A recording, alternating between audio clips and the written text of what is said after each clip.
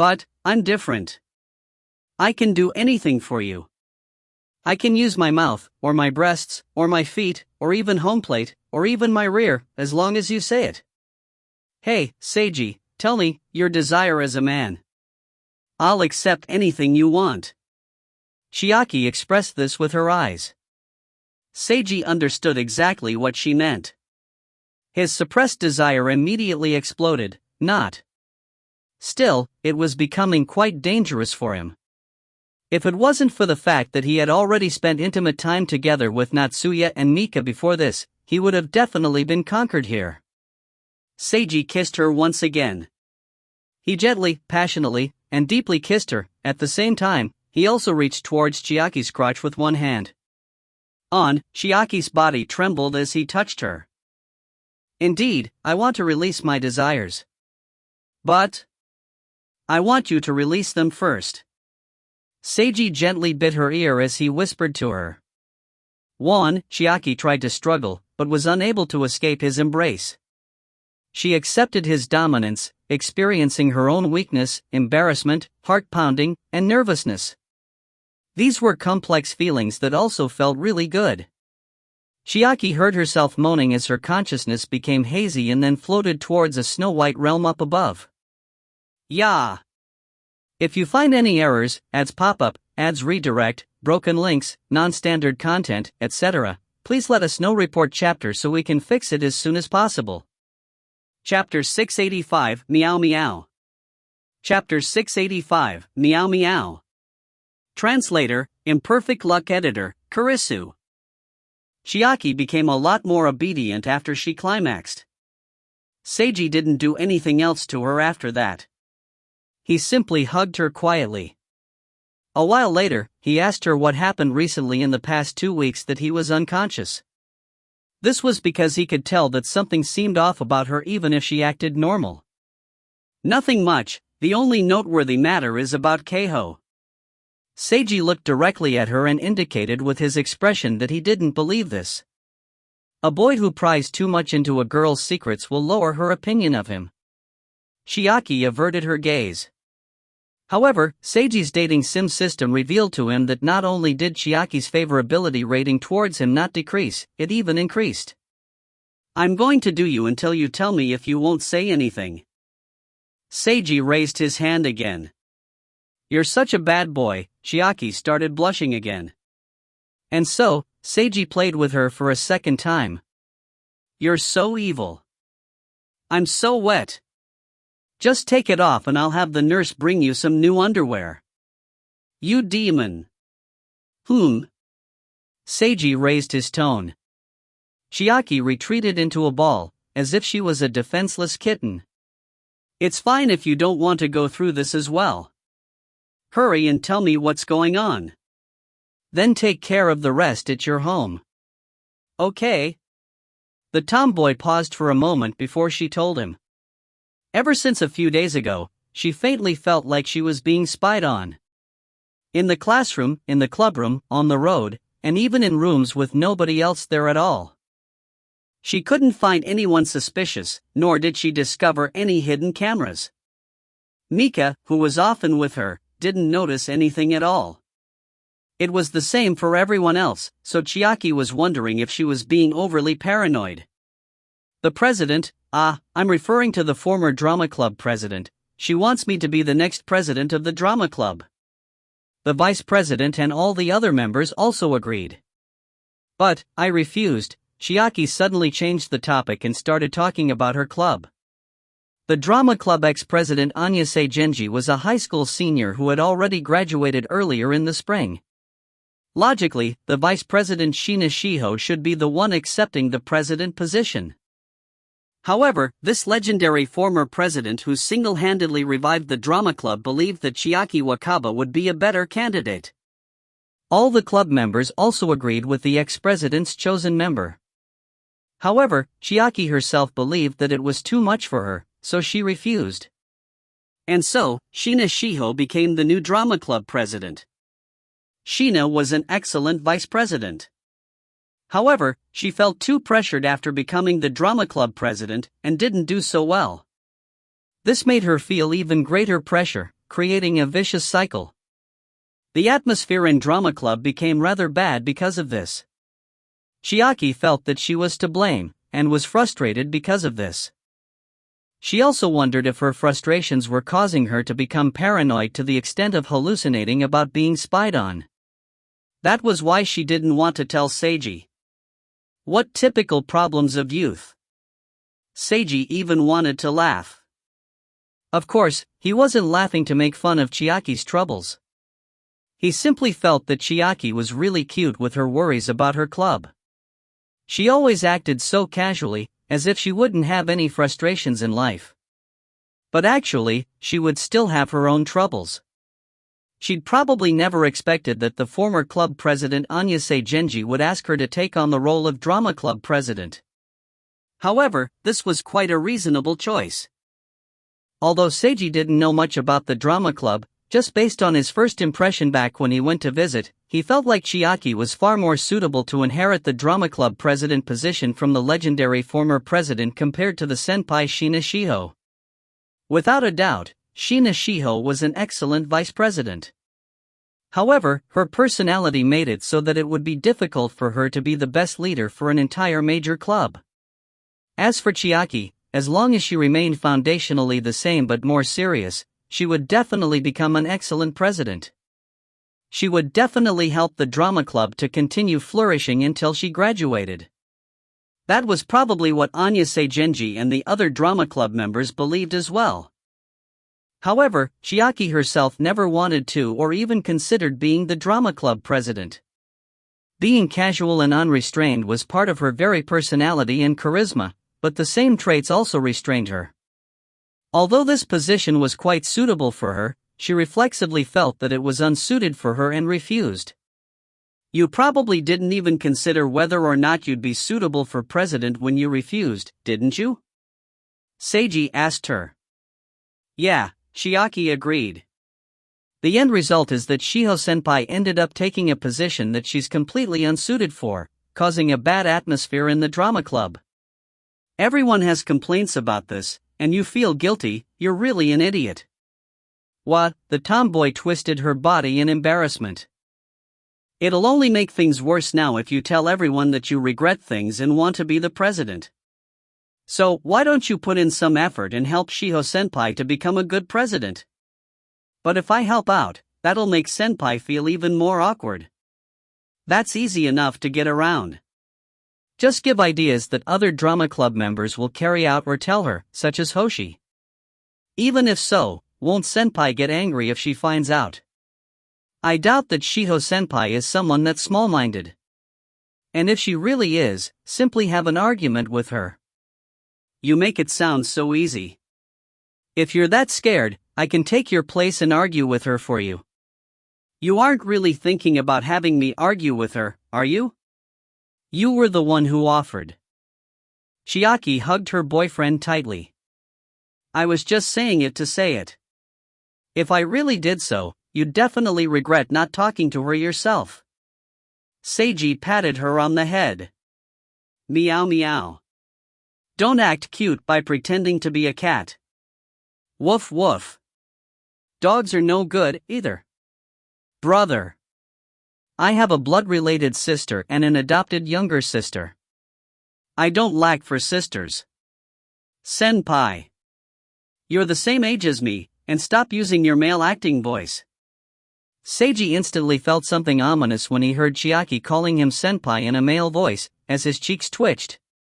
I need to teach a good lesson to this mouth that likes to say things it shouldn't. He stared at Chiaki. I'm so scared. Chiaki pretended to be frightened as she widened her eyes to look pitiful. Oomph, keep acting. Have you practiced before? Seiji ended up doing it with Chiaki as well. He couldn't help but ask because he felt that her movements were far more practiced than Natsuya's. Yes, with a banana, Chiaki's face flushed red. I've researched the relevant information and practiced all sorts of methods and positions. I'm better than the student council president, aren't I? Indeed, if we're talking only about technique.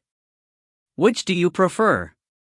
The inexperienced scion, or the well-practiced male girlfriend? I already said that there's no such thing as a male girlfriend. I've worked so hard. I like both types. That's such a harem-like answer. You fail. I am indeed a scumbag harem protagonist. You don't like it? Bite me. Dot. You really bit me down there. Stop biting, there's not much time left. Shika-chan will be back soon. Shoo. Jew. I like your type more, alright? Hurry and stop. Woo. La. Stop, no. When the bell to his hospital room rung, Seiji just happened to climax for another time today. Chiaki was quite satisfied and even told him, thanks for the treat. Honestly. Seiji glared at her. Only after they cleaned up did Seiji finally open the door to allow Shika to enter. As for your feeling of being spied on, Seiji did his best to put on a serious expression. It might be your mistaken impression, or perhaps there really is some person or something magical that's gotten involved with you. Let Mika know and have her stay together with you as much as possible. If you feel that anything's wrong at all, let us know immediately. Have Mika be on guard and contact me as soon as possible. Chiaki nodded. She felt incredibly safe to have such a reliable boyfriend worrying about her. She really wanted to act spoiled for a while longer, but the adopted sister guardian standing next to him wouldn't allow that. Well, she had plenty of opportunities in the future. The tomboy smiled seductively and blissfully. If you find any errors, ads pop up, ads redirect, broken links, non-standard content, etc., please let us know. Report chapter so we can fix it as soon as possible. Chapter 686-001. Chapter 686-001. Translator, Imperfect Luck Editor, Kurisu. This wasn't the end. This was only the beginning. This was a rather cliché phrase that could actually be used in a surprising number of situations. Perhaps a better phrase would be an end is only a new beginning. Seiji was feeling like so right now. Even though he clearly just finished a major battle, he discovered after he woke up that bad sprouts were everywhere, as if any one of them could be ignited at any moment. Apart from the issues with Keiho and Chiaki, Hoshi also mentioned that he had seriously thought things over and still wanted to help Lilith. He wished to fight for this mysterious elf girl. There was also something up with Ryo now. Keeb mentioned that something seemed off about Ryo recently, so Seiji had a serious conversation with Ryo. The result was he learned that ever since 12 days ago, starting from the night right after the tournament, she started hearing strange sounds in her dreams. These sounds were like sighing, screaming, angry roaring, or many people talking at once. Seiji also asked Mayuzumi about this. She said that she indeed had a similar dream on the night right after the tournament, but she only had this dream once. Seiji informed Mayuzumi about the incident surrounding Risa Kobayakawa, the third and final person affected by their story of 100 Demons incident, which gave Mayuzumi, Risa, and Ryo mysterious powers. He asked Mayuzumi to contact him immediately if anything felt off. Kazuko woke up and indicated that her condition had returned to normal. But now, when she opened her domain, there was one time that she faintly felt a similar existence, another door opener like her rather than a homeowner like Lilith. Hisashi reported that the illegal paradise drug was lowering its price and increasing in production. It seemed likely that the messengers were intending to begin mass-producing this drug. Anna detected a powerful hacker on the internet, or perhaps it was a similar existence to her that was becoming active. Yukari mentioned that she received a beautiful picture from an unfamiliar email address. The picture was of a spider woman, which gave Yukari an indescribable feeling. However, when Yukari regained her senses, the picture had automatically deleted itself. Yukari then kept randomly thinking about this spider woman drawing and getting lost in her daydreams because of it. Although this wasn't a major problem yet, she had an ominous premonition. Even Miyabi Ishihara mentioned a similar experience. She received a story draft from an unfamiliar email address and opened it to read it out of curiosity. It made her feel rather uncomfortable, and then the story draft deleted itself. Even though she didn't want to recall it, she couldn't restrain herself from thinking about it. Seiji stood on a quiet grassy plain while looking at the scenery in the distance and enjoying the wide and beautiful sky. Suddenly, flames erupted at 1, 2, 4, then 8 locations. Soon, his entire field of vision was filled with flames. They all started burning at once and everything was turned to ash. Seiji opened his eyes. He discovered that he was sleeping on his hospital bed. Shika was sleeping next to him. That was only a dream. However, it reflected what he was feeling right now. Seiji could only sigh. He then wanted to get up and drink some water. He carefully got out of bed so as not to awaken his adopted younger sister. Only then did he suddenly notice that someone else was in his room. A girl who wore a black jacket was sitting quietly on the sofa. "Sister. Yui?" Seiji blinked in surprise and called out to her in a soft voice to not awaken Shika. "I was intending to sit here and wait for you until morning," Yui replied softly as well. "I didn't expect that you would wake up so early." "Wait until morning, how come?" "I just finished something I was dealing with, quicker than I expected. I don't feel like sleeping right now, so I came over." Yui indicated to Seiji that he could sit down next to her. "How are you currently feeling?" "Excellent. I feel perfectly fine now." Yui looked directly at him. "Seiji, this is a miracle," she spoke seriously. "You've created a miracle, not only for the people you revived, but for yourself as well. This is all thanks to you, Sister Yui. Indeed, I helped you. But, you were the one who accomplished it, not me. Be proud of yourself. Seiji was embarrassed as he awkwardly scratched his face. "As a reward, you can keep the tournament equipment for you and your partner that was originally only supposed to be alone," Yui told him. "Thank you." So the equipment that Hana loaned him had originally belonged to Yui. Seiji wasn't surprised by this. "What do you intend on doing next?" "I'm asking you about your future plans." Yui looked over her younger brother who used to be a famous piece of garbage. "Now, you have actual power, connections, and wealth. Although it can't be considered much, you've definitely improved to the point where you can live an entirely different life from how you have before. What specifically do you plan on doing in the future? How do you want to develop yourself? Do you have any concrete ideas?" "Seiji. It would seem that you don't." Yui noticed Seiji's awkwardness. "I wanted to talk things over with Hana after I left the hospital. Even Hana can only support you. Seiji, don't you have any thoughts for yourself after experiencing this incident?" Seiji fell silent for a moment. Something flashed in his eyes as he understood what his sister meant. She was inviting him to Soul Society. "Sister Yui, I have indeed thought about things." Seiji sighed. "The Messengers faction is quite powerful and dangerous. Just this one incident alone caused so many deaths. To resist against them, or, more accurately, to protect the people that I want to from their threat will be impossible with only individual strength or a small group.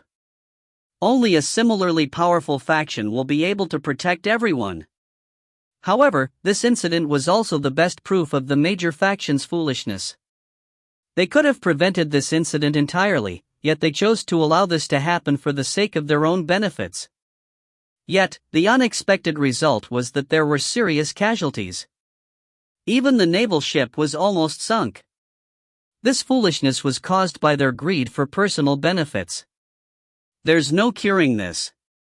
Holes have appeared in the old order, holes that need to be fixed by a new power.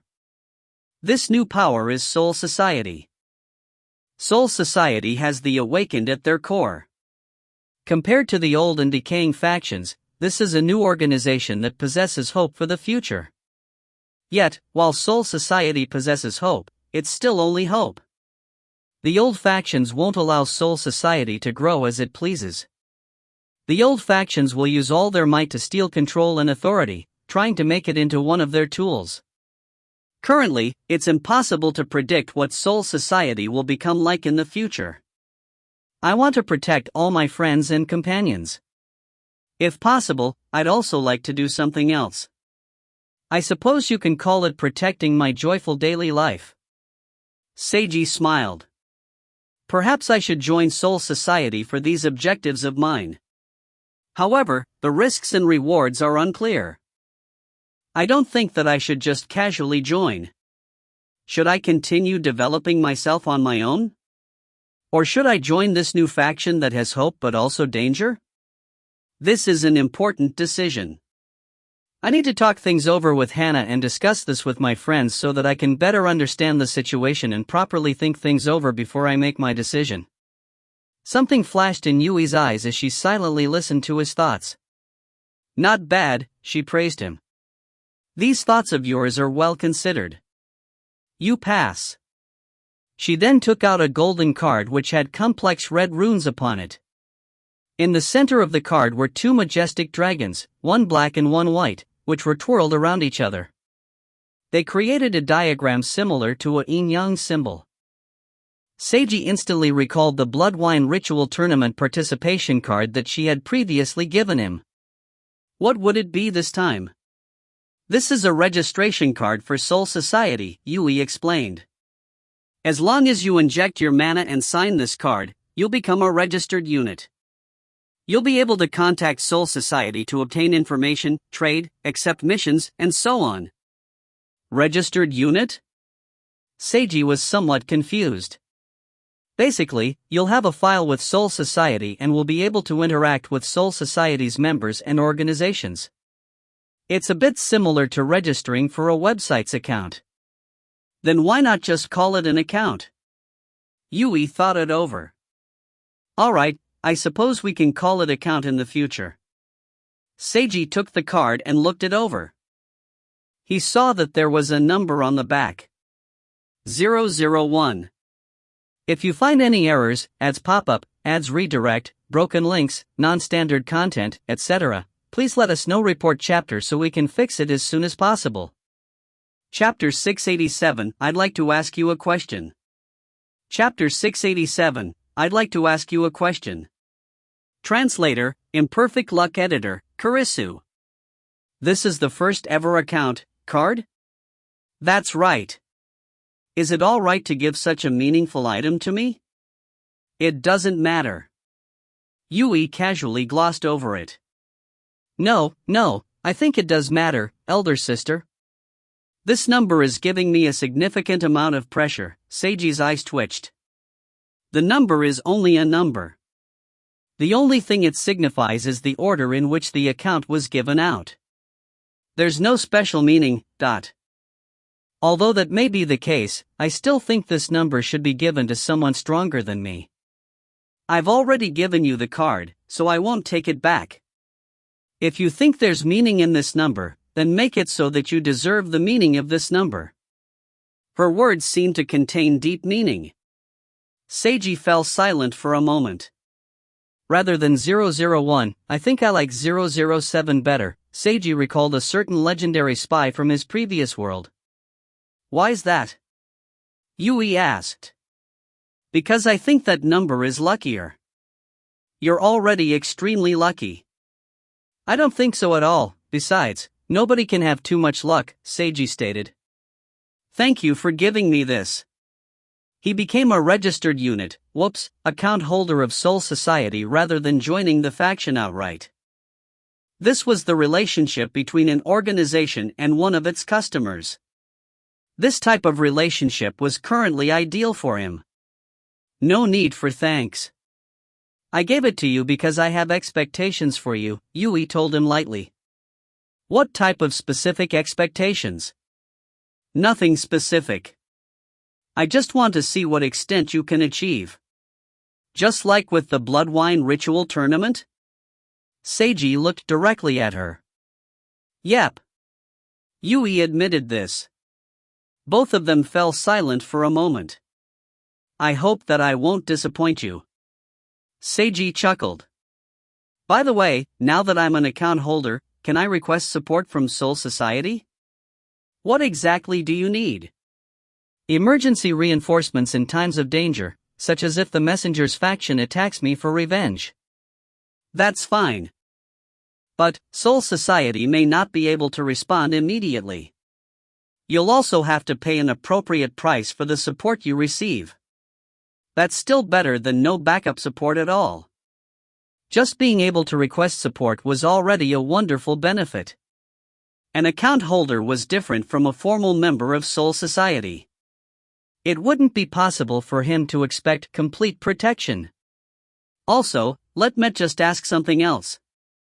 Only by joining Soul Society will I be able to obtain Soul Society's full protection, correct? Of course. What should I do if I want to join Soul Society? Apply and take a test. Only by passing the test will you be allowed to enter, Yui told him. Or, you can complete a sufficient number of missions as an account holder. Once you prove your strength, you'll be able to apply and join without needing to take a test. Will it be the same for an entire team? Pretty much. What about Soul Society's recruitment? What types of people does Soul Society need? How do they recruit? That's not something you need to know. Seiji had many more questions he wanted to ask. However, it would seem that his older sister wouldn't tell him so easily. Just as he was thinking about what to ask next, Yui glanced over at his hospital bed. I'd like to ask you a question, Seiji. What is it? How many girls have you slept with already? Seiji was rendered speechless. Heavens, this was such a pointed question. Seiji's expression became incredibly awkward as he averted his gaze. He wanted to respond that he hadn't slept with a single one, but it just happened to be that a girl was sleeping on his bed right now. But if he answered that he had, that didn't seem quite right either. Although he had now gone farther and done sexy things with his girlfriends, they still hadn't taken the final step yet. So, please help him, how was he supposed to answer such a question? The scene fell silent for a while. Yui's gaze turned icy as she stared at her younger brother's handsome face. Cough, Seiji lightly coughed in order to calm himself down. If Sister Yui is referring to having sex when you said slept with, then I haven't done it with a single girl yet. Excellent. He felt that this would be the perfect answer. Yui's icy gaze seemed to lessen ever so slightly. Even if you haven't had sex, sleeping together is almost at that level. No, there's a huge difference. Seiji really wanted to deny this. I don't want to interfere with your personal relationships. It's your freedom to sleep with as many girls as you like. But since I have expectations of you, I prefer not to see something so distasteful, Yui spoke in a deep and foreboding tone. Seiji broke out into a cold sweat as he nodded. Yui took another deep glance at her younger brother before she stood up and left the room. Seiji poured a cup of water for himself after she left. He downed it all in one gulp and let out a huge sigh of relief. He then looked at the card in his hand. After looking at it for a while, he injected his mana. The red runes on the card lit up and projected a spell formation. The spell formation then transformed into a screen that displayed words. Seiji carefully read over the explanation. Brother, a voice suddenly spoke behind him. Seiji turned around to see that Shika had woken up. I'm sorry for waking you up. Seiji was apologetic. Shika fell silent. Actually, she had woken up a while ago. She pretended to still be asleep and listened in on the conversation. However, she also sensed that Yui had noticed this. This is a Soul Society registration card that Yui gave me. She just came to visit me, Seiji explained things. Shika went up to his side and read the explanation together with him. After they finished reading, both felt that there were no problems. Seiji squeezed the card, causing the words on the projected screen to turn into a contract. He read it over carefully once again before making his final confirmation. The contract transformed into a complex black and white spell formation with one part left blank. On this particular contract, he could sign with whatever username he wanted, just like a website account. He didn't have to use his real-life name. His account number was 001, although Yui said that it only represented the account number order and nothing else. Seiji still felt that this number was meaningful. Seiji wanted to have a cool-sounding username. How about Night King? Although this sounded cool to him, yet. Forget about his friends jokingly calling him that, he would be far too embarrassed if strangers called him by this name. Shika-chan, what username do you think would be good? Seiji couldn't think up a good username, so he asked his adopted younger sister's opinion. Shika blinked to hear him asking. Brother can decide. I want a cool-sounding name, but I can't think of a good one. Shika thought about it for a moment. Divine King. Seiji was rendered speechless. Although this name sounds cool, it's a little too domineering for me. Seiji's cheeks twitched. I think that this name is quite appropriate for brother. Shika was quite serious. Thank you for believing so. But, I don't think it's that appropriate. Any other ideas? Saint King. That's almost the same, it's not too appropriate. Divine Saint King. It's even more inappropriate when you combine them. How about removing the king portion of the name? Amaseami Kami. You're just changing one small portion and adding my name into Amaterasu Amikami. Calling myself a god is just as embarrassing as calling myself a king. Seiji commented. I want a cool name that doesn't sound too ridiculous. Otherwise, I'll feel awkward when strangers call me by that name, Seiji sighed. He suddenly recalled the temporary name he went by during the Winter Snow Festival from last year. That name sounded quite good to him. It had a certain meaning to it but didn't sound silly at all. Seiji spoke it out loud. Something flashed in Shika's eyes as she heard this. She then nodded in agreement. And so, the username was decided upon. Seiji then illuminated the blank portion of the spell formation with his mana, causing the contract to be activated. It started glowing red together with the faint sound of incantations being muttered. After Seiji wrote his name, the spell formation started glowing and then returned to the card in a patch of glowing mist. The black and white twin dragon formation upon it began spinning, slowly revealing a small pentagram in the center. Registration complete. The first account holder of Soul Society, code number 001 White Knight 1. If you find any errors, ads pop up, ads redirect, broken links, non-standard content, etc., please let us know. Report chapter so we can fix it as soon as possible. Chapter 688, I believe the you that believes in me. Chapter 688, I believe the you that believes in me. Translator, Imperfect Luck Editor, Kurisu. It was now the time of the year when cherry blossoms appeared. Although spring had technically started quite a while ago, only when the cherry blossom season began would people on Sakura Island concretely feel that spring had arrived. Cherry blossom viewing in spring, this was something that every Sakura Islander would do. It would be more fun to watch the cherry blossoms together with family and friends while having a picnic in a park. After Seiji left the hospital, he suggested that everyone go out to enjoy the cherry blossoms and have a picnic. Mika and everyone else agreed and they quickly arranged a time. Seiji really looked forward to this classical activity that appeared so often in anime and manga of his previous life. But while he enjoyed his daily life, there were still things he needed to do. By the riverside.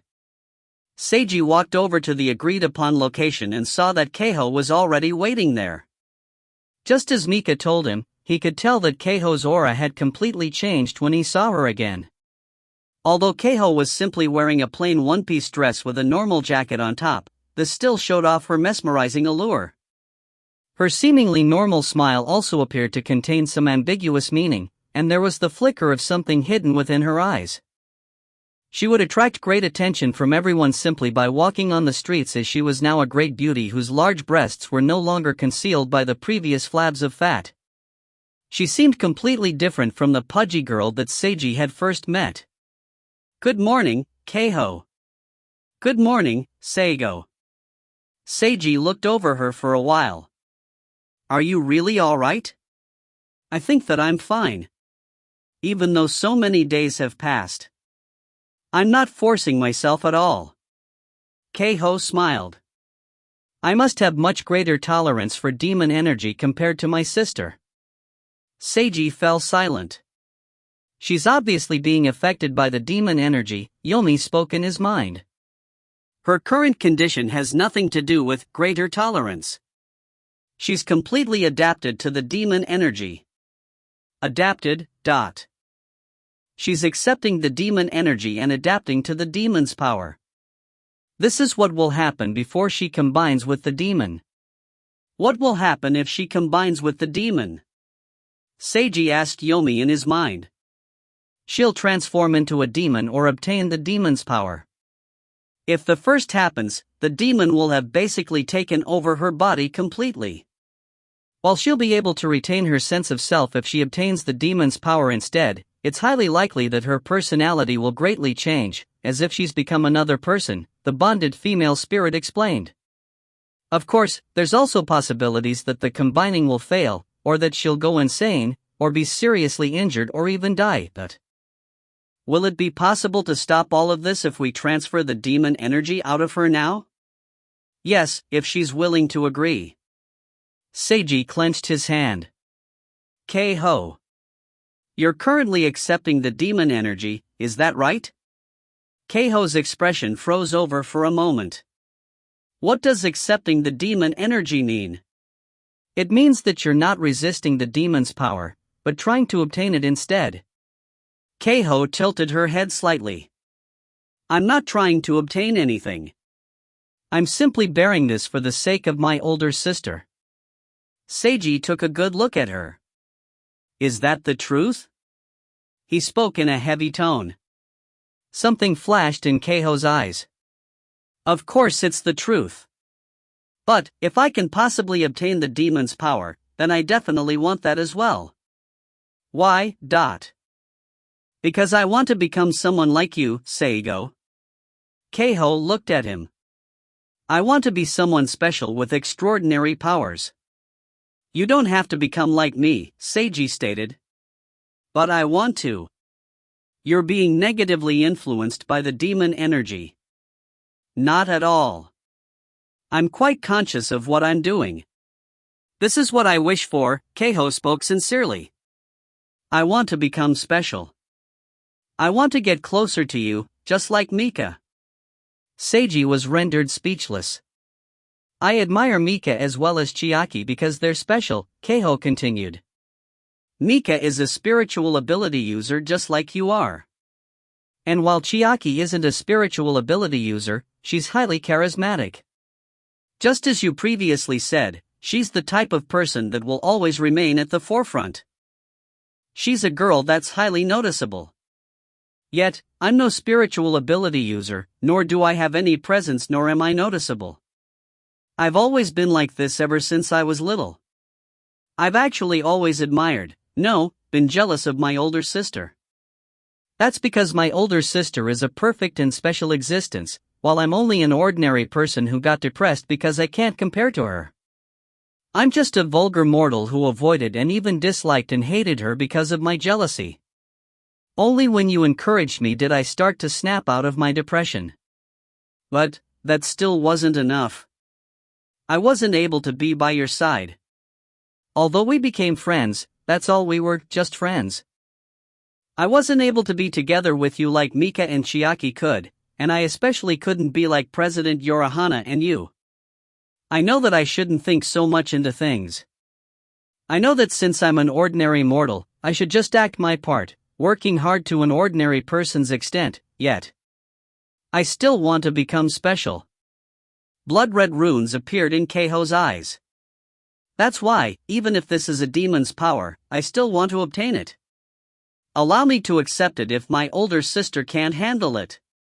Keiho, Seiji didn't know what to say after hearing all this as he looked her in the eyes. Both of them fell silent for a moment. The blood-red runes in Keiho's eyes faded. Keiho lowered her head and requested, Seigo, please don't transfer the demon energy back to my older sister. I want it.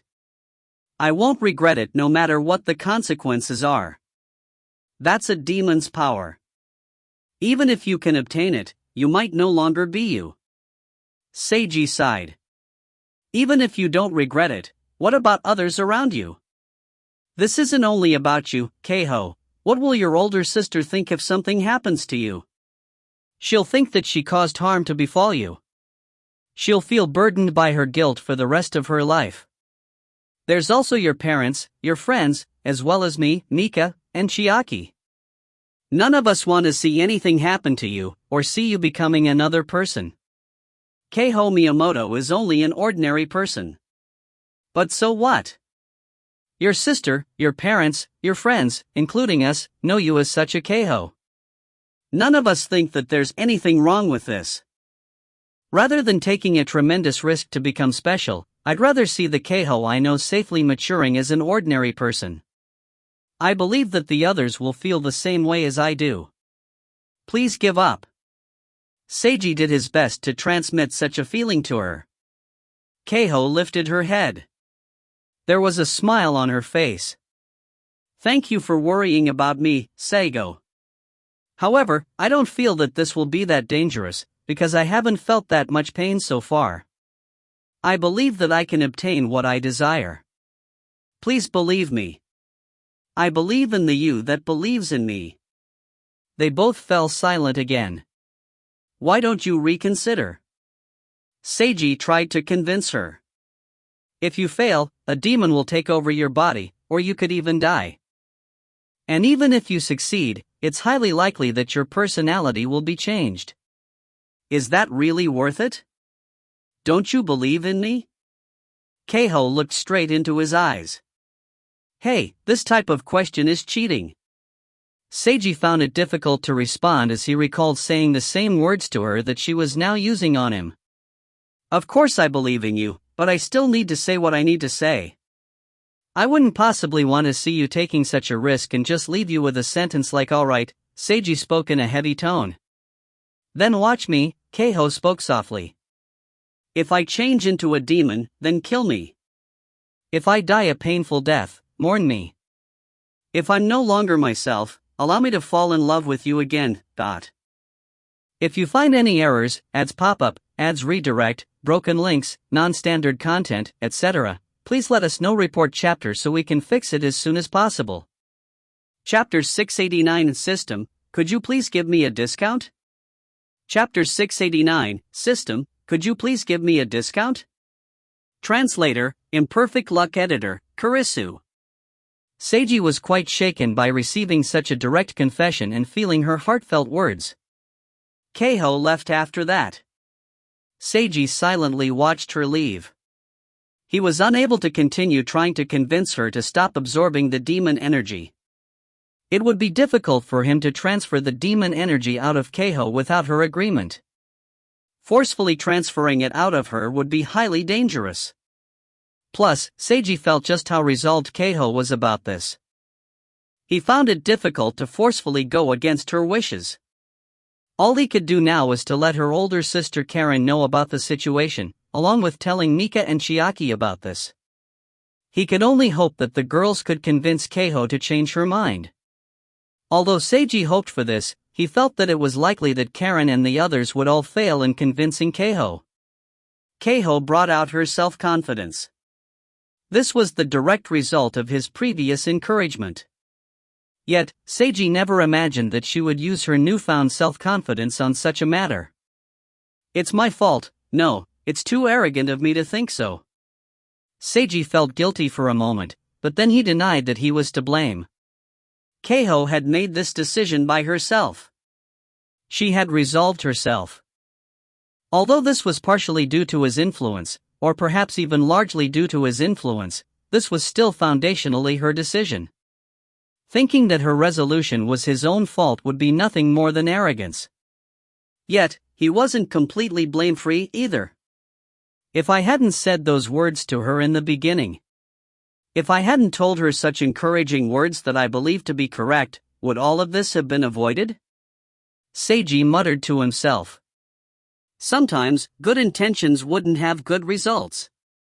Was he seeing a real-life example? Seiji didn't regret his own kind intentions. He simply couldn't help but imagine if things would have been different if he hadn't said so much to Keiho in the beginning. His actions influenced her life. Yet, this influence wasn't the type that he hoped for. So, in the end, Seiji Haruta was still just a normal person. Luckily, he possessed an extraordinary power, the ability to save and load. If things developed into the worst possible outcome, then he would use this power. Keiho, I believe in you. I hope that you can respond to my trust, Seiji said to himself. I won't kill you. Nor will I mourn your death. As for you falling in love with me all over again, that's not something I can decide. That's something for you to decide for yourself. Mika and Chiaki both contacted Keiho to talk to her after they learned the situation from Seiji. But as Seiji expected, they weren't able to change Keiho's mind. He had done everything he could already. The rest would depend on what happened afterwards.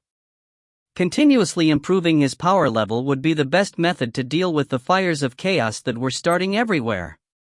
Seiji received a large amount of points and items through his system as a reward for the gifts that the revived tournament participants had given him. There wasn't anything special in the items. They were all consumable cards he had seen before. However, all the points he'd gained allowed him to construct his dojo for his spirit house. While at the hospital, Seiji paid 666 points to create it. However, he found out that the construction speed for the Yi Dojo was incredibly slow. The living room had only taken a short period of time to complete while he had some tea and surfed the internet.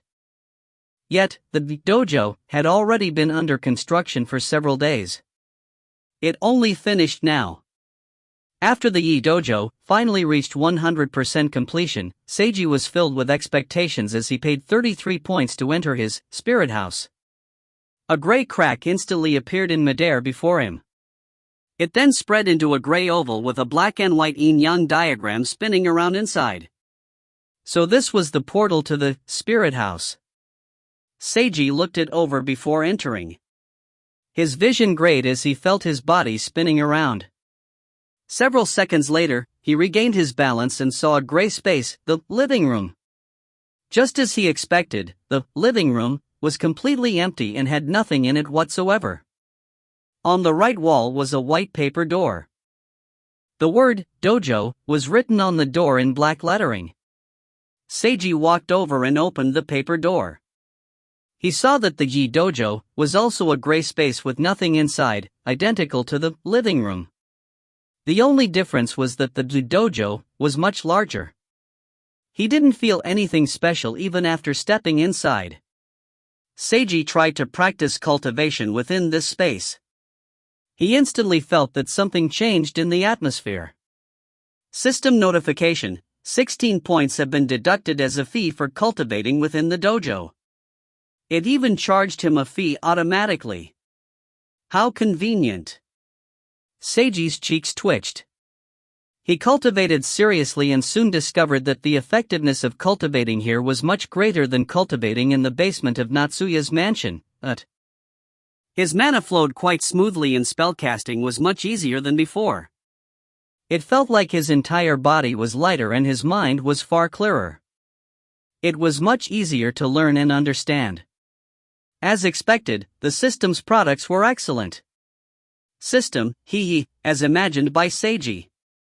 It took only a short while for Seiji to fall in love with the feeling of cultivating here. Cultivating in Natsuya's basement felt like proceeding through a swamp, while this was just like freely swimming in the ocean.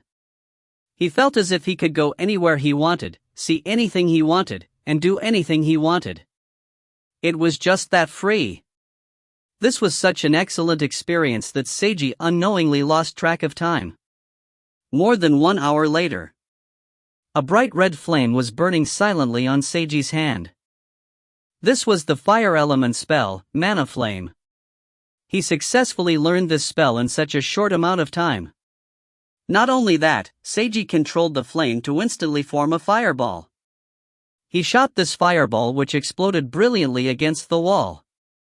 Mana Flame Bullet, or Flame Bullet, for short. This was the fire element upgraded version of his Mana Bullet attack. Seiji extended his arms and ignited flames on both his hands.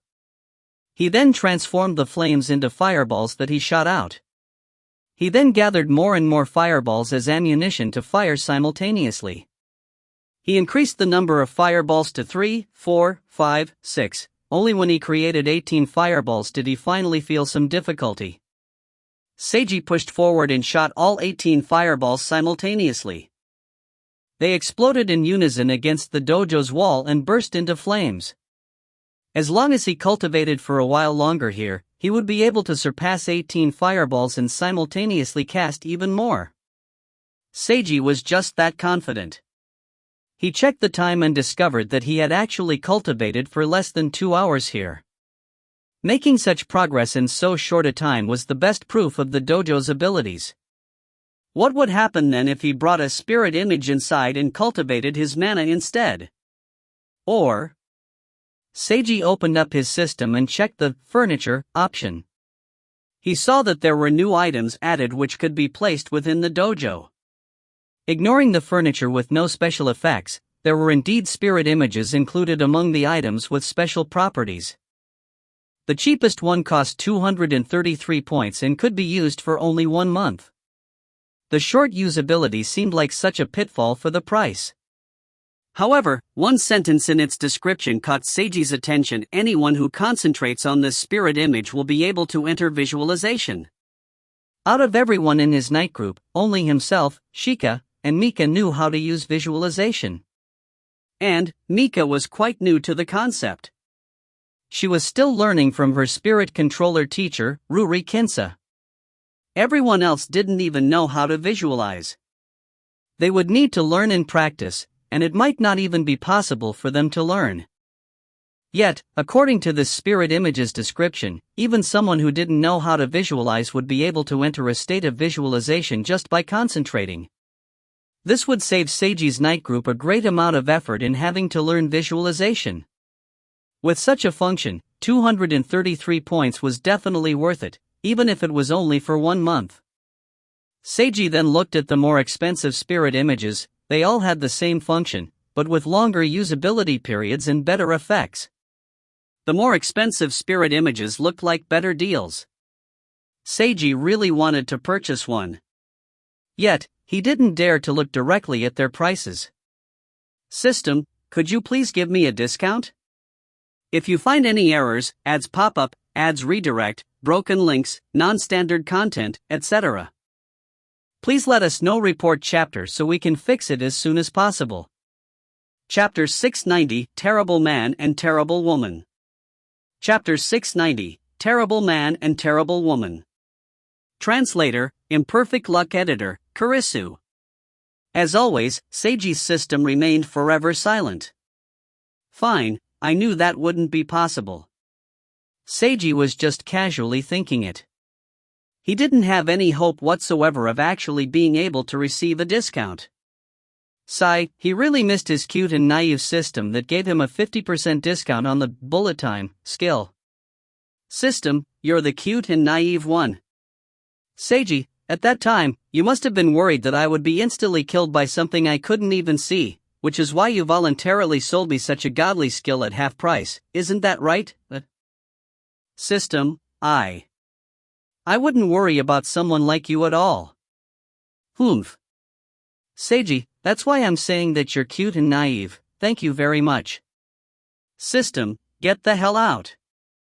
Of course, the above conversation was entirely imagined by Seiji. Still, upon closer consideration, that was the only time the system had ever given him a discount. Perhaps that really was the system's way of thinking at the time. Seiji mulled it over but then decided to stop thinking about this subject. He continued practicing his cultivation. Actually, earning points wasn't that difficult for him. The issue was more about time. He was still grinding his actions every day, and had a constant stream of points from his brother Monogatari story and the artwork he uploaded to the internet. Seiji's points income was now several times more than when he'd first started. At his current rate, buying every room in the spirit house and all the furniture would only be a matter of time. However, real-life danger wouldn't wait for the hero to grind. Seiji was now facing unknown dangers. He wanted to speedily increase his own and his friend's strength. That was why he felt his points were so insufficient. After dinner, Seiji worked on the second volume of Brother Monogatari. He was somewhat frustrated because his planning for the story wasn't going well. Seiji finished his tea, which was on the table. He then picked up his teacup and walked to the living room for a refill. Keed and Ryo were currently watching TV together in the living room. The blonde-haired teacher noticed his arrival with his teacup. She smiled and poured some tea for him. Seiji thanked her and sipped on his tea while he watched what was on television. However, his mind was still thinking about his novel's plot. Not having success with your writing? Keed spoke up softly. Seiji returned to his senses and looked at Keed. A little trouble, yeah. I don't know anything about writing novels, but I can sense that you seem somewhat frustrated. Keed looked directly at him. It's probably better if you don't rush so much. Frustrated? Seiji was surprised to hear this. He calmly analyzed things and found that this was indeed the case. He wanted to hurry and finish his novel as soon as possible, which made him unknowingly become frustrated without realizing it. I didn't even notice, thank you for reminding me, Seiji responded with a smile. Keed looked directly at his handsome face. Can I do anything for you, Seiji? I want to help share the burden because I can see how much pressure is on you. Anything is fine at all, as long as I'm capable of doing it. Something flashed in the blonde teacher's eyes. Thank you, but I'm alright. Seiji smiled. You've already done so much. Thank you for taking care of Ryo so often for me. As he said this, he glanced over at the little girl who was currently absorbed in her television show. Ryo would definitely feel uneasy due to hearing such strange sounds in her dreams. It was likely due to Keed's care and accompaniment that she didn't feel afraid.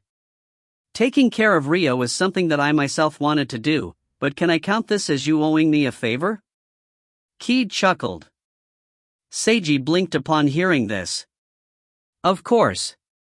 What favor would you like from me? To go out on a date with me. Do you not like the idea? How could that be? It's just... I don't mind at all. Keed's face flushed red as she revealed a seductive expression. Something that Mika and Chiaki can accept is acceptable to me as well. Her way of addressing Mika and Chiaki had changed unknowingly. Instead of calling them Uehara-san and Wakaba-san, she now addressed them by name directly. Just like between Shika and Natsuya, Seiji surmised that something must have happened between Keed, Mika, and Chiaki while he was unconscious. He didn't even know what type of expression he had on his face right now.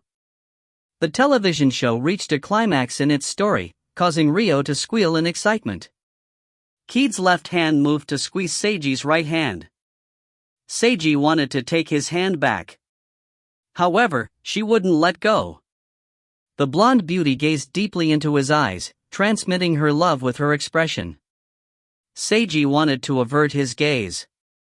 However, he found himself unable to do so. In his mind, he cursed himself for being a scumbag man as he sighed. You have better choices than me, Keed. I think that the choice before me is more than good enough already, but I'm not as good as you think I am. You're better than I think you are. That's not what I mean. Seiji didn't know how to express himself right now. I'm a terrible person who can't resist his own desires. I'm scummy to the point where I don't even know how to describe myself. Seiji sighed as he gently held her hand. This is exactly what I mean. A truly good man should adamantly refuse you at this point in time. I like you, Keed. But my like for you probably can't compare to what you feel for me. My like for you is a typical scumbag man's type of like. You deserve someone better. This isn't an excuse for rejecting you. That's what I truly think. After saying this, Seiji slowly let go and tried to use some force to withdraw his hand. Yet, Keed still held his hand tightly. You finally admitted that you like me. Something flashed in Keed's eyes. Seiji was rendered speechless. You call yourself a terrible man, but I know that I'm a terrible woman as well, she whispered. Even though I know I'm not good enough, I still stuck so close to you, followed you to where you live, and even got a job at your school just for you, injecting myself into your life. If a man dared to do such stalkerish activities to me, I would definitely tell one of the goons in our Jumanji group to kill him for me. Yet, although you were bothered by a terrible woman like myself, you didn't hate me for it. Even though you rejected me, you also expressed your thanks. Thank you for liking me. This sentence of his had etched itself deep into her heart. Before she heard this, Keed Jumanji had only fallen in love with Seiji Haruta at first sight. But, her love transformed into something more after such a gentle rejection. From a certain standpoint, that was definitely a misused rejection. Not only did Seiji not achieve his goal, it even had the opposite effect from what he'd intended. Perhaps your behavior is somewhat lacking, but I wouldn't say that you're terrible or evil because of them, Seiji told her. That was what he truly believed. I could say the exact same for you. Keed smiled gently at him. That was what she truly believed. The terrible man and terrible woman didn't believe that the other was terrible at all. Seiji wanted to say something else when an exciting scene appeared on the television show. Ryo shouted in excitement and interrupted his thoughts. He reflexively turned to look at Ryo. When he turned back to Keed, the blonde teacher suddenly went up and kissed his lips. Seiji. There's an elementary school kid right next to us, teacher. This sudden ambush of such a soft, warm, and luscious sensation caused his body to freeze over. Keed revealed an alluring smile after she successfully ambushed him. If you don't promise to go out with me on a date, I'll do even more to you, she threatened him while holding onto his hand tightly. Hey, you're supposed to be a teacher. Seiji smiled wryly. Right now, school's out on vacation. But if you insist on viewing me as a teacher, that's fine as well. A teacher-student relationship, that seems really stimulating. Keed licked her lips, giving a devilish appearance to her beautiful face. Although she always acted quite ladylike, she was still foundationally a bad woman as befitting someone with her family upbringing. She was just like her nickname at school described her. Since you've already said out loud that you like someone like me, I absolutely won't be letting you go, Seiji. The blonde beauty thought that to herself as she enjoyed the sweet sensation she'd just experienced. If you find any errors, ads pop up, ads redirect, broken links, non-standard content, etc., please let us know. Report chapter so we can fix it as soon as possible. Chapter 691, I Have to Call You Master. Chapter 691, I Have to Call You Master. Translator, Imperfect Luck Editor, Kurisu. Perhaps I shouldn't have told her that I like her. Seiji felt that maybe he said something he shouldn't have after seeing Keed's expression. Yet, that was what he truly felt. He couldn't possibly be unmoved by such a beauty who was silently trying so hard to be with him. But, his like for her wasn't to the degree of having her join his harem. Just as he said, his like was a half-rate scumbag man's type of like. Starting a relationship with only this degree of like wouldn't be good for either of them. Should he have acted more coldly there? But, he was unable to do so. Seiji preferred to be a scumbag man rather than acting coldly to a woman who was so good to him. Even though he clearly knew that being more decisive and direct would be better for the future, he was unable to stop his own feelings, or more accurately, desires. Keith had seen through this part of him. That was why she started acting so aggressively. She was being serious. If Seiji didn't agree to go out on a date with her, she really would do something adult-rated right here and now. That would be bad if Ryo saw them. Yet, this sense of immorality excited Keith as she was a bad girl after all. Seiji felt like he was slowly sinking into a swamp, yet he also chose this path for himself. Could he only resolve himself in the end? No, he couldn't be so hasty. A date is no good, Seiji sighed. But, we can go out together with Ryo-chan for some fun, but... Something flashed in Keith's eyes upon hearing this. Sure.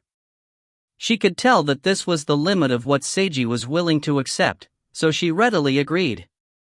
Although she wanted to move their relationship along quicker, she knew that she couldn't be impatient. Taking things slow and steady, step by step, would be the best process. His admittance that he liked her just now was already proof that all her efforts hadn't gone to waste. Now, she simply had to get closer to him at an appropriate rate and slowly get him into her grasp. Keith couldn't help but lick her lips as she imagined the future. It was almost as if she was a snake, staring at its prey that it wanted to devour. Well, a beautiful female snake, that was. Where should we go out together to have some fun? On the next day, Seiji went to Natsuya's residence. After meeting up, the two of them went together to the spellcasting room. There was a black long rectangular leather suitcase in the room. It was large enough to contain a person. Natsuya opened the suitcase to reveal that there was indeed a person inside. She had faint silver long hair, crescent-shaped bangs, an exquisitely soft and beautiful face, and was wearing only black clothing. She had her eyes closed and was lying there quietly within the suitcase filled with white stuffing. There was an indescribable beauty to this scene. This was Akatsuki Matarai's creation, a human puppet, his final creation before he died, Shinobu Miyake. After the duel against Akatsuki ended in his death, the Matarai family had used the reason of investigating his death to delay sending Seiji and Natsuya the human puppet that they had won as per the terms of the duel. Only now did the Matarai family finally send Shinobu over. The Matarai family had been unable to find out the real reason for why the human puppet turned on and devoured her own creator. The Matarai family offered to pay a high price to purchase this human puppet back, but Natsuya of course adamantly refused. She had already given the Matarai family 2 whole months to finish their investigation. That was quite generous of her already. And now, Seiji finally obtained this victory loot of his. A human puppet. Well, if one ignored how Akatsuki created her, her physical appearance was truly beautiful. While he admired her body, he was also mentally chatting with his bonded female spirit Yomi inside his mind. Shinobu-chan's soul within your body is ready, Yomi told him. Will she really be alright? It'll be pushing it a little, but it's also good to have her get used to having her physical body again. Just don't let her be too far away from you. And so, Seiji carried the human puppet out of the suitcase. Shinobu's body felt cold and soft to the touch. He could also smell a faint fragrance. Apart from the fact that she didn't have any body temperature, he couldn't tell the difference between her and a real human at all. In fact, Seiji even felt as if he was simply holding onto a normal sleeping girl. Seiji placed Shinobu in the middle of the spell formation on the ground. He then pressed both hands on her body and began his spellcasting. The spell formation immediately began glowing golden. Golden runes appeared on the puppet's body as her long silver hair began to wave about and glow brilliantly. Wandering spirit, return to your body. Non-living body, and soul that's yet to die. Yin and yang of heaven and earth, divine universe. Seiji uttered an incantation in a serious tone, causing the gold runes on the puppet to begin glowing with an additional silver light on top. Shinobu's body began floating in midair as her glowing long hair spread out, seemingly like it connected to another realm. The netherworld takes care of your soul. Awaken! Seiji shouted while finishing the incantation. Silver and gold runes appeared on the puppet's forehead. Seiji sensed the tiny and weak existence within himself being transferred into Shinobu's physical body, taking her portion of mana with her. The spell casting ended and the spell formation's glow faded. The human puppet dropped back onto the ground. The runes on her forehead vanished and her hair stopped glowing. She then slowly opened her eyes. She blinked and a look of realization appeared when she saw Seiji. "Master," she spoke in a pleasant-sounding young girl's voice. "Shinobu-chan," Seiji smiled in greeting. "There's no need to call me master. You can just call me Seiji. Master Seiji." "No, there's no need for master. Just call me directly by name." "That's no good. Sister Yomi said that I have to call you master."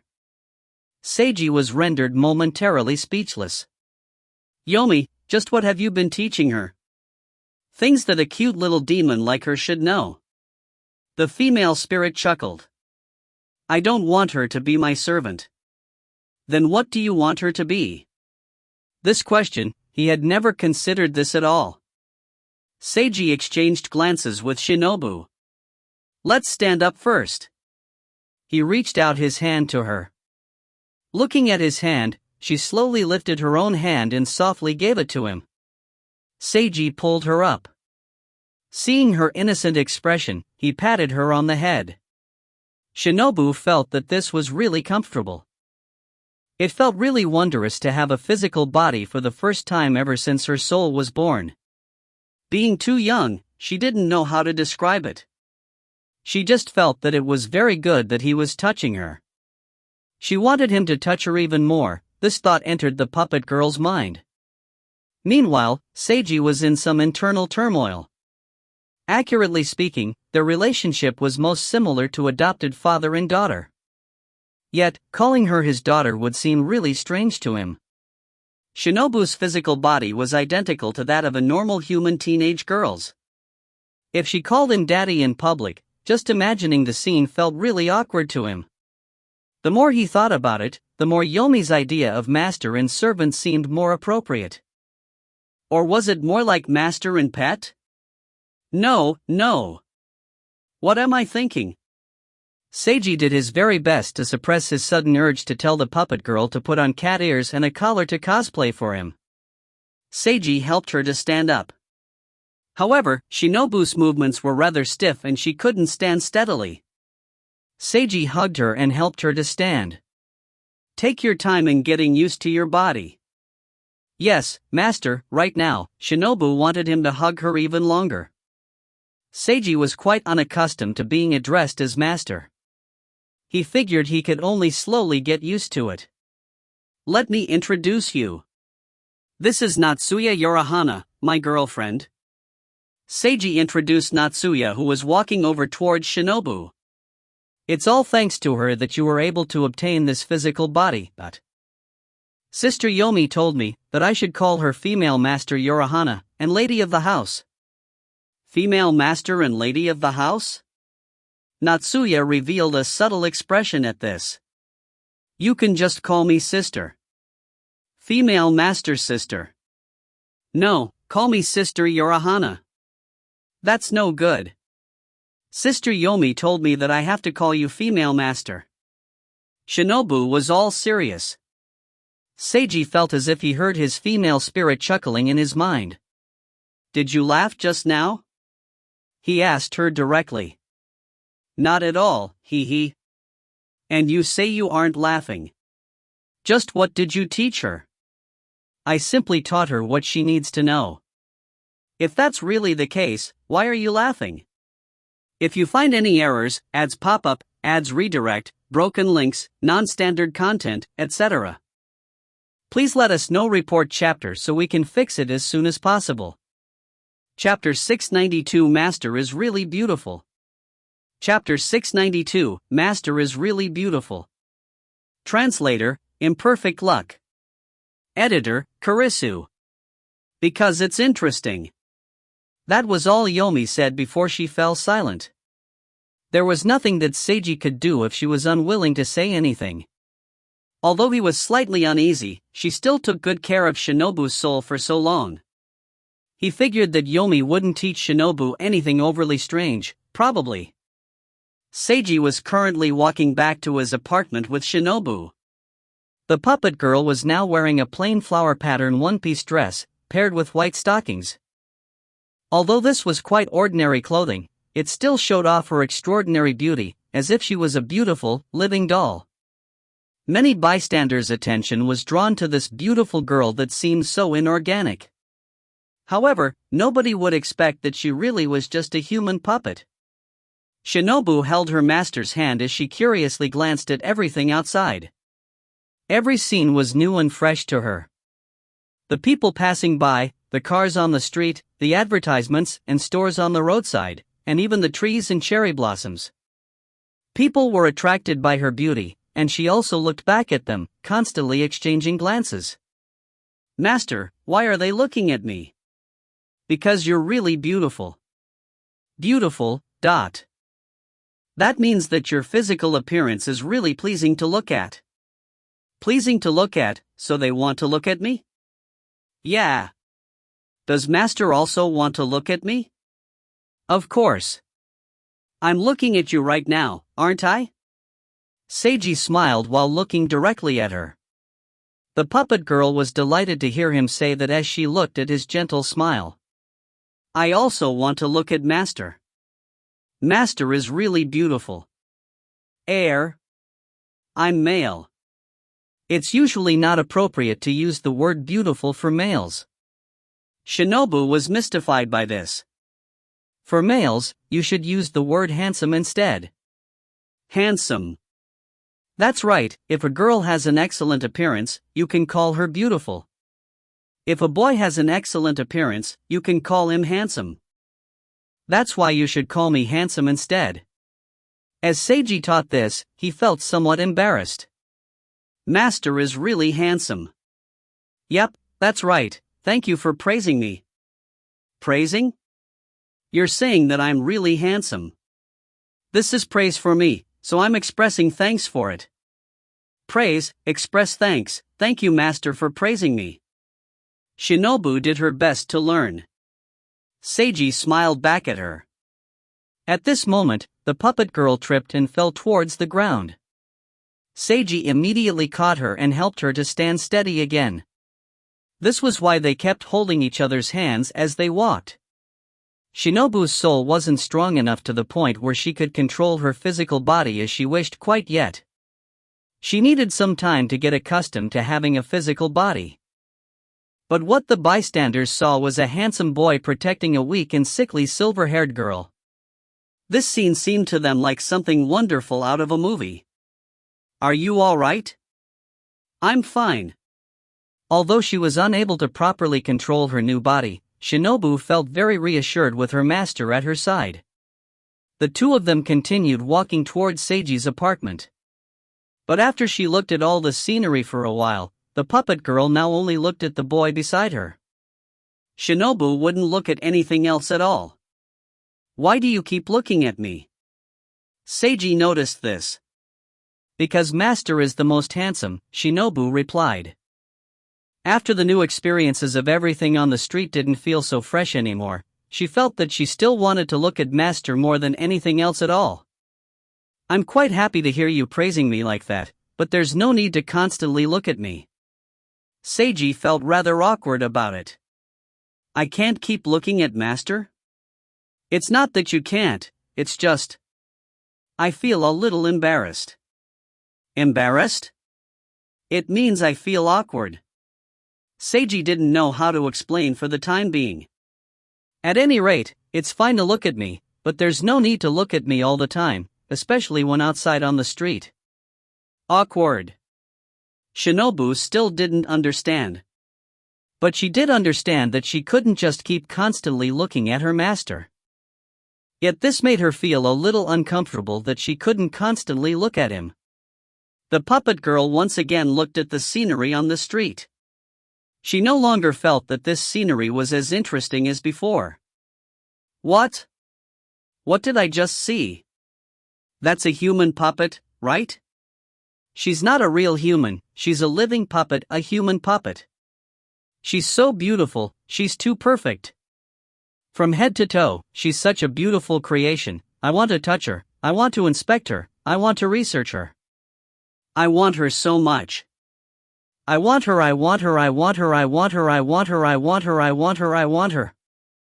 A certain young man wearing a brownish-red jacket had his mind completely filled with the desire to take the human puppet for himself. He started following after the boy he saw with the human puppet. In ordinary people's eyes, that girl was nothing more than extraordinarily beautiful, as if she was an idol. But he, the puppet master Yuta Ito, could tell that her charisma far exceeded a normal person's.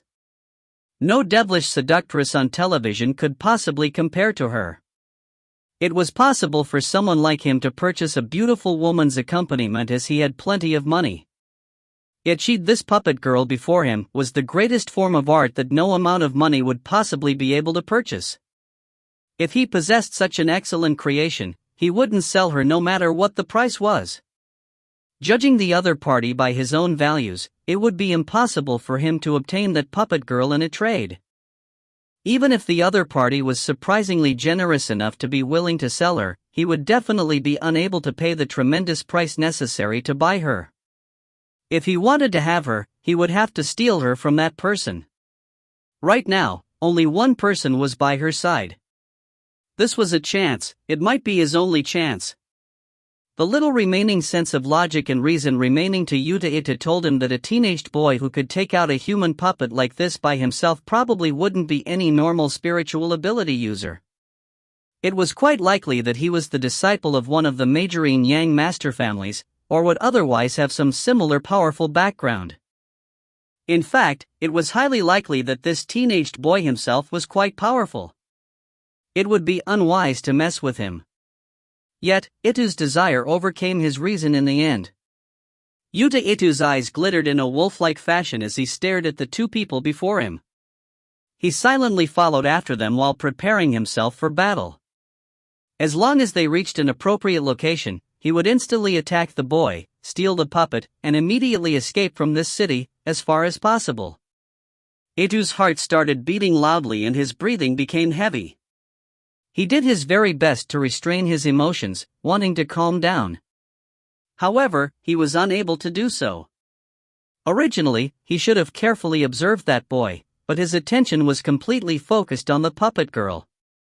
He was unable to move his eyes. She was far too beautiful, he couldn't find any imperfections whatsoever. His desire to have her kept increasing. His heart kept beating ever quicker to the point where it began to hurt. Hurry, hurry, hurry, hurry, hurry, hurry. Ito felt like he was slowly sinking into insanity.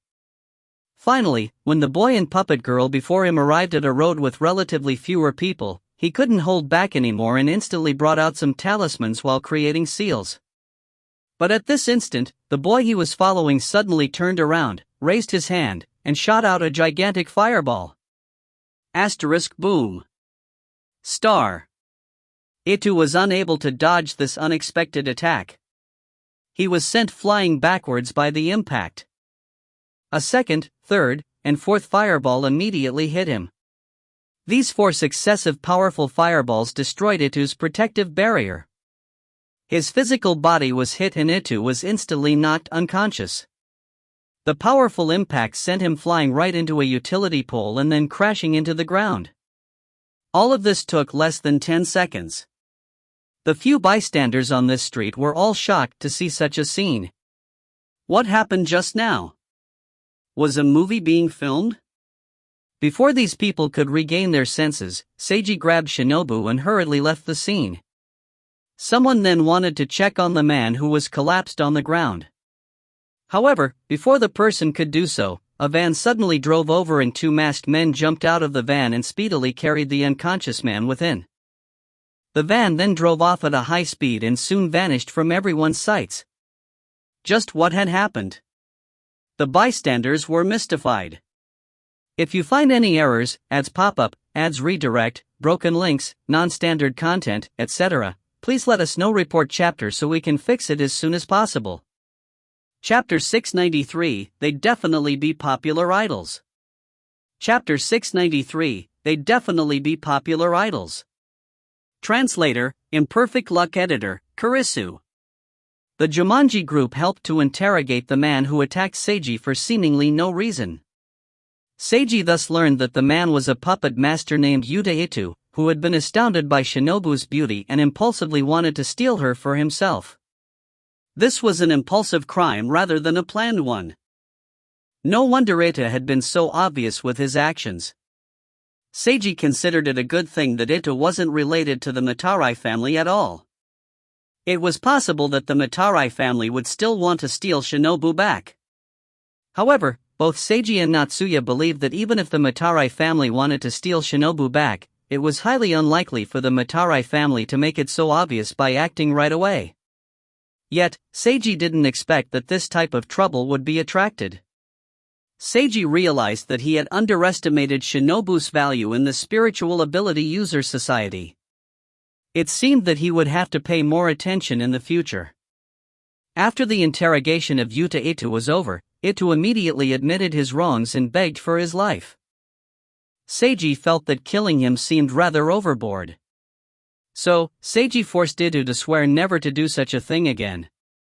More importantly, he also forced Ito to pay a very large amount of money as compensation.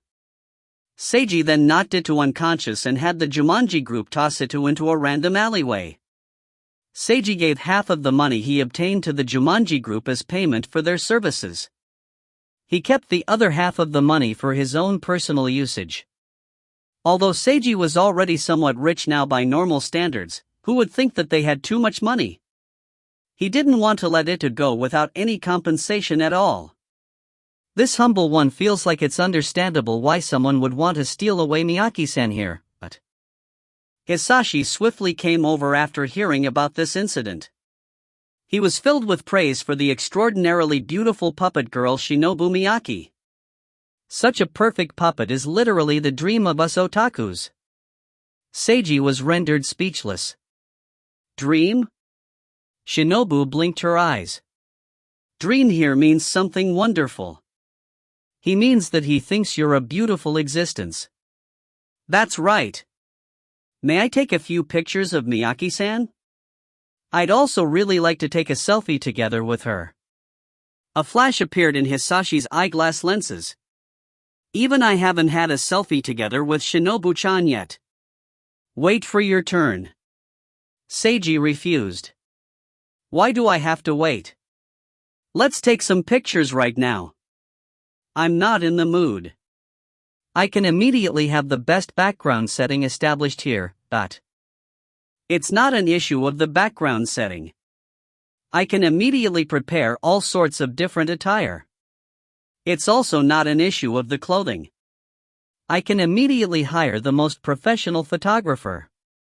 It's not like we're trying to shoot a photo collection here. Seiji adamantly refused Hisashi and took Shinobu back to his apartment in one of the Jumanji group's cars. She looks completely like a human. Amazing, Nika was astounded after she met the human puppet girl. Can I touch her? Chiaki's eyes lit up. Seiji said that she could touch Shinobu anywhere she wanted. Of course not. Shinobu-chan is just a child. Don't scare her. If she's a child, she needs intimate contact even more to help her mature. And the truth in your heart is, I really want to have fun playing with such a beautiful puppet little sister, teehee. The middle-aged man-type monster Chiaki was immediately slain by Yin-Yang Master Seiji. She's cool, soft, and smooth. Ryo was curious and received Seiji's permission to touch Shinobu's hand and face. She really doesn't feel any different from an actual human. It's so hard to believe that she's an artificial creation. Keed, who is Genhana High School's health teacher and nurse, giving her more knowledge of the human body, also touched Shinobu and exclaimed. Shika simply watched all of this quietly and didn't say anything at all. Shinobu also looked towards Shika and blinked. The puppet girl and the Reaper's Curse Calamity Girl silently exchanged glances. This scene mysteriously caused everyone else to become silent. Click. Seiji heard a sound and looked to see what it was. It came from Chiaki's cell phone that she was holding. This scene was truly too beautiful. I couldn't help myself and took a picture. Chiaki showed the picture. On the screen, the extraordinarily beautiful silver-haired girl and black-haired girl were silently gazing at each other. There was something indescribable about this picture. Seiji remained silent for 3 seconds before he also brought out his cell phone. I'm merely taking pictures as reference for my writing. He used this excuse to have Shinobu and Shika model together for him. Everyone then discovered that the two of them were basically a perfect combination. As long as Shinobu and Shika were in a picture together, any pose would appear amazing. Every picture turned out beautifully. No professional photographer was necessary to publish these photos. They'd definitely become super popular if the two of them joined the entertainment industry as an idol pair. Chiaki was quite confident about this. I think so as well. Mika agreed with this. They're truly so beautiful, the effect would probably be even better if they wore traditional Sakura Island clothing. Keed sighed after seeing the pictures. Even Ryo's eyes were bright and starry as she continuously snapped pictures. It's not that easy to be an idol. Still, they really are such an excellent combination. Shika-chan and Shinobu-chan, Seiji sincerely praised them as well. If he put these photographs on the internet, he was sure that they would instantly be a viral sensation. If they wore more appropriate clothing for pictures or had proper backgrounds or cosplay, they would definitely become a huge hit. That was just how amazing their combination's effect would be. Seiji didn't want them to become idols. Still, he could imagine what they would look like if they went up on stage as idols and danced together. Just imagining this sent ripples through his heart. Seiji wasn't that interested in idols that were in 3D. However, if Shika and Shinobu made an idol team, he would definitely be their loyal fan, no questions asked. He would definitely become one of the fanatical fans that supported his favorite idols no matter what. No, he had to stop himself from imagining along these lines. Otherwise, he really would be having them become idols. Seiji stopped his fantasies in time and did his best to calm down. Shika felt a rather subtle sensation towards Shinobu Miyake. Her sensation was rather difficult to describe. The best she could come up with was that she felt Shinobu was a rather unique existence. Shinobu was a puppet demon that Shika's brother Seiji had saved. Seiji had to provide his mana so that Shinobu could remain alive and move about. Perhaps she felt unique because she could only exist due to brother Seiji? Shika felt that was probably the case after some contemplation. Shika herself was someone who only found meaning in life because of Seiji. And Shinobu could only survive because of Seiji. Shika and Shinobu were similar yet different. That was why Shika felt something so subtle about Shinobu. Would the human puppet be affected by her Reaper's Curse misfortune ability? Shinobu was alive and moving around because of brother Seiji's mana. Perhaps she'll be just like brother Seiji and won't be affected by my ability, Shika thought that to herself. Or, perhaps that was what she hoped for. Why did she have such a hope? Did she want to become companions with Shinobu since they were the same? No, they weren't the same, they were only similar. Still, that might really be the reason. Shika wasn't sure of her own subtle feelings' true identity. But, she did confirm that she wanted to have a good relationship with Shinobu Miyake. Shinobu felt rather close to Shika Kagura. Shinobu didn't know how to express this feeling of hers. She only sensed that Shika felt similar to her master. In Shinobu's opinion, Shika was the most special person that she had met so far. Master's adopted younger sister as well as spirit-branded retainer. Shinobu would address her as Kagura-sama. Shinobu was quite happy to take pictures together with Kagura-sama. Looking at each other, getting close to, and touching. Shinobu obeyed orders and made various poses together with Kagura-sama.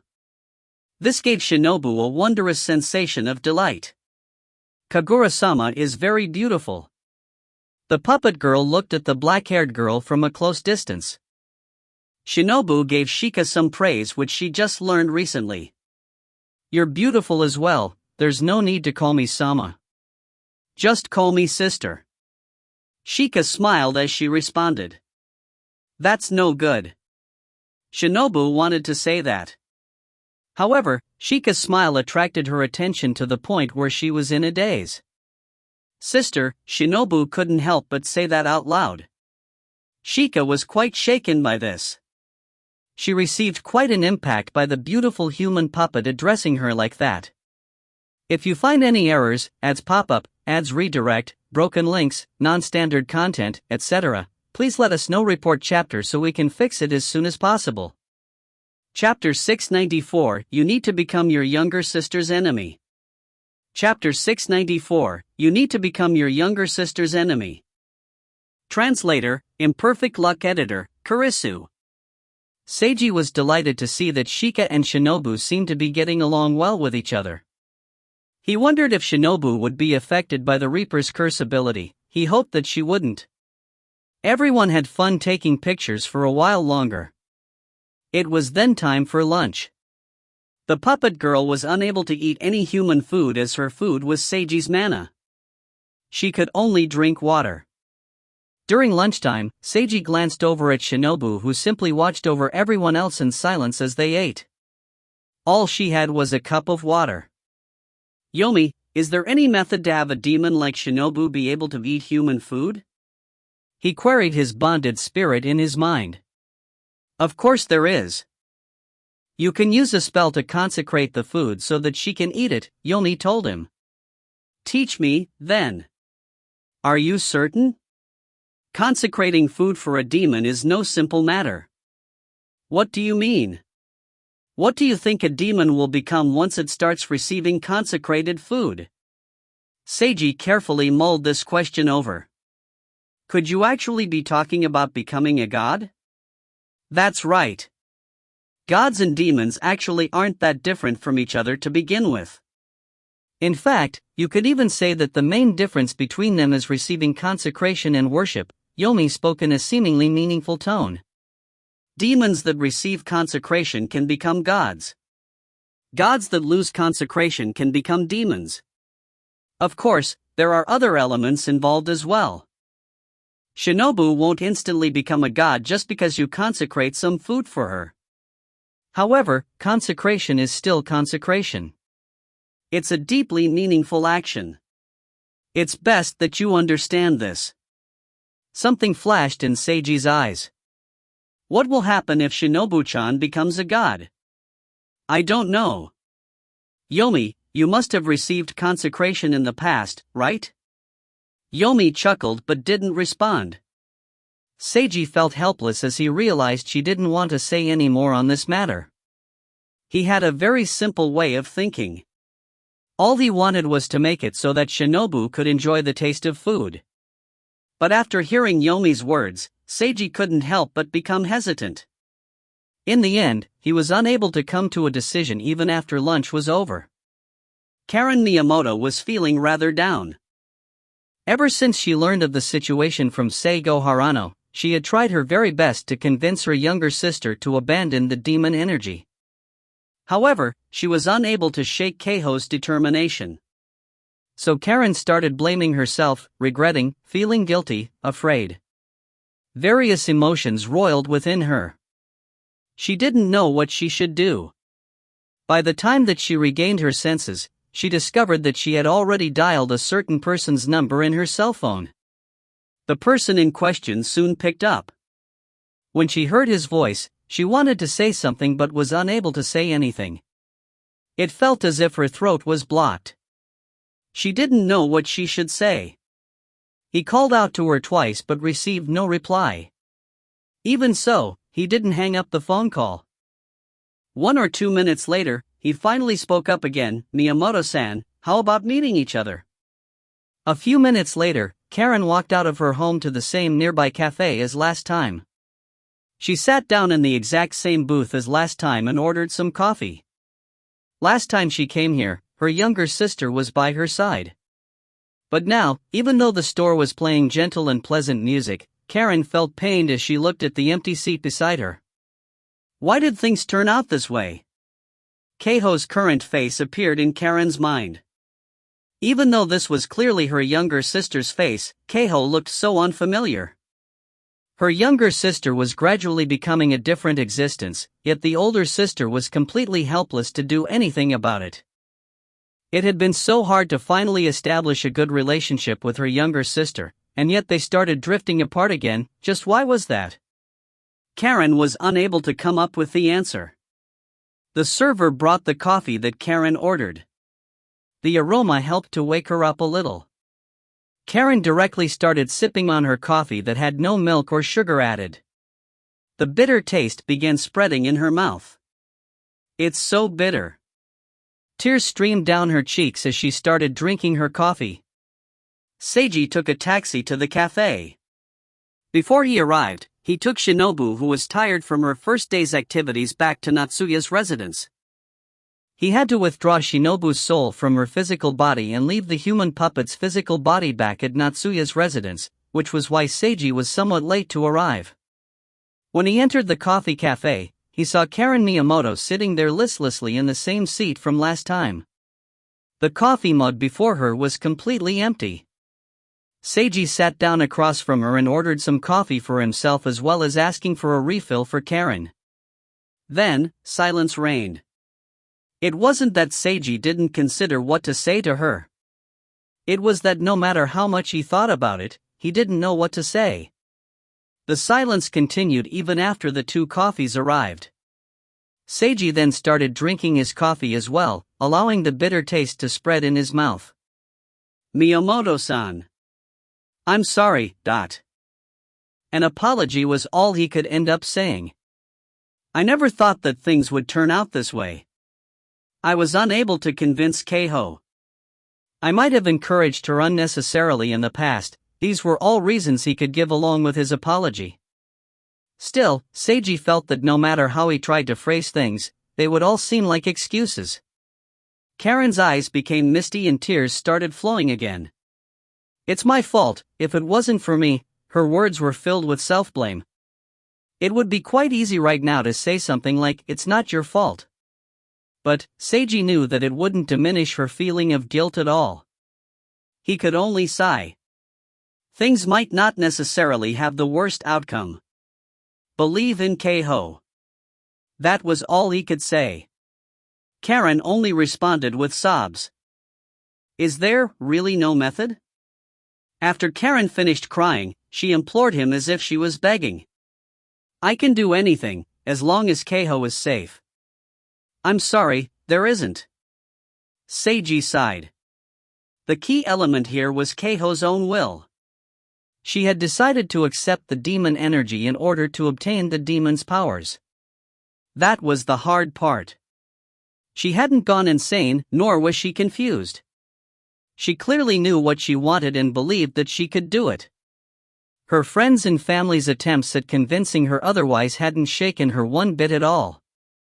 With such a resolute will, it was impossible for anyone to do anything. Karen now had a look of despair as she lowered her head. Seiji felt uncomfortable and could only silently drink his coffee. That demon energy came from my body to begin with. Can't I just steal it back from her? After remaining silent for a while, Karen started muttering.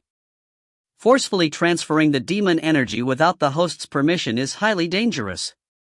Keiho will likely be harmed. Then we can do it while she's asleep. That's no good. Seiji shook his head. There will be danger no matter what. I would have said it already if there was a safe method. It was indeed possible to forcibly transfer the demon energy. The issue was about the risk. Doing so would be just as or even more dangerous than Keiho accepting the demon energy. That was why it was meaningless. Keiho herself needs to be willing, Seiji sighed. At this moment, he suddenly had a flash of inspiration. Perhaps that may just work. He couldn't help but say it out loud. What? Karen's eyes lit up upon hearing this. Have you thought of an idea? Something flashed in Seiji's eyes as he remained silent. Harano-kun, any method is fine, please tell me. Karen begged him with great sincerity. I can't really call it a method, it's only an idea, one that might not even work. Seiji looked directly at Karen.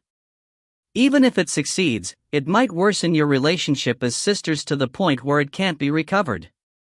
Karen instantly widened her eyes. Worsen their relationship as sisters to the point where it couldn't be recovered, just what idea could this be? If friends and family can't convince her, the only one that's left is an opponent, or an enemy, Seiji spoke in a heavy tone. You need to become your younger sister's enemy, Miyamoto-san. If you find any errors, ads pop up, ads redirect, broken links, non-standard content, etc., please let us know. Report chapter so we can fix it as soon as possible. Chapter 695, You're nothing more than an ugly and idiotic otaku. Chapter 695, You're nothing more than an ugly and idiotic otaku. Translator, Imperfect Luck Editor, Kurisu. It was almost time. Keiho took out a blood-red card. This card was so red that it seemed as if it was the physical embodiment of blood. Complex black runes were on both sides of the card which glowed in metallic fashion. Soon, a gray pentagram appeared in the center of the card. This was the signal that the dream would be about to begin. Keiho's mouth arced upwards slightly upon seeing this. At this moment, familiar footsteps approached her. Keiho immediately put away her red card and looked at her bedroom door. Karen entered after knocking on the door. Keiho. Why are you here in my room so late at night? Keiho spoke coldly. Don't waste your time if you're still trying to convince me, sister. Karen revealed a pained expression. But soon, she retracted that expression and changed to another expression. Become her younger sister's enemy. Indeed, Seigo Harano's idea at the cafe was one that might not work at all. This was a really difficult idea for Karen to accept, as she had always wanted to have a closer and friendlier relationship with her younger sister Keiho. But Karen didn't have any other choices now. She would either have to abandon the idea of trying to stop Keiho, or she would have to use this method. Simply standing by while watching her younger sister become stranger and stranger. Karen was unable to do this. Becoming enemies with her younger sister. Just thinking about this pained Karen. But if this could bring safety to her younger sister. Karen firmed her determination as she saw how icy Keiho's expression was. Karen closed Keiho's bedroom door and walked over with a now resolute expression. I'm not here to convince you. Karen did her best to speak in an icy tone. I'm here to take back what rightfully belongs to me. Keiho widened her eyes slightly in surprise. That demon energy, the demon's power, belongs to me. You don't have any right to it at all. Karen glared at her younger sister. It's so shameless of you to even think about becoming special with something that isn't yours. And you're even so confident that you can achieve it, ridiculous. Wanting to have someone else's power is already the best proof that you lack self-confidence. These words were just like sharp knives that stabbed right into Keiho's chest. Her expression flickered. This is mine, not yours. You absolutely won't be able to combine with the demon energy, Keiho. Only I will be able to do so. I'm the truly special existence. Karen noticed that her younger sister's expression had changed. She then did her very best to use the most vicious tone possible to say words that she knew shouldn't be said. You're nothing more than an ugly and idiotic otaku. You've been this way ever since young. You'll be this way for your entire life. The only meaning you have in life is to be a useless ordinary person so that I look better in comparison. It's impossible for you to ever surpass me. That's why, give back what's mine before you accidentally kill yourself with it. You garbage. Both sisters fell silent after Karen's outburst. Karen felt like all the energy had gone out of her body after she said that series of vicious comments. Only by tensing her body to the very utmost did she not begin trembling violently. Keiho's expression became rather ugly. Her sense of logic and reason told her that her older sister was probably just acting. But it was difficult for her emotions to handle this. Karen's words had all stabbed Keiho where it hurt the most. This caused an unstoppable rage to well up within her. Blood runes gradually welled up within her eyes. Keiho began emanating a demonic aura. Karen felt afraid after she saw this. Luckily, she was so tensed up that she didn't retreat at all. Was I too reckless? Should I have faced Keiho together with Hirano-kun? No. I can't rely on Hirano-kun for this. I can only rely on myself. Karen suppressed her fear and firmed her resolution. Wonderful. How wonderful, sister, Keiho spoke up in an incomparably grim tone. Her words contained a raging icy chill. I've finally heard the truth in your heart, not that disgusting hypocritical acting, not that boring pretense of being family, but that true condescension within you. That's not it at all. Karen wanted to deny this, but she forced herself to swallow it down. You should have said all of this long ago, but it's not too late to finally have me hear this. Keiho's gaze was as icy as a glacier. You're right, this power belongs to you. But, don't forget that it was transferred to me because you were completely unable to bear it. How about I help you to remember just how unseemly you were back then, While saying so, Keiho suddenly grabbed onto Karen's neck. Keiho stared directly into Karen's eyes at close distance, while the blood runes in Keiho's eyes began glowing with a mystical light. Karen felt breathing difficulties as her vision became hazy and her head became dizzy. Soon, she sunk into an illusion. Colorful monsters appeared within a dark forest. Karen smelled blood everywhere. She immediately wanted to vomit, but was unable to do so. This was incredibly uncomfortable.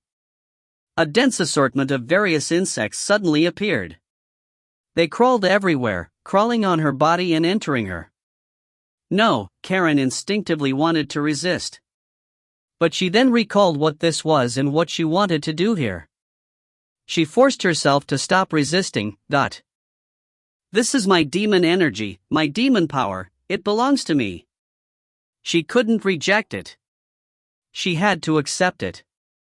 No, it's so disgusting, I don't want to. No, I have to accept it, I must. No, it's so scary, so discomforting.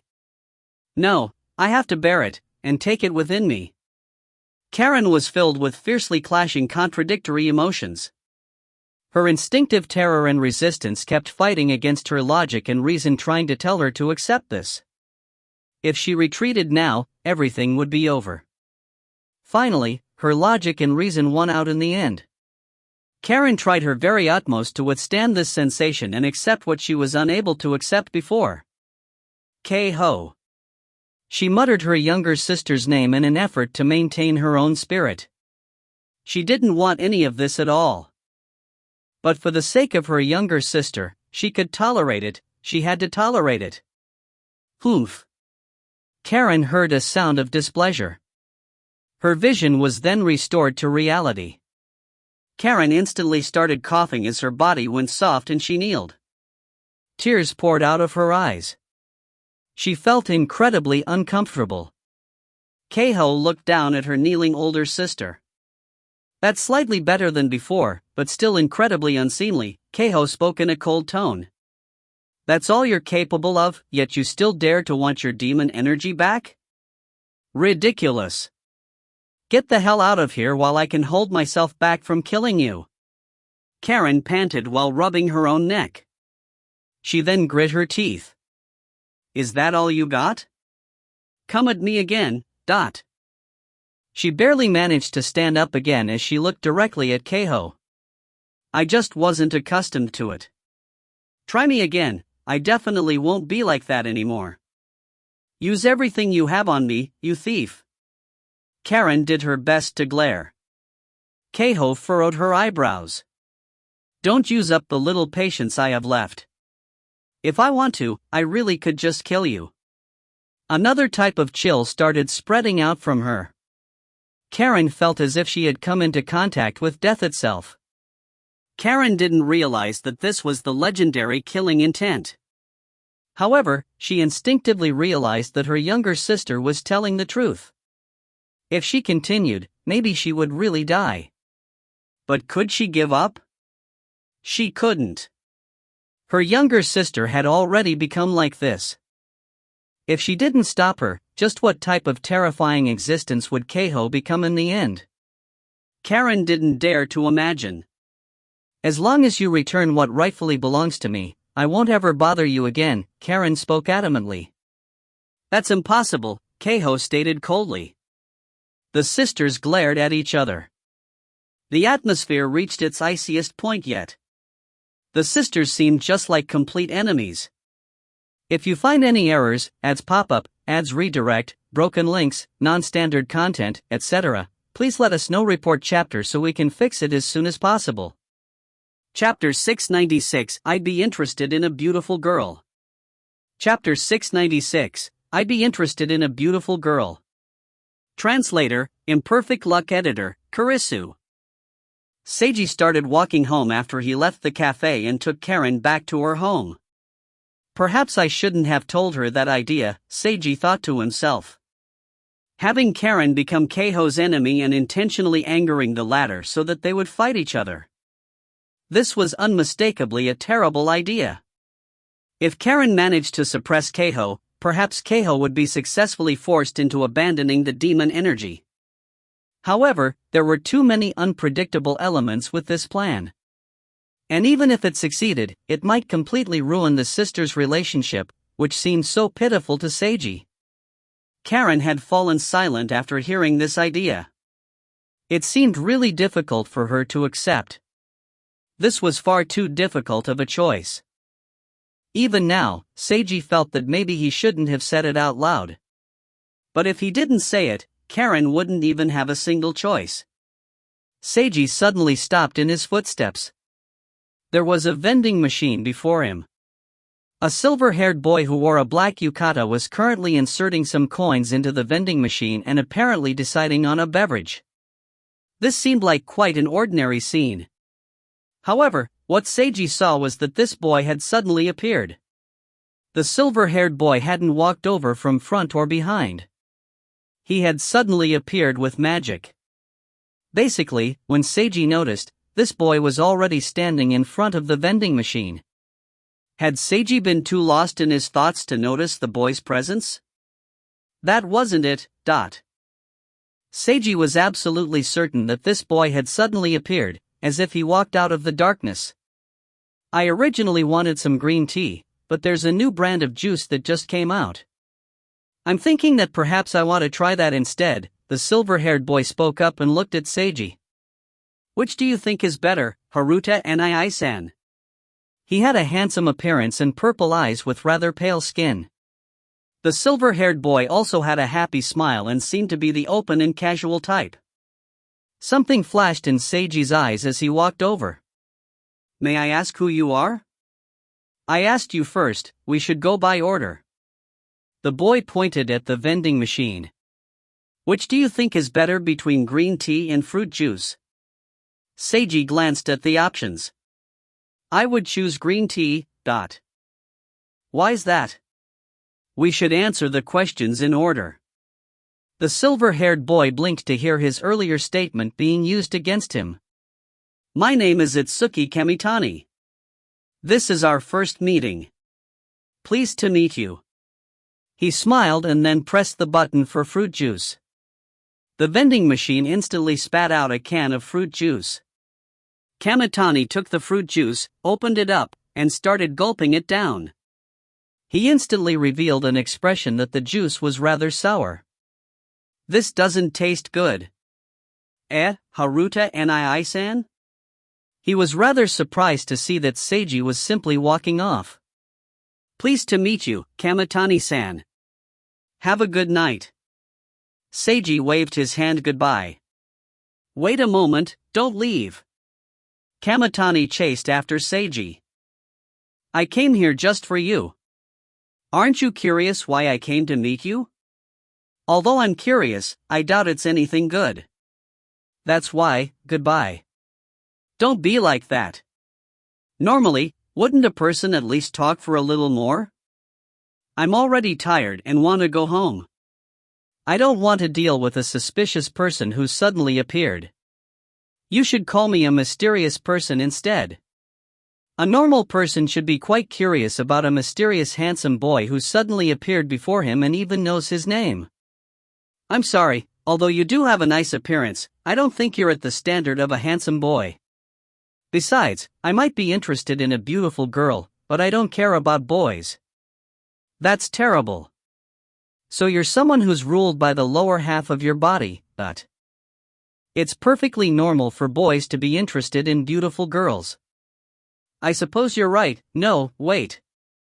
This isn't a reason to abandon a handsome boy like myself. I said that you don't count as a handsome boy. Even if I don't count, you shouldn't just leave me like that. Don't be ridiculous. I simply want to ignore you. Don't ignore me.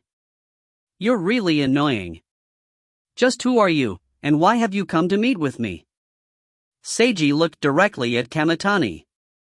I'm a member of the messengers. Kamitani took another sip of his fruit juice and made another sour expression. I'm here to ask you to join our cause. He spoke quite normally, as if it was just a perfectly ordinary matter. This actually seemed even more abnormal because of it. Seiji narrowed his eyes slightly.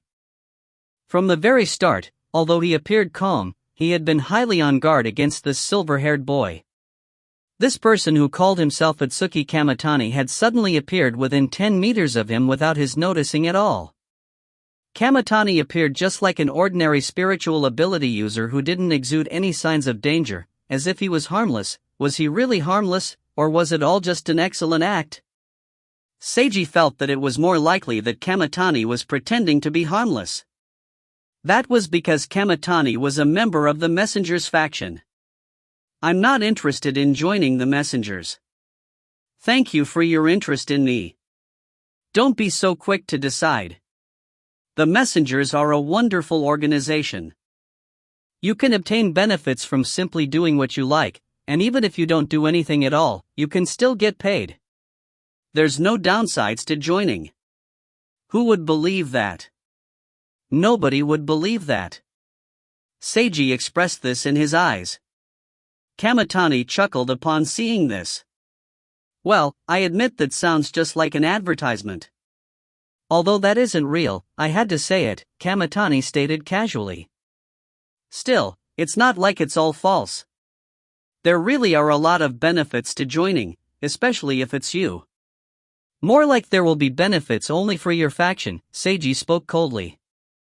Of course not, you can become even stronger, and live more freely and have more fun than you are having right now. Ha, such a funny joke. I'm being serious. Haruta Nii-san, are you happy right now? It's none of your business whether I'm happy or not. That type of answer is basically a no. You're not happy, isn't that right?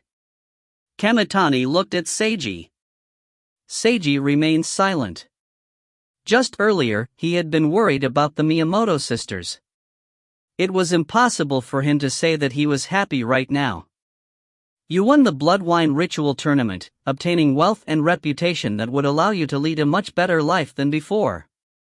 Yet, you're still not happy, Kamitani continued. Why's that? Because you're uneasy about the future. The more you obtain, the more worried you are about losing what you have. You're being restrained by what you now have. You've lost your freedom. Actually, you simply have to abandon some completely unnecessary things and you'll discover true freedom, and truly enjoy your life. Kamitani's words contained a certain type of power to move people. Seiji was somewhat affected. He was unable to completely deny Kamitani's words. You're right, I am indeed uneasy about the future, he admitted. The more I obtain, the more I'm worried about losing what I have. Perhaps I really am being restrained. But, whether my things are necessary or not, whether I want to give up on them or not, is something I decide for myself. Seiji suddenly changed his tone. So what if I don't have freedom or if I'm not happy? This is exactly the path that I want to take. Seiji looked directly at Kamitani. I'm going to seek after the happiness that I want, rather than what other people think happiness should be. The silver-haired boy widened his eyes and then chuckled again. Not only had his hidden subconscious persuasion spell failed, there was also the fact that you're actually even more serious than I am. I lose. He shrugged. You're an interesting person, Seiji Haruta. I didn't waste my time coming to meet you. Although I don't have any orders to kill you, you still interfered with Kanzaki, so I can't simply let you go. So, what I'm going to ask next is... Suddenly, everything around Seiji turned pitch black. No, this was just a mistaken impression. Seiji felt an almost physical amount of imposing pressure. He instantly received the mistaken impression as if he was now facing an incomparably big and frightening monster. The real situation was that a gigantic dark shadow had suddenly appeared behind Itsuki Kamitani. This shadow gave off an aura as if it was connected to either hell or the netherworld. Do you want to fight me, or play a game with me? If you find any errors, ads pop up, ads redirect, broken links, non-standard content, etc., please let us know. Report chapter so we can fix it as soon as possible. Chapter 697, Did you have fun playing? Chapter 697, Did you have fun playing? Translator, Imperfect Luck Editor, Kurisu. Even an idiot would know that it wouldn't be a good idea to fight against a scary darkness that might devour them at any moment. But as for playing a game? Who knew what type of game that would be? That might be even more dangerous. The smiling silver-haired boy and the pitch-black dark shadow behind him made for a sharp contrast. Yet, the boy's smile still seemed so happy and open, making things seem even stranger. Seiji discovered that he had been wrong. Itsuki Kamitani hadn't been acting at all. He was truly such an innocent type. His innocence was pure yet also allowed him to smile while killing people.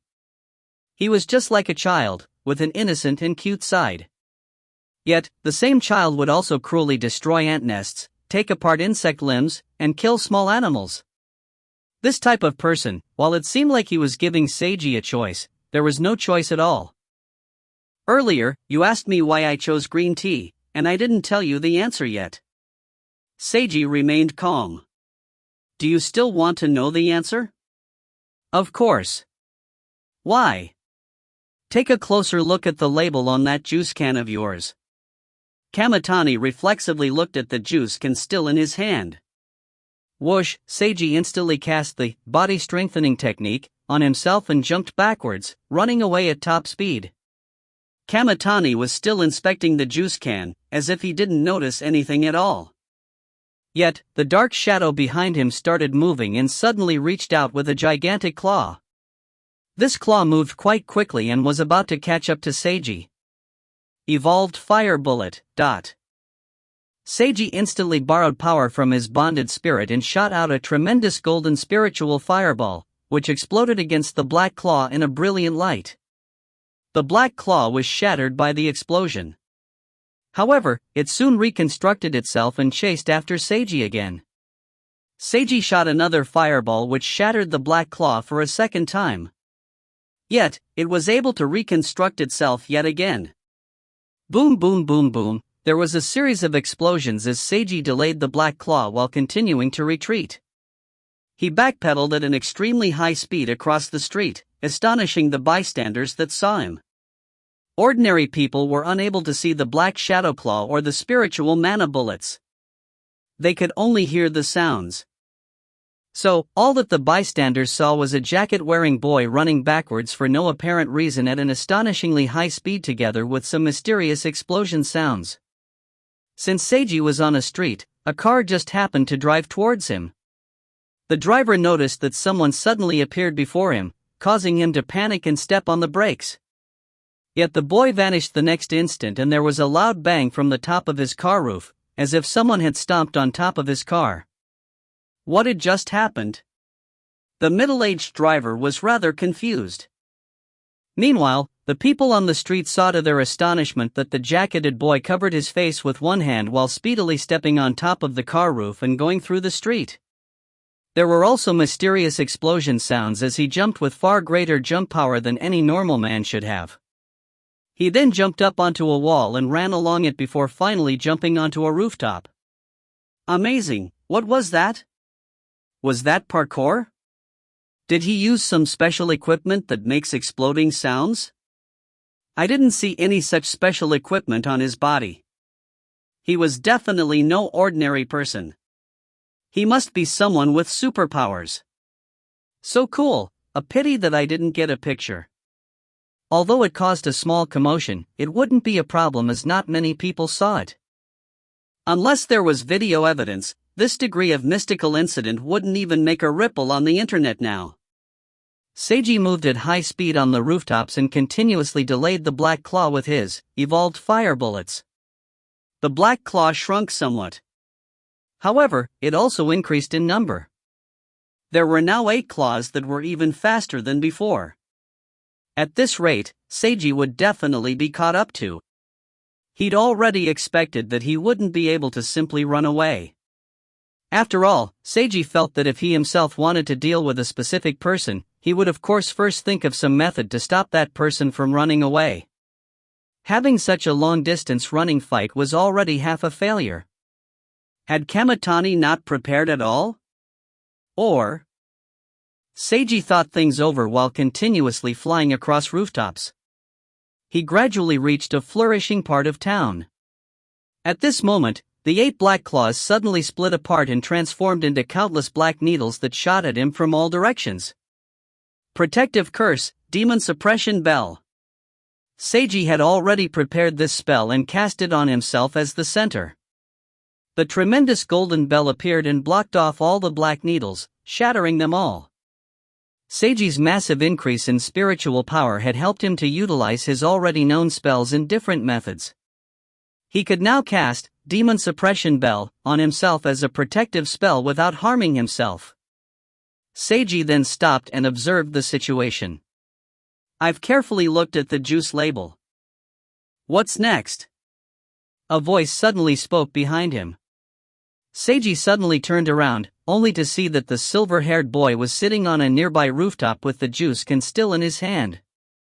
He was looking at Seiji with a casual expression. It was as if he had been waiting here all this time. What do you think about this label? It kinda sucks, since it's ugly. That's exactly it. I wouldn't choose the fruit juice because the label is ugly, Seiji told him. I see. Kamitani smiled and took another drink of his fruit juice. Once again, he revealed an expression of sourness from the fruit juice. A slightly chilly night breeze blew past. I've already requested backup from Soul Society, Seiji told the silver-haired boy. Support will soon be here for me. Asking for backup was what Seiji was actually doing. Running away was simply to stall for time so that he could ask for assistance. He didn't expect that it was so easy to run away, easy to the point where Seiji felt it was strange. Kamitani continued maintaining that carefree sour expression of his as he drank his fruit juice. After a few more swigs, Kamitani sighed. It really tastes so bad. Sparrow, help throw it away for me. There was no response. I know that I shouldn't be wasteful like this, but this really tastes so bad, Kamitani continued talking to something next to him.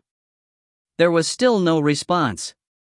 No, there's probably something answering him that I can't see or hear, Seiji thought to himself. At any rate, I can't drink this anymore.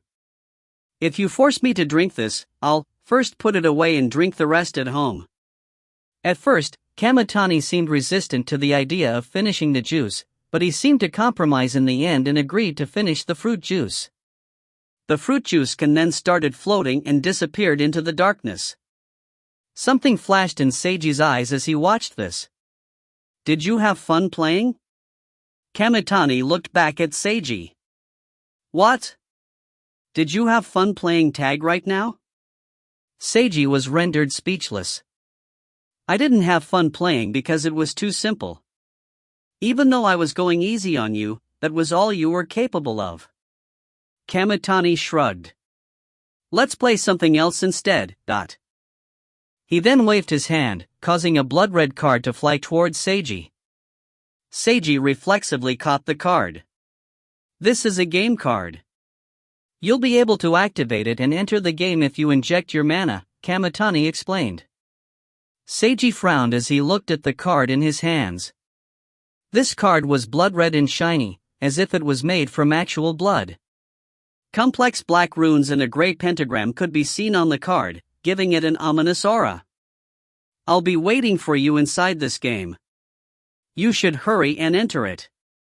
Seiji then looked over but could no longer see the silver-haired boy anywhere. And if you don't come, people will die. This sentence was left behind together with a deep iciness. As if it was wind that came from the abyss. If you find any errors, ads pop up, ads redirect, broken links, non-standard content, etc., please let us know. Report chapter so we can fix it as soon as possible. Chapter 698, Have Fun, Sister. Chapter 698, Have Fun, Sister. Translator, Imperfect Luck Editor, Kurisu. Who will die? Seiji asked, but received no response. He stood there alone on the rooftop with the strange red card in his hand. Something flashed in his eyes. At this moment, there was the sound of something descending at great speed in the air. Seiji raised his head and saw a robot, no, a person wearing a science fiction-style mecha armor suit descending next to him. He instantly widened his eyes.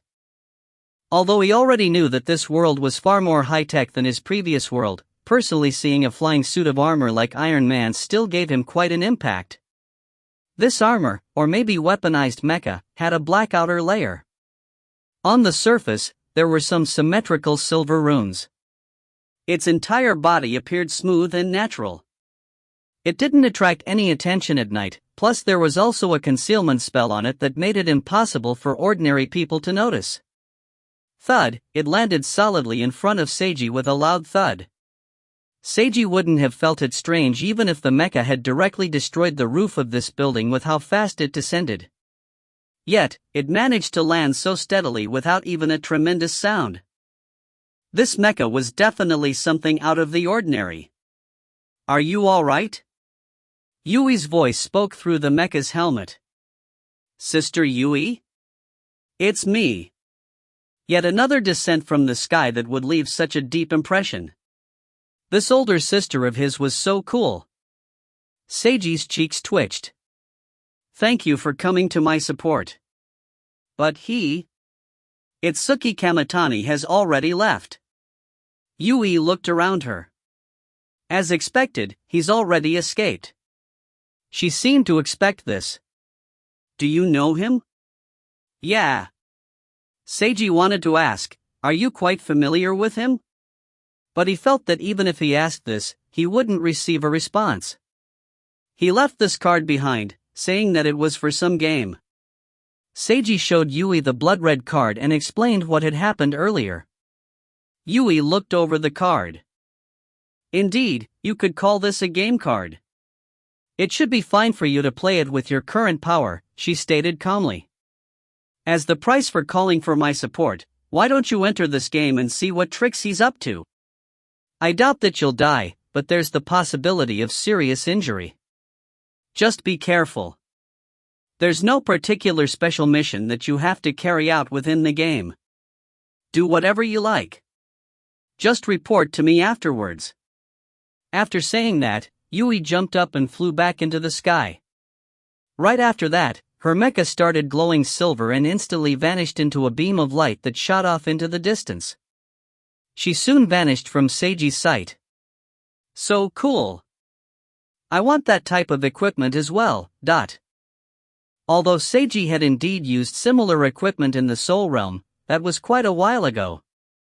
Besides, a product usable only by his imagination couldn't compare to the actual physical object. Possessing a personal mecha was a man's romance. However, Seiji figured that the mecha would be outrageously expensive. Seiji really wanted to ask more about Kamitani and the game he was invited to. However, his sister left just like that. She was truly the type who went places as swiftly as the wind. Seiji decided to return home. Itsuki Kamitani was formerly from the Himiki family. The Himiki family was also sometimes called the Himiki clan. They were one of the most unique factions within the top-level factions. The fact that they were well known for judging duels was just the surface of what made them unique. The biggest difference they had from other factions was their unique internal structure. The core members of this faction all carried the Himiki family name. Yet, the large majority of the core members weren't actually related to each other by blood at all. That was because it would be possible to obtain the Himiki family name through ability rather than bloodline. A child born to parents already in the Himiki family wouldn't be able to immediately receive the Himiki name. That child would need to take a test later when they reached a certain age. Only by passing the test would that child be bestowed with the honor of the Himiki name. Otherwise, the child would only be able to use their old family name. Not only that, disciples of other families and factions could also apply to join the Himiki family and receive the Himiki name if they passed the test. This test would be administered on a yearly basis. Also, all the Himiki family members would be reassessed each year, with those having overly low scores being stripped of the Himiki name. So, objectively speaking, the Himiki family wasn't a true family. They were more like a combined group that went by the same name. Obtaining this family name required a powerful contract ceremony. Those who signed the contract and obtained the family name would treat others with the Himiki name as true family. This effect would still remain in place for several years even if one lost the Himiki name. That was why the Himiki family could really operate like a family, in fact more like a family than some families, whose the members were blood related but had terrible relationships with each other. The fact that members from other factions could join also strengthened the Himiki family's relationship with the other top-level factions and families. The core family ruling this faction, the Himiki family, didn't have any major grudges against any other major factions. Nor did the Himiki family have any subordinate or master relationships with other families like the 7 major Yin-Yang master families or the samurai families. Technically speaking, the Himiki family should be more accurately called a clan. However, they preferred being called the Himiki family, although both names were still alright with them. In the Himiki family, the Kamitani family was quite an ordinary family. After Itsuki Kamitani reached mature age, he passed the test to become a Himiki family member. However, his Himiki name was stripped from him after a mere 2 years. The reason was that he had severely injured other Himiki family members. Itsuki Kamitani was also a former member of Soul World who was now an important member of the Messengers faction. He was also a high-level spirit controller who controlled a high-level spiritual creature that he called Sparrow. There was also the possibility that he controlled other high-level spiritual creatures. Seeing and reporting this person to Soul Society could help one to accrue points for their account after the report was verified.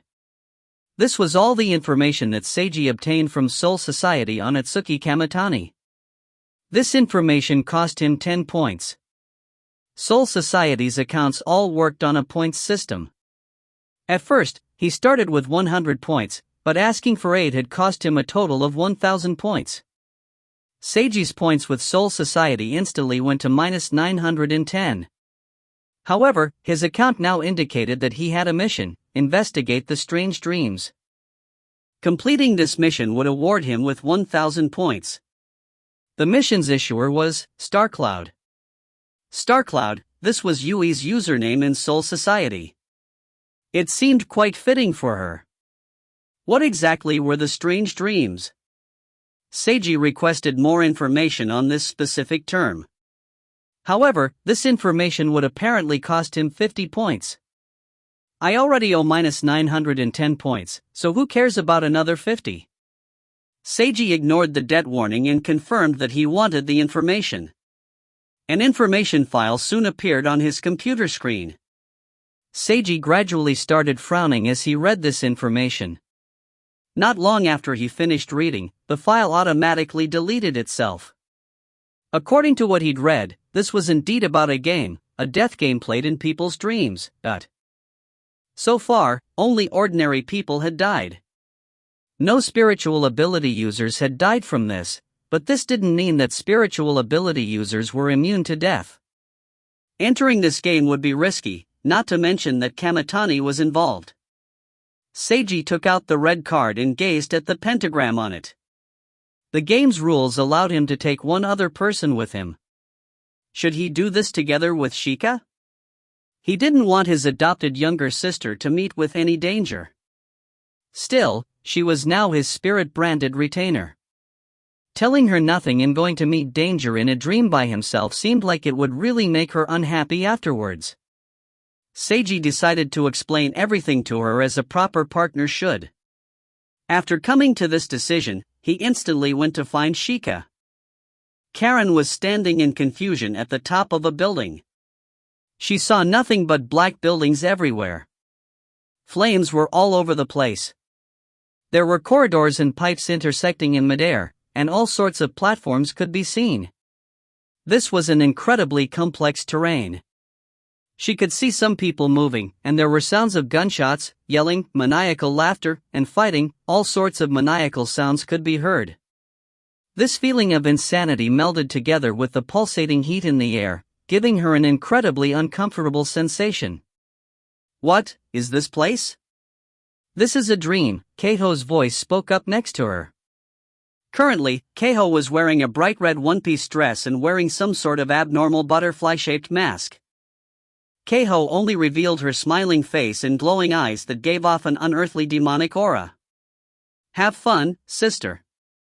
After saying this, Keiho suddenly pushed Karen off the building.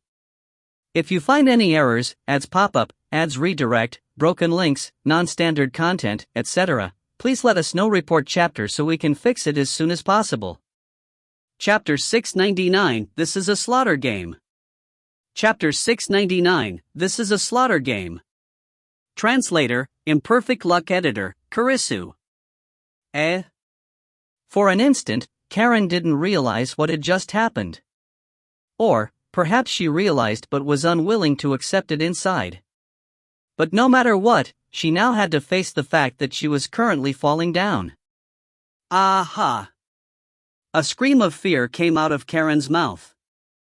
Falling down from a tall building onto the ground would definitely result in death. Fortunately, there was a corridor in midair hanging right below this building. She crashed into it with a heavy thud. It really hurt. The pain caused Karen to scream again. Her consciousness became hazy. In her haziness, she saw someone running over. How lucky, it's a total noob. And she's a noob that's almost dead. I'm going to take the kill. A man wearing a monkey mask laughed as he sliced down with his sword. He was pulled into this strange dream yet again. Isamu Saima sighed helplessly when he saw this familiar place once more.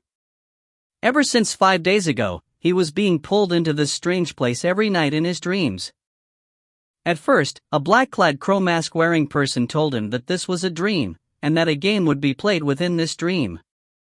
The game's rules were quite simple. The goal was simply to continuously kill other players and be the final survivor. The final winner would be able to receive 100,000 Sakuras as a cash prize in reality. 100,000 Sakuras was a significant amount of money to a high schooler like Isamu. This was greatly appealing to him. However, it was an issue whether or not he would truly be able to receive the money. This situation was far too abnormal. Just how was he and other people pulled into such a dream? Why was he chosen? Would he suffer any harm in real life? What exactly was the real purpose of this game? The crow-masked person had vanished right after explaining the basic situation to him. Isamu didn't even get the chance to ask any questions. He then immediately met another player. This player immediately attacked him. Isamu tried telling him that he didn't want to fight. Isamu only wanted to talk and get a better idea of what was going on. However, the other person completely ignored him and only tried to kill Isamu. Isamu could only run away. Although the crow-masked person said that this was only a dream, Isamu didn't want to experiment with his own life to see whether he would be able to leave if he died here. Nor did he want to kill anyone. Isamu really loved to play video games ever since he was young. He spent just about all his spending money and birthday money on video games. Now that he was in high school, he even worked a part-time job just for the sake of spending more money on video games.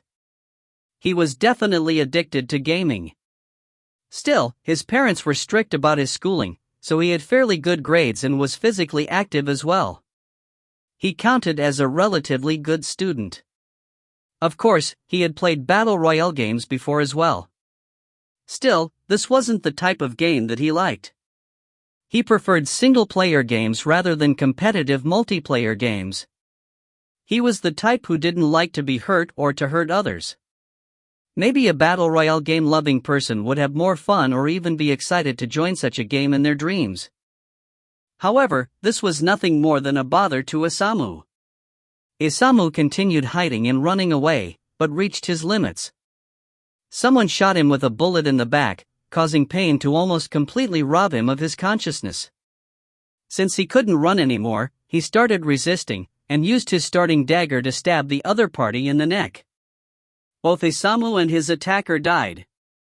Isamu was then revived in another corner of the battlefield. Although he didn't die for real, the pain and fear greatly stimulated Isamu. He realized that only hiding and running would bring nothing but harm upon him. This was a slaughter game. Since he didn't know how to quit this game, he could only play it.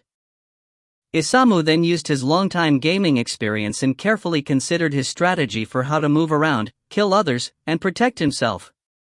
All the other game players he met were difficult to communicate with. Isamu began to suspect if these were even real people at all or something like NPCs. He also wondered if this was nothing more than an ongoing nightmare of his. However, this dream seemed abnormally real. Still, Isamu didn't give up trying to talk to the other players. He finally met a person that was willing to talk to him. After a discussion, Isamu and the other person formed a temporary team and fought as allies. But not long after, an incredibly powerful maniacal player ambushed and killed them both. Isamu was separated from this other person afterwards and never saw him again. Isamu was now certain that this was no mere ordinary nightmare. There were other reasonable players that he could talk to and ally with. He tried to locate that former partner to team up again, but Isamu was killed off over and over again before he finally woke up in his bed again. In the next 5 days, he entered this abnormal dream a total of 4 times. Every time he woke up, Isamu felt as if some deep part of himself had gone missing. This mysterious sense of loss made him feel greatly uneasy. Although he went to the hospital for a checkup, a hospital couldn't find anything wrong with him at all. And now, he was in this dream yet again. Just how the hell was he supposed to quit this damned game? After feeling helpless, he now felt rage. But no matter how angry Isamu got, it was all useless. Perhaps I'll be able to quit this nightmare if I finally win this game, Isamu began to think in such a manner. Every reasonable player that Isamu met and was able to talk to told him that they hadn't been able to win this game. Although Isamu had now proved that committing suicide several times in a row would allow him to quit the game for the night, suicide wasn't something fun at all. He was also quite worried about the feeling that he kept losing something each time. Rather than constantly running away and meeting an unknown end, Isamu preferred to try his hardest to win. Even if he won but was still unable to escape from this dream, could he at least get 100,000 Sakuras? Isamu made up his mind to begin fighting at his very best. Fortunately, on this round of the game, he soon found an unopened wooden chest. He opened it, only to find a gun and several ammo clips inside. Isamu wasn't all that delighted at obtaining a gun from the very start. That was because his past experiences here helped him to learn that he didn't have any talent at shooting. When playing shooting video games, the game would typically have aiming aids and other assistance for the player.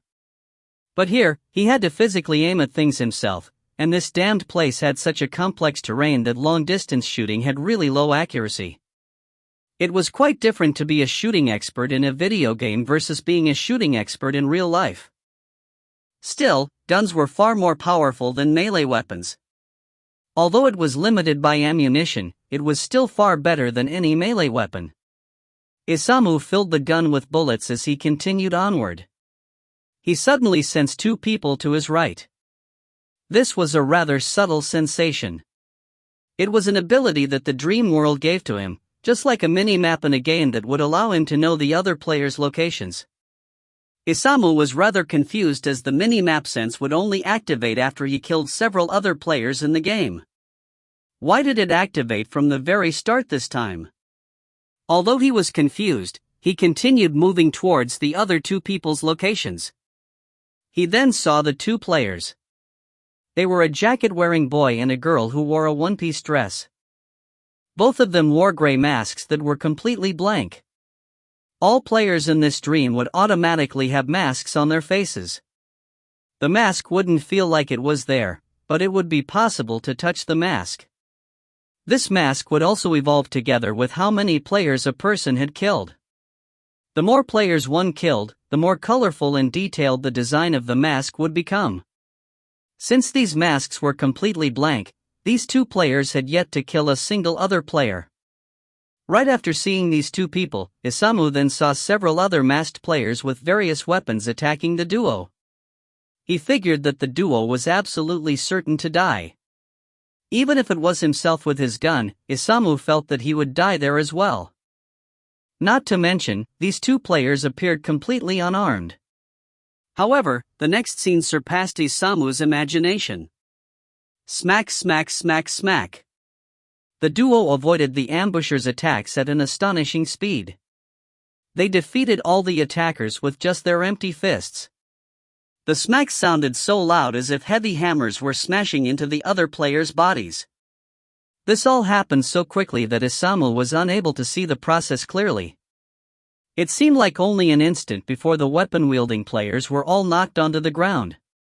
The male and female duo remained completely uninjured. Their masks immediately started changing. The boy's mask turned into a golden red demon face that seemed quite authoritative and angry, giving him an imposing martial aura. The girl's mask became blue-white, smooth, and beautiful, giving off a cold and dark aura. Although there was still quite some distance between them, Isamu could sense the extraordinariness of those two masks. He couldn't help but swallow his saliva. He then saw those two people looking in his direction. If you find any errors, ads pop up, ads redirect, broken links, non-standard content, etc., please let us know. Report chapter so we can fix it as soon as possible. Chapter 700 Mask of Sin. Chapter 700 Mask of Sin. Translator, Imperfect Luck Editor, Kurisu. Isamu suddenly became afraid that he was being targeted, but soon he realized that he was mistaken. Those two people weren't looking at him. They were looking at a black-clad figure that appeared in a cloud of black mist in front of them. The crow-masked person. After activating the game card, Seiji and Shika entered the dream game world together. They knew already that this was the scene of the spirit world Ironfire Castle. The real Ironfire Castle was more dangerous than the Forest Palace, but less dangerous than the Blood Moon Mountain. Yet, this dream was only imitating the Ironfire Castle's terrain.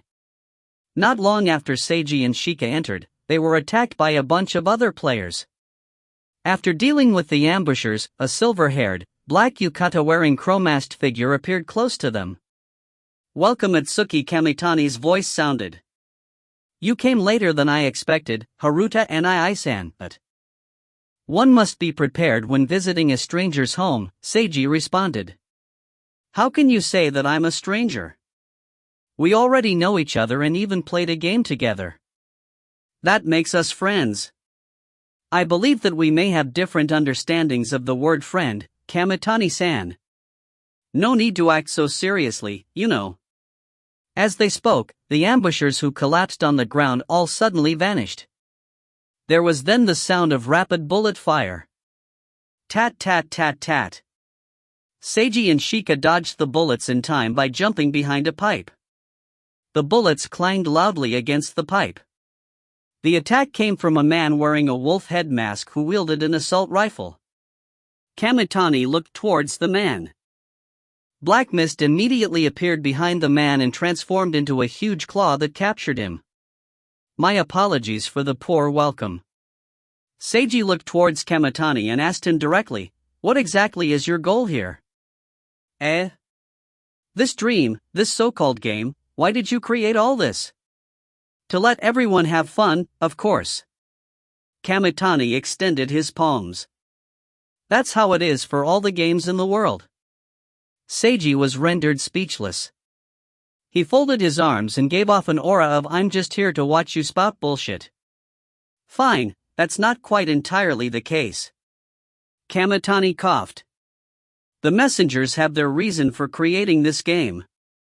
But please believe me, the only reason I'm hosting this game is because I want to have fun. But is it fun to toy around with others' lives? I'm not toying around with lives, I'm simply toying with their souls. The atmosphere suddenly became tense. No need to be so serious. Although some people died, it's their own fault.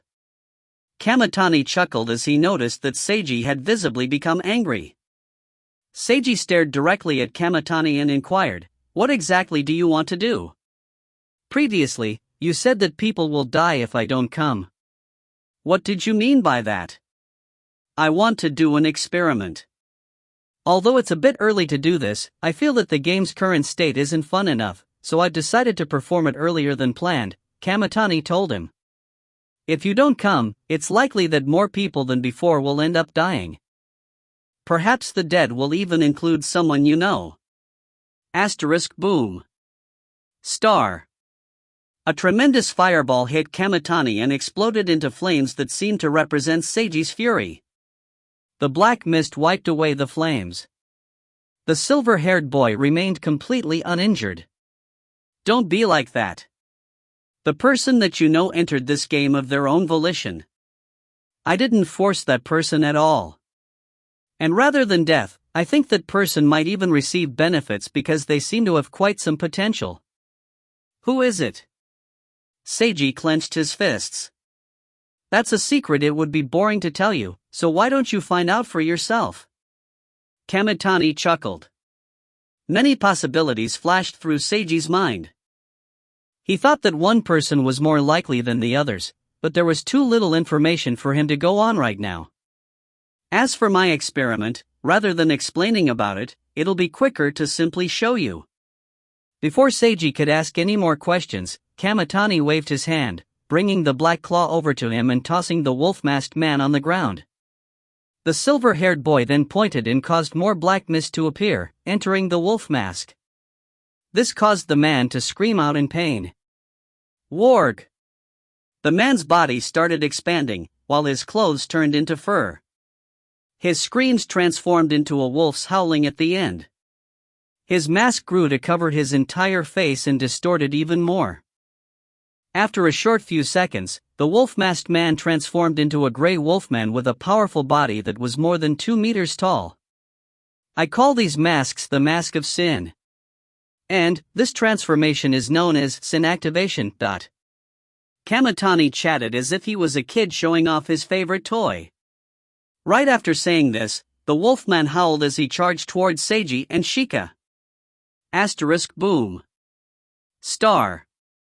Seiji shot out another large fireball that landed a direct hit on the wolfman's head. Yet, this seemed to be useless as the wolfman dashed right through the flames and swung its claws at Seiji. Seiji agilely dodged the attack, while Shika used a whirlwind kick to viciously kick the wolfman.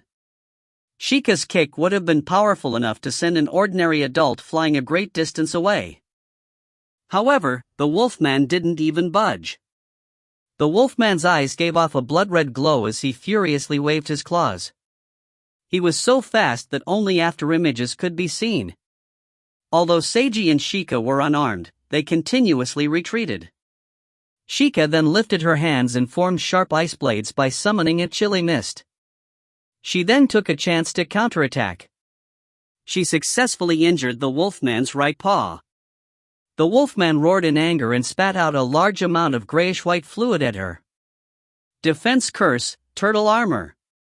Seiji cast his overlapping defensive barrier and got in front of Sheikah in time to block this unavoidable attack. The grayish-white fluid gave off an indescribably strange stink that was disgusting to inhale. The injury on the wolfman's right paw speedily recovered. It was as if he'd never received the injury in the first place. He then went around to the side to continue swiping with his claws. A fierce glint appeared in Seiji's eyes. Seiji suddenly gathered powerful white light on his right hand, then combined it with Yomi's power to transform it into a sort of light that emanated faint golden holy-like waves. This was his evolved White Lotus blade. With a slash and a flash of light, the wolfman's left paw was sliced off. He wailed in pain and started retreating. The next second, grayish liquid welled out of the injury and speedily formed the wolf's paw again. It was soon restored to its original form. The wolfman then jumped upwards and started jumping swiftly between the corridors and buildings. Seiji and Sheikah backed up against each other and observed him while remaining highly vigilant. The wolfman continuously increased his speed through successive jumps, creating large numbers of afterimages everywhere.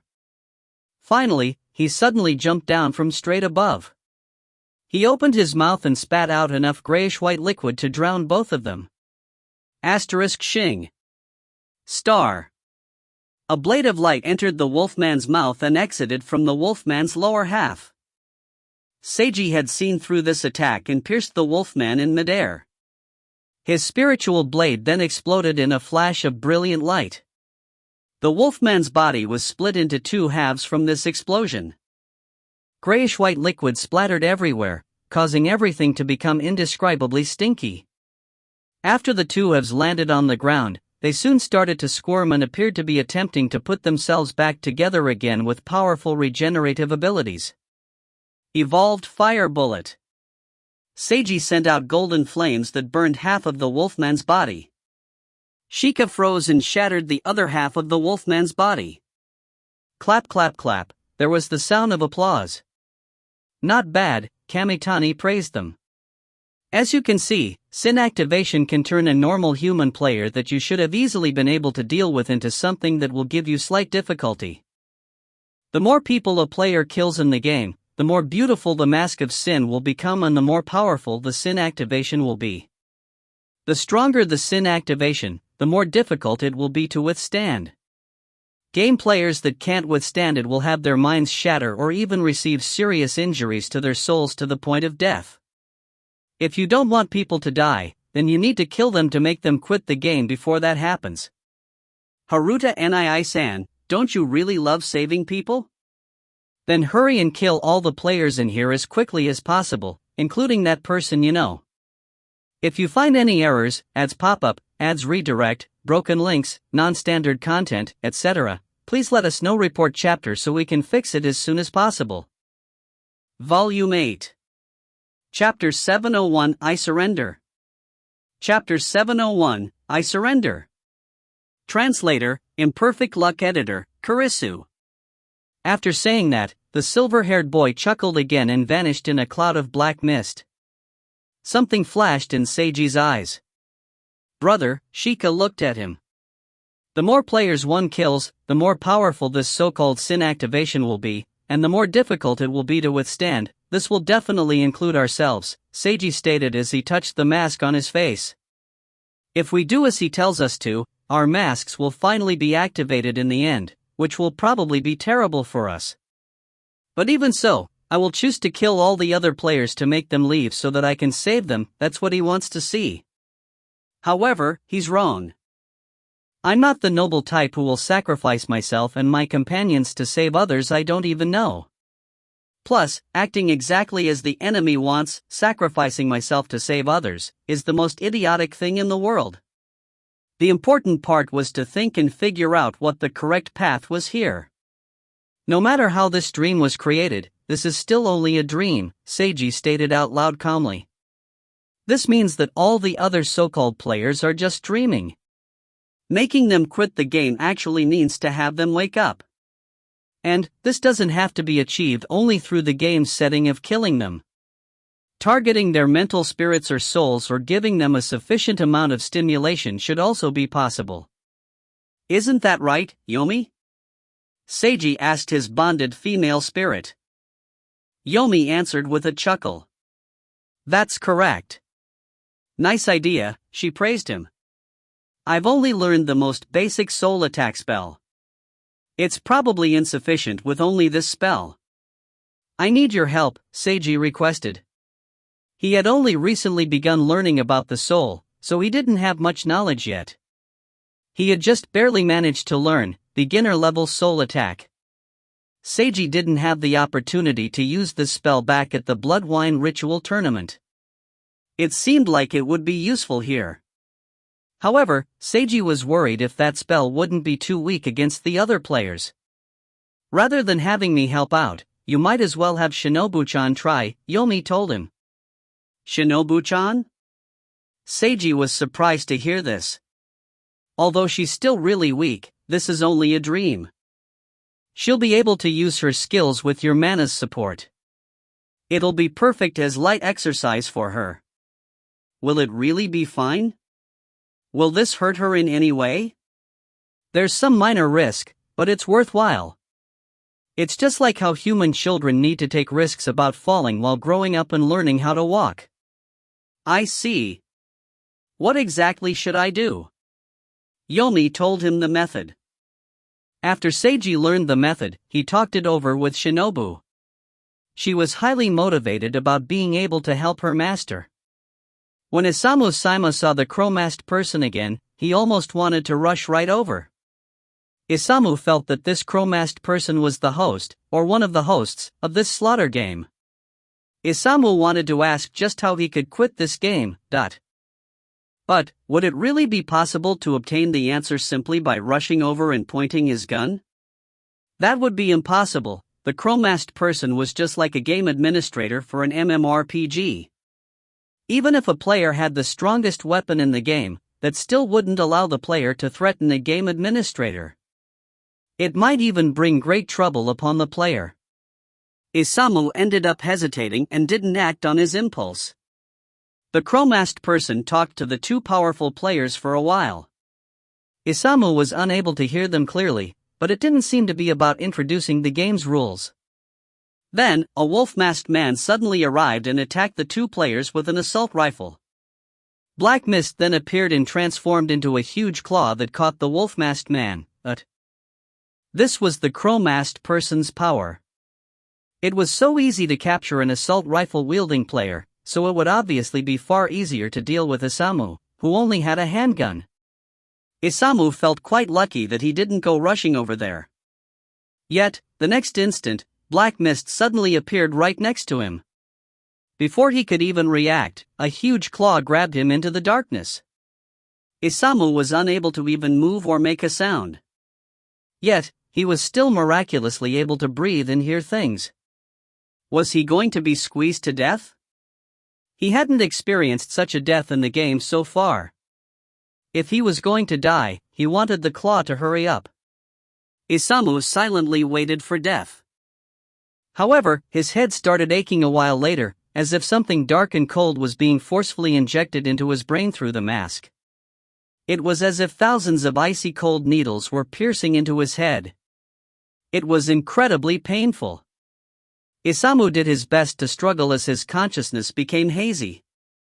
He saw many scattered scenes and heard cacophonous sounds, as well as smelled a stink which was sticky and bloody.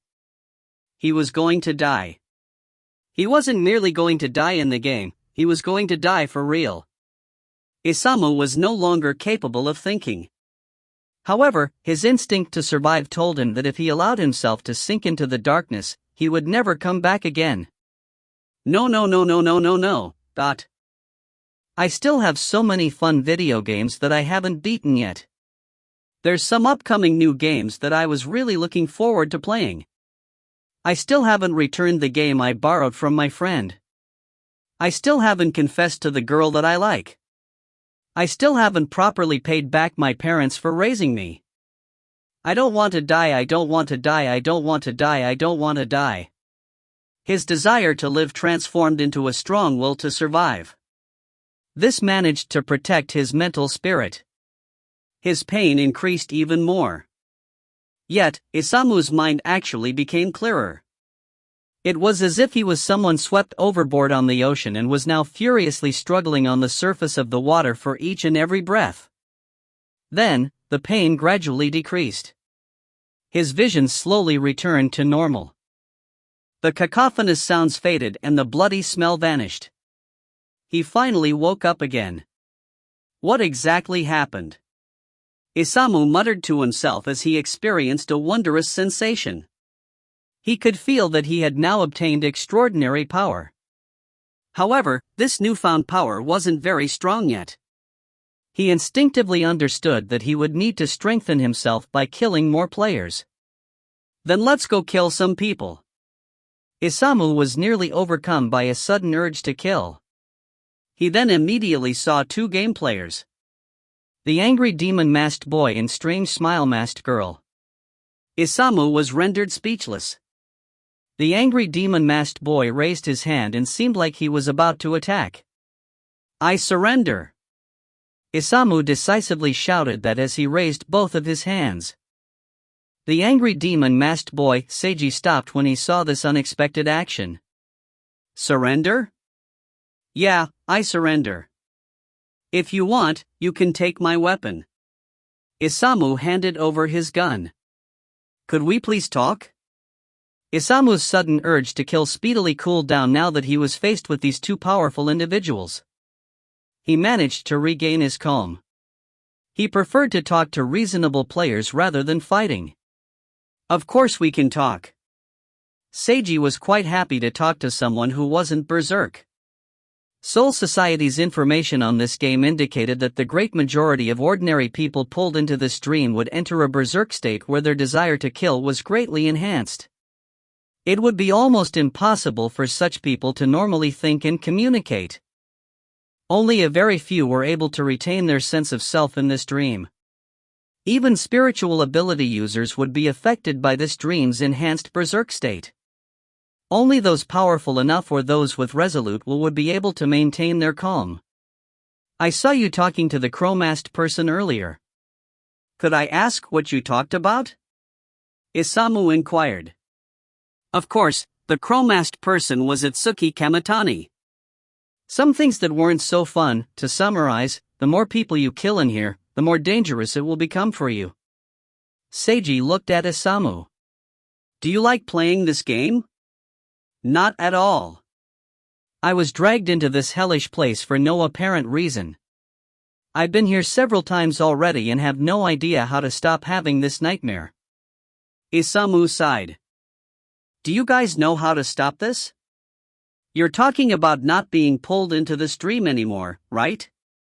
I apologize, I don't know how to stop this dream either. Although I can have you immediately quit this particular game for tonight. Seiji raised his hand. It will only take an instant. It won't hurt, probably.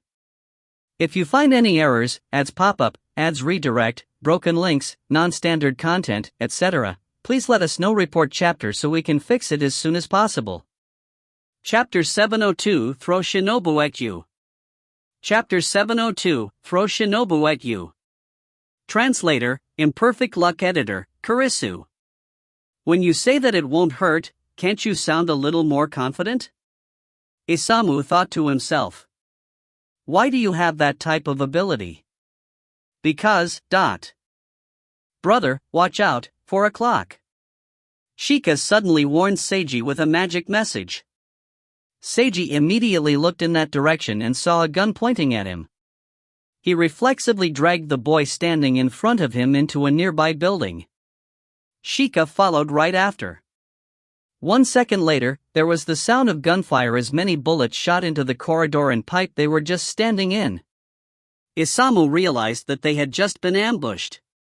If it hadn't been for Seiji dragging him to safety, he definitely would have died there already. After a while, the enemy player stopped shooting. Then, a large man wearing a tiger mask appeared. He started approaching down the pipe. Boom, Isamu started shooting. Earlier, when he tried to give up his gun, Seiji indicated that he didn't want it. So, Isamu still had his gun. He was lucky enough to hit the man directly in the chest. However, the man merely shook slightly before he immediately started returning fire. He was actually alright. The Tiger Mask man clearly wasn't wearing any bulletproof vest. He actually managed to stay standing after receiving a direct hit. Isamu was astonished by this. The strange smile-masked girl, Shika, created some ice blades and shot them at the Tiger Mask man, knocking him down. Seiji immediately rushed over and pointed his hand at the enemy player. A white light appeared on his hand. Whoosh, a silver-haired small girl appeared from the white light. She lifted up a large golden hammer, which was even larger than she was. With a haya, she smashed the hammer at the large Tiger Mask man. Thud! There was a muffled sound together with golden waves that spread out from the impact. This technique was known as throw shinobu at you. Cough, that was just a joke. Actually, Seiji was using Yomi's so-called method. This was to release Shinobu's soul in order to use a soul attack against the target which would forcefully shake the person's mental spirit and wake them up. It was just that the process ended up looking surprisingly cute. Shinobu's soul form was appearing much younger than her physical body. Her large hammer was her soul attacking method. She looked quite cute, and her haya would surely shake any lolicon soul. Seiji personally felt that he wasn't a lolicon, yet even he was shaken by her cuteness. That was the evidence of just how impactful it was. After Shinobu attacked, Seiji instantly pulled her back into his body again as he observed the soul attack's effects. The Tiger Masked man started shaking, and his entire body started becoming clear. He was about to leave this dream. Yet, he suddenly roared, and his body became restored again. He trembled violently as he crawled up while the mask on his face glowed red. Seiji frowned upon seeing this. He speedily created a golden longsword in his right hand and sliced down. Shing, the Tiger Masked man's head was cut off and sent flying. And yet, the mask released a blinding red light, causing the head to suddenly fly backwards and back onto the body as if time had been reversed. The head reattached itself with a strong shock wave that forced Seiji backwards. *Ruhue error. Star. The Tiger Mask man then roared as he began transforming, just like a tiger. Just like the previous Wolf Mask man's transformation, the Tiger Masked man soon became a muscular tiger man with vicious appearance. Although the soul attack was effective, this person had been resistant to the soul attack. It even caused his mask to use sin activation. I should have weakened him further before having Shinobu attack. Seiji came to this conclusion. The Tiger Man viciously pounced at them. Seiji battled with his sword together with Shika's support. During this battle, another player appeared and started shooting bullets at all of them. The Tiger Man jumped over and tore that player to pieces. The Tigerman's body then glowed red as his power increased.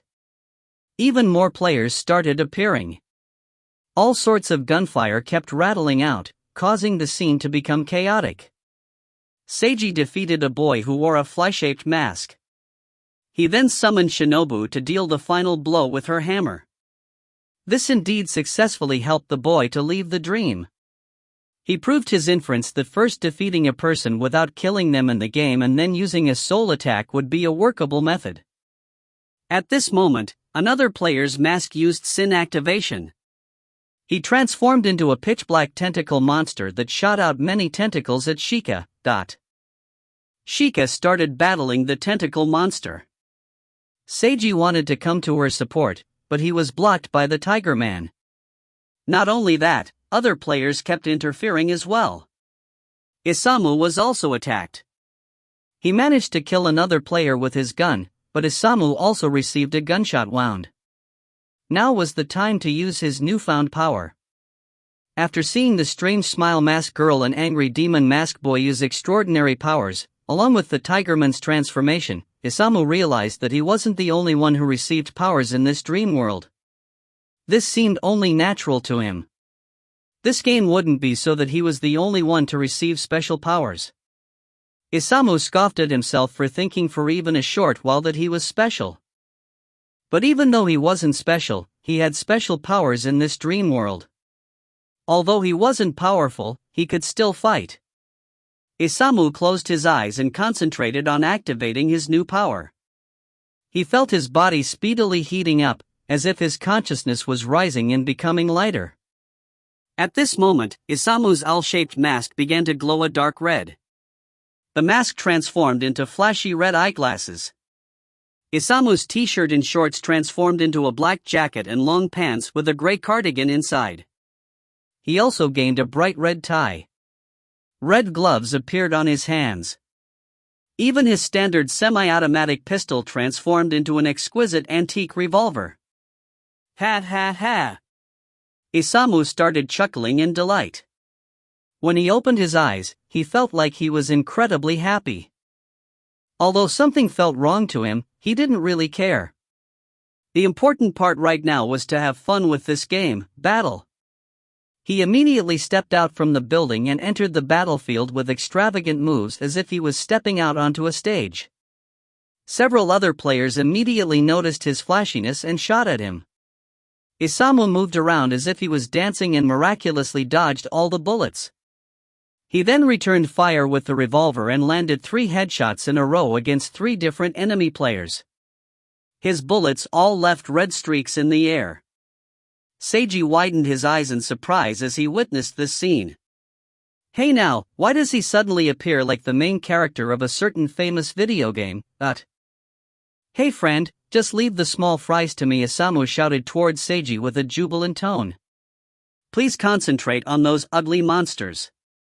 Thank you. Could I ask who you are? Seiji's cheeks twitched. I'm the person you just saved.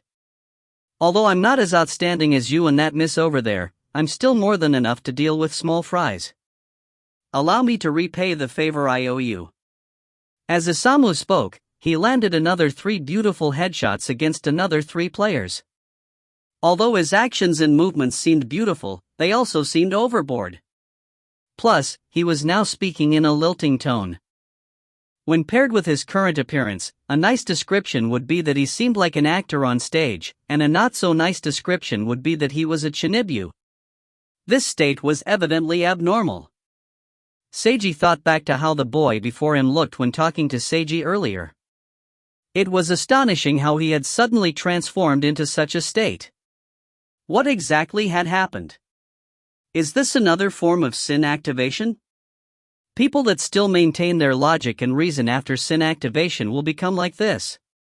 That was a completely different style from those who transformed into monsters. You could either transform into a monster or a Shinibu. Question: what would you choose between transforming into an insane bloodthirsty monster or a Shinibu addicted to performing? Answer: Seiji would choose death. Transforming into a monster was quite terrible, but transforming into a Shinibu would be so embarrassing. Although it was embarrassing, maybe it would also be a little cool? No, I definitely don't want to become like that. Seiji forcefully retorted to himself. If you find any errors, ads pop up, ads redirect, broken links, non-standard content, etc., please let us know. Report chapter so we can fix it as soon as possible. Chapter 703, Let me continue helping you. Chapter 703, Let me continue helping you. Translator, Imperfect Luck Editor, Kurisu. Regardless, with a helper dealing with the small fry or ordinary players, there were now far fewer distractions, and Seiji and Shika could concentrate on dealing with players that had undergone sin activation. Seiji used the terrain to help dodge the Tigerman's vicious attacks. He then used evolved body strengthening technique Wind to speed himself up even more for a swift attack. Densely intersecting sword attacks sliced at the Tigerman's body, causing serious damage and slicing off his right paw. Grarauruar! The Tigerman screamed out in what resembled a combination of human and tiger screams. He then hurriedly retreated. Seiji chased right after him without giving him a chance to escape. Seeing that he couldn't escape, the Tiger Man roared as he then got down on all fours and crouched down on the ground like a real tiger. All the hair on his body stood up on ends as his body expanded. He widened his mouth as a red glow appeared inside. Boom! A blood-red light explosively shot out from the Tigerman's mouth. Seiji responded calmly. Seeing how obvious it was that the Tiger Man was using some sort of ultimate ability, Seiji had already prepared his own spell to deal with the blood-red light. A large amount of smaller spell formations instantly appeared, blocking the blood-red light and transforming it. Counterattack Curse, Dragon Counterattack, ... The spell formations flashed as the blood-red light turned into a golden dragon that roared as it rushed back towards the Tiger Man and exploded in a brilliant light. The Tiger Man collapsed from this explosion. Seiji released Shinobu and had her hammer the Tiger Man out of the game. Meanwhile, Sheikah froze the tentacle monster solid. However, another player underwent Sin activation as well, transforming into a large meatball-shaped monster with several mouths that emitted a green gas. The battle continued. The fierce fighting continued for quite a while. After all the attacking players were killed or exiled with Shinobu's soul attack, this district was finally cleared and became quiet. "Are you alright?" Seiji walked over to his helper and checked on him. Currently, Isamu's clothes were rather tattered, and he had a wretched appearance. However, he didn't appear to be injured. "I'm fine," Isamu gave a big thumbs up while flashing a happy smile. "It was really fun to play together with you." He then remained in that pose as he smiled and collapsed. Seiji grabbed him in time so that Isamu didn't hit the floor. Seiji and Sheikah then saw Isamu glowing a dark red as the shirt and tie vanished, while the tattered black jacket and long pants transformed back into an undamaged t-shirt and shorts. His red gloves vanished, and the revolver he'd dropped on the ground became a standard semi-automatic pistol again. His shoes became sneakers again as the flashy red glasses transformed back into an owl-shaped mask. Seiji now confirmed that this was indeed the same boy that he had been talking to before the battling started. He was now in a weak state. Seiji wondered if he should exile this person from the game now? Just as Seiji was considering this, he saw Isamu moving. Isamu woke up again. He felt a headache, and was rather dizzy. He also wanted to vomit. His body felt hot and listless, as well as numb. It was as if he had undergone strenuous exercise followed by an electric shock. Luckily, someone was supporting him. Otherwise, he surely would have fallen down. Isamu lifted his head, only to see the angry demon mask boy. His head started working again, and he recalled what had just happened. He had activated his power, transformed, and started fighting as a team together with the angry demon mask boy and the strange smile mask girl. "Are you alright?" Seiji asked once again. I'm fine," Isamu told him as he managed to stand by himself again. He indicated that Seiji didn't need to support him any further. "Thank you for your help just now," Seiji gave his thanks. "May I ask how I should call you?" "You can call me Owl," Isamu answered. Since his mask was an owl, the first player he'd met who wasn't Berserk had called him Owl. Isamu had taken Owl as his nickname in this game afterwards. "Owl-san, you can call me White Knight. My partner here is the Knight of Zero," Seiji told Isamu. White Knight and Knight of Zero? These were obviously just nicknames rather than real names as well. But, why was a girl using a name like Knight? Isamu was rather curious about this, but didn't ask, since it was only a nickname here. It was just like an internet username. "Thanks to your assistance, we were able to finish this battle without any problems. What do you intend to do next, Owl-san?" Seiji asked. "For example, as I said previously, I can help you to leave this particular instance of the game. Would you like to leave now or stay behind?" Isamu fell silent for a moment. "Can I ask who exactly the two of you are?" Isamu mulled things over before speaking up again. "You have extraordinary power, but it's not like mine, nor is it anything like those people who transformed have showed. I feel that you're no ordinary players of this game. We're spiritual ability users, Seiji admitted honestly. Spiritual ability users, so they really exist. Since even an abnormal dream like this exists, isn't it natural for spiritual ability users to also exist? You have a point. Is this dream also created by a spiritual ability user? That's right. The boy that you call the crow-masked person is the main culprit behind all this.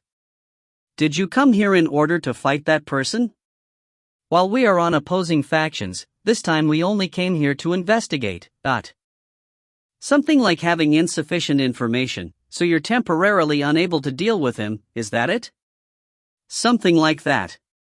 If Soul Society had more specific information on this strange dream, then they would surely take action. So, perhaps lacking information and being unable to deal with Kamitani was indeed the case, Seiji thought to himself. Let me continue helping you. Something flashed in Isamu's eyes. I want to completely break free from this nightmare, so rather than exiting this particular instance of the game, I'd prefer to continue helping you and do my best to fight against the person who created this nightmare. Owl-san. You don't need to call me by an honorific like San. Alright. Owl. Seiji paused for a moment. Thank you for your heartfelt intentions. Still, I must tell you that the longer you fight in here and the more people you kill, the more dangerous it will be for you. Why's that? Because this mask is. Seiji explained the properties of the Mask of Sin to Isamu. Isamu fell silent once again. So that extraordinary power he just gained was the power of the mask, and activating it was called Sin Activation. The more people he killed, the more powerful the Sin Activation would become, and the more difficult it would be to withstand. If he was unable to withstand it, it was possible that he would die for real rather than only dying in the game. Isamu recalled the painful sensations he underwent earlier and became afraid of the risk of dying for real. But if he didn't use his power, he would be nothing more than a small fry that wouldn't be of any help. Plus, there was the chance that even if he didn't activate the power himself, the mask would use Sin Activation for him. In conclusion, if he really wanted to help White Knight and the Knight of Zero to fight against the crow-masked person, he would really need to risk his life. This would no longer be a simple game. This was a real battle where lives were at stake. Isamu became afraid. But he also became somewhat excited.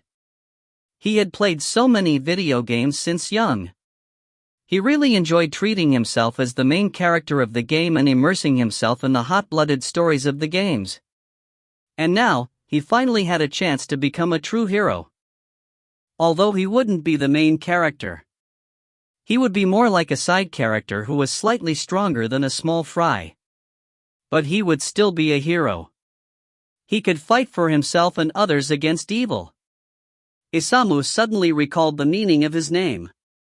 Isamu was written with the characters for courage in fighting.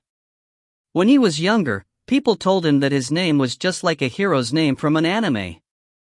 Isamu agreed with this as well.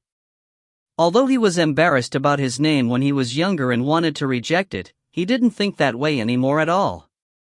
Isamu loved heroes. Isamu wanted to be a hero. That was why Isamu wouldn't let go of this chance to truly become a hero. If you find any errors, ads pop up, ads redirect, broken links, non-standard content, etc., please let us know. Report chapter so we can fix it as soon as possible. Chapter 704, I've resolved myself. Probably. Chapter 704, I've resolved myself, probably. Translator, Imperfect Luck Editor, Kurisu. I still want to stay behind and help you guys. Isamu suppressed his inner fears as he spoke loudly with excitement and idolization. If it's more dangerous with killing more players, will it be fine as long as I try my best not to kill them? Logically, that should be the case, but I can't make any guarantees that you'll be safe just by doing that. Quitting the game is the safest, Seiji told him. Quitting this game is only a temporary band-aid fix for tonight. That won't free me from this nightmare, and I'd still face danger again, wouldn't I? Isamu looked directly at Seiji. Seiji fell silent for a moment. "You're certain that you want to stay behind?" "I'm certain," Isamu answered adamantly. He then suddenly thought of something. "If I stay behind to help you, will I be troubling you?" "Of course not, you were a great help just now."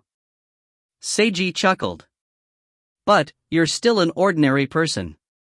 Although it's brave of you to want to risk your life to battle with us, this isn't something that should be decided on an impulse. Have you really resolved yourself?" Resolve? Isamu felt as if this word was so heavy as to be physical. His earlier resolution was already shaken. However, he soon firmed his resolve again. He had resolved himself already. No matter what happened afterwards, he would be mentally prepared. Isamu took a deep breath to help calm himself down. "I've resolved myself, probably." "What's with that probably of mine?" Isamu commented on himself after saying that out loud. Why did I say probably after such cool-sounding words? That ruined the great impression I gave. Earlier, he had been commenting on how the angry demon mask boy didn't sound confident enough. He didn't think that, ironically, it was now time to comment on himself. Seiji chuckled after hearing these words and sensing Isamu's embarrassment.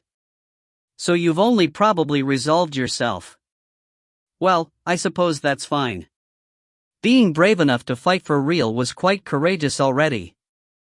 He could understand even if the resolve wasn't 100%. "Since you've resolved yourself, then I'll be counting on your assistance. But as your resolve seems insufficient, if I judge that you shouldn't stay any longer, I'll be having you leave this dream immediately." "Will that be all right?" "That's fine. Thank you, White Knight-san. I should be the one thanking you for being willing to help us. Also, there's no need to address me with the san suffix. Alright, White Knight and Knight of Zero-san, please take care of me." "No need to use honorifics with me," Shika told him. "Thank you for your help, Owl. No need to be polite." Isamu smiled as he felt that he had obtained recognition. "Two people are coming over. They've been watching us for a while," Shika stated as she indicated towards the left. Seiji and Isamu looked there, only to see two people walking over, a fat man wearing a horned rat mask along with a woman wearing a half-green and half-black snake mask. The fat man was actually wearing pajamas, together with a bulletproof vest on top. It seemed rather strange. The woman was wearing an ordinary shirt and jeans, also with a bulletproof vest on top. They're Horned Ratkuin and Double Snake-san. I recognize them. They're both reasonable players that we can talk to, Isamu told Seiji and Shika. "Hey, Owl-kun." The rat mask pudgy man greeted them as he got close.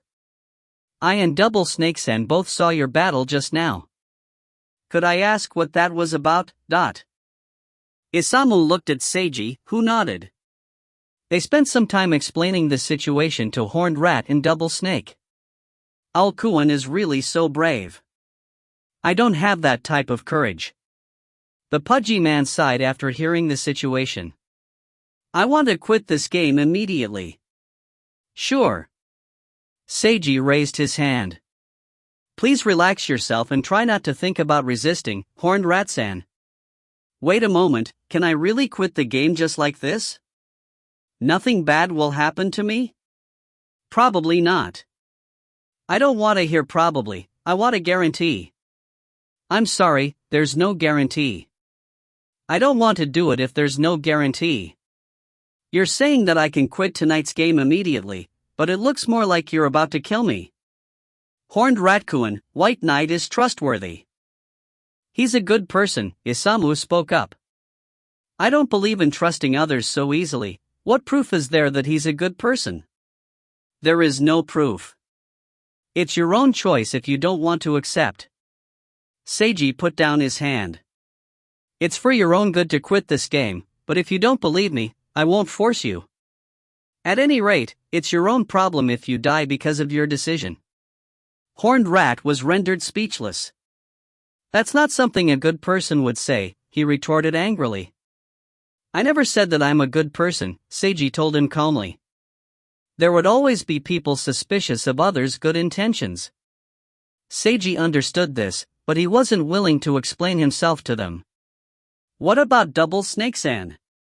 Are you willing to believe me? I'd like to ask a question, the snake-masked woman said. What meaning is there for the crow-masked person to do all this? Giving special powers to the players can't possibly be just to add another layer to the game. But that might really be the case. Kamitani seems like the type to do things just for fun. Seiji recalled his conversation with Kamitani. This power, the Mask of Sin, could it be possible that it'll become usable in real life after it becomes powerful enough? Something flashed in the snake-masked woman's eyes. Everyone fell silent for a moment. How is that possible? Isamu reflexively denied this. We're all dreaming right now.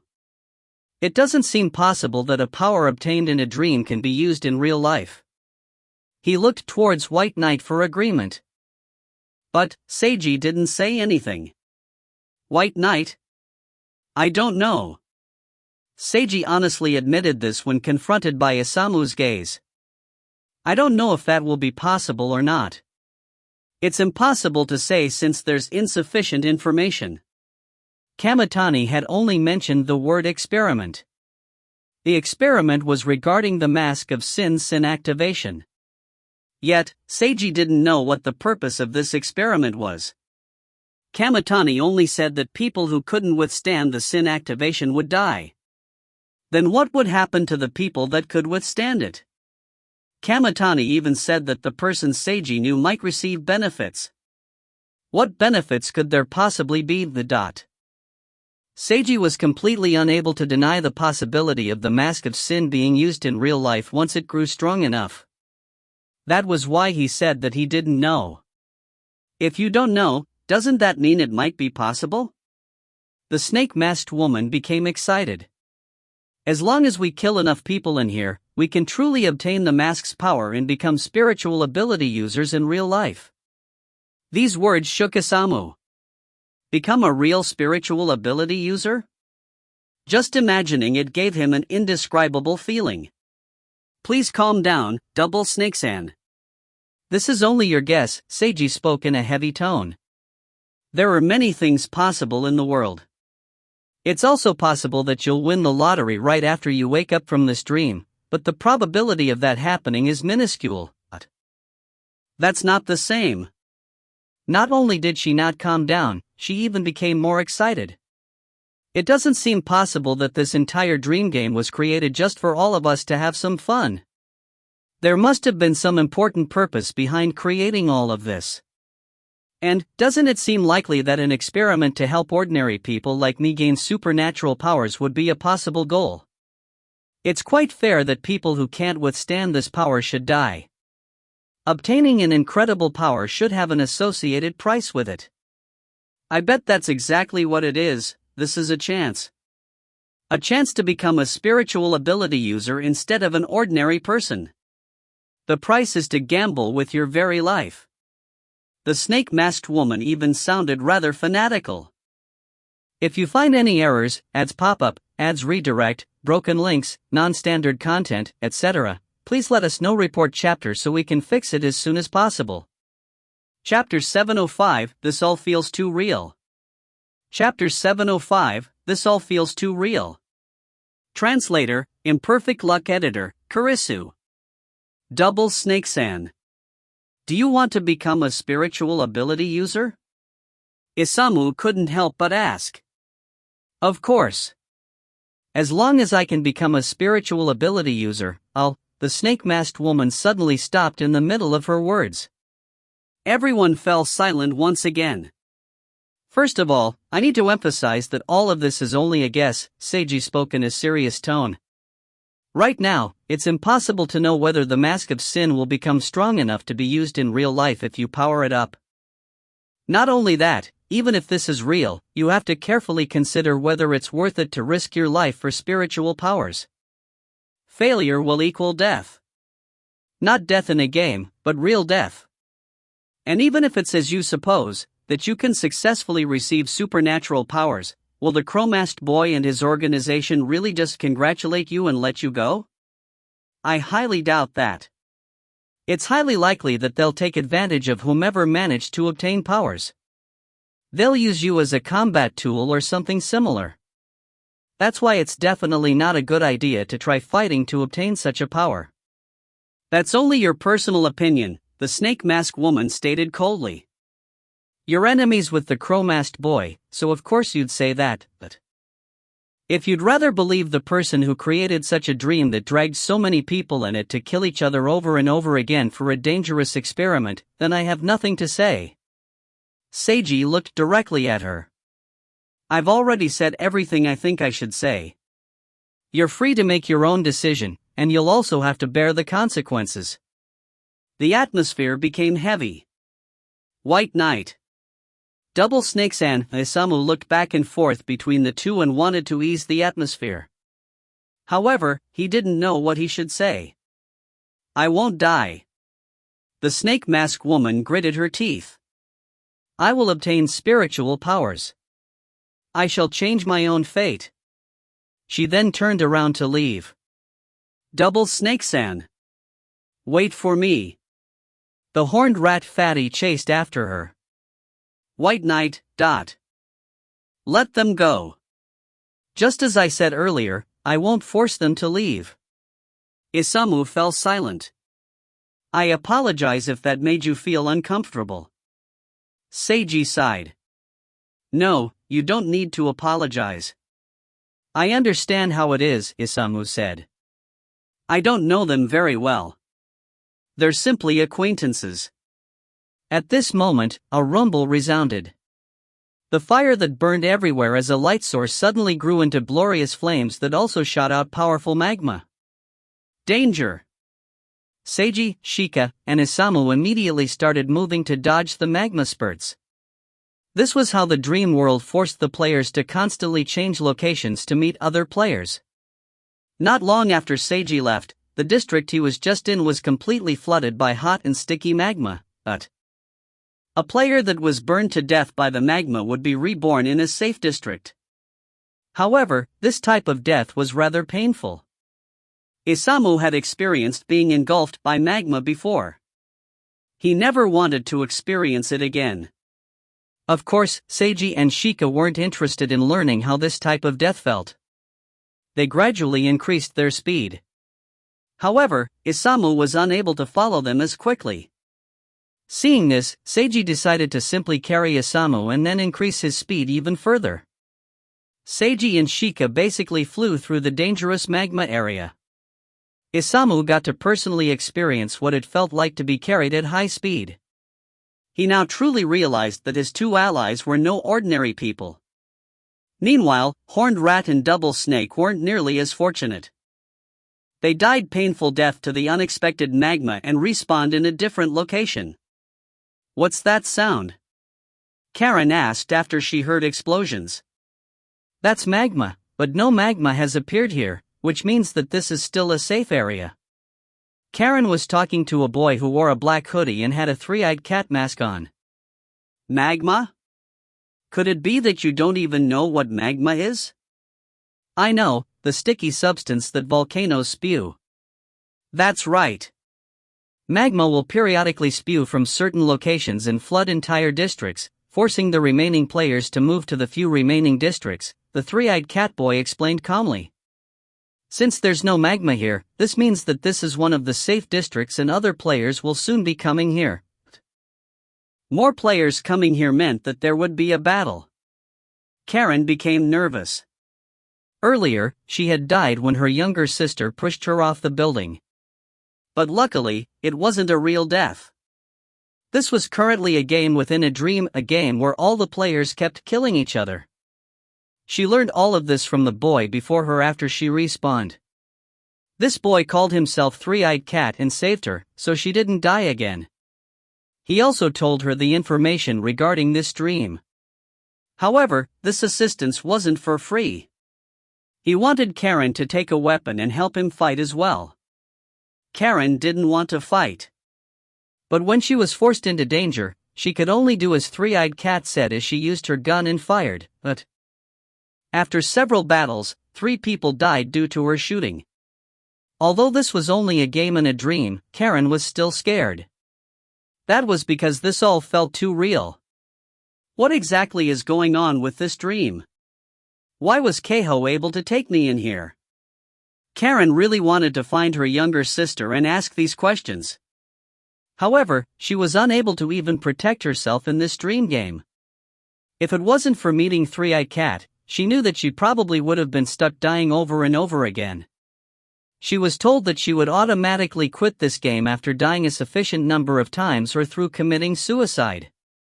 Karen thought about committing suicide here to quit the game. Yet, Keiho was still within this dream. And she came here precisely because she had requested to fight against Keiho. She wanted to defeat her younger sister so that Keiho would return the demon's power. Yet she never expected that Keiho would end up bringing her to such a location. Committing suicide to quit this game would be the same as admitting defeat to Keiho. Karen definitely didn't want that. She had to find Keiho, perhaps she would even need to fight and defeat Keiho. No, she actually didn't need to especially go and find Keiho. Karen suddenly had a realization. According to what Three-Eyed Cat-san says, this is a game where the players continually fight against each other. That means that as long as I survive and Keiho survives, we'll definitely meet each other sooner or later. And if I don't see her even until the end, that means she's already been knocked out of the game, which means it's my victory. So, I don't need to find her at all. I only need to survive. Karen made up her mind to focus fully on survival. I forgot to ask you something, Three-Eyed Cat asked after a moment of silence. How did you come here? My younger sister brought me here, Karen told him honestly. What about you, Three-Eyed Cat-san? Something flashed in Three-Eyed Cat's eyes. I don't know how I got here. 5 days ago, while I was sleeping, I suddenly arrived here in my dreams, he stated calmly. It's been the same every night since then, and I've met some other players that are reasonable and willing to communicate. They've all said the same thing. You're the only one that's different so far. You said that you've never met the Crow-masked person, so I was wondering if you came in here with a different method from everyone else. It was as I expected. The boy looked deeply at Karen as if he was trying to see through behind her butterfly mask. Just who are you? And who is your younger sister? Butterfly-san. If you find any errors, ads pop up, ads redirect, broken links, non-standard content, etc., please let us know. Report chapter so we can fix it as soon as possible. Chapter 706, Weak. So weak. Chapter 706, Weak, so weak. Karen didn't know how she should respond. She then suddenly felt a headache, as if something icy cold was pouring through the mask into her brain. She then heard ear-piercing sounds, felt dizzy, her vision became obscured, she smelled a sticky stench of blood, and her consciousness went hazy. She felt the injected coldness beginning to violently clash against the power that dwelled within her body already. This was an incredibly uncomfortable and painful sensation for her. Karen instinctively tried to resist. However, her remaining lucidity made her accept the demon's power instead. This is my demon power, it belongs to me. No matter how difficult and painful it is, I must accept it, I have to endure, I must withstand it. For my younger sister, Keiho. Karen did her best to maintain her mental spirit and sense of self. She refused to give up. Even when faced against a furiously cold torrential downpour, she didn't lower her head at all as she adamantly persisted, moving forward and facing everything head-on. After the mask's power violently clashed with the demon's power for a while, the two powers under Karen's acceptance began to combine, whirl around, and mix with each other, finally forming one. After the torrential onslaught ended, the pain and discomfort diminished, and everything returned to normal.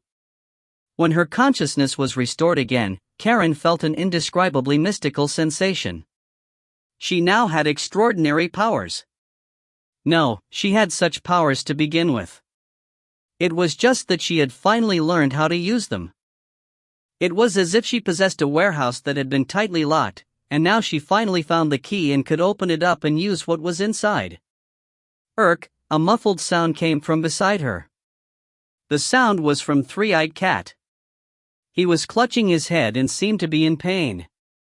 Three-Eyed Cat-san. Did you also obtain it? A type of power just entered my mind just now. Did you not feel anything? Three-Eyed Cat looked at Butterfly. I did. So you also obtained a power, right? Yeah, Karen nodded. Rather than obtaining a power, it was more like she had awakened. But she supposed that it counted as obtaining a power. That hurts so much. Shouldn't the game developers at least give a notification before adding a new update? Damned developers, Three-Eyed Cat rubbed his forehead. Still, this new update seems quite nice.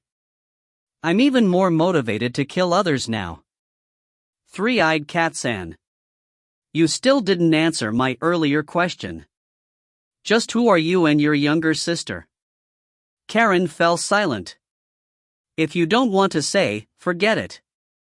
I don't care who you are, I only want you to help me, Three-Eyed Cat stated calmly. Feel free to leave if you don't want to, but we'll become enemies from that moment onwards. I'll unhesitatingly kill you. Three-Eyed Cat-san. Do you like playing this type of game? Are you trying to ask if I enjoy killing people? Karen tacitly admitted this. I don't like killing people, but I don't hate it either, Three-Eyed Cat replied. This is a slaughtering game. The people here are equivalent to monsters in video games. Killing people here gives me the same feeling as killing monsters in other games. Basically, even if my enemies in this dream game were non-human, I'd accept it in the same way without any particular satisfaction or disappointment. This dream is really abnormal, but as a game, it's actually pretty fun. That's because there's no such realistic game in real life. And, the crow-masked person even said that the final victor will be able to obtain 100,000 Sakuras of real cash in real life. Since it's a game, then I should try my hardest to win. Plus, I really want that cash prize, so I'm going to go all out. Karen didn't know what to say to this. She felt like something was off about Three-Eyed Cat, but she didn't know what. What about you? Do you want to win? I don't want to win. I only want to meet my younger sister. You said that your younger sister brought you here. How's your relationship with her? Karen fell silent once again. Three-Eyed Cat guessed that it was probably a bad relationship, and didn't pry any further. Weak, so weak. Keiho felt empty inside after slaughtering a large number of players in unison. At first, the battles here were rather difficult and stimulating for her. But as her demon powers and techniques improved, Keiho soon leveled up to the point where she could easily suppress the normal players. She didn't feel any excitement anymore.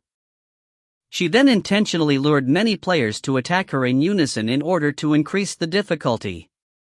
Yet, she didn't even need to become serious and use her real power to kill all those players.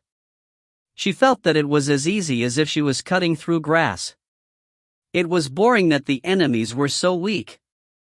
Although it was slightly fun to kill so many players all at once, Keiho still felt mostly bored in that it wasn't interesting enough.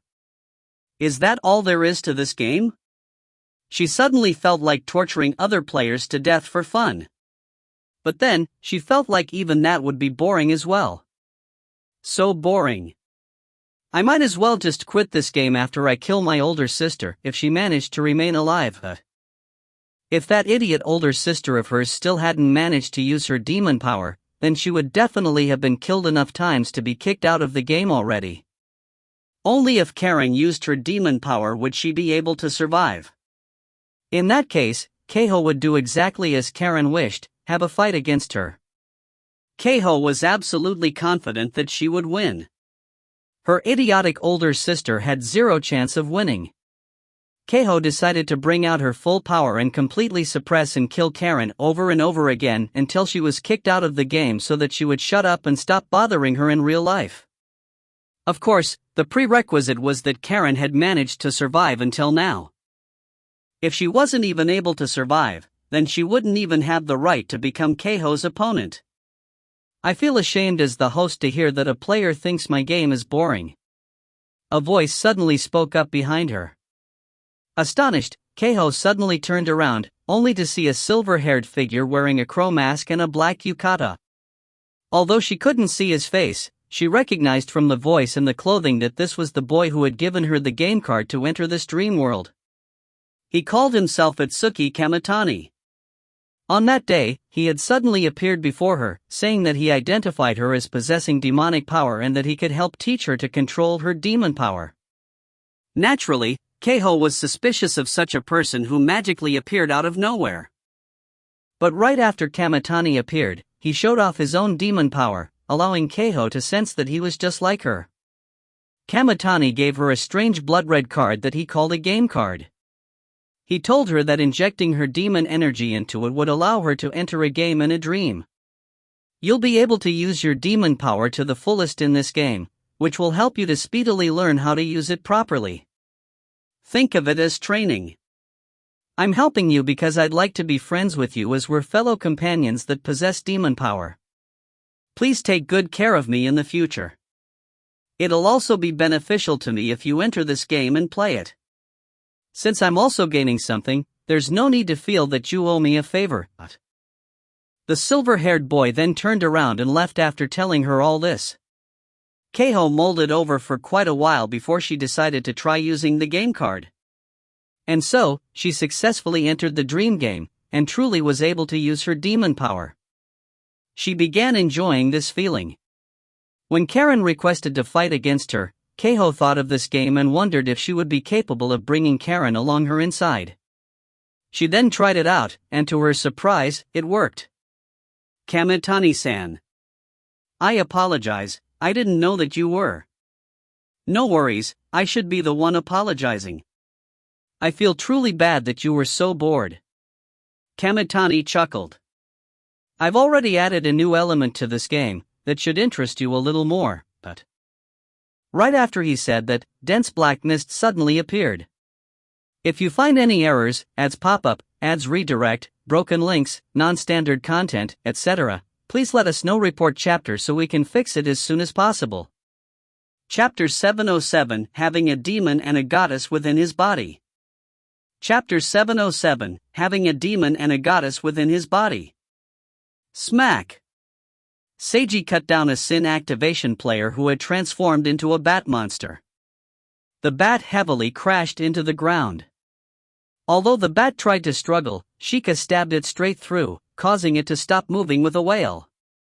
Shinobu then flashily arrived and smashed the bat person out of the game with a haya. Seiji then recalled Shinobu as he looked around, ascertaining that there were no more enemies. Are you guys alright? Shika said that she was fine. Isamu also felt alright after he recovered from his Sin activation form. After leaving the Magma District, Seiji and his companions defeated many players. Seiji had Shinobu take as many players out of the game as possible.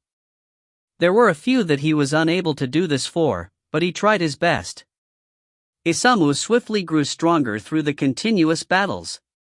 By now, he only needed 3 seconds to use Sin activation and fully transform. He could now transform his gun into other weapons apart from a revolver, leading to different fighting techniques. Neither would Isamu be incredibly weakened after the transformation wore off. He now only needed to rest for a while before transforming again. However, it was difficult for Isamu to continuously use any weapon other than the revolver. It was quite evident that he had grown stronger. However, there was one part where Isamu didn't improve: his strange mentality about performing after transforming. Isamu tried his best, but was unable to control his urges at all. Something was off with his state of mind while transformed. Isamu could remember everything that happened while he was transformed, and felt really embarrassed. Although his two new allies didn't comment any further on this, he still felt that he was behaving rather silly. Actually, Isamu was the most embarrassed about the fact that he secretly felt that it was fun to act like that. It was as if he was happy about breaking taboos such as taking off all clothing and running around naked on the street. Just admit it, you're foundationally the type of person who enjoys that type of humiliation. You're just a pervert who wants to be naked in front of everyone. No, not at all. That was just an analogy. I'm not a pervert. Nor am I enjoying such a state. After commenting on his own thoughts, Isamu forced himself to stop thinking along these lines. He then asked his new teammate a question he had been wanting to ask. White Knight, I was kinda curious. What exactly is that silver-haired little girl? Out of all the extraordinary powers that his two allies showed off, the silver-haired loli that kept jumping out of White Knight's body and swinging a golden hammer even larger than herself was what Isamu was the most curious about. Isamu hadn't asked before, because he was worried that it would tread upon some taboo. But now, he really couldn't hold in his curiosity anymore after fighting alongside them for so long. She's a young demon, and her hammer attack is actually a soul attack. This has the effect of forcing players to quit tonight's game, Seiji explained. Oh, Isamu only half understood. She lives within your body. Indeed. Seiji chuckled. Actually, not only do I have a cute demon living within my body, I even have a beautiful goddess inside me. A goddess? Isamu widened his eyes in surprise. That's right, a beautiful and powerful goddess. After Seiji half-jokingly and half-seriously said this, he heard his bonded female spirit chuckling. Yomi simply laughed and didn't comment on his words. Having a demon and a goddess within his body. Did this count as a typical spiritual ability user? Isamu didn't know. He had zero knowledge about real spiritual ability users. But judging from White Knight's combat strength, he seemed rather powerful among spiritual ability users. At any rate, Isamu was quite certain that he would never be able to defeat White Knight. Even if Isamu multiplied the transformed himself by 10, he felt that he wouldn't even pose a threat to White Knight. Why am I thinking about such things? I'm not a spiritual ability user, nor do I have the chance to become one. Really? Isamu couldn't help but recall Double Snake's words. This might be a chance to become a spiritual ability user instead of an ordinary person, as long as you risked your life. If that was really the case, would he dare to make such a gamble? Or, did he want to gamble? Isamu felt that he didn't dare to gamble. But as for whether he wanted to gamble or not, he was unable to answer this question. At this moment, there were sounds of explosions again. This district is also going to be flooded with magma. Hurry and move. Seiji, Shika, and Isamu hurriedly dodged the flowing magma. As they moved, they focused on avoiding other players while the magma flowed. They only fought unavoidable battles. It was quite easy to deal with ordinary players. However, players under the effect of sin activation weren't so easy to deal with. As they kept moving, they met with more and more sin activation players. It was as if they were trying to attack a monster nest. Magma shot everywhere and monsters were prowling around, making this a dangerous environment. Since Isamu was being carried for all this, he felt like he was watching a fantasy disaster-themed movie from up close. Many times, he felt as if he was about to be sprayed by boiling lava and killed, or that a transformed player monster's attack would hit him and he would die, or that a monster would catch him and kill him. Yet, White Knight always managed to overcome all dangers and carry Isamu while proceeding forward with jumps and leaps. This was so cool. After realizing that White Knight was super reliable, Isamu felt as if he was experiencing a stimulating yet also safe roller coaster. Just as Isamu thought they would reach the safe district just like that, an abnormal existence suddenly appeared before them. This existence felt like human yet also inhuman. If Isamu had to forcibly describe it, this existence felt like something heavy, icy, and Bloody gathered into human form, containing frightening power. Isamu became instinctively afraid. White Knight, there's something before us. Before Isamu could even give a warning, he saw many red objects approaching. Insects. Locusts. A red locust swarm was flying straight towards them. The swarm was so dense that they were impossible to avoid. Knight of Zero. Seiji indicated for Sheikah to stay close to him as he cast his turtle armor defensive spell. The locusts crashed into the barrier and were repelled. Seiji instantly felt an immense pressure from blocking the insects out. He then witnessed the locust swarm attacking another Sin activation player, who screamed and rolled on the ground, emanating sounds of incomprehensible pain. That was because the locusts transformed into red light that entered the player's body. This was a frightening scene to behold. Red insects. Seiji recalled what he saw when he was doing his inspection for Karen Miyamoto. Now, he was certain. The person he knew that Kamitani was referring to had to be Keiho. Double Snake was in a state of extreme fear right now. As a woman, she was like many other women in that she hated insects. But right now, she was completely surrounded by countless insects. Many extremely long centipedes had tied her up to the point where she couldn't move. If this was reality, she probably would have fainted already. But she was actually unable to faint inside this dream. Double Snake really wanted to faint or even die right now, as long as she could leave this place. Yet, she was unable to do so. For some reason, she couldn't even close her eyes.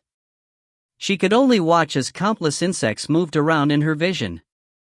She was forced to listen to their skittering sounds and smell their stench, sinking into deep fear. Suddenly, the insects before her parted and created an open path. Someone walked over. This person was a girl who wore a bright red one-piece dress. She had astonishingly large breasts and wore an exquisitely detailed and colorful butterfly-shaped mask. Her dress had abnormally complex black runes upon it. These runes resembled a variety of insects that transformed into runes which overlapped each other, giving the dress an indescribable strange beauty. The dress was low-cut and revealed a significant amount of snow-white cleavage, which appeared rather alluring. If she was walking on the street, her voluptuous breasts and the deep cleavage would surely attract many male gazes. She was so demonic. That was Double Snake's opinion of this girl before her. No, this existence that seemed to resemble a girl. Although her clothes and figure were incredibly alluring, her butterfly mask was even more attention-grabbing. Double Snake looked at the complex mask for several seconds and felt her head going dizzy and consciousness fading. Double Snake then saw something thick, red, and many-jointed suddenly rising up behind the girl and stabbing right at Double Snake. Shtick! Double Snake felt tremendous pain. Her consciousness was jolted by the immense pain, but she soon went unconscious again and fell into the darkness together with her fear. Double Snake didn't know what was happening to herself. She was no longer able to think of anything as she was swallowed by her fear. Right before she was completely devoured by the icy cold deep darkness, her final remnant of consciousness felt regret. Who knew what she was regretting? If you find any errors, ads pop up, ads redirect, broken links, non-standard content, etc., please let us know. Report chapter so we can fix it as soon as possible. Chapter 708, Insect Queen. Chapter 708, Insect Queen. Three-Eyed Cat was feeling like things were really bad right now. That was because of the insects. So many countless insects had suddenly appeared from everywhere. He wasn't particularly afraid of insects. However, it was another matter when insects were so numerous that they filled one's entire field of vision. Not to mention, these insects were killing people. Three-Eyed Cat personally witnessed several players being killed by the insects swarming and entering their bodies. He couldn't help but tremble in fear even though this was only a game. Is this really just a game? This was a dream, and a game within a dream.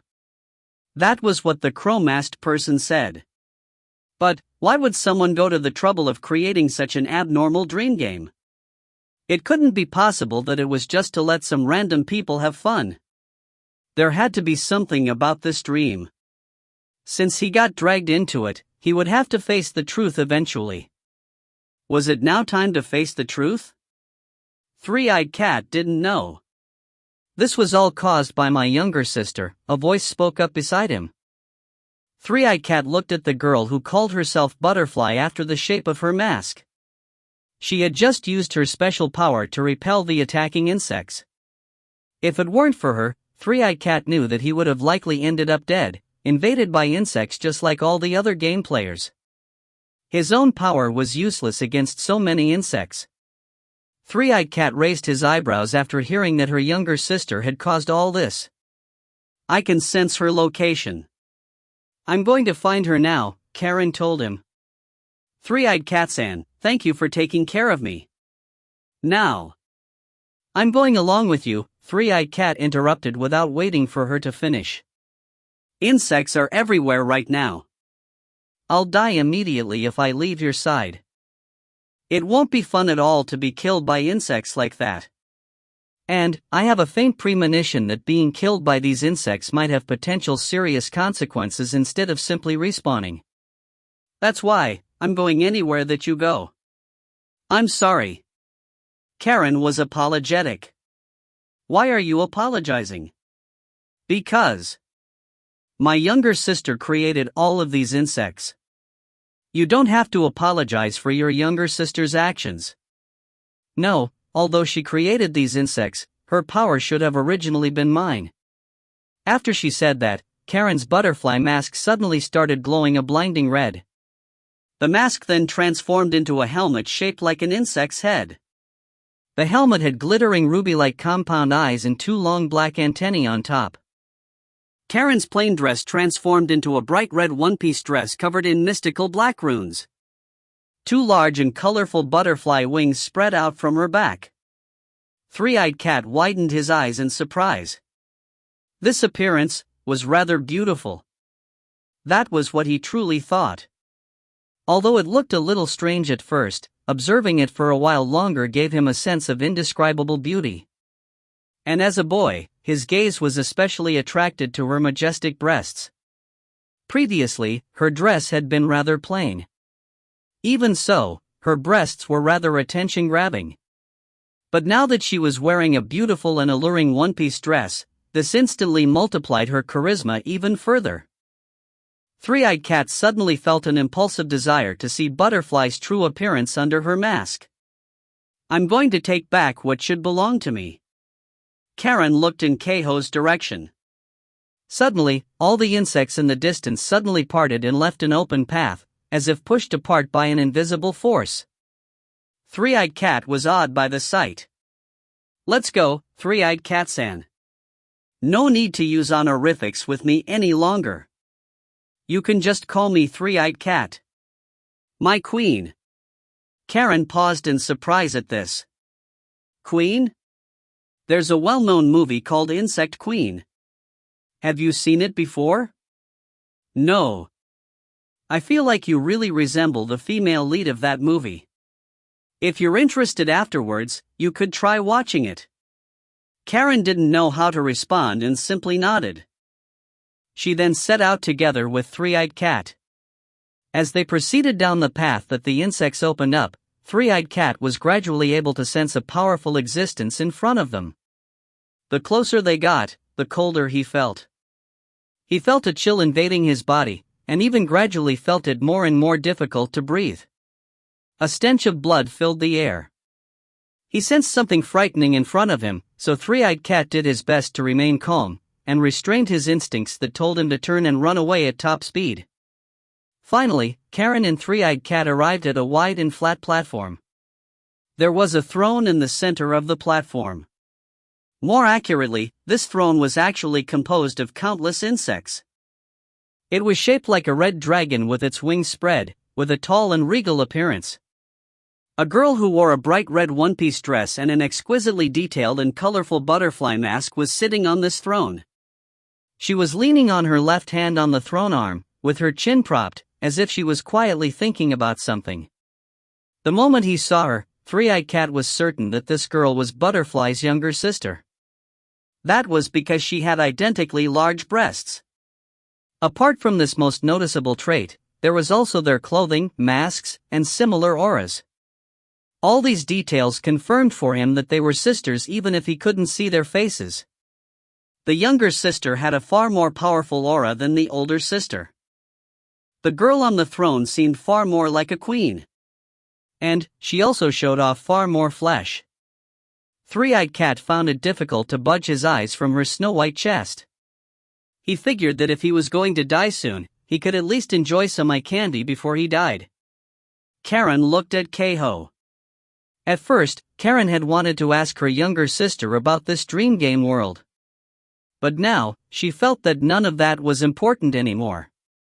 Keiho was clearly sitting there, yet she seemed like a complete stranger. No, she didn't even seem human anymore. She seemed more like a human-shaped monster. My younger sister. Are you still you? Karen couldn't help but ask. Keiho didn't answer.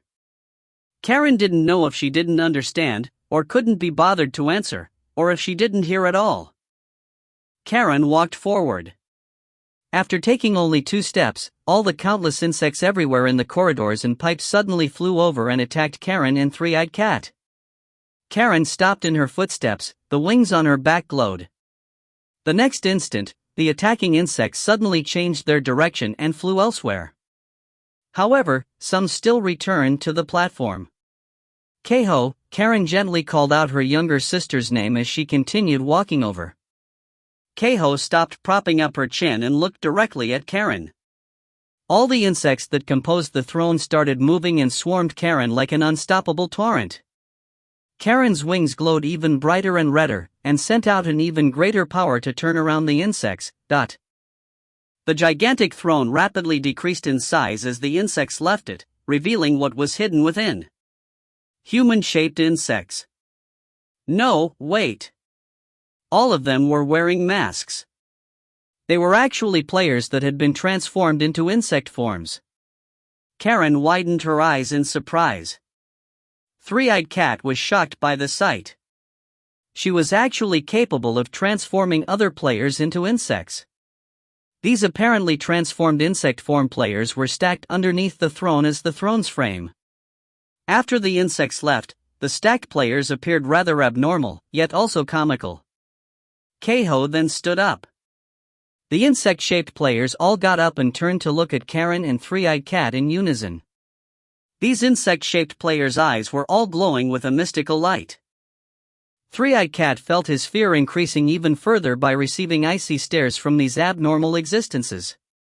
He felt as if he could foresee his fate of being torn into tiny pieces, or something even worse. His instinct to run reached its peak, but Three-Eyed Cat forced down his fear and stopped his own legs. There's too many tiny insects for me to deal with, but maybe I can kill off 1 or 2 of the large ones. He then activated his Sin activation power. If you find any errors, ads pop up, ads redirect, broken links, non-standard content, etc., please let us know. Report chapter so we can fix it as soon as possible. Chapter 709, It's Hirano-kun. Chapter 709, It's Hirano-kun. Translator, Imperfect Luck Editor, Kurisu. Three-Eyed Cat's mask started glowing black, transforming into a full-cover helmet. 2 cat ears appeared on his head, and gray cat whiskers also sprouted from it. 3 red eyes on the helmet contained complex black runes within. His jacket became black form-fitting attire instead, with gray runes on the wrists and legs. It looked like something out of a science fiction film. Right after he finished transforming, the insect-shaped players attacked. Three-Eyed Cat immediately started shooting with his gun. The bullets landed on the insect players' bodies, but caused no apparent damage. Karen dodged all the insect players' attacks as her wings released a large amount of red mist, which then transformed into dark red bees that attacked the insect players. A fierce fight soon broke out on the platform. Keiho merely stood there where she was and watched silently. The insect players had insect armor on their bodies that was tougher than bulletproof vests. Guns and even grenades couldn't break through their defenses. Only by shooting through the gaps would any damage be caused. A horned rat-masked player whose body had been changed into a beetle form got close to Three-Eyed Cat. Three-Eyed Cat revealed sharp cat claws on his hands and tried to counterattack. Shing, the insect armor that the bullets had been unable to pierce through, was actually deeply scratched by his claws. This made Three-Eyed Cat realize that rather than guns and bullets, his new special power was stronger. It would seem that he should abandon his gun and fight with his claws in melee. However, Three-Eyed Cat was no combat expert in real life. He felt that fighting against so many at close range when he was so inexperienced would be far too rash. Seeing Three-Eyed Cat being surrounded and coming under attack, Karen sent a part of her bees to help him out. These bees were capable of attacking and defending as a shield. The bees managed to block the insect player's fierce attacks. Concentrate your attacks. Focus fire on one at a time. Three-Eyed Cat shouted after fighting for a while. Karen understood and gathered her bees together rather than spreading them out. Her bees shot out a large number of black needles at a two-colored snake mask-wearing female player who had been transformed into a centipede form. The snake mask centipede player was unable to dodge the attack and collapsed, seriously injured. Three-Eyed Cat moved at high speed and avoided the other insect players as he approached the snake mask centipede player. He swiftly swiped at her with his claws. He gave her a serious blow, thinking that this would surely finish off the insect player. However, right the next second, the snake mask centipede player's mask started glowing red. Her body swiftly started expanding and shot out a green mist. Three-Eyed Cat hurriedly retreated. Not long after, a gigantic, long monster resembling both a snake and a centipede erected itself.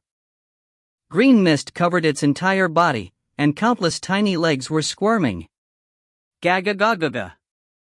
The monster uttered a strange sound that resembled scraping across glass. It was incredibly painful to hear. So these guys can still transform yet again.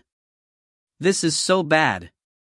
Before he even finished speaking, Three-Eyed Cat suddenly sensed tremendous danger. He retreated at full speed. The next instant, the centipede/snake hybrid monster shot out almost all of its legs like an arrow rainstorm, all aimed right at him. Tack tack tack tack, the sharp insectoid legs stabbed into the hard platform. Fortunately, Three-Eyed Cat had been able to use his cat-like senses to dodge this attack in time. Otherwise, he would have become a hedgehog. He didn't have the time to be relieved as other insect players surrounded and attacked him. If all of these insect players possessed the ability to transform into such monsters, then this battle would have a foregone conclusion. Three-Eyed Cat felt despair. He then immediately thought it was strange. Just when had he gotten the mistaken impression that he could win? No, it wasn't that he felt he could win, it was that he still had hope. But now, his hope had been snuffed out. Unless this butterfly girl was able to utilize an even stronger power.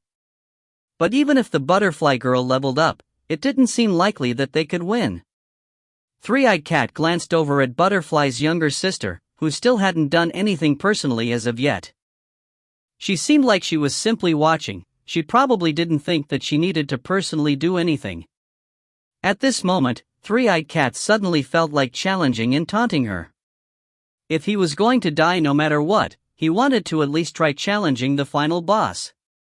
After making up his mind, Three-Eyed Cat ran around at top speed and found an opening to aim and shoot at Keiho. Tat tat tat tat, his assault rifle's bullets shot directly at her. Keiho didn't move. Swoosh, something red suddenly spread out before her, forming a shield that blocked all the bullets. The red object then curled up on itself and formed into something long and thick with many joints. It now resembled a gigantic scorpion's tail, but this tail then whipped out at an astonishing speed, stabbing directly at Three-Eyed Cat. Three-Eyed Cat did his very best to dodge. However, the scorpion tail was faster than he was. It cut him off from the front. Seeing the pitch-black tip of the scorpion tail, Three-Eyed Cat had a feeling that if this tail stabbed him, he would die immediately. Karen wanted to save him, but she couldn't do so in time. Three-Eyed Cat blocked the tail with his gun, but as expected, the gun was shattered. Was that the end? No, he still had his claws. Three-Eyed Cat did his best to fight this thick tail off with his claws. However, he knew in his heart that he was just struggling before his end. That was the end result of challenging the queen. Asterisk shtick. Asterisk the pitch-black tip of the scorpion tail pierced deep into Three-Eyed Cat's chest. His greatest efforts to block the scorpion tail had slowed it down for only a split second. He felt an incredible pain as all the energy swiftly left his body. The scorpion tail lifted him up into the air after impaling him. Three-Eyed Cat-san! Karen shouted and sent most of her bees over in an effort to save her companion. Yet, the centipede/snake monster hybrid swung its own gigantic tail at the bees, breaking through the bees' blockade and sending Karen flying backwards with a loud smack. Karen crashed down near the edge of the platform, almost falling over. The insects outside the platform seemed to be quite restive. The insect players didn't continue their attack. Karen crawled up, only to see the giant scorpion tail bringing Three-Eyed Cat up even higher into the air. Aha! Three-Eyed Cat screamed out in incomparable pain as his body started twitching. Karen felt really bad inside seeing him like this, and shouted to Keiho, "Let him go." Keiho didn't respond. She still simply stood there quietly. Three-Eyed Cat's screams became even louder. His body began to distort strangely. "He doesn't have anything to do with our matter, let him go." Karen shouted again. There was still no response. Three-Eyed Cat's voice became raspy, and strange sounds came from within his body, as if he was about to break completely or become something else, such as an insect. This was a threat, Karen realized. If she didn't surrender here, Three-Eyed Cat would suffer even more right in front of her eyes, and it was highly likely that he would receive actual irreversible harm. Keiho. Karen now faced an incredibly painful decision. If she gave up right now, she probably would never see her former sister again. But if she didn't give up, the innocent Three-Eyed Cat would. Karen found it difficult to choose. She didn't want to choose. It was impossible to choose. However, she had to make a choice. The incredible pressure almost suffocated her. At this moment, there was a sound from the right. Karen reflexively looked over, only to see two figures flying through the insect swarm. *##. Star. They landed right on the platform. Only now did Karen see them clearly as three people instead of two, one girl and two boys. There was a boy wearing an owl-shaped mask who was being carried by a tall boy wearing an angry demon mask. When they landed on the platform, the angry demon mask boy put down the owl-masked boy while he whipped out golden red flames in one hand, and burned all of the insect swarm that was chasing him. So strong. Karen sensed that this angry demon mask boy was really strong, and he also seemed somewhat familiar. "Is that your companion?" The angry demon mask boy looked in her direction and pointed at Three-Eyed Cat. Karen instantly trembled upon hearing this voice. It was Hirano-kun. At this moment, her heart became filled with indescribable emotions. If she had to describe them, she felt like a lost traveler almost about to freeze to death in the snow when she suddenly saw a house emanating a warm light up ahead. She finally saw great hope in the most despairing of situations. Yes, Karen's tears poured out uncontrollably as she felt something welling up in her throat. She wanted to cry, she wanted to shout, she wanted to say so much, but was unable to say anything at all. All she could say was the innermost desire in her heart. "Help me." Shing! A tall figure suddenly rushed over and sliced through the scorpion tail with a flash of the sword. "Understood," Seiji responded as he saved Three-Eyed Cat. If you find any errors, ads pop up, ads redirect, broken links, non-standard content, etc., please let us know. Report chapter so we can fix it as soon as possible. Chapter 710 Damn, I'm Falling in Love. Chapter 710 Damn, I'm Falling in Love. Translator, Imperfect Luck Editor, Kurisu. Not only was Keiho here, even Karen was present. Seiji could guess why this was the case. If things were really like he thought, he would truly be quite guilty without a doubt. No matter what the situation was, the important thing right now was to focus on the present. After he cut down the scorpion tail and saved Karen's companion, the insect players all attacked him. Seiji retreated while carrying the heavily injured three-eyed cat. He also simultaneously created a dozen fireballs and shot them out. Asterisk boom boom boom boom, asterisk the successive fireball explosions burst in flames. This managed to stop the insect players' attacks. Shika sent out an attack spell against the centipede/snake hybrid monster, while Isamu transformed and shot bullets at the insect players. Keiho's scorpion tail soon regenerated itself and was about to attack again, when Karen's bees obstructed the tail. The scorpion tail then started glowing red as it used a massive sweep to swipe all the bees away. Karen gritted her teeth as she released even more red mist, creating more bees to stall the scorpion tail. Seiji checked on Three-Eyed Cat's condition. Seiji then witnessed Three-Eyed Cat's body beginning to glow silver and becoming hazy. Soon, Three-Eyed Cat's body became nothing more than a dark gray ball of light which reformed into a human shape that was complete and healthy. Having extra lives, is this the so-called cats have 9 lives? Three-Eyed Cat looked at himself. This ability would activate after receiving fatal damage, instantly completely healing his body and removing all negative statuses. It could activate for a total of 9 times. Three-Eyed Cat had just understood that he possessed such a powerful ability. It would seem that my power is suitable for melee. Honestly, though, I don't really like being the warrior type. As he said this, he whipped out his claws and voluntarily started fighting against the horned rat-masked beetle-shaped player. You're really strong, aren't you? Three-Eyed Cat spoke to Seiji as he fought. I can sense that you're strong. So ignore the small fries. Hurry and go deal with the queen. Right after he finished saying this, all the countless insects around the platform suddenly started flying towards the platform like an unstoppable flood. Evidently, Keiho was beginning to use her real powers. It's too late, we're all going to die. Three-Eyed Cat sighed upon seeing this scene. We won't die. Seiji remained calm as he speedily created seals. He used a makeshift spell consisting of both fire and barrier magic, creating Evolved Spirit Flame Barrier. Whoosh, golden flames soared up into the sky, creating a tremendous firewall which burned all the attacking insects. Three-Eyed Cat widened his eyes in surprise at this scene. Yet, this wasn't all. Seiji moved around at high speed and surrounded the entire platform with a firewall, completely stopping any insects outside from entering. This rather impressive seeming flame barrier astonished both Isamu and Karen. Shika was the only one who wasn't flustered as she continued concentrating on battling. Nobody is going to die while I'm here. Seiji returned to Three-Eyed Cat's side and told him that. You're amazing. Three-Eyed Cat dodged the insect player's attacks. Just who are you? Are you a player with some sort of cheat? I suppose you could call me that. Seiji joined the fight. Since the insect players were now faced with such a powerful threat, they all used Sin activation to become powerful monstrosities.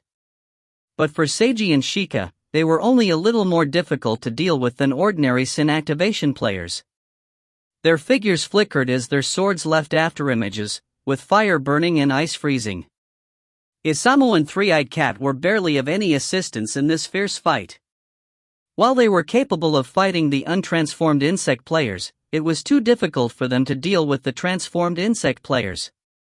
Rather than overstretching their limits, they knew that they should simply rely on the veterans. Isamu and Three-Eyed Cat soon met and recognized each other.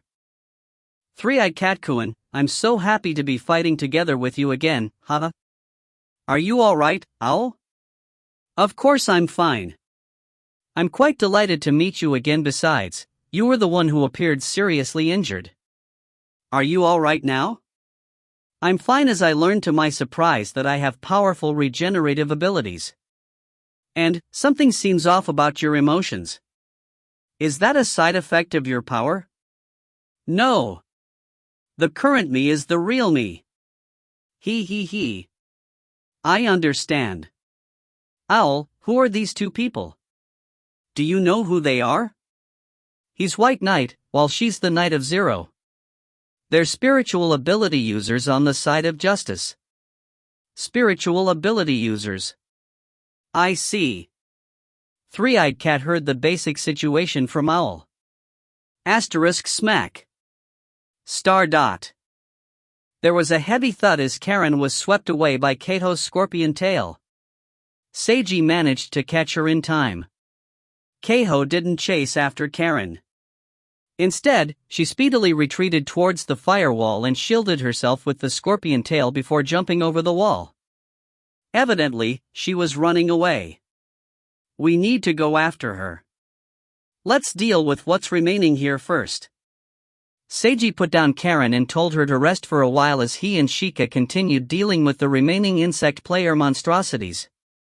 He had Shinobu smash out of the game every insect player that he defeated. Seiji didn't know if these transformed players would suffer negative side effects from being forcibly transformed by Kato or not. All he could do was send them out of the game. Not long after, the fighting ended. Seiji was now facing Owl and Three-Eyed Cat, who had returned to their normal forms. Owl, and this is Three-Eyed Cat. Three-Eyed Cat-san. Now, I'm going to have both of you quit this game tonight. Is that because we won't be of any use in the upcoming battle? Three-Eyed Cat asked rather weakly. This was his first time transforming with Sin activation. He still felt rather weak and uncomfortable after returning to normal form, and could barely stand. Simply speaking, yes. Seiji nodded. White Knight, Isamu looked at him. I'm truly grateful to you, Owl. You've already done enough, Shouldn't you have something actual as thanks instead? Owl's helped you so much, and all you're going to do is give verbal thanks? Three-Eyed Cat interjected. Don't say that, Three-Eyed Cat. You're right. Seiji agreed. I should show something actual as my appreciation. He thought it over for a second. Owl, go ahead and tell me a location in real life. I shall send over a token of my appreciation to that location. There's no need. I helped of my own free will, and I wasn't even that much help. Isamu shook his hand. Don't be an idiot, Owl. If you don't want it, I'll take it, since this is a present from a spiritual ability user, Three-Eyed Cat stated. I wasn't fighting for the sake of any potential reward, I don't think this has any conflict with you accepting a reward, though. You should properly accept what you deserve to receive. Otherwise, you'll regret it. I won't regret it at all. You care too much about material things, Three-Eyed Cat. That's right, I am indeed such a person. I would definitely accept the present, or even use the chance to make friends with the spiritual ability user, rather than being stupid to the point of doing nothing at all, Three-Eyed Cat stated lightly. Isamu felt angered. Previously, he'd thought that Three-Eyed Cat was a nice fellow, but he hadn't expected that Three-Eyed Cat was like this. No, wait. Isamu suddenly understood Three-Eyed Cat's intentions. White Knight. I don't need any gift as thanks. I just want to become friends with you. Is that all right? Seiji blinked at this. Sure. He smiled. Isamu's heart suddenly started beating quicker after hearing this and seeing Seiji's smile. Damn, I think I'm falling in love. Tui. Not at all. I was just getting a little excited. He's a real spiritual ability user. He's powerful and nice. If I become friends with him, perhaps he'll be able to help me get rid of this dream forever, or I might even be able to become a real spiritual ability user. Although the latter might be nothing more than a pipe dream, it still might be possible. At any rate, there wouldn't be any downsides to becoming friends with White Knight. It would be truly fortunate for him. Is that really alright? Isamu couldn't help but ask again. Of course. Tell me a time and place, and we can meet up and have a chat in person, Seiji told him. If you find any errors, ads pop up, ads redirect, broken links, non-standard content, etc., please let us know. Report chapter so we can fix it as soon as possible. Chapter 711, It's Not Hirano-kuen's Fault. Chapter 711, It's Not Hirano-kuen's Fault. Translator, Imperfect Luck Editor, Kurisu. Now, the problem was, having a date with a spiritual ability user, no. Having a real-life meeting with a spiritual ability user, just what time and place should he pick? Isamu was unable to come up with any ideas. I don't know where would be good, nor do I know when you're free, White Knight. So why don't you decide the time and place, ? Someone like you absolutely has to be a virgin, Three-Eyed Cat commented in a low voice. What? Isamu reacted as if he had been pricked by a needle. What does this have to do with being a virgin? If you don't understand, forget it. I don't feel like explaining things in detail to you. Explain, you bastard. Something wrong with being a virgin? Nothing, I was simply stating the objective truth. Objective? The hell? How could you possibly determine by one sentence if a person is a virgin or not? If you're not a virgin, I apologize. I can even kneel to you if you want, Three-Eyed Cat stated calmly. Isamu was unable to retort to this. He was indeed just a simple high school student who had never even had a girlfriend yet. Obviously, he was still a virgin. For a moment, Isamu felt like lying, but then sensed that he would feel even more awkward if he lied about it, and that he would feel empty inside even if he managed to somehow fool Three-Eyed Cat. I am a virgin, so what? Who cares if you guessed correctly? Does that make you amazing? I was just casually saying it, and didn't expect you to have such a large reaction. I apologize for offending you. This type of apology makes me even angrier, damn it. Do you want to fight me? Cough cough. Seiji interrupted with his coughing. Three-Eyed Cat-san, would you like to have a real-life meeting for a chat? Isamu was surprised to hear this. Three-Eyed Cat remained calm. Why are you inviting me? Because I think that you may be interested. I can meet you simply if I'm interested? Not me, I was talking about your interest in Owl, Seiji commented. I think that the two of you seem to make a good pair for each other. I don't make a good pair with him at all. Isamu immediately rejected this. I don't think that I would make a good pair with such an idiot, either. Still, I suppose that he's good enough as an intermediary between you and me, Three-Eyed Cat mentioned calmly. Hey! Who are you calling an idiot? Owl, calm down. Having you and Three-Eyed Cat meet in real life and become companions will have benefits, Seiji told him. What benefits? Isamu inquired. Asking such a question already proves that you are indeed an idiot, Three-Eyed Cat commented. Owl, I'm different from you and Three-Eyed Cat-san. Although I may be able to help you, both of you have gotten dragged into this dream that none of us know how to escape completely. You'll mostly have to rely on yourselves, Seiji told them seriously.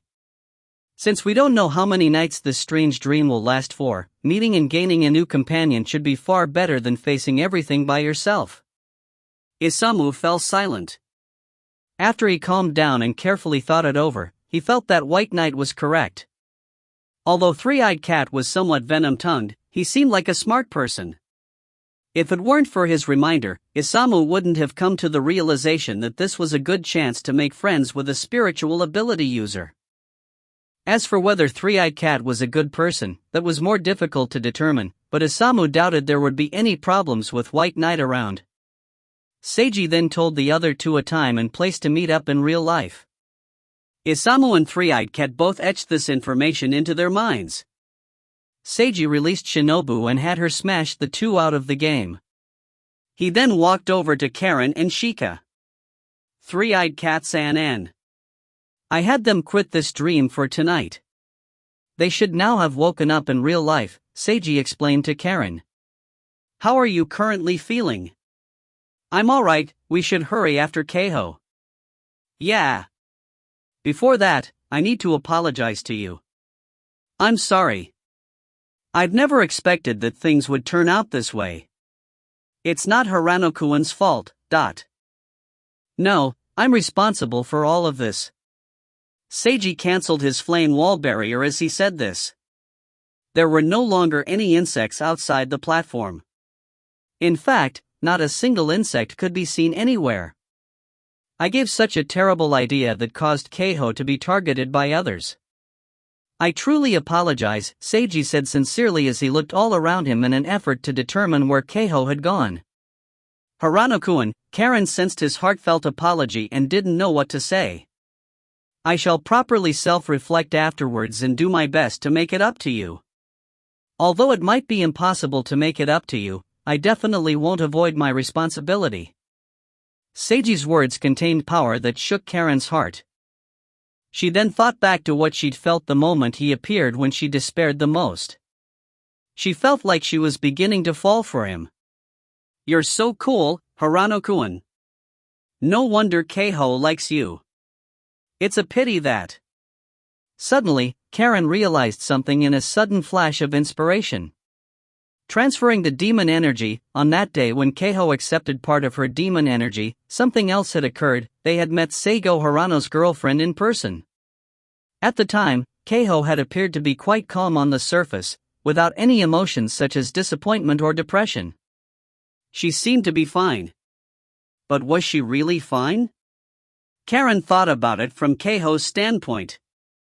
If she had furiously tried to change herself for the sake of the person she liked, then saw his girlfriend.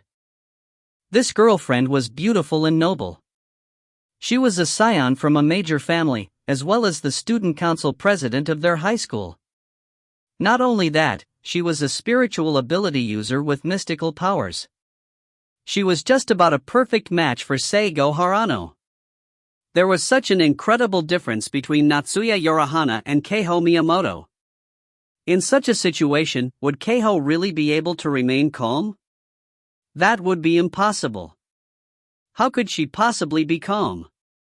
Even if she managed to act calm during the process, she would definitely become depressed, disappointed, or sink into even worse negative emotions afterwards. And assuming that there was indeed such a girl who could remain calm after experiencing such a letdown, Keiho Miyamoto definitely wasn't such a girl, but Karen knew this very well as Keiho's older sister. Her younger sister Keiho definitely wasn't such an amazing girl who had excellent control of her emotions. Otherwise, she wouldn't have become a shut-in otaku girl who closed her heart to others for so long. So, the truth must have been.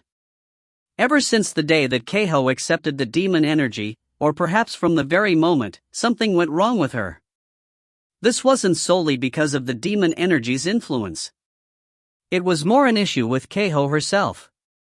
She had been completely heartbroken.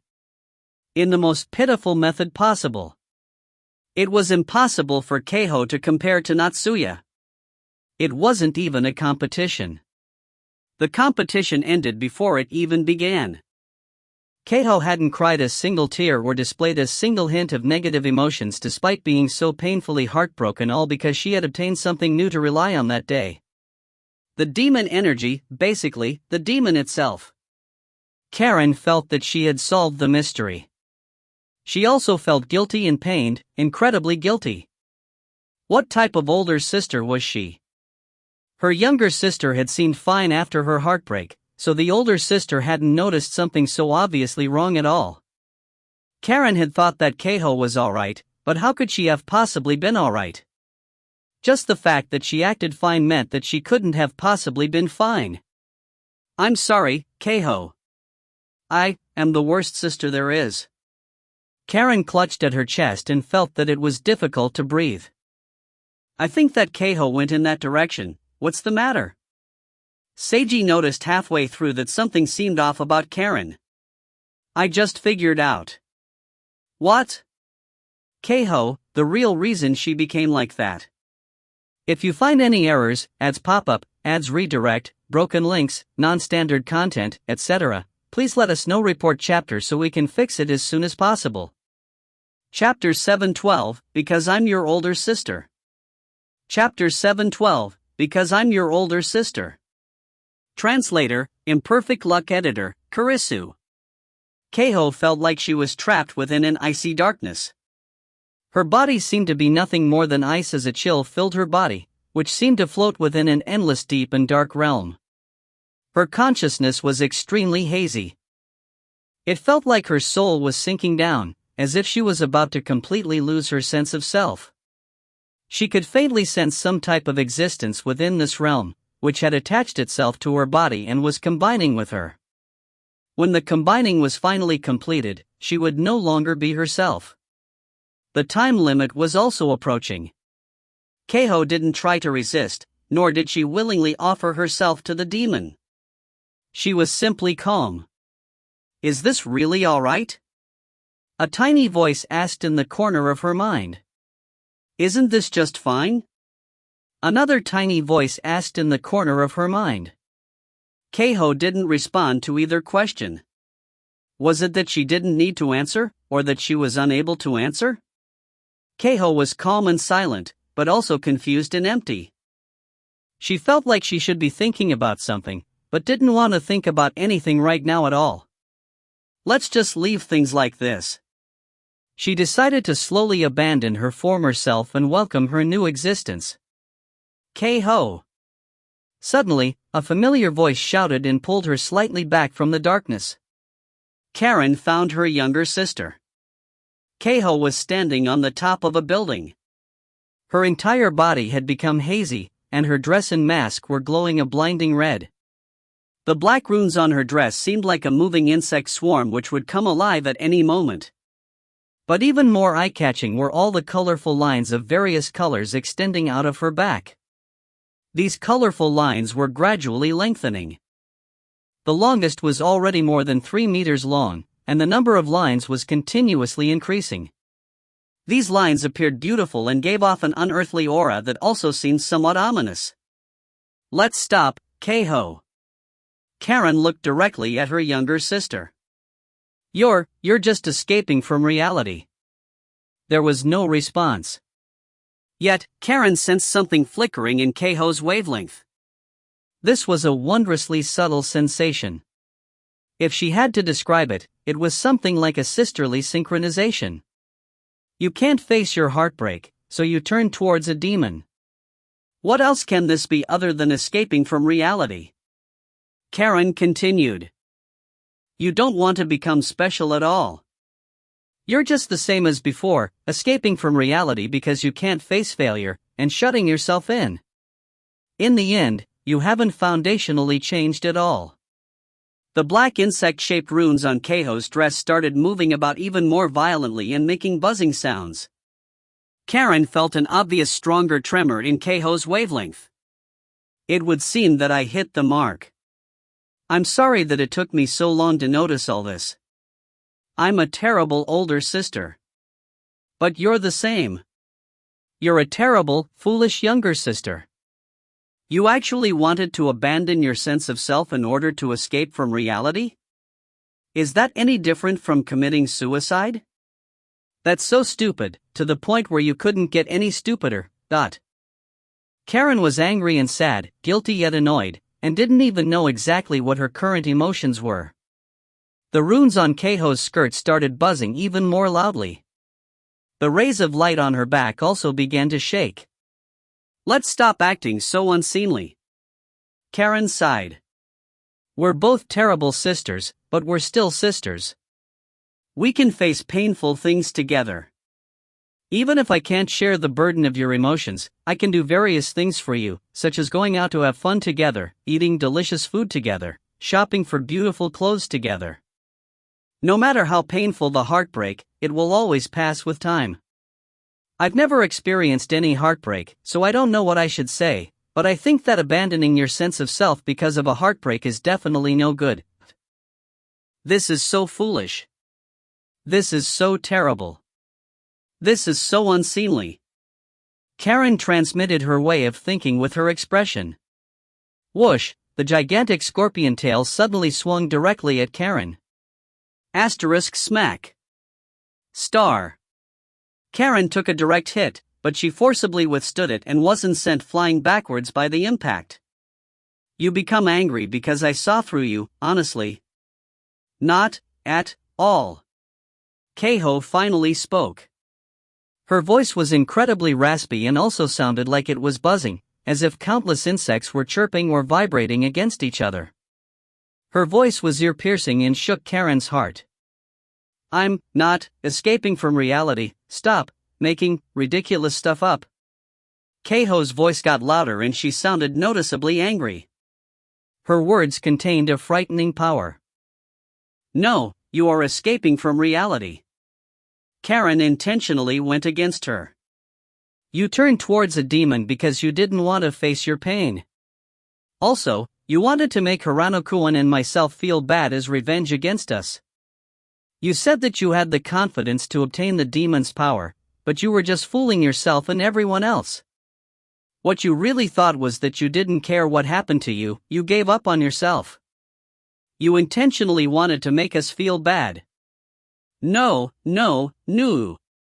Keiho started shouting loudly. The red light on her exploded, forming a powerful shock wave. But Karen managed to withstand this as well. Honestly, you're so annoying. Someone like you. Karen grit her teeth. But, you're my younger sister, my only sister. I love you, Keiho.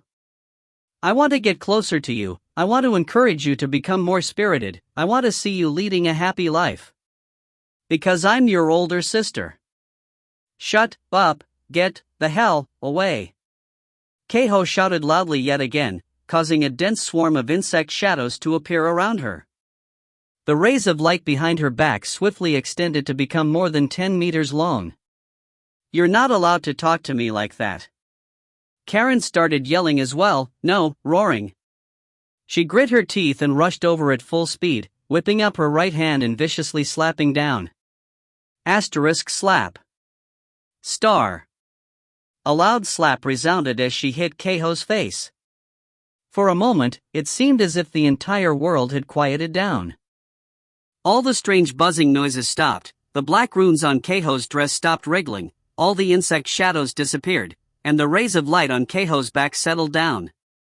Keiho stood there dazedly with her head tilted, as if she couldn't believe what just happened. Karen retracted her hand and then hugged Keiho. Don't talk to me like that, Karen spoke in a way that sounded half angry and half begging. I feel so bad. Keiho. I'm so angry, and really want to cry. Just how can I get you to understand? I'm begging you, return to being my sister, don't leave me. Tears streamed down Karen's face. These tears came straight from her soul's prayers. She truly wanted to regain the sister who was about to leave. Sis-ter. Keiho's consciousness gradually became clearer. She left the icy darkness and returned to the warmth of the world. Just what have I been doing? Why did I want to do these things? Am I still me? The moment that she thought this, a sudden fierce pain entered her head. The icy darkness overwhelmed her once more. Loud buzzing sounds could be heard, sounding angry.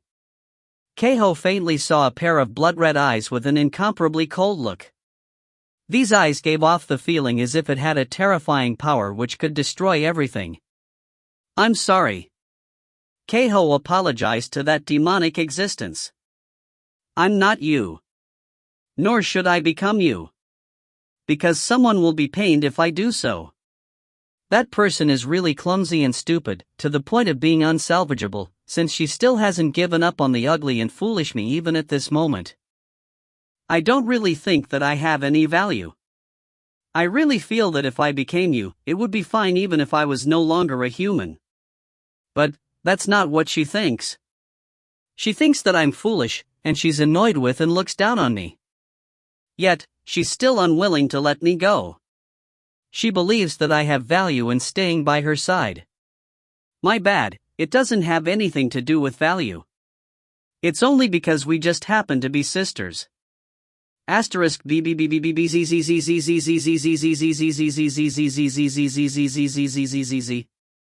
star. An angry, strange sound seemed to explode within Keiho and shake her very soul.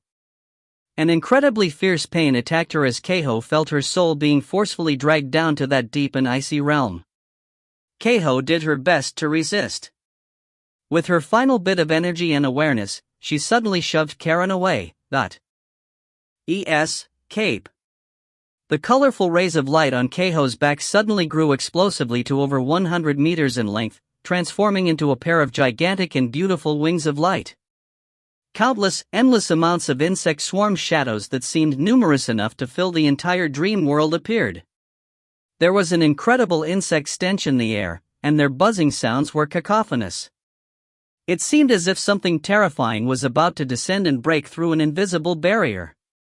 Karen wanted to do something, but just standing was difficult already for her. She felt a chill invading her body, causing her body to go limp and her consciousness to go hazy. Then, a tall figure suddenly stood before her. "Leave the rest to me." Seiji spoke in a confident tone. "If you find any errors, ads pop up, ads redirect, broken links, non-standard content, etc., please let us know. Report chapter so we can fix it as soon as possible." Chapter 713 Obey Me. Chapter 713 Obey Me. Translator, Imperfect Luck Editor, Kurisu. Harano Kuan. Looking at the figure before her, Karen realized that this was what a so-called hero probably looked like. Even though they were about to face a terrifying and vicious demon, she could feel assured as long as he was here. Seiji didn't attack immediately. Instead, he prepared his barriers and shored up his defenses. He hadn't attacked, because the time wasn't ripe yet. Although the current situation was bad, it was also a chance. His original plan had been to use a special spell to forcefully awaken the insect demon once the demon energy accumulated to a sufficient extent. This would interfere with its natural awakening so that it wouldn't have its full power, making it easier to deal with. But right now, the insect demon had begun to awaken even though the demon energy hadn't accumulated to such an extent. This was both a good thing and a bad thing. The bad part was that the insect demon awakening when it still had far too insufficient energy meant that it was highly likely to use Keiho's soul as additional nutrition. This would result in Keiho's death. But, the good part was that since the insect demon awakened itself in such a state, it would be even weaker and easier to deal with than planned. Plus, Seiji had recently acquired a great boost to his spiritual power. It was actually quite easy for him to defeat this insect demon. The problem was how to protect Keiho while doing so. Killing the insect demon would be impossible to carry out, as no matter how he did it, Keiho would be affected as the host and end up dying. Cleansing and sealing wouldn't work either, as that would all affect Keiho's soul. The only workable method was to completely suppress and immediately take the demon under his control. And he would have to hurry. To be clearer, Seiji was going to make this insect demon and Keiho into his spirit-branded retainer. Suppressing demons and controlling a demon's power for their own usage was the original job of Yin-Yang Masters, after all. All the insect shadows became even clearer as some of them transformed into physical insects. The insects surrounded Seiji and started attacking. Whooshui fierce flames arose and burned all the attacking insects to ash. These insects were nothing more than insects to Seiji. He would burn all that attacked him. The important thing right now was Keiho. Currently, Keiho's entire body was floating in midair. Her dress and mask were giving off a thick blood-red light that surrounded her entire body. The black runes on her dress were wriggling violently and even extending outside the dress. The black runes were beginning to swiftly combine with the blood-red light, forming a half-translucent insect shape. This insect had a sturdy shell, sharp-tipped legs, sharp limbs, a thick and strong tail, long horns, and crystal compound eyes. It appeared like the mixture of many different insects, yet it didn't appear distorted or ugly at all. Instead, it all seemed like it was naturally beautiful. It was just like an insect chimera, the amalgamation of many different insects, which gave it a unique beauty. This insect demon is highly likely to have been a god in the past, Yomi suddenly spoke up in his mind. It probably lost the consecration it was receiving for some reason and became a demon instead. So it's a fallen god. Seiji mused to himself. If that's the case, can it become a god again if it starts receiving consecration and worship again? Seiji inquired. Perhaps so, perhaps not. It's just like how some people never return to their former selves after becoming fallen. It's the same for gods that are fallen. Rumble, rumble, rumble, rumble. The trembling in this dream space became even more violent, to the point where it was ear-piercing. Karen felt pressure and fear from all this. But she was within Seiji's barrier's protection. She looked at the figure standing before her, and no longer felt afraid. Boom. Star. Something which seemed like an invisible wall was broken through as the demon finally descended for real together with a tremendous sound. BZZZZZZ. Star. Keho, no, the insect demon made a strange ear-piercing sound as its blood-red compound eyes glowed with a deep and cold light. The wings of light on its back let off a brilliant glow. It was as if it was announcing its own arrival. Seiji had been waiting for this exact moment, so he instantly used his ultimate. Evolved Demon Suppression Bell. Clang, the holy sound of the bells ringing instantly suppressed the strange insectoid sounds as the giant golden bell appeared and covered the insect demon's entire body, suppressing it underneath the bell. This was an impressive sight that left Karen with a deep impression. The insect demon instantly started making sounds of pain. It felt aggrieved, having received such a vicious attack the moment it arrived. The insect demon was incredibly angered as it tried to break free from the bell, making loud banging noises within it. The insect swarms around the platform also went into a frenzy, diving towards Seiji, the bell, and his barrier. Evolved Spirit Flames. Seiji released powerful flames that burned all the insects in a wide AoE attack. This was just how willful he could be now that his spiritual power stat exceeded 1200. If he increased his skill at controlling the fire, he could even release an entire sea of fire which could burn the whole dream world to nothingness. Although Karen had mentally prepared herself, she still couldn't help but be astonished to personally witness just how powerful Seigo Harano was. He was suppressing the insect demon with one hand and burning up all the insect swarms with the other. Amazing! Yet, Shika still remained calm. That was because she had seen even more incredible scenes against more powerful opponents before. Who cared about dealing with some puny insects? She had seen her brother Seiji breaking the boundaries of life and death by reviving the dead before. That was what her brother Seiji was truly capable of. The way he appeared like a god during the final part of the Bloodwine ritual tournament had etched itself deeply into her mind. Shika refused to believe that it would be the only time he would ever appear like that. Even if he wasn't capable of it now, her brother Seiji would definitely show off such a power again in the future. Bang. Star. The thick and powerful scorpion tail pierced through the bell. This was actually because Seiji intentionally controlled the strength of his Demon Suppression Bell spell. He hadn't used his full amount of spiritual power on the spell. Otherwise, the insect demon would have been instantly killed. Since the bell was pierced through, this weakened the power of the spell, and the insect demon began attacking the bell even more violently. The scorpion tail furiously whacked the bell from the outside, while the insect demon violently attacked from inside. The golden bell was gradually breaking down. Karen was quite worried about this scene. However, Seigo Harano in front of her didn't appear to be worried in the slightest.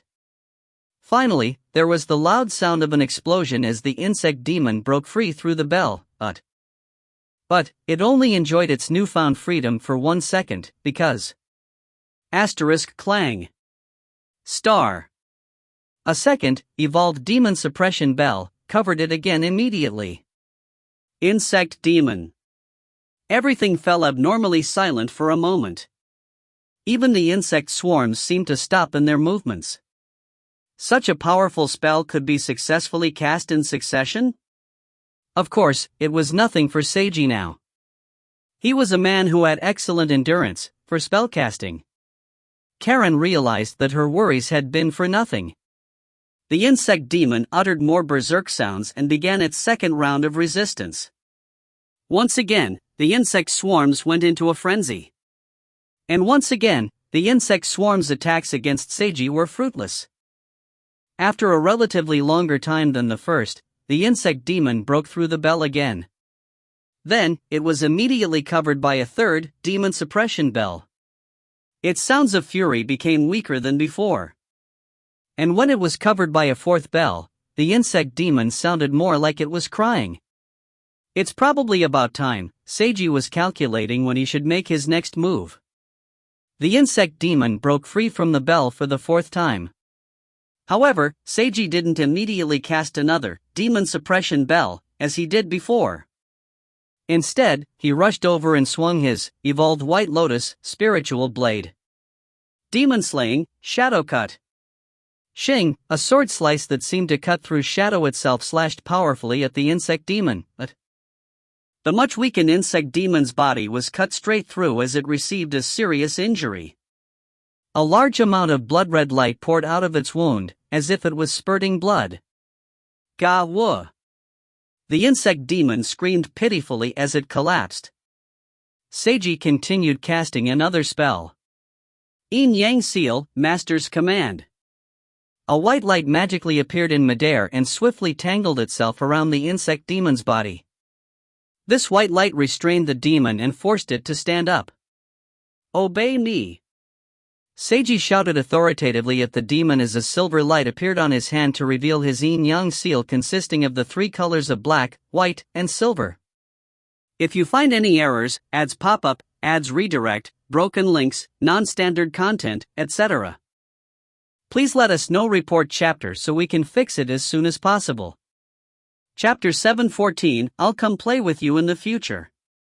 Chapter 714, I'll come play with you in the future. Translator, Imperfect Luck Editor, Kurisu. Seiji's command transmitted itself through the yin-yang seal. The insect demon started making berserk sounds as it received this command and furiously struggled against it. Previously, it was invading a human, but now a human was invading and conquering its will. Naturally, the insect demon strongly resisted against this. Although it was greatly weakened and seriously injured to the point where it couldn't fight back anymore, it still didn't want to surrender. Shing, Seiji sliced the insect demon again and then increased the strength of his spell in order to forcibly engrave his seal upon the insect demon. A white light immediately started invading the demon's body. Gaga, the insect demon felt a tremendous pain.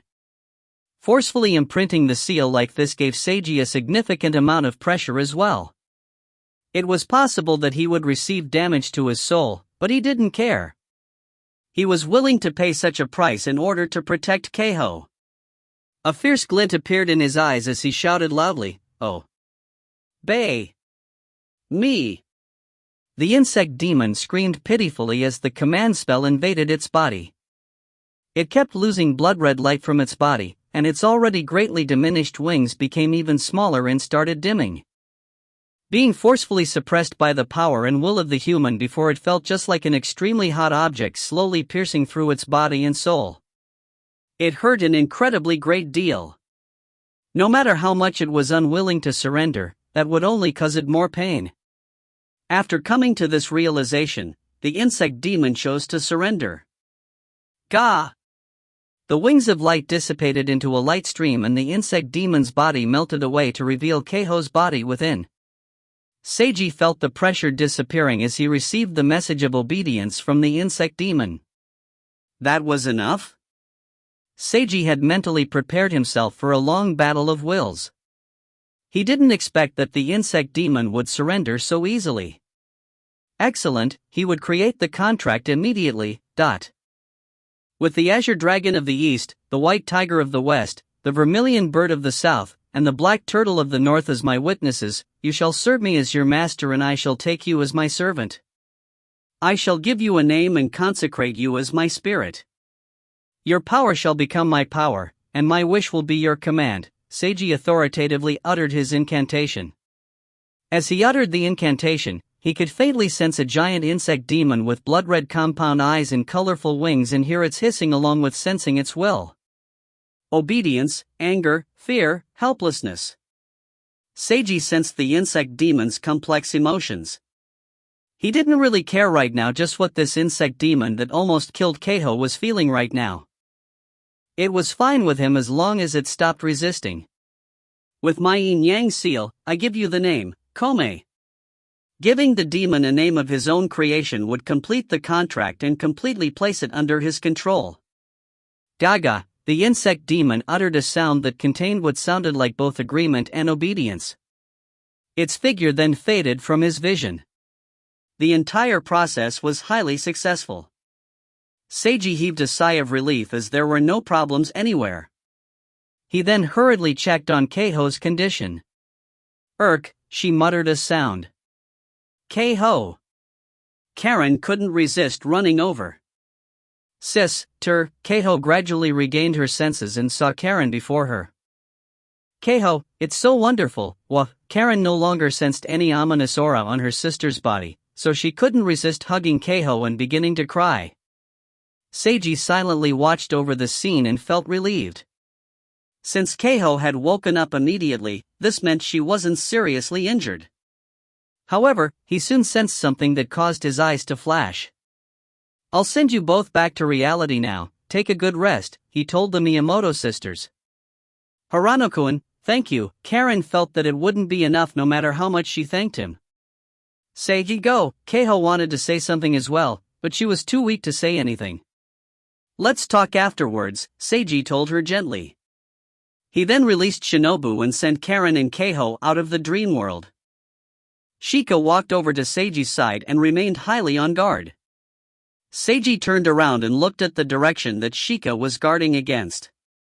The crow-masked person Itsuki Kamitani had appeared again in his black yukata and crow mask. Congratulations on your victory, Kamitani said joyously while applauding Seiji. Please tell me a location in real life where you can accept the winner's prize, 100,000 sakuras. Seiji and Shika both coldly stared at him and didn't respond. You don't want to tell me your address? This is 100,000 sakuras. A total of 100,000 sakuras. Kamitani extended his hands. Several seconds of silence reigned. Alright, I know that 100,000 sakuras isn't anything much to you guys, since your team won the blood wine ritual tournament. This amount of reward money is paltry compared to what you must have received from that. Kamitani shrugged. Actually, I had wanted to set the prize money at 10 million sakuras, but the organization rejected that because we didn't have enough money. So, we're an evil organization that's rather poor. Isn't that a funny joke? Seiji and Shika remained staring coldly at him without any laughter. You should at least say something. Acting like that makes me seem like an idiot. I'm at least an important member of our evil organization. The silver-haired boy sighed dramatically. I'm rather surprised that you have the self-awareness that you're in an evil faction, Seiji spoke up. Thank you for finally talking. But please, don't be so serious. Evil organization or whatever? I was just joking about that. Isn't it too cliché these days to label things as outright good or evil? No matter how cliché it sounds, evil still exists. It doesn't exist in today's generation. Nobody pays attention to such outdated concepts, as the most important thing in life is to have fun. You intentionally appeared in front of us at the end in order to waste everyone's time? Don't be in such a rush. We should chat a bit more. Kamitani chuckled. I'm quite interested in you, Haruta Nii-san. I'm not interested in you at all, Kamitani-san, Seiji spoke in a cold tone. Don't be like that, I actually protected you, you know. Some people in the messenger's organization wanted to kill you, Kamitani spoke in a meaningful tone. Or, they wanted to at least give you a severe warning by taking revenge, such as killing your girlfriend or something like that. Suddenly, the temperature steeply dropped. This wasn't a mere sensation about the atmosphere. The temperature had literally dropped. The silver-haired boy found himself surrounded by a bone-piercing chill, as if he had suddenly fallen into a land of ice and snow. Yet, this effect wasn't caused by any spell. This chill didn't count as much to him at all. However, Kamitani instinctively sensed danger from Seiji across from him, who was emitting killing intent. Seiji's powerful killing intent had actually affected the surrounding environment of this dream. This meant that Seiji was able to use his mental willpower alone to directly interfere with this dream realm. As expected, your soul isn't simple at all, Haruta Nii-san. Kamitani still chuckled. His tone sounded similar to before, except it was a little more mysterious and deeper. After the Bloodwine ritual tournament, you managed to revive so many people from death. That's something that should have been almost impossible, yet you managed to accomplish it.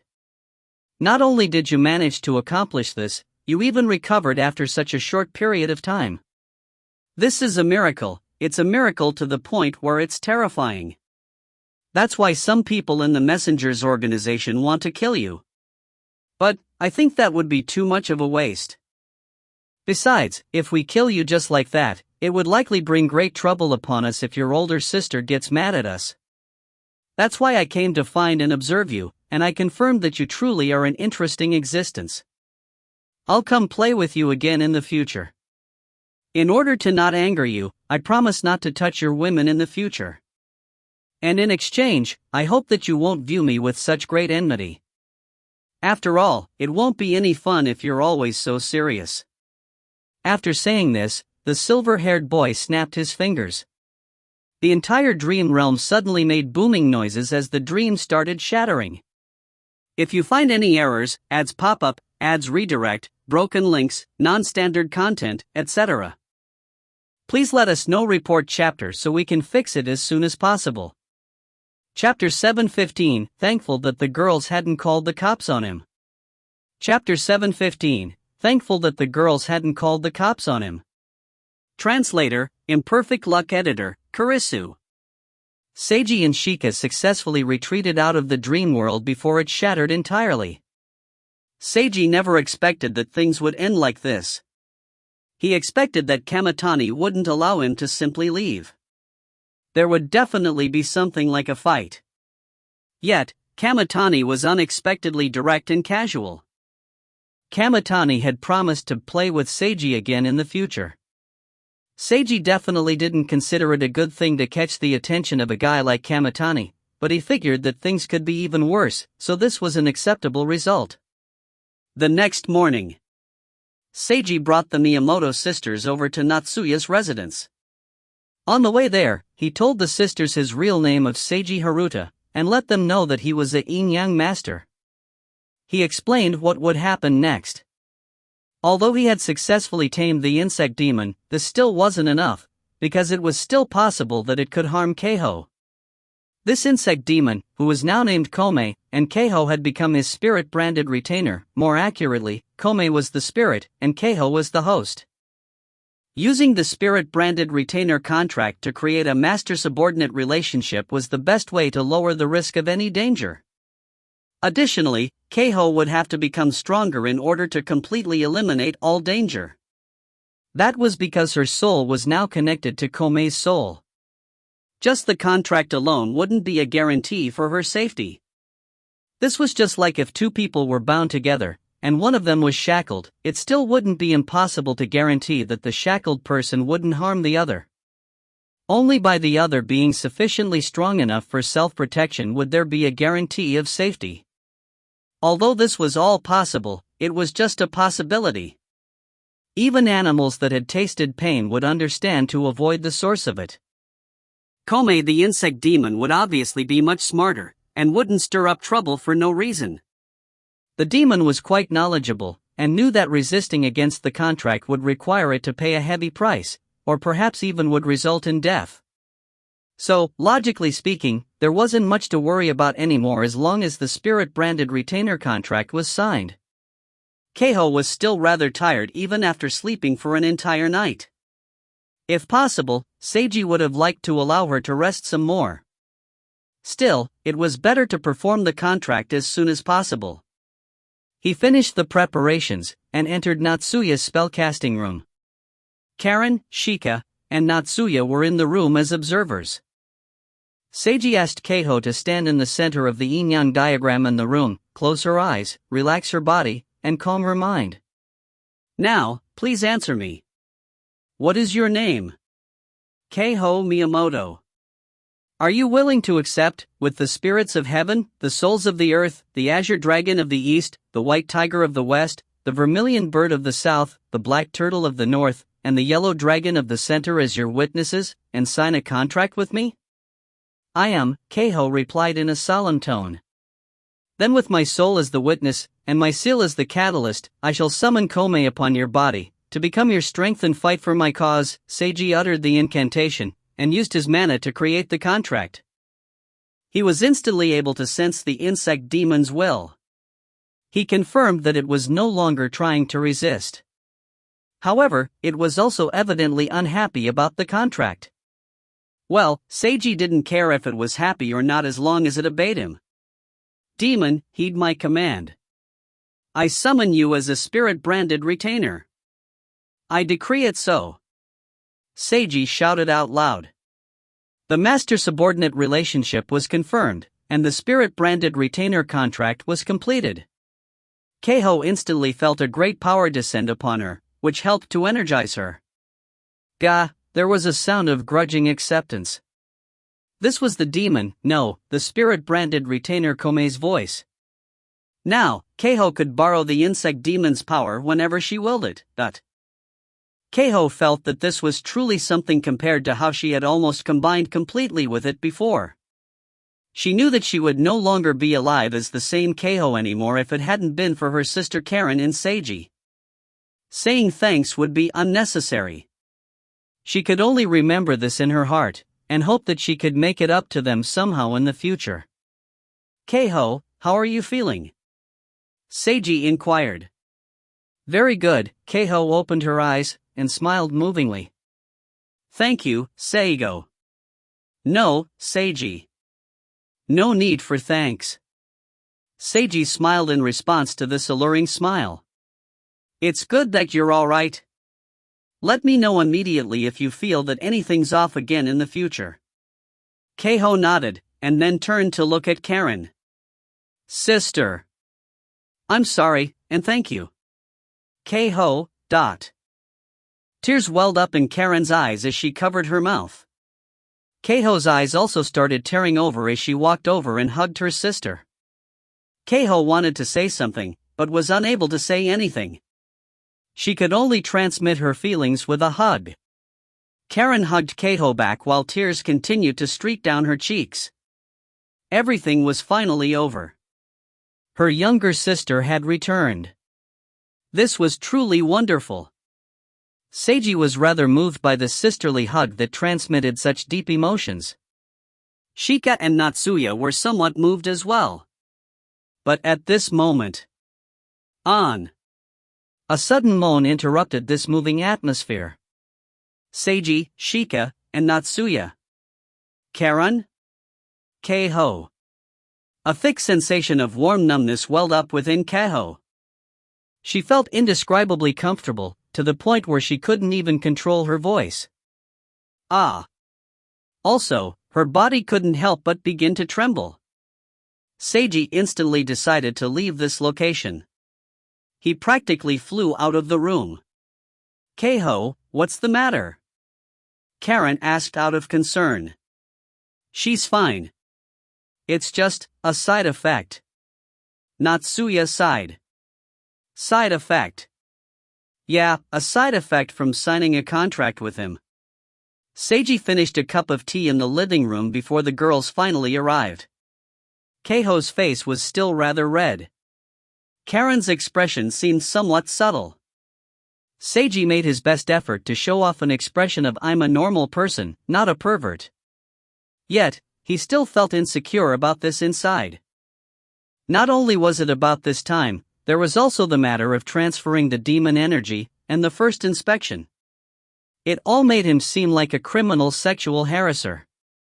He felt thankful that the girls hadn't called the cops on him. About what happened just now. "I'm sorry," Seiji apologized to Keiho. "It's fine, that was actually a good thing, wasn't it?" Keiho's face became even redder.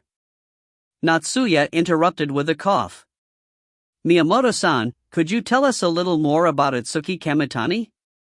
Natsuya had already learned about the events of this incident from Seiji, especially about this high-ranked member of the messengers. Keiho mulled things over. "I can recall the first time I met him, and I think I met him once again in the dream. However, I can't remember what happened." Natsuya and Seiji exchanged glances upon hearing this. "Just tell us what you can remember." Keiho nodded, and then began telling what she remembered. Itsuki Kamitani had suddenly appeared before her. He talked to her, and gave her a game card. Natsuya asked more detailed questions, guiding Keiho to tell everything she remembered. But in the end, not a single bit of information was useful. Still, they'd expected this. "You were probably contacted by him because of me," Seiji told Keiho. "He intentionally used you to make me enter the dream world he created. According to what you told me of Kamitani's personality, it might also be possible that he simply happened across it," Natsuya told Seiji. "No matter if he did it intentionally or because he happened across it, Keiho was dragged into this because of me." Seiji sighed. "I'm so sorry, Keiho." "No, in the end, it's still my own fault," Keiho spoke in a low voice. "I was the one who gave you trouble." "I'm sorry, Seiji." Keiho. Cough, Natsuya interrupted with yet another cough. "It's good that the two of you understand each other. The critical element here is still Itsuki Kamitani. Miyamoto-san, try remembering as much as you can about when you met him in the dream. It would be best if you can remember more. If not, don't force yourself. And if you ever see Kamitani again, you absolutely must be on guard and vigilant against him. Protect yourself. Also, contact me as soon as you can if you see him," Seiji added. He then looked at Karen. "Same for you, Miyamoto-san." Keiho and Karen exchanged glances, and nodded in unison. Everyone fell silent for several seconds. "I have another question, Miyamoto-san," Natsuya spoke seriously as she looked directly at Keiho. "Are you intending on continuing to be an ordinary person in the future, or are you intending on becoming Seiji's spirit-branded retainer for real? If you find any errors, ads pop up, ads redirect, broken links, non-standard content, etc., please let us know. Report chapter so we can fix it as soon as possible." Chapter 716, Take Advantage of Me All You Want. Chapter 716, Take Advantage of Me All You Want. Translator, Imperfect Luck Editor, Kurisu. Without a doubt, this was an incredibly important question. Keiho's expression became extremely serious. Karen appeared to begin worrying. Seiji wanted to say something, but was unable to say anything. It seemed that Keiho was quite clear on the meaning behind this question. Seiji decided to keep quiet and let her think about the answer. "Keiho," a few moments later, Karen couldn't help but speak up first. "I'm no longer an ordinary person, sister." Keiho turned to look at Karen before the latter got a chance to say anything else. "Even if I want to have an ordinary life, there's no guarantee that I won't meet something mystical again in the future. Rather than avoiding things, I prefer to face them head-on. I don't know what the specifics of being a spirit-branded retainer are, but I believe in Seiji. I'm willing to obey him." Keiho then turned to look directly at Seiji. Seiji looked her straight in the eye. "You becoming my spirit-branded retainer means becoming my companion. I shall take advantage of you, as well as do my very best to protect you, Seiji spoke in a serious manner. Keiho smiled as she could sense his will. That's good, she spoke softly. Take advantage of me all you want, Seiji. I'm willing to be used by you. At this moment, the smile she showed was so brilliant, beautiful, and sparkling that everyone else was stunned by the sight. It all started from an ordinary afternoon. An ordinary girl was encouraged by the boy.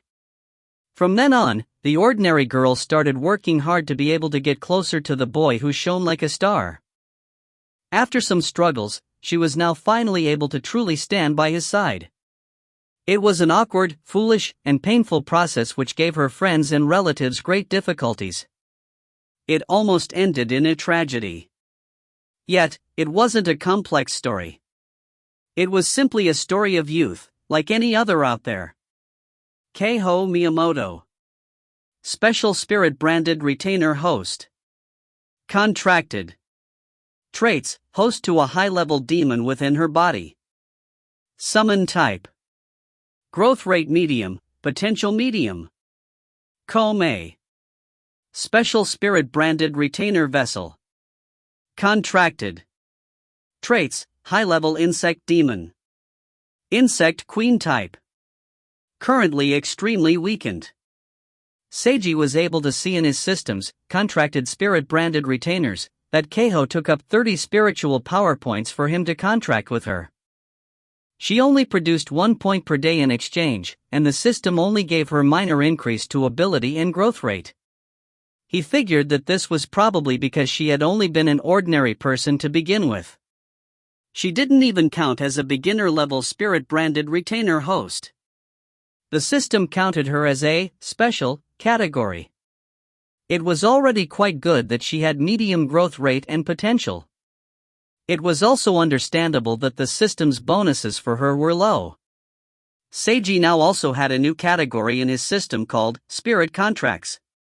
This section indicated that Komei was costing him a full 300 spiritual power points to keep contracted. Komei also produced 25 points per day, and didn't gain any benefits from the system.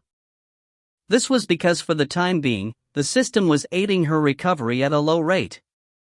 300 spiritual power points, this cost 10 times as much as maintaining Keiho's contract, and 5 times as much as contracting with Natsuya cost.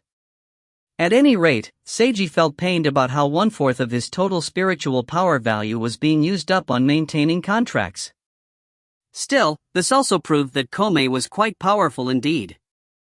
Komei used up so many points even in an extremely weakened state. What if she was at full power? Seiji figured that the point requirement would perhaps be multiplied several times over. Seiji knew that Komei was indeed quite strong. At full power, perhaps Komei would truly be able to summon a full-scale insect invasion of Sakura Island. Luckily, it had been greatly weakened, which was why Seiji had been able to suppress it. But even in such a weakened state, Komei was still capable of utilizing great power as long as Seiji supported it with his mana. Seiji couldn't help but try imagining. With his mana as support, if Keiho could use Komei's power and summon a swarm of insects to crush everything, that made it seem like they were actually the antagonists. Still, it actually felt pretty nice. He would try it out if he got the chance. No, he didn't need to wait for a chance. He would do so immediately after letting Keiho get some rest to restore her condition. He would then enter Kazuko's domain, and summon an insect swarm there to defeat everything within the domain. The more Seiji thought about it, the more he felt this was a great plan. If this plan could work out, then it would be just like grinding for experience. He could use the insects to take care of all the monsters within the domain. All his companions wouldn't have to do anything at all except from absorbing the experience mist. Still, even if this seemed like a cool idea, his companions wouldn't gain any actual combat experience. It wouldn't be good for them to lose out on valuable practical experience. Seiji decided to give it a try and see how it was later. Something suddenly occurred to Seiji when he closed his system menu. Would existences like Komei also appear in other places, undiscovered, and awaken on their own? If such things truly occurred, then there might be a catastrophe in the future. Or, perhaps the catastrophe occurred already, but was covered up, just like the blood wine ritual tournament incident. After thinking about it for a while, Seiji shook his head, and decided to stop focusing on this topic. There were too many things to worry about. Since he had just finished with an incident, he wanted to relax a bit more. Isamu felt like he could hear his heart beating. It was impossible for him to calm down as he thought about the person he was about to meet. Shiroya, a real spiritual ability user, would he really come? And even if he came, would he come using his real appearance? Although he acted quite friendly in the dream, would he be the same in reality? Was it really a good idea for someone like myself to meet with a spiritual ability user like Shiroya? Just how daring was I to even mention the thought of becoming friends with him? Various thoughts swirled about chaotically in Isamu's mind. To be honest, he was a gaming nerd. Although he didn't have any social communication problems, he was more of an introvert who wasn't highly skilled at talking to others. Isamu was the type who also got nervous when meeting regular online friends for the first time. So, of course he would be even more anxious meeting such an extraordinary person. In fact, Isamu was so nervous that he forgot that there was one more person coming to the meeting. Owl. Isamu jolted upon hearing his username being called. He turned around, only to see a boy wearing a black jacket and a cap. This boy appeared rather handsome. He had a high-bridged nose, diagonal bangs, and silver eyes. His gaze seemed somewhat icy, giving him a cool appearance. The boy took off his cap, and asked to confirm, "You're Owl, correct?" Yes, Isamu finally realized what was going on. "You're Three-Eyed Cat?" "Yeah." Nice to meet you, my name is Isamu Saima." "Don't say your real name out loud, idiot." Even if this was a normal meeting between online friends, would you really say your real name immediately? Three-Eyed Cat stated coldly. "Do you really believe that meeting in real life means we're all true friends?" Isamu was rendered speechless.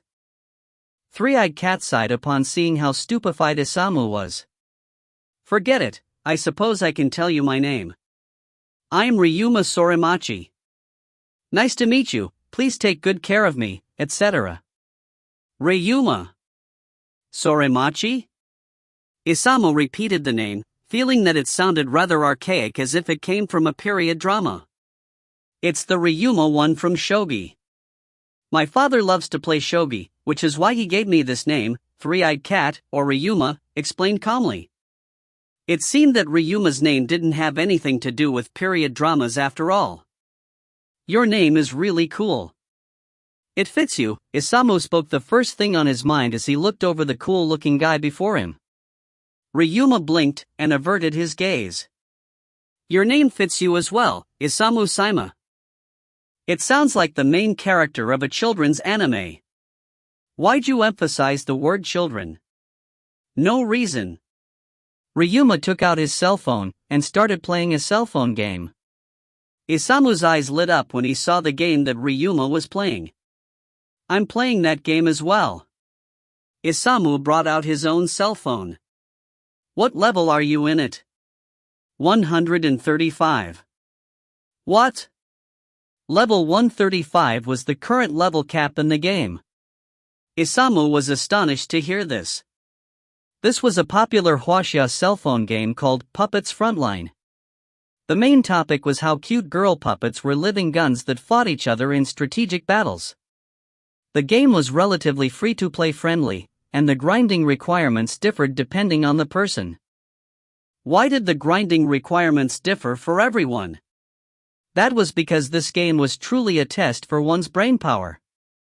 Just about every map in the game was completely random so that every battle would be different. One had to consider the balance of gun girl puppet types, formation, path taken, skills to use, and real-time combat. And the more enemies you killed, the less damage or knockouts you took, and the less time you took, the more points you would receive, leading to greater experience and rewards. In summary, skilled players wouldn't have to grind as much to speedily raise their levels. Unskilled players would have to grind a great deal in order to reach the high levels. Since every map was completely randomized, there were no complete walkthrough for the game. There were only general strategy guides. That was why it was impossible to just copy other strategies for this game. Achieving a high score and rank would depend completely on oneself. You're at such a high level, how much do you play every day? About half an hour. Only half an hour. Isamu had started playing this game from the moment that it came out. He played it for an average of an hour a day, and he was currently level 89. This was truly a tremendous difference. No, it's all because I spent all my resources on the gacha for gun girl puppets. If I had played seriously from the very start, and used my resources on battling instead, I should be at least level 130 as well. Isamu suddenly started thinking like this. My gun girl puppet collection is 92% complete, how about you? Isamu asked. 92% was among the top ranks in the server for completion ratio. Isamu's collection rate was ranked in the top 500. 93%, Ryuma answered calmly. What? Isamu was astonished yet again. Even his collection ratio was so high. Isamu found this really difficult to accept. It was fine if Ryuma was a better player, but he even had such good luck with the gacha. Just how are you playing this game? If you find any errors, ads pop up, ads redirect, broken links, non-standard content, etc., please let us know. Report chapter so we can fix it as soon as possible. Chapter 717. Chapter 717, I'll play that for you and help you pass that level. Translator, Imperfect Luck Editor, Kurisu. Ryuma didn't answer this question. He simply glanced at Isamu in an aloof manner. Isamu felt as if he was being looked down on with that expression. It was an expert player high up above casually dismissing a low-ranked player. Isamu felt stifled to the point of being unable to say anything. He could only look at his own cell phone. Although he almost felt like putting his cell phone away, since he brought the game up already, he figured he might as well log in to collect the daily rewards. And so, Isamu logged into Puppet's Frontline. After collecting the daily rewards, the game indicated that there was an emergency mission. So-called emergency missions were basically random quests that had abundant rewards. These emergency missions could only be completed within a limited time frame. Isamu immediately checked the mission, and saw that it was a high-difficulty battle mission with a time limit of 15 minutes. The reward was quite munificent, and included many resources that he was currently lacking, along with a piece of top-level equipment. Isamu only had one piece of top-level equipment, which was why he was quite tempted by this mission. He reflexively chose to accept the mission and entered the map for battle. Isamu sighed after seeing that this particular map had a labyrinthine layout with countless enemies of various types. He knew that it was unlikely for him to clear this map within 30 minutes, much less 15. Although he thought this, he didn't want to give up so easily, so he still started analyzing the map. After a short analysis, he found that perhaps the map wasn't as difficult as he had thought. There was quite an obvious path that he could take. Isamu figured that he could clear this map head-on by using his highest-level gun girl puppets in an assault formation. And so, Isamu used his command center menu to send out his team with the best equipment and skills to begin the battle. Let's go! For the Empire! A girl with short brown hair spoke quite spiritedly as she appeared on Isamu's cell phone screen. She had a black one-piece dress with a short skirt, a red scarf, and an assault rifle in her hands. Her eyes had a sharp gaze like an eagle's. This girl represented Isamu's team on the map. Isamu sent her straight into the enemy formation and began fighting. After a fierce battle, the gun puppet girls defeated all the enemies. The only price they paid was some ammunition and one member being lightly injured. This is the power of the Empire. The brown-haired girl who was the team leader spoke once again. She had dealt the most damage and contributed the most in battle. Then, there was a second, third, and fourth battle. Then, Isamu discovered to his surprise that his team had been surrounded. Not only that, the enemy base up ahead started spawning mecha troops. Isamu's assault team was unable to deal with heavily armored mechas. That would require an armor-piercing team. Why did things turn out like this? Was this path a trap? Isamu widened his eyes and carefully analyzed his current situation before sighing helplessly.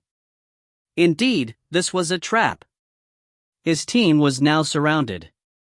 Armored mechas were now in front of his team.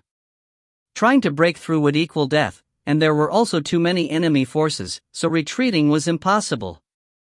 He had lost. Isamu now had a depressed expression. He didn't want to see his gun puppet girls being defeated. He simply turned off his cell phone screen as he started putting his phone away in his pocket. "Give that to me," a voice spoke up in an aloof tone. "Eh?"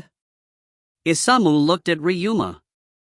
"I'll play that for you and help you pass that level," Ryuma stated lightly. Isamu was surprised for a moment before he finally realized what Ryuma was saying. Isamu then hurriedly handed his cell phone over to the expert. "You have to input your cell phone password for me first, idiot."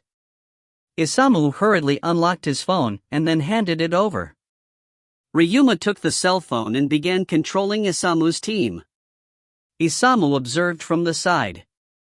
He witnessed Ryuma sending the assault team to retreat and successfully breaking through. Ryuma then captured a base and changed to using a purely defensive formation. He then sent a new team out from the command center, taking a different path. Glory to the Empire shall never fall. The first team was defeated soon after defending for a few turns. The brown-haired team leader girl's clothing was now tattered as she kneeled and stated her message of defeat. Although the entire first team of gun puppet girls had been defeated quite pitifully, they successfully stalled the armored mecha troops long enough for the second team to take a roundabout path to the enemy command center, allowing Ryuma to successfully capture the base required to win. Isamu had thought that this map was a sure loss. Yet, the expert player Ryuma successfully beat the map with diversion tactics. "That's how you play this game," Ryuma stated calmly while returning Isamu's cell phone. Isamu could only be impressed with how cool Ryuma was acting. Isamu silently took the cell phone back and checked the rewards for completing the mission. He then sent his heavily injured gun puppet girls to be fixed. "What's this game called?" Suddenly, a voice spoke up behind the two of them. Isamu and Ryuma both turned around, only to see a tall, handsome, smiling boy standing in front of them. "Shiroya?" "That's me." Seiji smiled. "Pleased to meet the both of you." Shiroya stated that his name was Seigo Harano. Isamu felt that Seigo didn't seem much like a spiritual ability user at all with how much fun Seigo seemed to be having while playing Puppet's Frontline. Although this was only Isamu's own mental image of what a spiritual ability user should be like, and it shouldn't have been strange that Seigo was different, but just what was going on here? Seigo had the physical appearance of a mega handsome idol, but was super interested in cell phone games aimed at otaku gamers.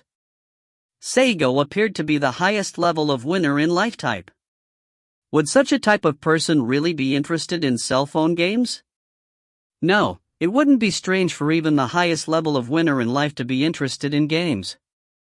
The critical element here was the type of the game. At any rate, Isamu felt that someone like Seigo shouldn't have been interested in a cell phone game like Puppet's Frontline, even if Isamu felt that this was a great game. Yet, the reality was right before him. Ding ding ding, a pleasing sound rang out. This was the sound of receiving a 5-star gun puppet girl in the gacha. HX99 reporting in. "Please protect me well, Commander." A cute lowly girl wearing an extravagant lace dress while carrying a large sniper rifle bigger than she was appeared on the cell phone screen. She placed one finger on her lips while cutely stating her greeting. "I pulled a 5-star, how is this character?" Seiji showed Isamu the cell phone screen. Isamu widened his eyes in surprise yet again. This was a character that even he didn't have yet. HX99 was even known as the rarest 5-star puppet in the entire game. She's excellent, she'll be really strong at a high level, but it would seem that I have good luck when playing this game. Seiji chuckled. It's not only good. Your luck is amazing, man. Isamu was shouting in his mind. Meanwhile, Ryuma silently sipped on some tea beside him. The three of them were currently sitting in the corner of a coffee cafe. However, none of them had ordered coffee. They were currently sharing a pot of green tea. After playing the game for a while, Seiji put away his cell phone and had some tea. Both of you are high school students, right? Seiji asked. Isamu nodded. He then looked at Ryuma. Ryuma glanced at Isamu before looking at Seiji. Is that a problem? No, I'm simply confirming. Seiji smiled. I'm a high school student as well. Can I address you two as Saimakun and Soramachi-kun from now on? Isamu nodded once again. Then I'll address you as Hirano-kun, Ryuma stated. Seiji nodded as well. Saimakun, Soramachi-kun. Even your names complement each other one. It seems that you're a better match for each other than I first thought. Don't you have it wrong? Doesn't that make us destined not to get along? If you two were destined not to get along, how come the first time I saw you two were having so much fun playing a game together? Ryuma was rendered speechless.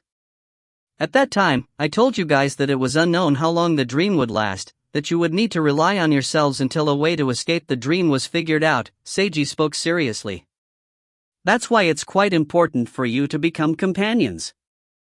Not only that, I believe that you guys should get to know an ally with even more companions. But how you do that is something that only you can decide. Still, you're more than welcome to tell me when you do. Feel free to contact me at any time, even if it's the middle of the night. I'll also continue gathering information about this strange dream.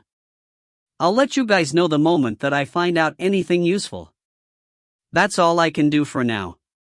If you find any errors, ads pop up, ads redirect, broken links, non-standard content, etc., please let us know. Report chapter so we can fix it as soon as possible.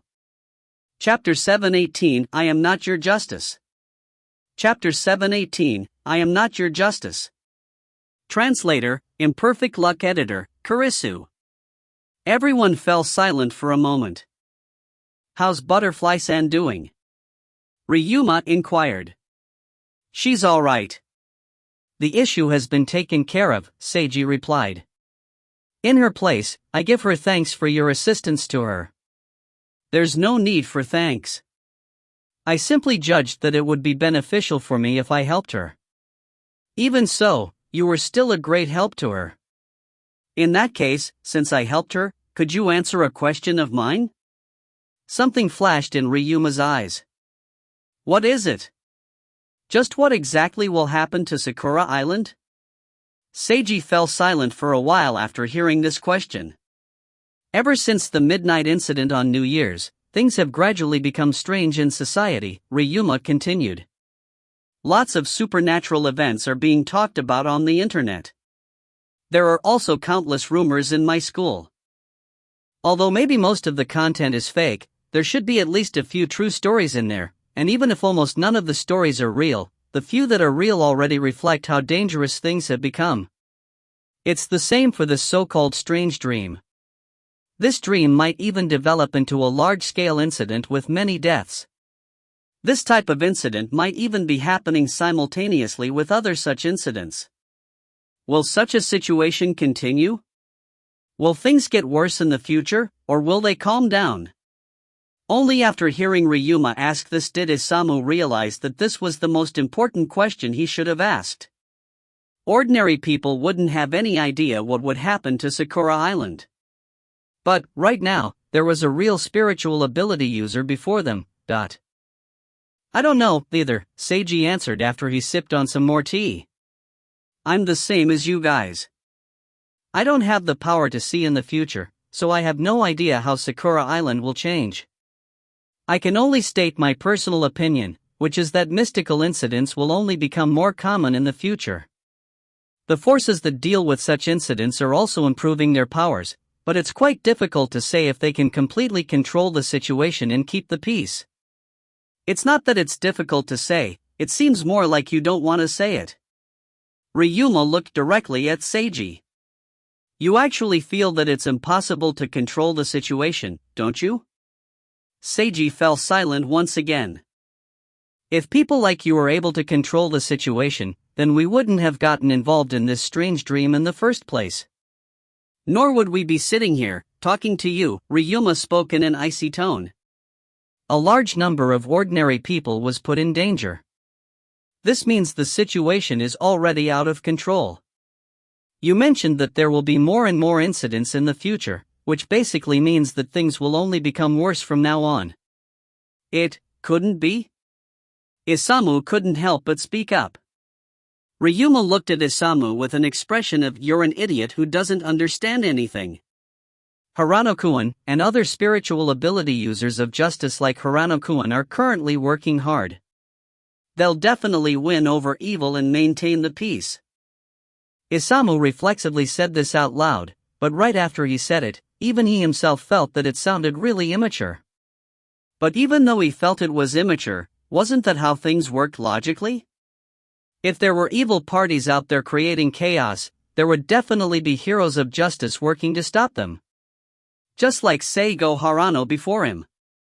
Seigo had his companion, the Knight of Zero. Not only that, he probably had even more companions that Isamu didn't know about. And apart from Seigo's group, there were probably even more heroes fighting for the sake of justice out there while secretly protecting everyone. How childish, are you still in elementary school? Ryuma snickered. So what if it's childish? Isn't it the truth? We might have died already if it wasn't for a spiritual ability user of justice like Hirano-kun. Isamu glared at Ryuma. You don't even know why you're childish, such an unsalvageable idiot. So what if I'm an idiot? I admit that I'm not as smart as you, but I know that justice is the strongest, and heroes of justice are the strongest. Even if justice is sometimes temporarily disadvantaged, justice will definitely win in the end. Ryuma revealed an obviously condescending expression. He opened his mouth, but was unable to say anything else when faced with Isamu's adamant expression of belief. Humph. I can't be bothered with debating an idiot like you, but... Seeing Ryuma retract his gaze and calmly drink tea, Isamu felt that perhaps his own reaction had been a bit overboard. Indeed, he wasn't as smart as Ryuma, but he was no real idiot. Justice existed, although it might not be in the form that he wished for. Justice was strong, but it also might not be as strong as he wanted. Isamu knew that his own way of thinking was childish. Yet, he didn't want to abandon this childish way of thinking. There was nothing wrong with the concept of justice defeating evil. If there was something wrong with that concept, then something was wrong with the entire world. Isamu was adamant in believing this. This seemingly naive way of thinking of his, if one analyzed it and thought of it as its own concept, had its own name as well, belief. Seiji looked directly at Isamu. Rather than the cool-looking Ryuma, Isamu definitely looked just like an ordinary high school boy. Isamu had ordinary clothing, an ordinary hairstyle, and an only slightly above-average appearance. There appeared to be no notable traits about him whatsoever. Basically, Isamu looked just like a random bystander. However, Seiji felt that Isamu had potential, even more potential than Ryuma. Justice is a heavy word, Saimakuen. Seiji spoke what he truly believed. Supporting justice is a good thing. But, sometimes, the situation will turn out to be different from what you imagine. What if the real situation is different from what you believed? Will you still be able to support justice? Just what exactly does justice mean to you? How much can you believe in it? How much can you persist in your beliefs? Only you can come up with the answers to these questions. I personally believe that justice rests within the individual. Not others, not an organization, but oneself. I'm quite happy that you believe what I'm doing to be justice. But, please, you must understand that I am not your justice. Your justice is within yourself. Seiji's speech really moved Isamu. Boring, Ryuma spoke in a low voice. Isamu glared at him once again. Seiji chuckled, and then brought out his cell phone. Let's stop here on this subject. We can play that game some more together. Ordinary people believed that the midnight incident was the beginning of all the mystical incidents. At first, Seiji believed this as well. But now, even though he still didn't know what was behind the midnight incident, he felt that it likely wasn't the true beginning at all. The Soul World faction had been able to escape all responsibility for causing the midnight incident. Apart from the spirit worlds as a bargaining chip and the faction being sufficiently strong enough, Seiji felt that their being able to avoid responsibility also had to do with the secret behind the midnight incident. The truth of the matter was still unknown. Just like Ryuma, he also wanted to know what Sakura Island would become like. After he split from the two of them and started returning home, Seiji suddenly received a text message from Yui. I've finished reading your report. Contact me immediately if you see Itsuki Kamitani again. Seiji looked at the message for quite a while. He had to suppress his urge to immediately contact her and ask about the midnight incident as well as the future situation. He probably wouldn't receive an answer, and even if he did, he would still need to do the same things. Seiji put away his cell phone, and saw a light pink flower petal gently falling before his eyes. Although the flower was blossoming beautifully, it was already beginning to wilt. The cherry blossoms merely bloomed for only a short while before falling down at the speed of 5 centimeters per second. Was it because they were so beautiful that people felt sadness, or was it because people felt sadness that they felt the blossoms were beautiful? Seiji was somewhat able to understand the so-called concept of beauty and sadness regarding cherry blossoms. However, he still didn't like this concept. People can actually feel reassured when they witness a beautiful banquet's end. This was a sentence that Seiji had heard in his previous life from an unknown source. Yet, it had left him a deep impression because of how contradictory the sentence sounded. Now, Seiji mulled it over once again, but was still unable to agree. While beauty would indeed eventually fade, and it was normal to be sad over the fading beauty, liking this type of sadness and giving it praise seemed rather strange to Seiji. The cherry blossoms were beautiful. In that case, it seemed fine to him to simply admire and enjoy this beauty. Tomorrow would be the day that everyone went out for a picnic together to do cherry blossom viewing. If you find any errors, ads pop up, ads redirect, broken links, non-standard content, etc., please let us know. Report chapter so we can fix it as soon as possible.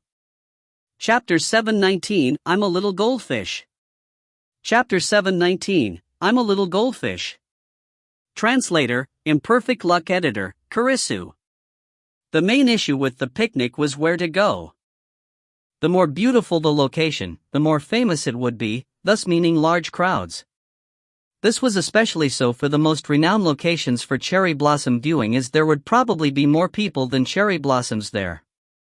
After Seiji discussed this matter with the others, they finally decided on going to Kosuho Park.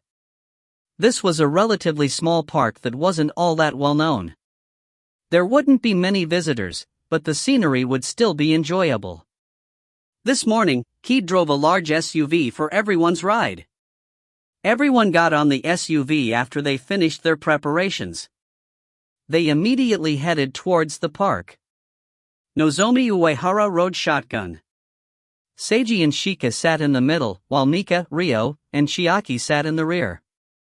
Let's play a game. The loser has to sing everyone a song. Chiaki brought out a deck of cards. It was obvious that she wanted to liven up the atmosphere. Sure, what shall we play? Seiji readily agreed. Card guessing. Chiaki spread all the cards and explained the rules of this Sakura Island variant card game. Both players would draw one random card and decide a person to go first by using rock, paper, scissors. The first player could guess any information they wanted about the other person's card. The information guessed could be specific or general. The other player would then respond with correct or incorrect. After each guess, the two players would swap roles as they tried to guess each other's specific card. The first person whose exact card was successfully guessed would lose. The first round was Seiji versus Chiaki. Chiaki won at rock, paper, scissors, so she chose to guess first. Ha ha ha, I can already detect the truth. Your card must be in the heart suit. Chiaki pointed directly at his card. Wah, you actually saw through me, correct?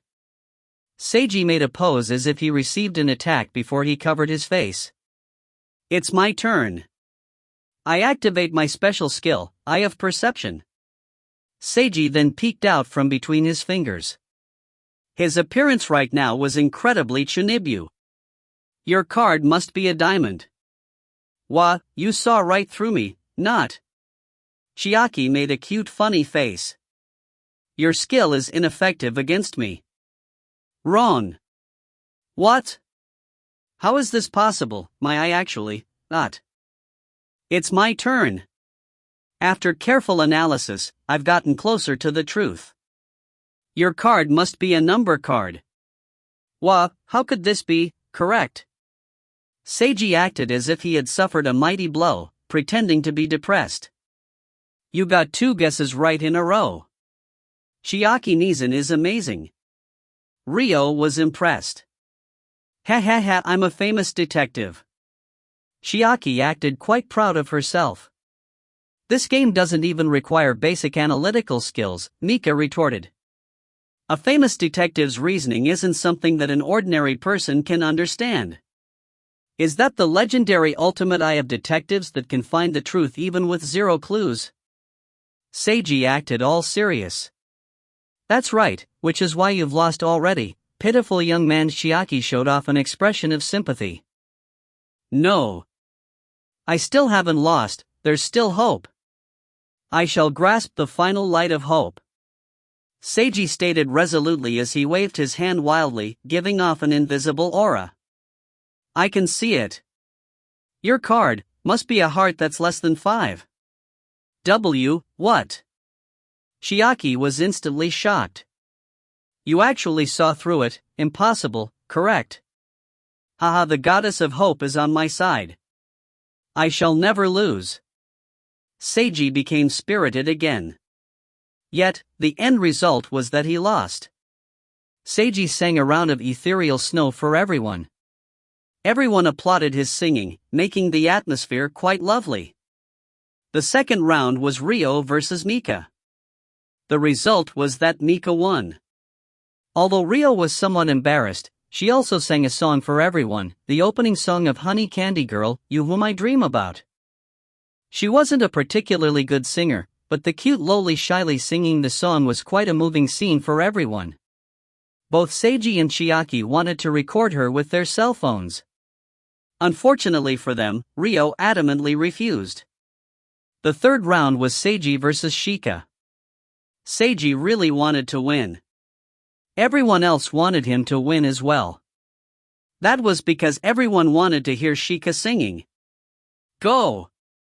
Brother Seiji. Ryo clenched her tiny fists and cheered him on. Seiji, if you win, I'll give you some special service afterwards. Chiaki sent him a sultry look. Don't talk about something like special service, Mika commented. Hee, you're quite popular, Haruta-kun. Nozomi smiled. I shall definitely win. A fierce glint appeared in Seiji's eyes. He definitely wanted to hear Shika singing more than anyone. Shika. Her face started blushing red as she sensed her adopted older brother's desire. In the end, just as everyone wanted, Seiji won. At this moment, he even wanted to shout out loudly while making a victory pose. However, he restrained himself. Chiaki and the others clapped for him before everyone turned to look at Shika. The black-haired beauty blushed red and gave off an aura of embarrassment. This was truly alluring to behold.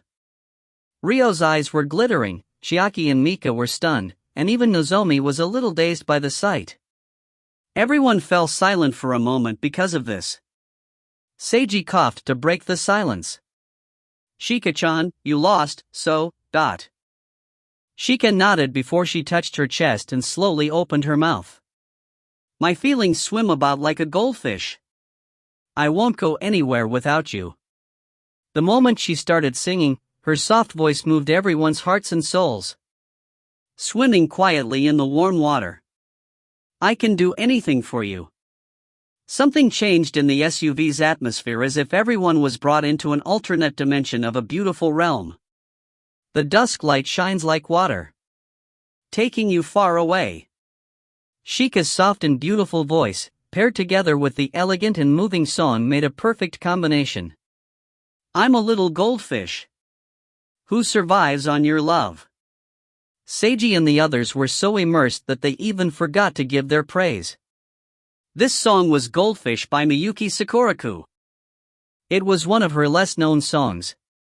The song's length was 5 minutes and 33 seconds, and it had a calm style overall that sounded almost conversational. Many people felt that this song was overly boring and plain. But of course, there were a few that really liked this song and felt that they could enter a special realm when listening to it. Seiji was the latter type. When writing his story, he would also occasionally listen to this song. He felt that this song contained an indescribable meaning that helped to stimulate his imagination and enter a certain realm. He never knew that Shika knew how to sing this song, nor that she would be so incredibly good at singing, but as he listened, he even forgot that this was Miyuki Sakurako's song. He felt as if Shika's version was how the song Goldfish was truly supposed to be. Miyuki was a wonderful singer. Yet, Shika was a more appropriate singer for this particular song, appropriate to the point as if this song had been custom written just for her. It's finally time to go into a deep sleep. Deep, deep, deep. I shall be waiting you when the dream ends. Slowly, slowly, slowly. Our connection shall remain forever. The song gradually ended after the climax of the song. Several seconds of silence reigned in the SUV before everyone suddenly started clapping. "Wow! You sung so well." Ryo clapped her hands vigorously. "You should really become an idol. With your singing skills, you'll definitely become ridiculously popular." Chiaki praised Shika. "You really sung so well. I felt like I was entering a dream." Mika gave her compliments as well. "It makes one want to listen again," Nozomi stated while clapping her hands. "It would be even better with an accompaniment." Keed smiled as well. "It was so moving, Shika-chan. I think that you sung better than the original singer." Seiji gave his sincere praise, which came from his heart.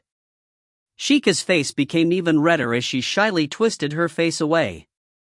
After the applause, the card guessing game continued. "Ryo-chan, I won't go easy on you." "Same for me, Chiaki Nizan." Chiaki and Ryo faced off next. Well, it would be fun no matter who won and lost. The SUV continued on as everyone had fun in this lively atmosphere.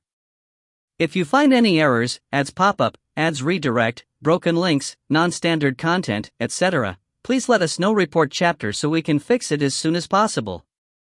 Chapter 720, So Beautiful. Chapter 720, So Beautiful. Translator, Imperfect Luck Editor, Kurisu. After everyone arrived at Koso Park, they got off the SUV and brought their picnic items to the planned location. After only a short walk, they saw a large patch of grass and many cherry blossom trees in full bloom. The countless flowers on the branches seemed like endless clouds that created a beautiful contrast with the blue sky and the green earth. Brilliant, gorgeous, passionate, all of these words could describe this scene, yet these words were also insufficient.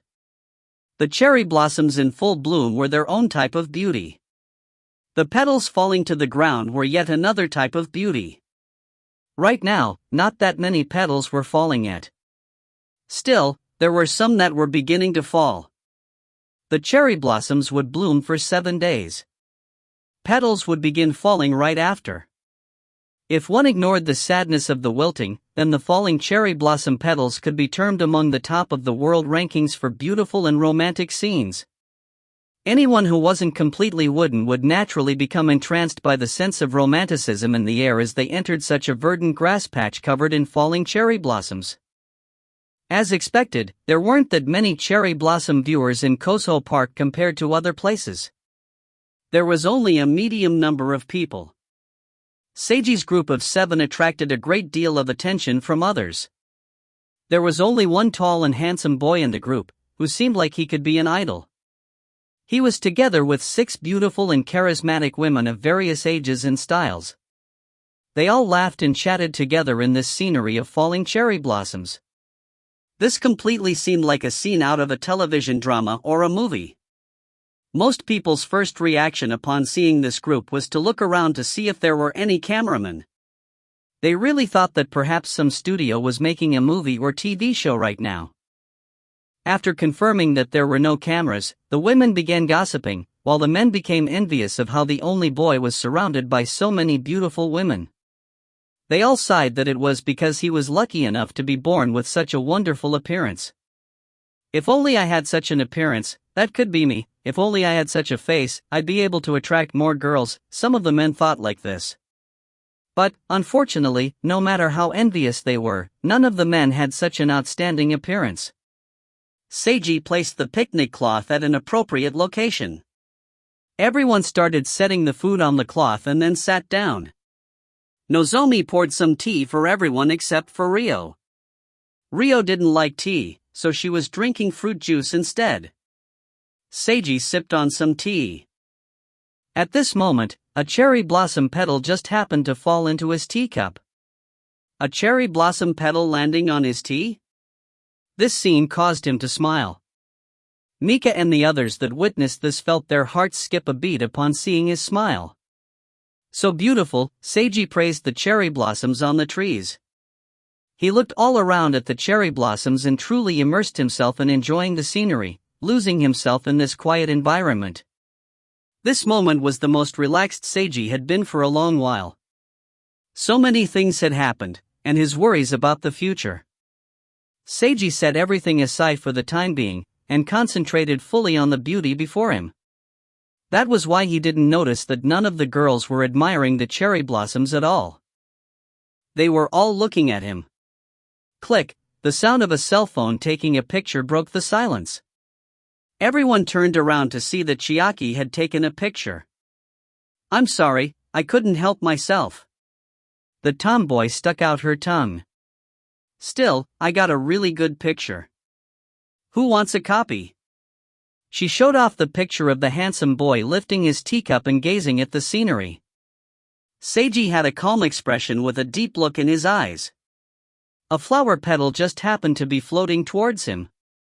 The scene was as beautiful as a movie poster's advertisement. 2 seconds later, Mika was the first to raise her hand. And then, Shika, Keed, and Ryo all raised their hands. Even Nozomi had a wide grin as she raised her hand as well. "You're very popular, Seiji. Make a few more poses, let's take some more pictures." Chiaki chuckled. Seiji was rendered speechless. This is interfering with the mood for enjoying the blossoms. "Well, it's fine." Seiji took out his own cell phone.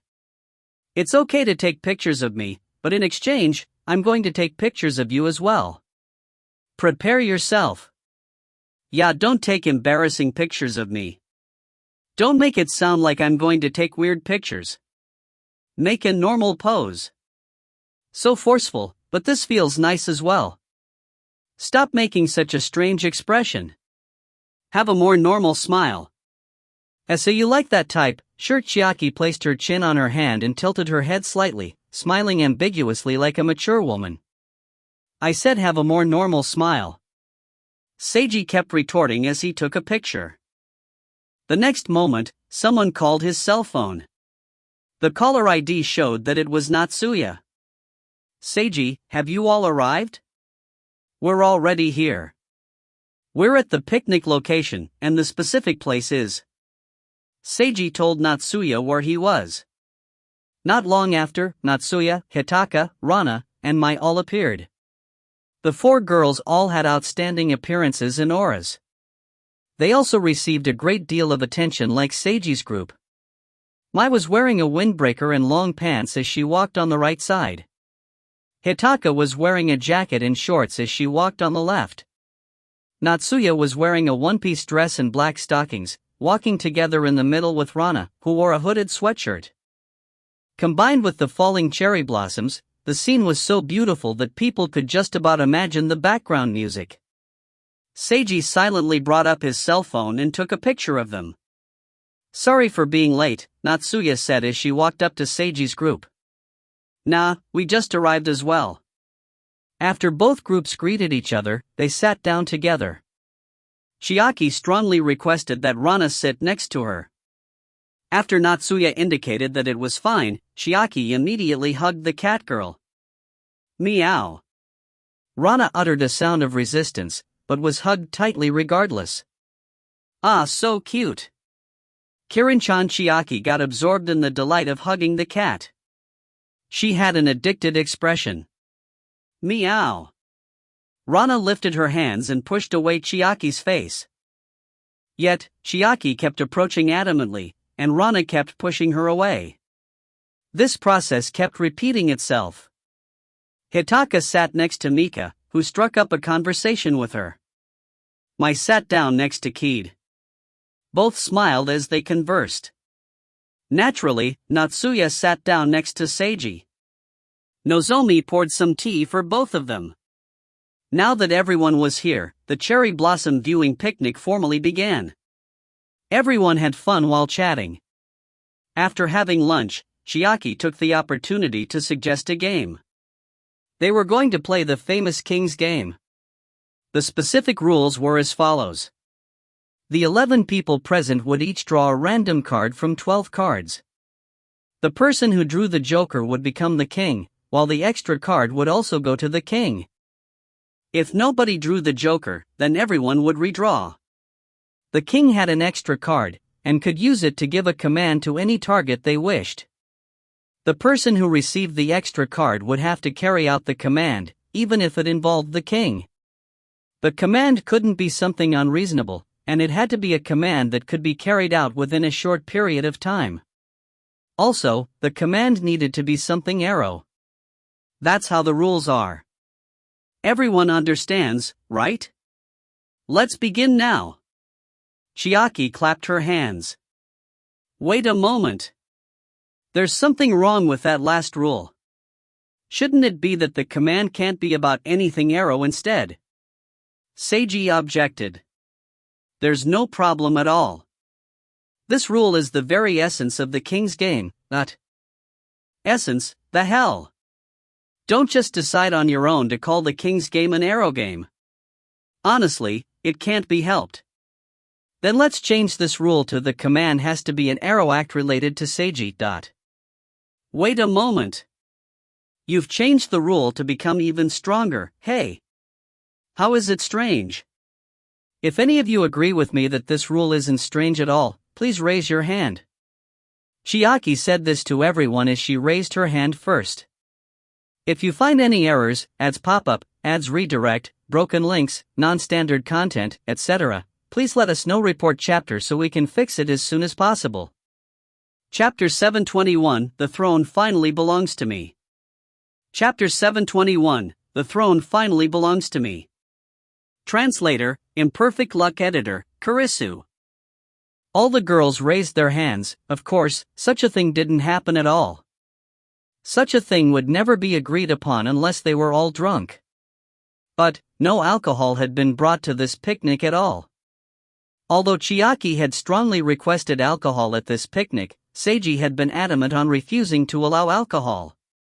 That was why a scenario like getting drunk at a picnic that one could read in manga didn't happen here. Naturally, Chiaki's special rule wasn't allowed to pass. Of course, Chiaki had only been joking. And then, the King's Game finally began. The first person who drew the Joker was Nozomi. What command should I give? Nozomi mused it over while tilting her head.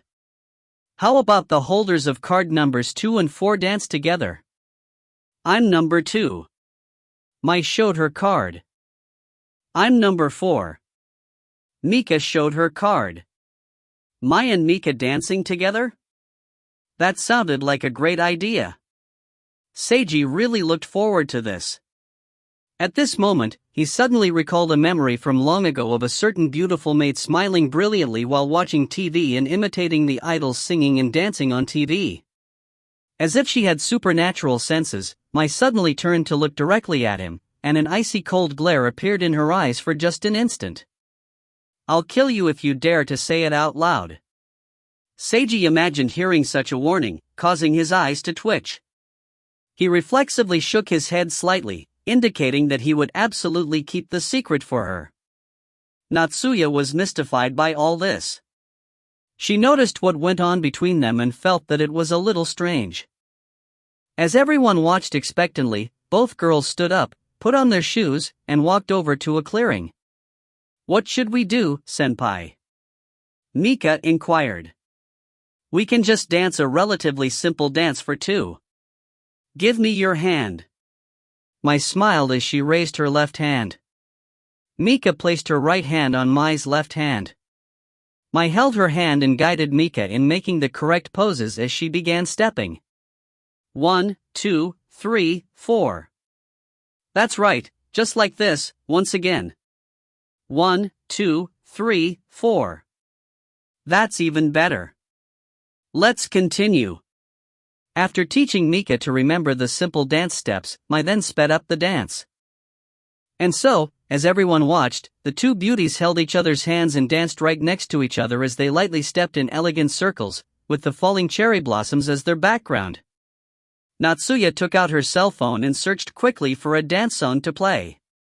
After the music started playing, the atmosphere seemed to level up even more. Mika's dancing constantly improved as Mai guided her steadily. Not only was Seiji's group impressed with their dancing, this also attracted many other people's attention.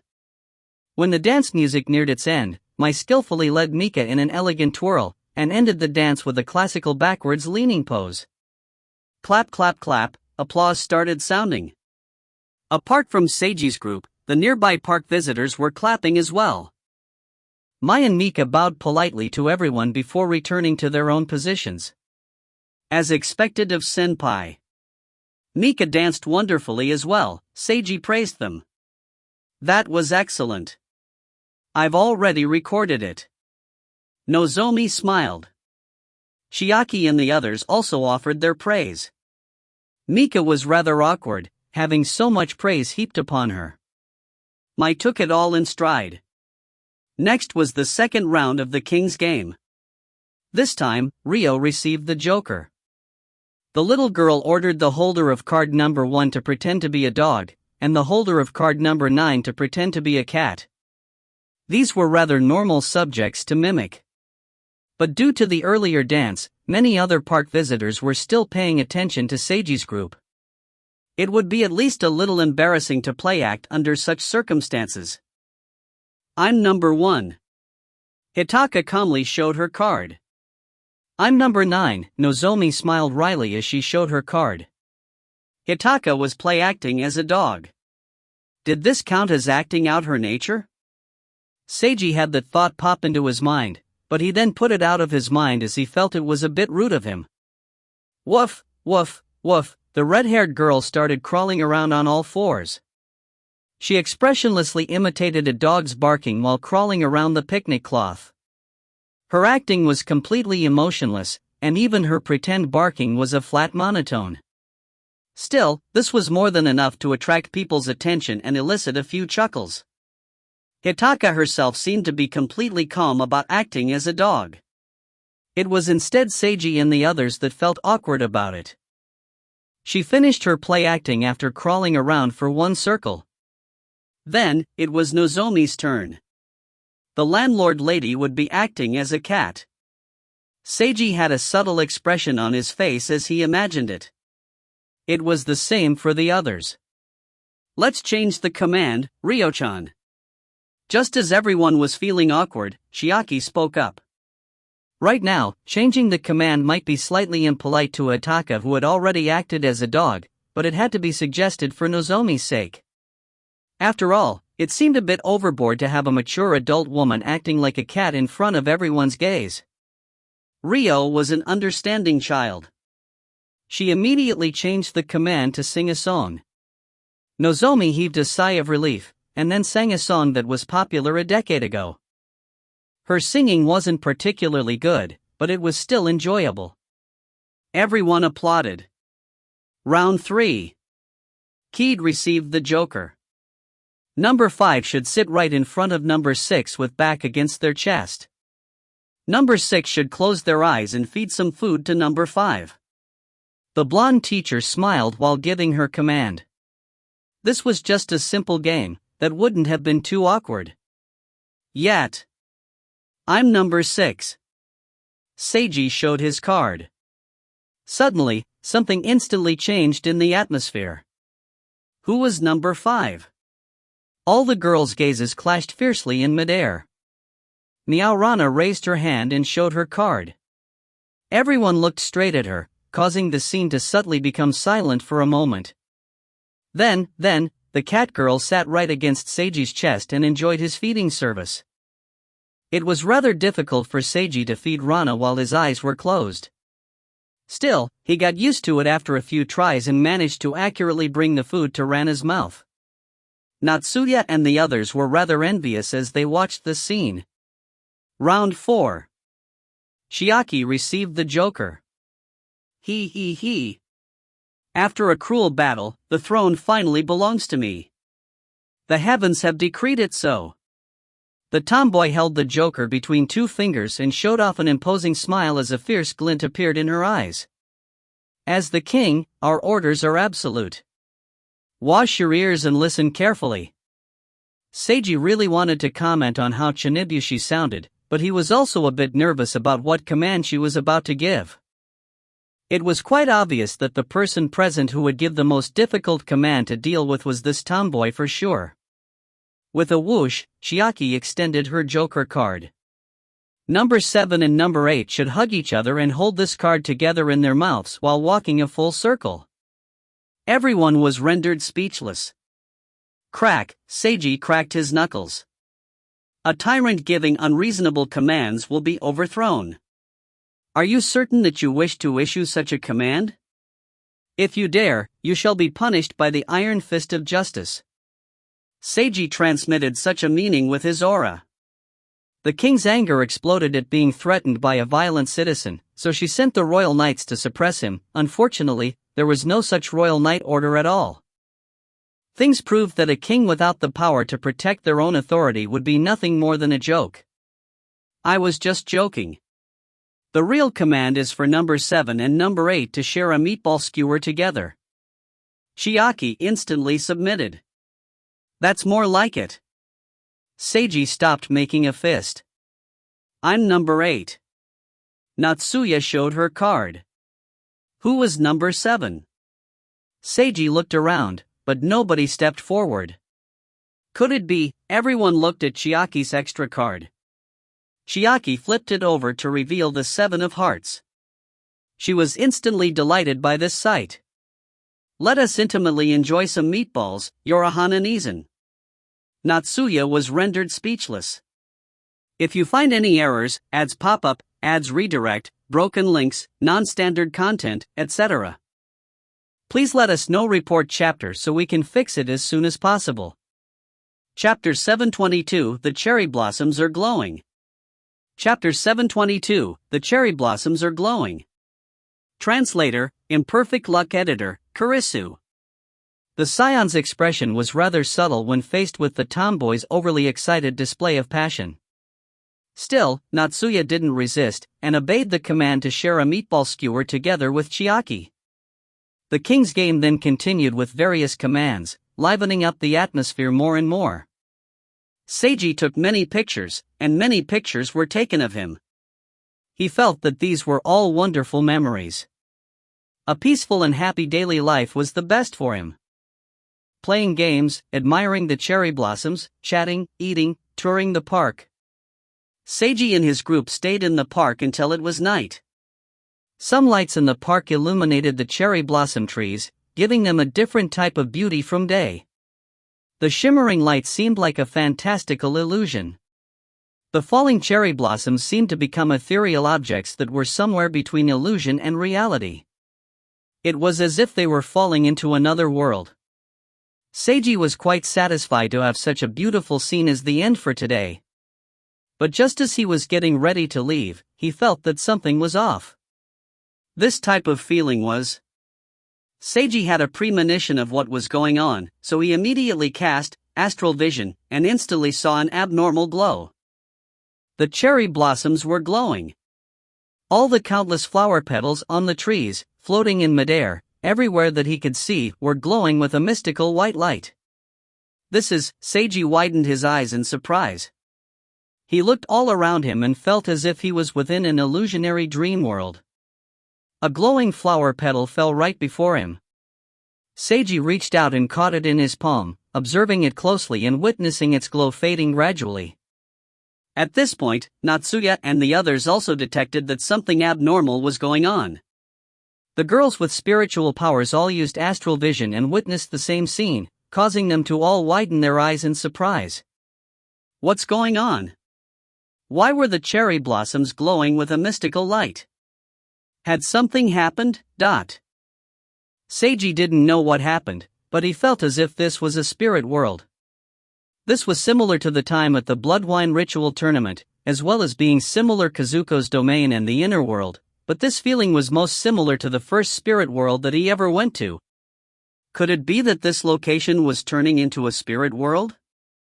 Seiji recalled what happened at the Forest Palace. But then, he recalled that a location wouldn't transform into a spirit world if there were humans within it. No, wait, this information was outdated. The Blood Wine Ritual Tournament was the best evidence that it was possible to transform a location into a spirit world even if there were living humans within. By now, Seiji was almost completely certain that Kosuho Park was turning into a spirit world. Otherwise, it would be something similar. What should he do? Of course, run. Although there might be miracle opportunities within a new and unexplored spirit world, not all the girls present with him knew how to fight. If they got split up, then the same situation from Kazuko's domain might reoccur here. That would be highly dangerous. We need to get out of here.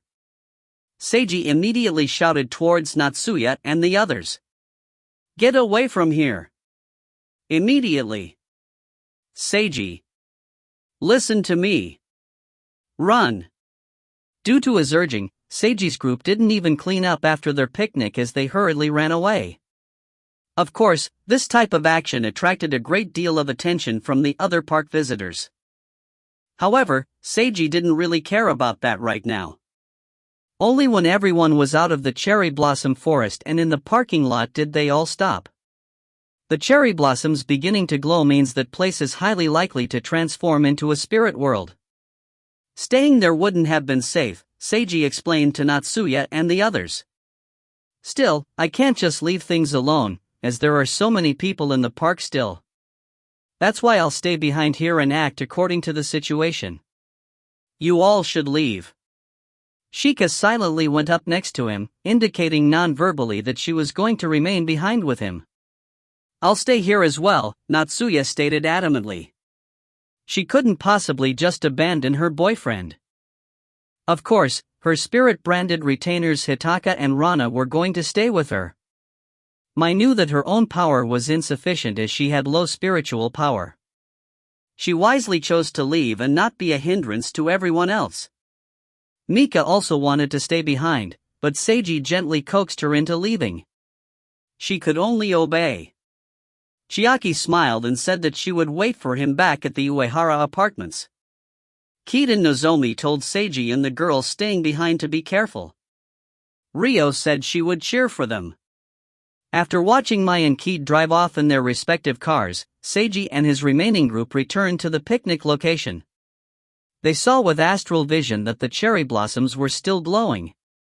Yet, they were simply glowing, and no additional changes had been made. Or was the change here just a slow process? Seiji wanted to disperse the remaining crowd for the sake of everyone's safety. Spirit world-related incidents were the jurisdiction of Soul Society. Natsuya immediately contacted them. Seiji also logged onto Soul Society's website with his cell phone. He attempted to learn what information he could. At this time, he found that Soul Society's website had a new addition, a message forum. He immediately entered the forum and saw that the thread with the most posts was about the cherry blossom glowing phenomenon. He clicked the thread and read through it, learning that this phenomenon wasn't limited to only Koso Park. All the famous cherry blossom viewing parks and locations had the same identical phenomenon, and the glow was spreading as well.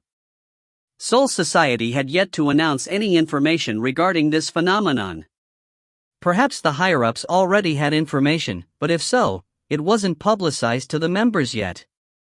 For now, the only thing that was happening was that the cherry blossoms were glowing with a mystical light that ordinary people couldn't see. No other phenomenon or unusual things had appeared. Nobody had been harmed by this light as of yet. Still, this obviously was no small matter.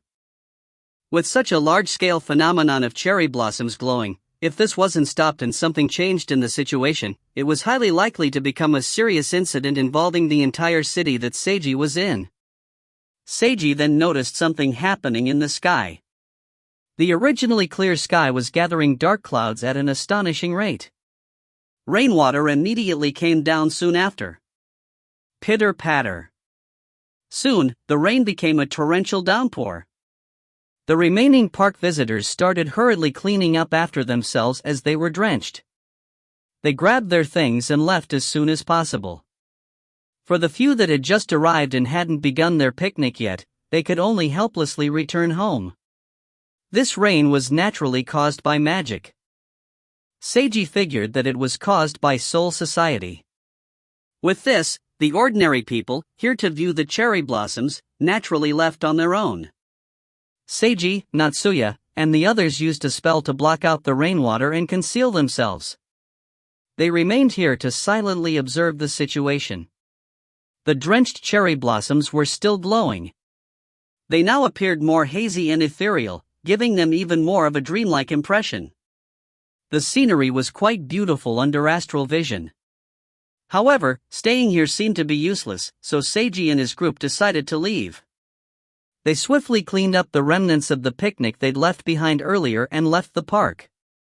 Maisune arrived back at the park in her car to pick them up. Last night, I received an invitation from Soul Society, Natsuya spoke when they got on the car. To have you join? Seiji looked directly at her. Yeah. Natsuya nodded. The invitation even emphasized that they valued my personal abilities, not my status. Although it might have simply been polite talk, I was still somewhat moved. Do you want to join them? I do, something flashed in Natsuya's eyes. This type of invitation is something that I'm supposed to discuss with my family. But, I can already expect their reaction, and I don't want to tell them. This already indicates that I'm quite tempted to join Soul Society. Seiji fell silent. What do you think I should do? Natsuya looked directly at him. So if you tell your family about this, it's highly likely that they'll object, is that right? Seiji inquired. Yes. If you want to join, you'll have to directly accept, but this will likely anger your family. Yeah. Do you have time to consider the invitation? I do, but the invitation indicated that they would prefer to hear an answer as soon as possible. And, the longer I stall, the more likely it is that my family will find out. Even if you decide on your own to join Soul Society, that won't be the equivalent of betraying your family, will it? I don't think that it would be so severe to count as betrayal, but, Natsuya clenched her hands and didn't know what to say. Seiji could tell how anxious she was, so he reached over and held her hand. At this moment, conversation options appeared before him. A. I think that you should join. B. I think that you shouldn't join. C. I think that you should think it over as much as you can in the time that you have.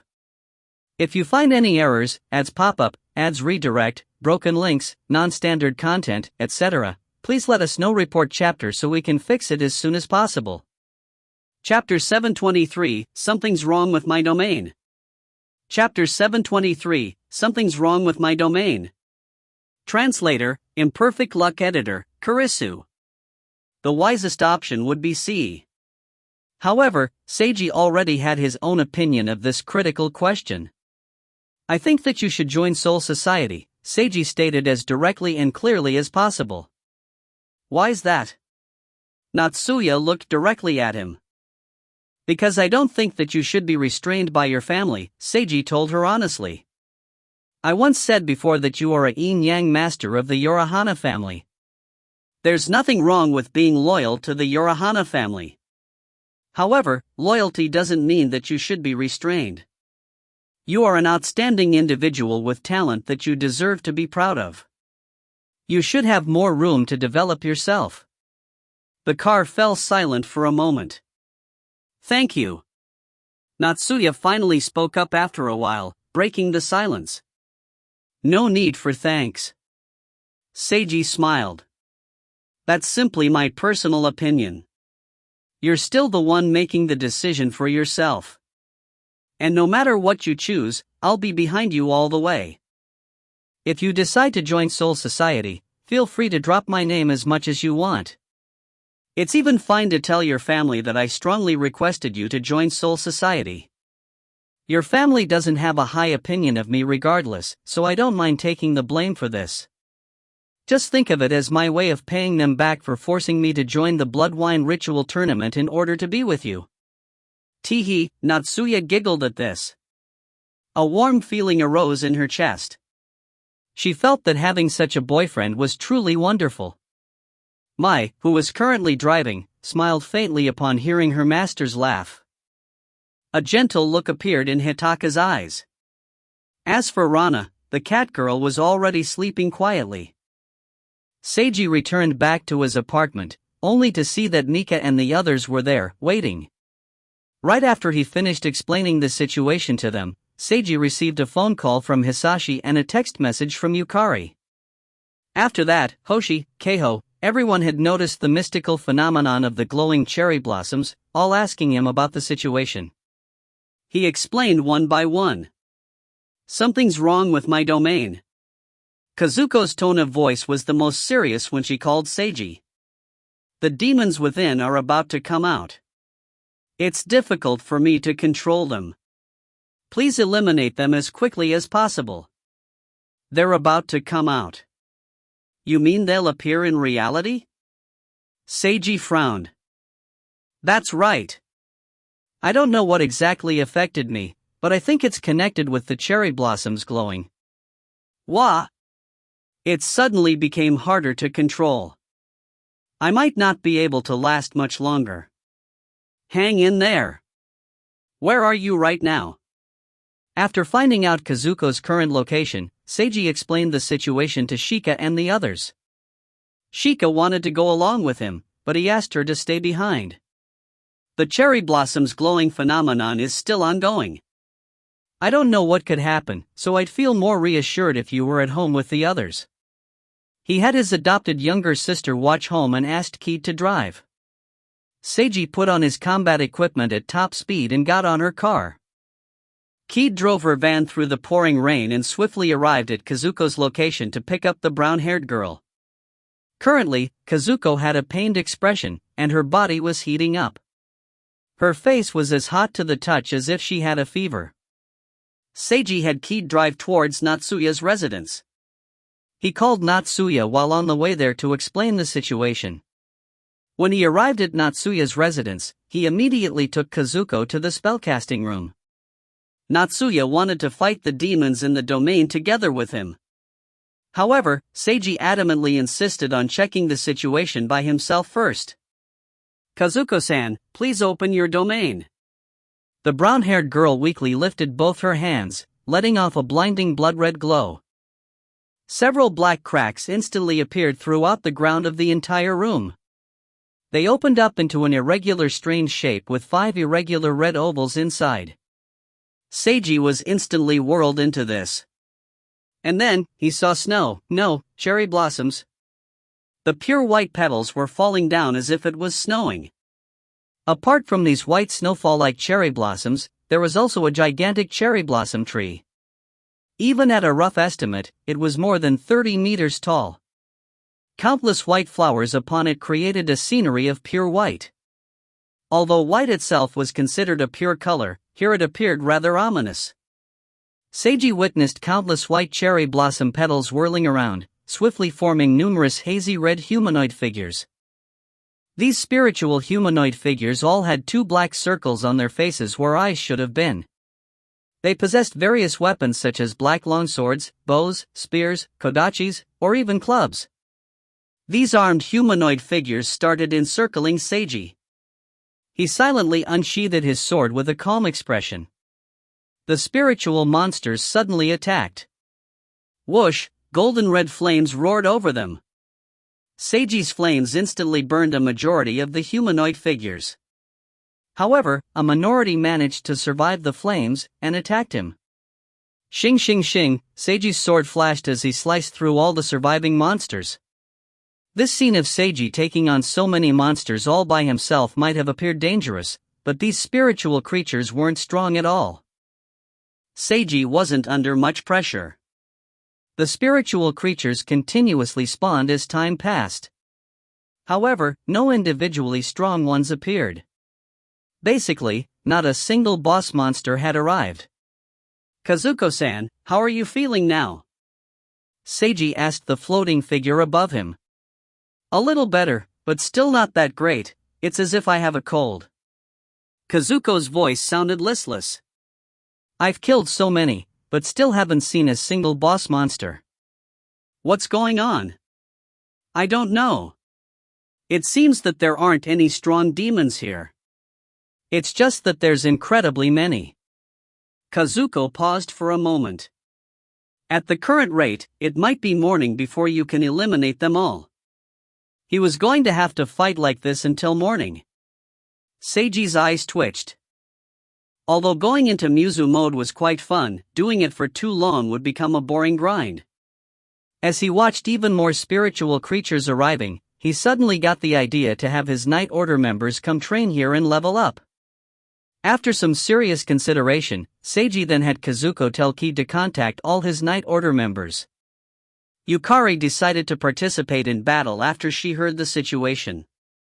Sometime later, a van arrived to pick her up. Yukari walked out of her home and got in the van. Mika was sitting in the van. "Good evening, Asamiya-san." Mika greeted her. "Good evening, Uehara-san and Jumanju-sensei," Yukari responded in turn. Kid smiled and continued driving. The purple-haired girl was somewhat nervous as she thought about how this was going to be a real battle. Ever since she awakened to her powers, she had killed a few demons, but none of those were real battles. That was because they had all been tiny demons that she took care of instantly. At first, she had been proud of herself, but now, she felt like it was no different than swatting a fly. This, however, would be a real battle fighting a large number of monsters in an alternate dimension. Although she heard already that the monsters weren't strong, Yukari still wasn't able to relax. "Uehara-san, have you participated in such a battle before?" Yukari couldn't help but ask because she saw the twin-tailed girl being so calm. "Yeah." Before Seiji participated in that ritual tournament, I, Amami-san, and Jumanju-san's younger brother all entered Uksan's domain before. "Seiji and Kagura-chan led us," Mika answered. "What was the situation like back then?" "At that time, there was something unexpected, so we got separated from Amami-san, Kagura-chan, and Uksan." Mika summarized the experience from that time. Yukari widened her eyes as she listened. This was a true adventure. Just like an adventure in a labyrinth dungeon, but real. There was actual danger. In the end, everyone returned safe and uninjured. This was thanks to everyone's hard work and luck. The end result was good, but one couldn't ignore the dangers involved. If one was unlucky, perhaps. The purple-haired girl felt a chill run down her spine just imagining it. Aren't you afraid? Doing this again after such an experience, she couldn't help but ask another question. Afraid, a little, I suppose. But, I believe in Seiji, Mika responded adamantly. If you find any errors, ads pop up, ads redirect, broken links, non-standard content, etc., please let us know. Report chapter so we can fix it as soon as possible. Chapter 724, absolutely have to draw this scene. Chapter 724, absolutely have to draw this scene. Translator, Imperfect Luck Editor, Kurisu. Yukari's feeling of tension was somewhat eased as she was affected by Mika's strong will. Not long after, the van picked up Mayuzumi. Seeing how the manga author had an obviously nervous expression as well, Yukari took the initiative to begin chatting about manga in order to ease Mayuzumi's tension. Mika also joined the conversation. Now that everyone for the battle had been picked up, Kid drove to Natsuya's residence. All four got off the van and entered Natsuya's residence. Yukari found to her astonishment that Maihuju was the person who greeted them. Maihuju had recently given the graduation speech at Genhana High School's graduation ceremony. Yukari had heard rumors about this beautiful senpai of hers who had the nickname of Smiling Executioner. The rumors had left Yukari with a deep impression. Yukari never expected to see Mai in Natsuya's residence, not to mention in maid attire. And, it looked so suitable on her. The attire looked so good on Mai that Yukari was tempted to take out her art tools and begin drawing right away. However, now was evidently not the time to do so. Mai led the four to the guest room and had the girls change into their spiritual equipment there. After putting on sturdy black-colored combat equipment, a helmet, and looking at the long sword, gun, and shield before her, Yukari really got the feeling that she was about to participate in actual battle. Although she was still somewhat nervous, she was also beginning to get a little excited. Yukari suddenly recalled when she first awakened and fought against the giant spider. Although that memory had been relegated to a corner of her mind, it suddenly became completely clear again. Fighting against that large red spider had been Yukari's only fight in her life. At that time, she had taken quite a beating. If that had happened in real life, she might have been seriously injured or even died. Perhaps it was because she had received such a beating that she reflexively didn't dare to recall it. She felt something indescribable upon recalling it at such a time. Seiji had saved her at that time. Now, it was time for her to fight for Seiji's cause. Yukari blushed as she recalled how Seiji had seen her naked at that time. Then, she remembered how she had wanted to give him a gift as a way of getting closer to him, however. The purple-haired girl sighed softly and cast all idle thoughts out of her mind. Meanwhile, Mika walked out of the restroom after she transformed and changed into combat equipment. Mayuzumi widened her eyes in surprise at the sight. You're Uehara-san? The manga author tried asking the silver-haired beauty who wore a dark red cape and gave off a fantastical aura. Yep, it's me. Mika nodded. You actually transformed, so beautiful, just like a magical girl, Mayuzumi praised her. Yukari was also astonished to see Mika's transformation. The growth of the hero had indeed surpassed Yukari's imagination. Mika smiled politely in response to the attention. After everyone put on their combat equipment and confirmed that it was a decent fit, it was time to test their weapons. After hearing how to use the spiritual weapons and watching Mika give a demonstration, Yukari, Kid, and Mayuzumi each tested their weapons. The end result was that Yukari and Mayuzumi were unable to use any of the sword, gun, or shield. Kid was only able to use the spiritual gun. Mika recommended to all three that they should take the shield regardless. Although they were all unable to inject mana into the shield would still provide some basic protection. Mai then led the four girls to the spellcasting room. After you enter that door, you'll be in the domain. Please, everyone, be cautious in battle. May fortune smile upon you all. After nearing the door, the maid stopped and bowed towards the girls. Thank you, Hoja-senpai. Yukari reflexively bowed back. Mika and the others simply thanked Mai. No need to be so polite. I'm just a maid. Mai smiled.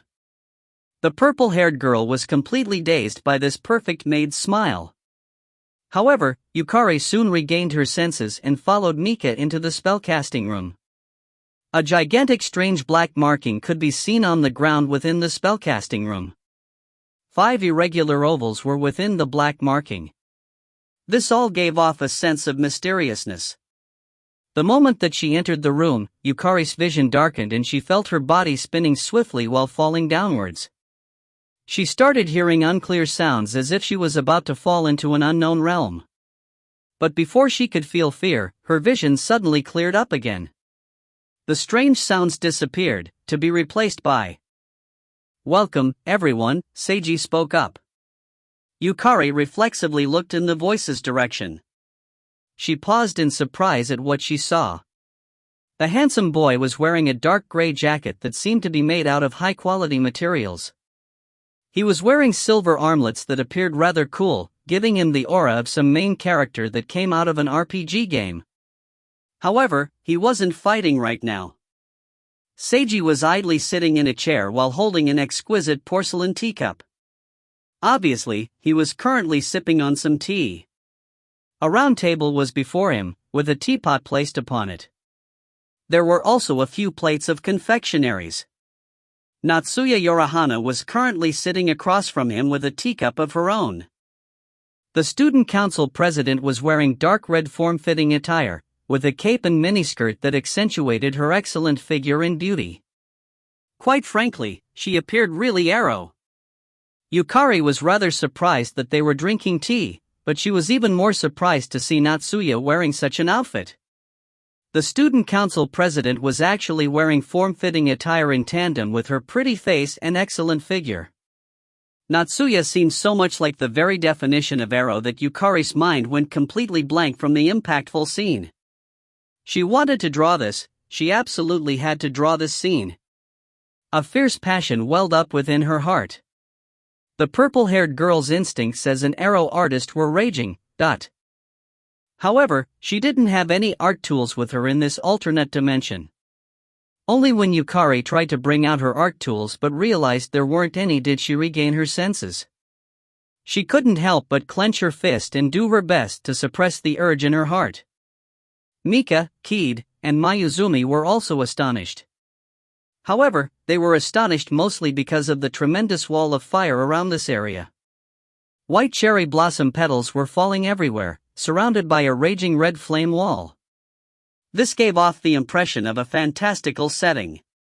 Humanoid spiritual monsters wielding black weapons kept jumping through the flame wall.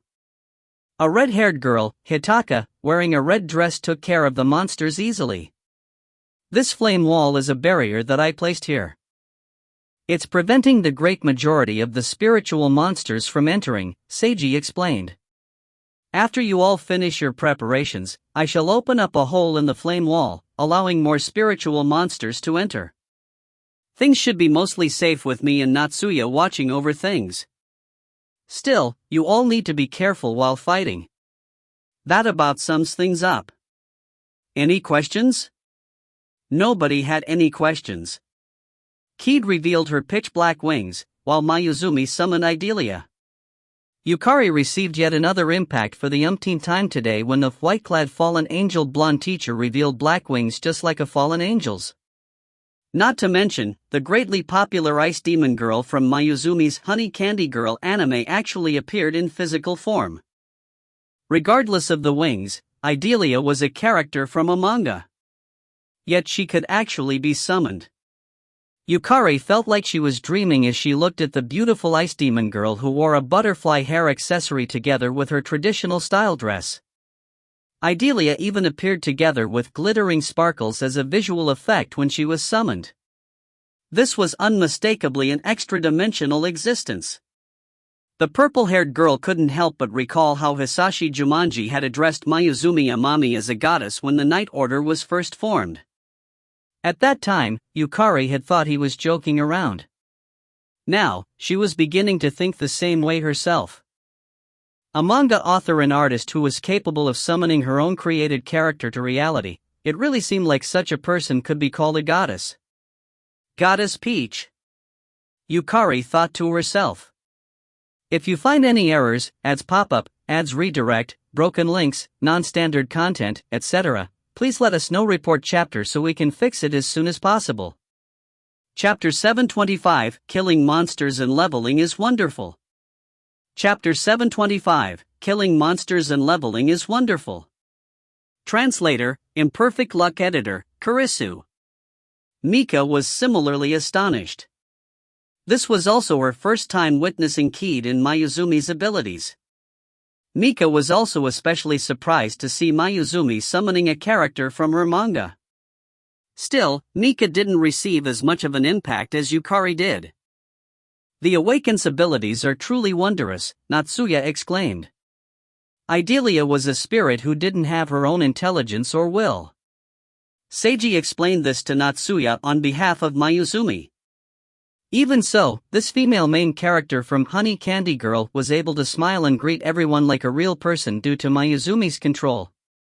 Yukari felt as if there was no difference from a real person. Seiji then asked Hitaka to take a rest so that Kid could try fighting first. He would carefully watch to make sure that no harm came to Kid. A sword-wielding spiritual monster rushed through the wall of fire. Kid aimed her spiritual gun and fired a black mana bullet that accurately landed a headshot against the spiritual monster. The monster's form half collapsed. The spiritual monster fell on the ground, but it was still writhing. Before it could crawl up again, the blonde teacher went closer and shot more mana bullets in succession. She completely crushed its body and head with the bullets. Kid had standard shooting posture and remained calm throughout as if she was used to such actions. Yukari was once again shocked to witness Genhana High School's nurse and health teacher in such a manner. The spiritual creature transformed into a dark red mist that floated into Kid's body.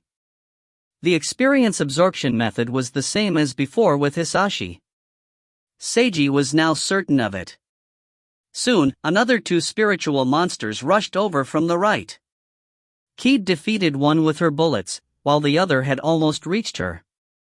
Kid flapped her black wings, instantly creating a strong gust of wind that blew the monster backwards. Kid then flapped her wings again, this time beginning to fly. White cherry blossoms were falling, the black wings were beating, and feathers were flying. Mika and Yukari both exclaimed at the beauty of this scene. Flying was something that humans naturally desired to experience. If there was a ranking of special abilities that humans wanted the most, the ability to fly would definitely rank in the top 10. Kid flew above the spiritual creature and aimed at it with her bullets. Soon, she defeated the spiritual creature. She then descended to absorb the experience mist. Well done, Seiji praised her. However, some spiritual monsters have long-distance attacks, so you need to be careful even while flying. Kid smiled and nodded. It was then Mayuzumi's turn. When the next spiritual creature rushed forth, the ice demon girl Idelia stood in front of the manga author. Idelia lifted her hands as a blue mist appeared. The blue mist instantly transformed into a large batch of sharp icicles that shot forward. The spiritual creature was completely shattered by the icicle attack. A small portion of the experience mist floated towards Idelia and was absorbed by her. This was the same absorption method as Hoshi, where the experience was shared and absorbed by the summoned spirit. It's not necessary to use such a strong attack against a single weak creature. You should pay attention to conserving your strength, Seiji advised her. Also, you should have Idelia get closer to the mist. Basically, Idelia should kill the spiritual creature at a suitable distance that's not too far away. Otherwise, she'll be unable to absorb the experience mist. Mayuzumi nodded. At this moment, another spiritual creature charged out from the left. Taking Seiji's advice, Mayuzumi had Idelia get closer and shoot out less icicles than previously to kill off the monster. Idelia was then able to absorb the complete amount of mist. Then, Mayuzumi tried a second method of attack, releasing a glowing mist that froze the spiritual monster, then having Idelia get close and shatter the frozen monster with her ice sword. Mayuzumi tried a third method of attack as well. Idelia created a 2-meter plus ice sword and cleaved the next spiritual monster in half. A frail-appearing beautiful female mage instantly transformed into a greatsword-wielding warrior. It was a surprising turn of events. Yukari wanted to shout, "This isn't Idelia's style at all," out loud. However, Idelia was being controlled by her creator right now, the goddess of the honey candy girl world, so Mayuzumi could do whatever she wanted. After the manga author and her summoned spirit tried their attacks, it was now Yukari's turn. Yukari stood close to Seiji. Soon, she saw a spiritual monster rushing through the wall of fire and aiming its weapon at her. The purple-haired girl lifted her right hand, activated her ability, and flung out. Thud, the white spiderweb strand formed into a whip and viciously struck the humanoid spiritual creature, slicing it in half as if the whip was a bladed weapon. The monster was instantly defeated. The red mist floated over to Yukari and entered her body, giving her a wondrous feeling. More spiritual monsters rushed over. Yukari wielded her whip and defeated several spiritual monsters at once, continuing to absorb the mist. This proved that these spiritual monsters were quite weak compared to her. Yukari mentally heaved a sigh of relief. However, this was basically just testing out her abilities, like a warm-up. She couldn't afford to let herself become too relaxed.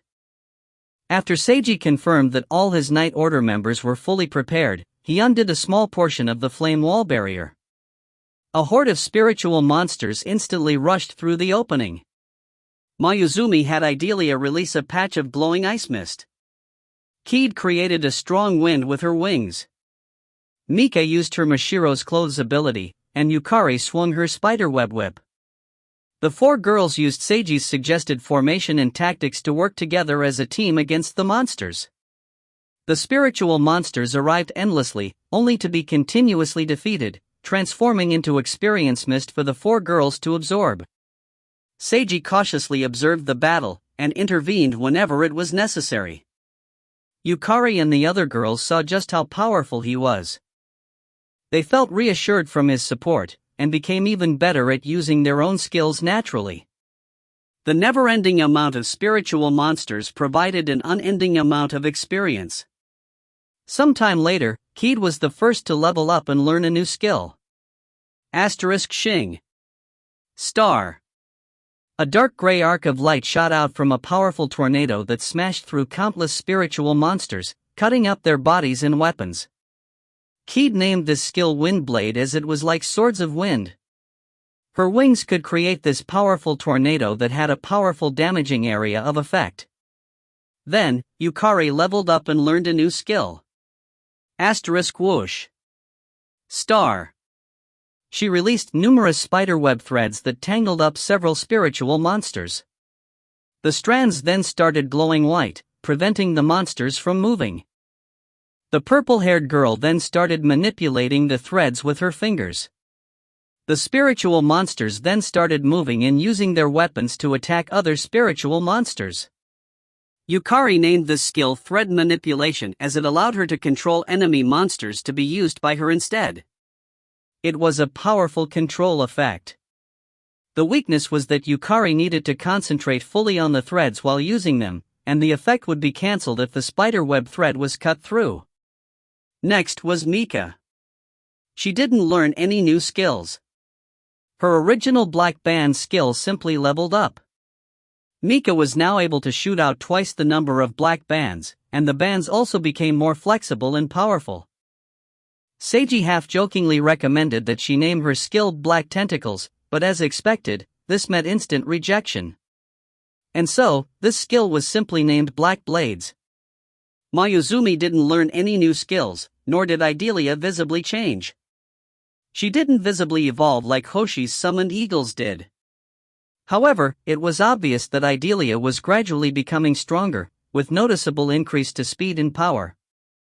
As the girls became stronger, Seiji had to intervene less and less.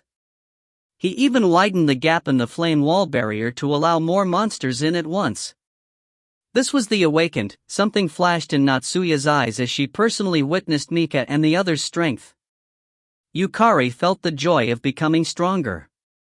Her nervousness from earlier had completely disappeared.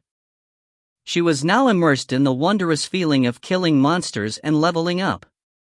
This felt exactly like playing an RPG game and leveling up her character. However, it was herself that was leveling up instead, so it was even more fun and realistic. It felt like more of an achievement. This was truly wonderful. However, the only insufficiency was that these enemy spiritual monsters were far too weak. After killing off an unknown countless number of spiritual monsters, Yukari began hoping for a stronger monster to appear so that the battling could have some difficulty to it. She felt that she could become even stronger if she defeated a powerful monster. The purple-haired girl started wishing for a boss monster to appear. If you find any errors, ads pop up, ads redirect, broken links, non-standard content, etc., please let us know. Report chapter so we can fix it as soon as possible. Chapter 726, No need to worry too much about them. Chapter 726, No need to worry too much about them. Translator, Imperfect Luck Editor, Kurisu. And then, she really saw one. A monster that was a naked woman on top and a giant spider on bottom appeared. The monster woman had reddish-purple hair that reached her waist. Her bangs covered half her face, and her beautiful red lips were smiling in a terrifying manner. Her white skin made a sharp contrast with the pitch-black spider body. Her hands were reaching out as if she wanted to embrace something. Many bones were scattered under her 8 spider legs. All the skull's hollow eyes seemed to be giving off the expression of fear. Yukari's excitement instantly cooled down. An indescribable chill enveloped her. She sensed that this spider woman was incredibly terrifying. Apart from sensing that the spider woman was strong, Yukari also felt an indescribable feeling of horror welling up from deep within her. This was far stronger than any instinctive sense of fear. Who are you? Ha ha ha. The reddish-purple-haired spider woman answered the purple-haired girl's reflexive question with a chilly laugh. Yukari felt her hair standing up end from hearing this laugh.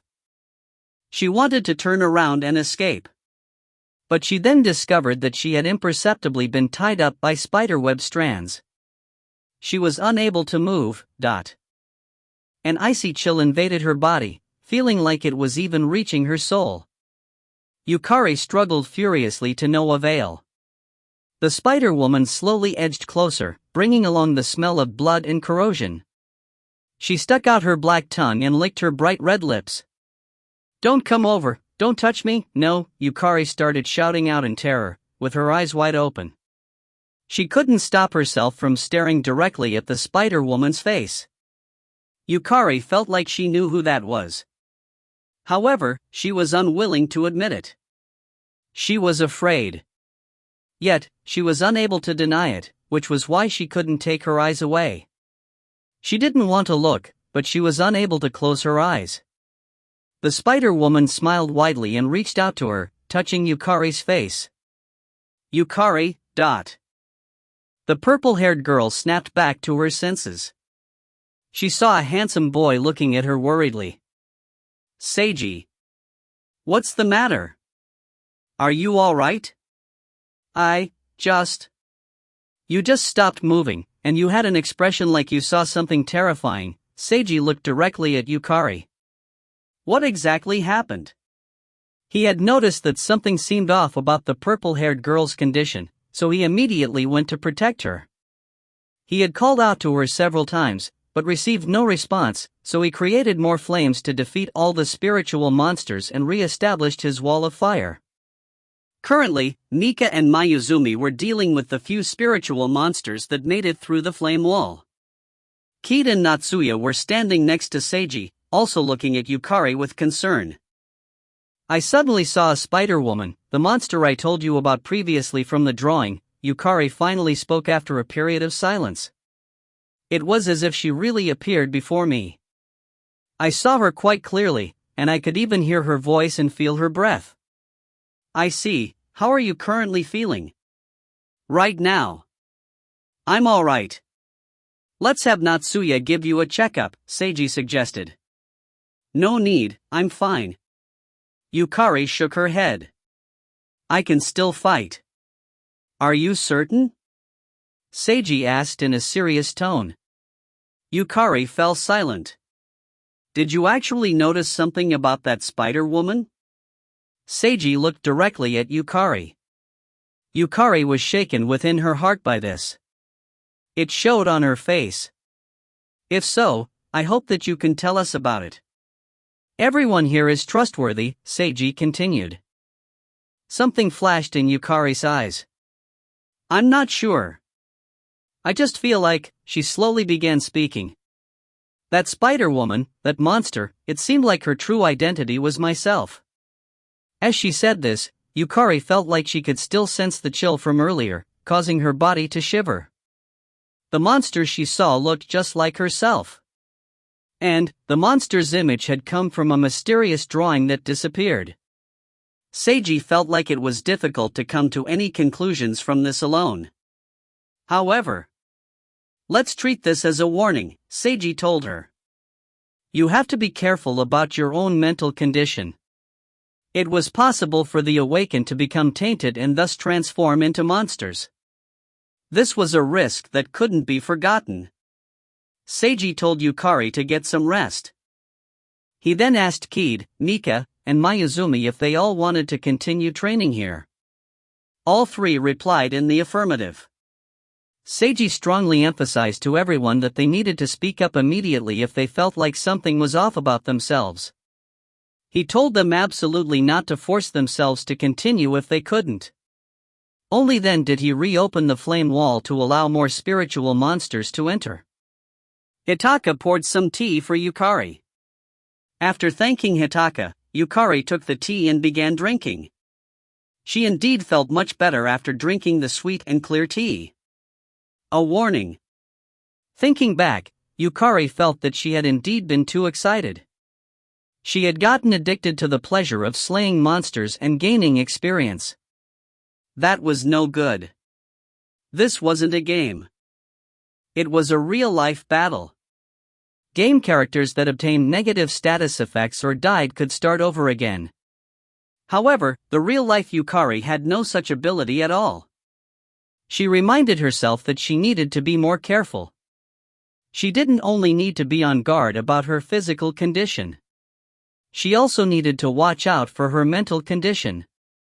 Yukari deeply self-reflected upon herself. As Seiji suggested, she treated this vision of herself as a monster as a warning from her body. I absolutely can't allow myself to become that type of monster. Yukari firmed her resolve. After resting for a while, she requested to continue training again. I've returned, a voice spoke from above. Seiji lifted his head to see that it was Kazuko. Welcome back. How's the current situation? Earlier, Kazuko had said that she was going deeper into the domain to check the situation. She had taken a rather long time to return. I have some good news, and some bad news. Which would you like to hear first? The brown-haired eyeglasses-wearing girl said a classical phrase. What's the bad news? Seiji furrowed his eyebrows. My domain has been connected to another domain. Many powerful existences are in that domain, and I wasn't careful enough and was discovered by one such existence. She chased me all the way here. The good news is that she's really beautiful and has an amazing figure. You'll definitely be happy when you see her. Kazuko's eyeglasses flashed. Happy, the hell? Seiji retorted reflexively. Who is she? What type of dimensional space is the other domain?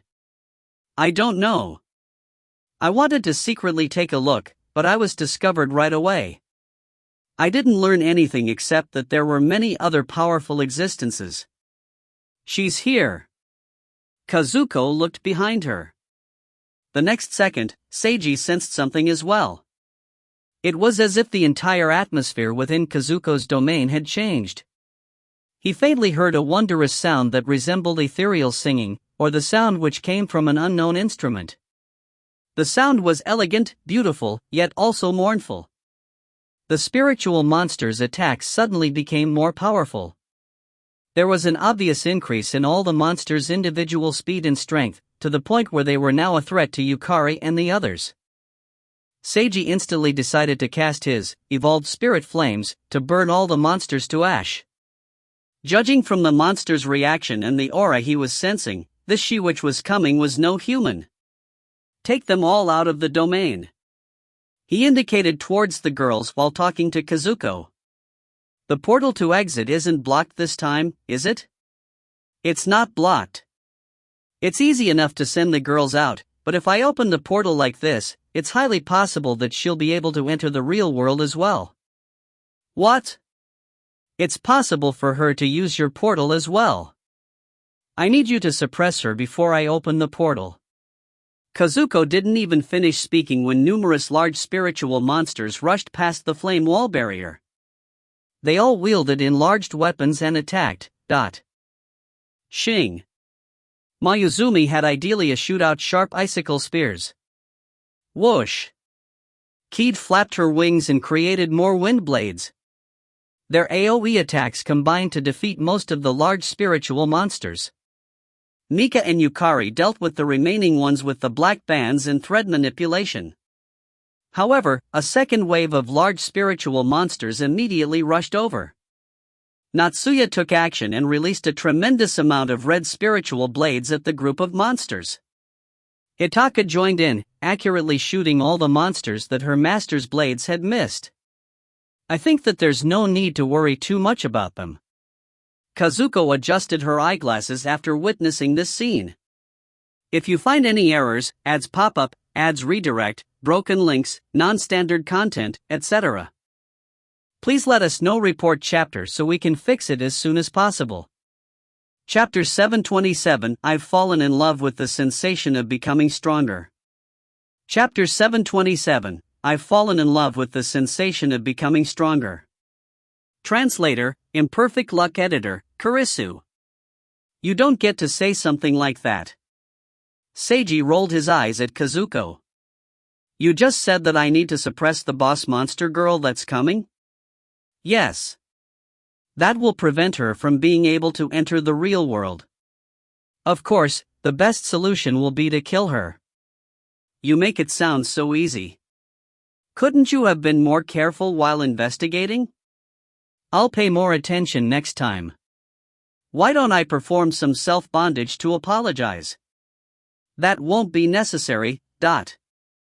Although Seiji verbally refused, he still couldn't help but imagine the way Kazuko would look while tied up and naked. I can even add the service of pretending to be a dog or cat, Kazuko added. I said it's not necessary. Although Seiji wanted to see it, he had to adamantly refuse. The tremendous waves of spiritual monsters kept attacking. They were all destroyed by the girls. The monsters became stronger, so the experience mist they provided became denser. Yukari felt even more addicted to the pleasure of absorbing the mist, but she kept warning herself to maintain a clear mind. She couldn't allow herself to become lost in the pleasure like earlier. But as the invisible sense of pressure approached from beyond the firewall, Yukari found it more and more difficult to control herself. Yukari could sense that an existence far stronger than the spiritual monsters was approaching. Logically, that existence should be left to Seiji and Natsuya to deal with. But, the closer that existence approached, the more excited Yukari became, or, more accurately, the stronger her desire to battle became. Logically, she didn't agree with this. However, her body was no longer under her own control. It was as if her body instinctively desired to fight such a powerful existence. Yukari wanted to stop and tell Seiji that something felt off about herself. But, she was unable to do so. She desired to fight a strong enemy. She really wanted to fight a strong enemy. She knew that something was wrong with her own desire. However, she still wanted to do this. Was this what her body truly desired? Or was this what she truly wanted in her heart? The purple-haired girl was unable to figure it out. There was no need to figure it out anymore. That was because she had finally appeared. The firewall barrier was broken through. First, glowing red petals which suppressed a portion of the firewall appeared. The opening in the wall then rapidly expanded to allow a red-clad individual to float through. She wore a bright red crown, a pitch-black mask, light clothing, and had a snow-white body. Her colors were in vivid contrast, and she would definitely give any man a tremendous impact. Seiji instantly understood why Kazuko said you'll definitely be happy to see her now that he finally saw her. This female demon had an incredible figure. And she was showing off so much fan service by being almost naked. There was a light red veil around the female demon's body, or something that resembled a veil. Just like how some sexy lingerie would accentuate the body rather than doing anything by covering up the private parts, her red veil made her seem even sexier. Seiji could only stare, mouth wide agape, when he witnessed such a stimulating sight. Even though he had prepared himself to attack immediately, he was unable to attack right away. Mika, Kid, Mayuzumi, Natsuya, and Hitaka were all similarly astonished by this demon's physical appearance. None of them were able to instantly react. Yukari was the only one who rushed the female demon immediately. Crack! Yukari's spiderweb whip made a loud sound as it viciously aimed straight for the female demon's head. Pow! The female demon blocked the blow with her veil. Although her veil seemed lightweight, it actually possessed powerful defensive properties. Not only did the veil block the attack, it even shattered Yukari's spiderweb whip back into threads. The purple-haired girl then swung a second whip with her left hand. This time, she aimed for the female demon's foot, but the veil blocked the whip and shattered it yet again. Swoosh! The red flowing petals started gathering together and flowing like a river, suddenly swarming towards Yukari. There would be dire consequences if Yukari took such an attack. Yukari! Seiji shot out a fire mana bullet, but he was too late. It seemed that the purple-haired girl was right about to be struck by the female demon's attack. However, Yukari's figure suddenly vanished as she dodged this attack at a speed which astonished everyone. Boom! Seiji's fire mana bullet finally arrived and scattered the flower petals with an explosion. Yukari stopped at a distance of several meters away. Spiderweb was twirled around her hand, with the other end of the long thread sticking to the ground. Just now, she had shot spiderweb at the ground to pull herself and move at such an astonishing speed. Right after this, she then shot spiderweb at the ground close to the female demon and instantly pulled herself over for another whip attack. Don't force yourself. Yukari, hurry and retreat. Seiji unsheathed his sword and joined the fight. Hitaka also rushed the demon. Natsuya cast support spells to protect the three fighting against the demon. Mika, Kid, and Mayuzumi all attacked from range with their black bands, gun, and ideally as icicles. The female demon blocked all attacks with her veil and the falling cherry blossom petals. She twirled around at high speed in midair, almost as if she was dancing. Not only did Yukari not listen to Seiji and retreat, she even started attacking more forcefully. Although the veil blocked the spiderweb whip every time, Yukari continuously attacked without pause. Yukari's whips were continuously shattered. However, minor amounts of spiderweb kept sticking to the veil. Seiji called out to Yukari several times, but received no response. He could tell that something was wrong with Yukari again. However, she was different from when she was previously in a daze. The current purple-haired girl was vicious and dexterous. It was as if she had gone berserk, but hadn't lost her sense of reason. Seiji was hesitant on whether or not he should forcefully try to stop her. At this moment, Yukari suddenly stopped in her movements. She extended her arms and smiled as an ice-cold look entered her eyes.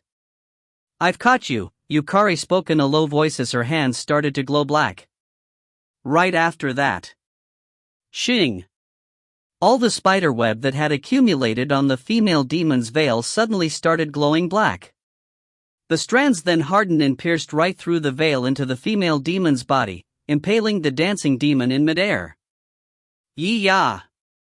The female demon instantly started screaming in pain. Seiji and the others were all shocked by this scene.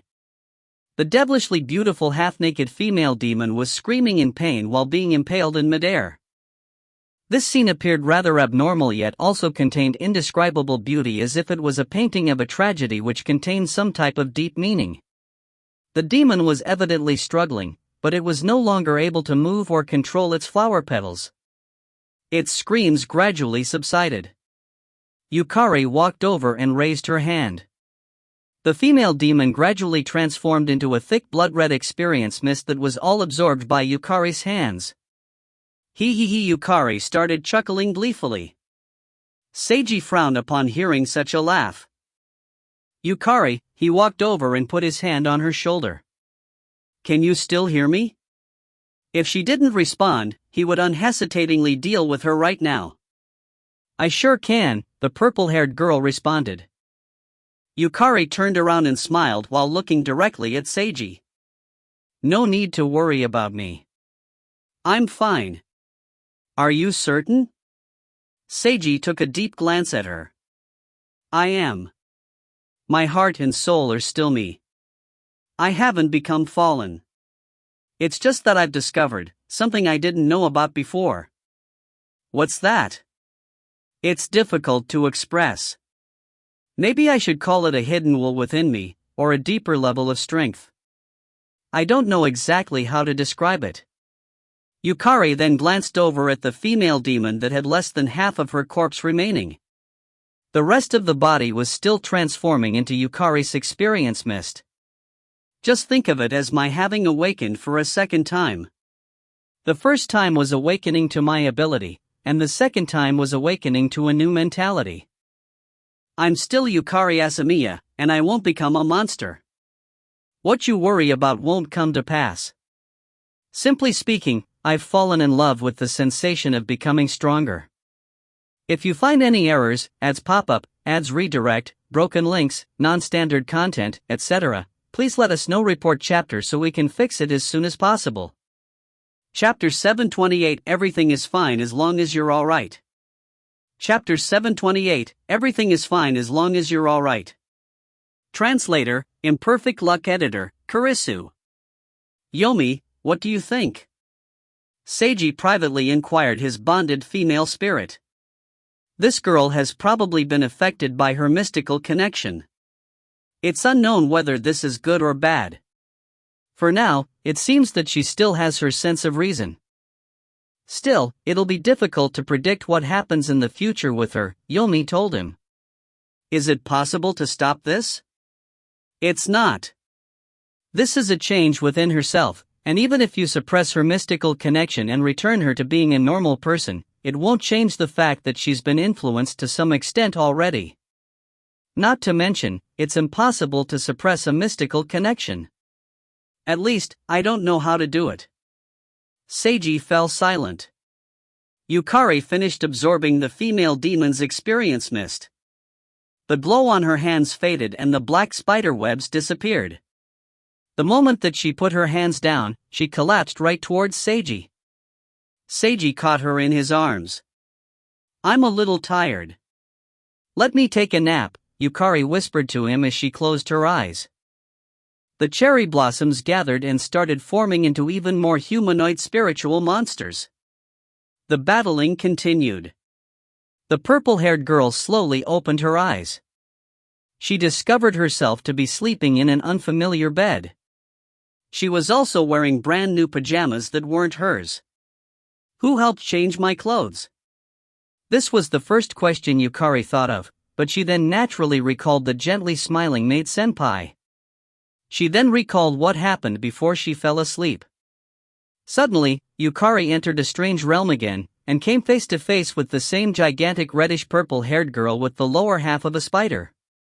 Once again, Yukari felt a chill run down her spine because she was still scared of this existence.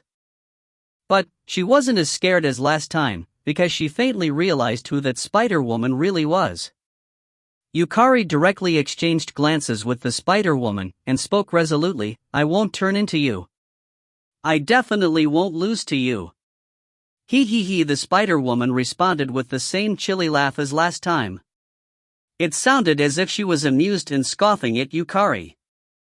Yukari also smiled and made a similar yet different sound. "I am myself, and you are also part of myself. I shall control you rather than being controlled by you." Fear, rejection, running away. All of these would be useless.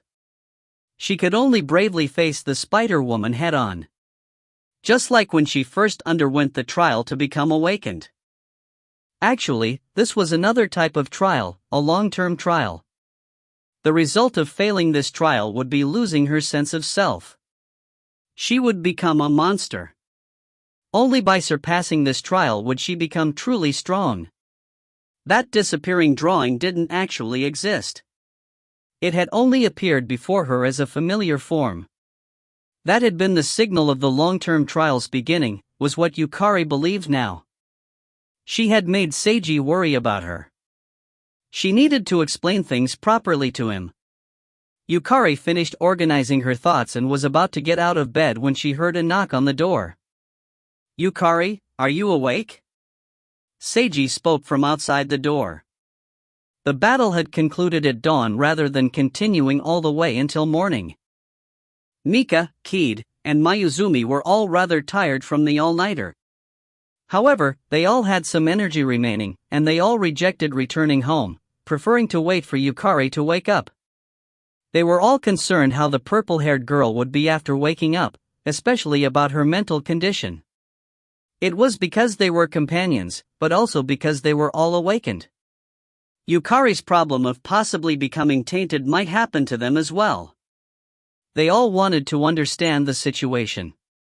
Seiji explained as much as he possibly could, and emphasized that he would do his very best to protect all his companions. But, as long as there was still risk, it would be impossible to completely eliminate the girl's feeling of unease. He sincerely hoped that Yukari would be alright when she woke up. Otherwise, he would have to load. But even if he loaded to last night and didn't allow Yukari to participate in this battle, she would have to face a battle sooner or later.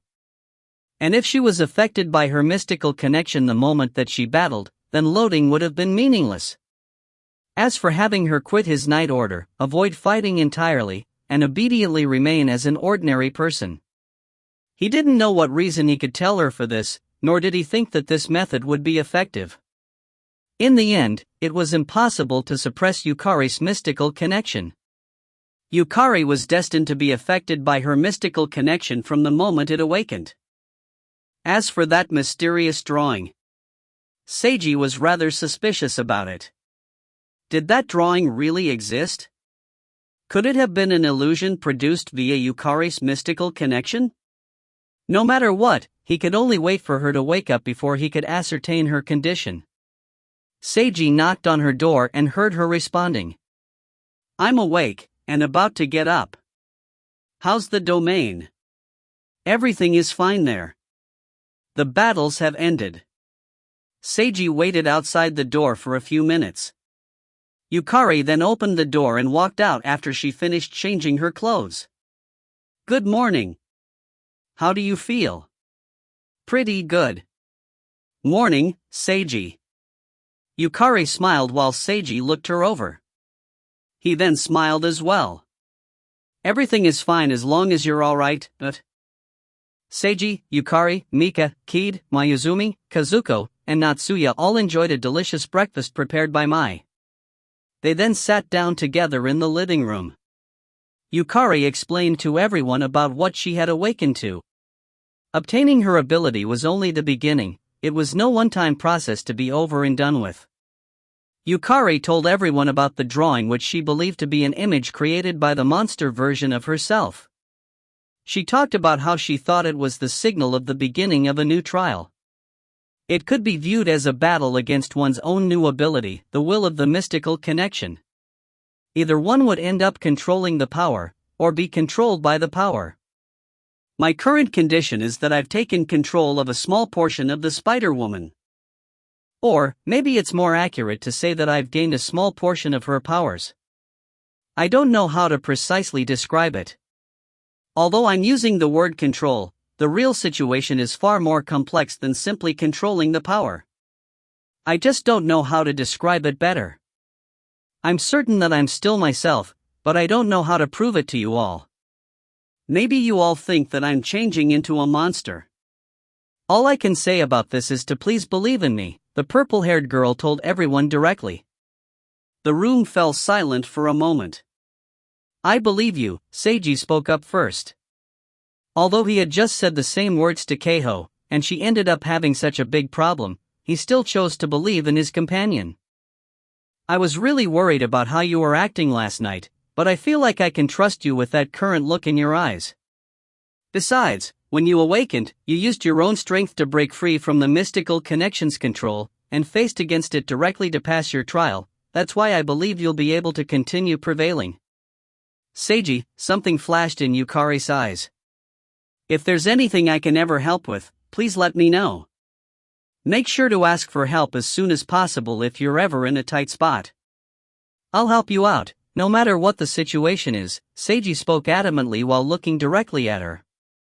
Yukari smiled, with her eyes becoming watery. She looked quite moving with her incredibly beautiful smile. I will, Mr. Hero.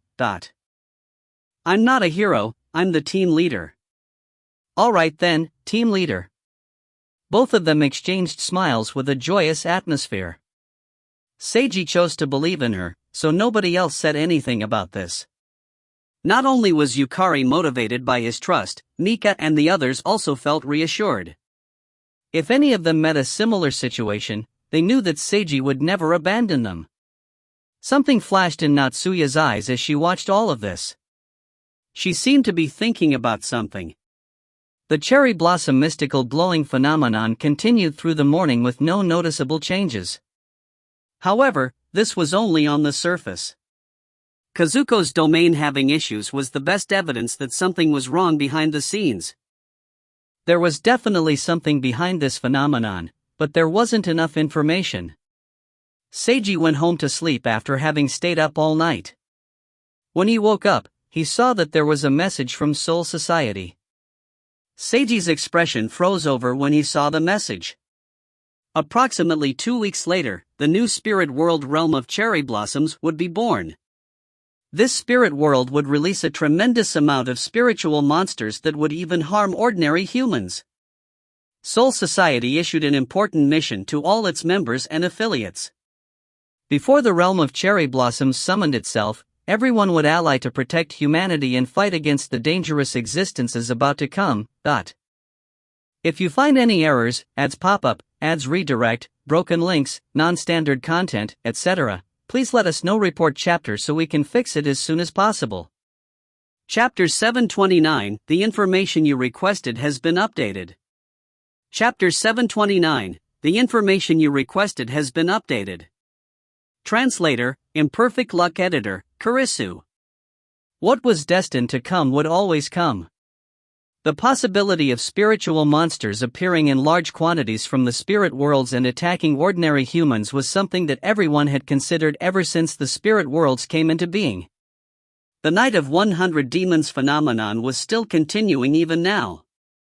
It wouldn't be all that strange for it to be upgraded into something like a spiritual monster invasion. If all the unknown demons that were already attacking humans were actually products of the spirit worlds as well, then this was actually all a continuation of the midnight incident on New Year's. Right now, the current situation was that a major spiritual monster invasion would begin in 2 weeks' time. 2 weeks seemed like a short time, but it was still plenty to prepare when compared to an unexpected invasion. However, things were still happening far too quickly. Only a few months had passed since the midnight incident on the New Year's. If things were so serious already, what would the future hold? Seiji couldn't help but think back on everything he had experienced since transmigrating into this world. Although he had felt from the start that there was more hidden behind the surface of this world than he knew, at least everything had been in normal daily life to begin with. Now, just half a year later, he had to fight monsters and save the world? The plot was developing too quickly. If this world was a story or a manga, the author would surely be a failure, Seiji commented in his mind. Well, that was enough of the idle thoughts. He decided to focus on more practical things. The realm of cherry blossoms was probably the new environment that became connected to Kazuko's domain. Having so many humanoid spiritual monsters enter the real world would indeed cause harm to ordinary people. But as long as the monsters weren't allowed to scatter, they shouldn't be too much of a problem to deal with all at once. The problem was more about the same type of female demon. Just how many of those female demons were there? Were there other spiritual monsters similar to her in power level, or even stronger? And if so, how many? It would be bad if there were many of those powerful spiritual monsters. Seiji was willing to work in order to protect others. However, there was a limit to that. He didn't have the noble resolution to sacrifice everything in order to protect the world. If things became incredibly dangerous, he would definitely choose to leave together with his companions. After he got out of bed, he went to his study, where he turned on his computer, and logged on to Soul Society's website to request more information about the realm of cherry blossoms. However, the only response he received was the information you requested is currently being organized. Please wait patiently for new updates. The information was still being organized. Seiji pouted as he then went to the message forum. After reading the forum topics, he learned that Soul Society had started an emergency large-scale battle last night and destroyed tens of thousands of spiritual monsters in inner worlds. Apart from Soul Society members, their account holders had also participated in the battle. I fought all of last night until it was light out. I was so exhausted that I only woke up now. It's getting quite serious. Lots of people might even die if things don't go well. Soul Society isn't allowing us to reveal relevant information. All I'm allowed to say right now is that this is both a crisis and an opportunity.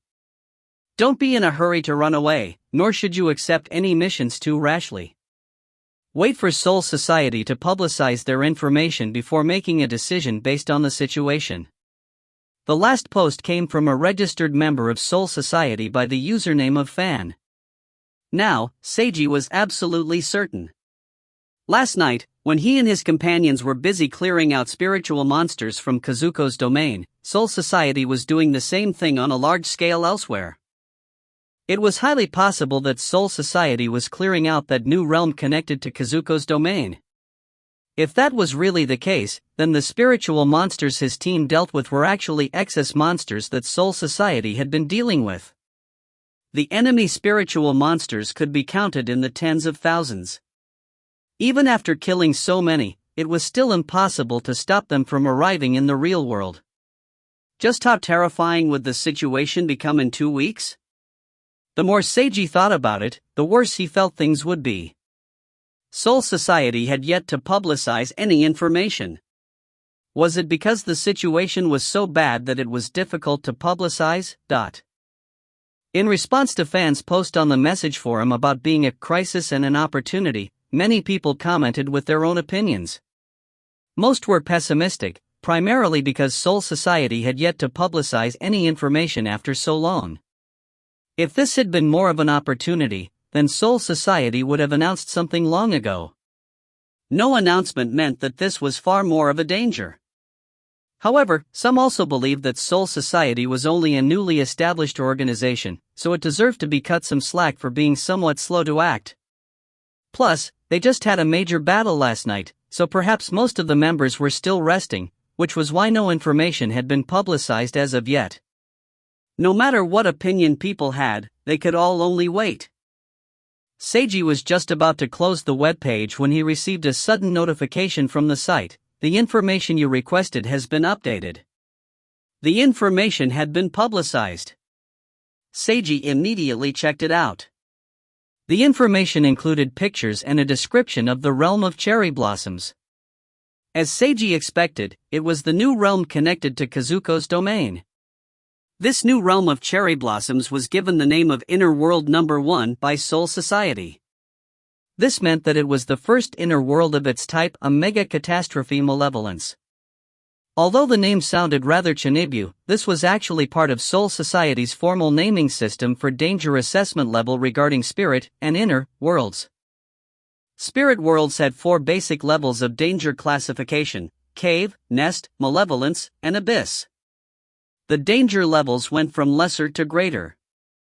Basically, cave was the easiest, nest would be more dangerous than cave, malevolence was more dangerous than nest, lastly, abyss was the most dangerous.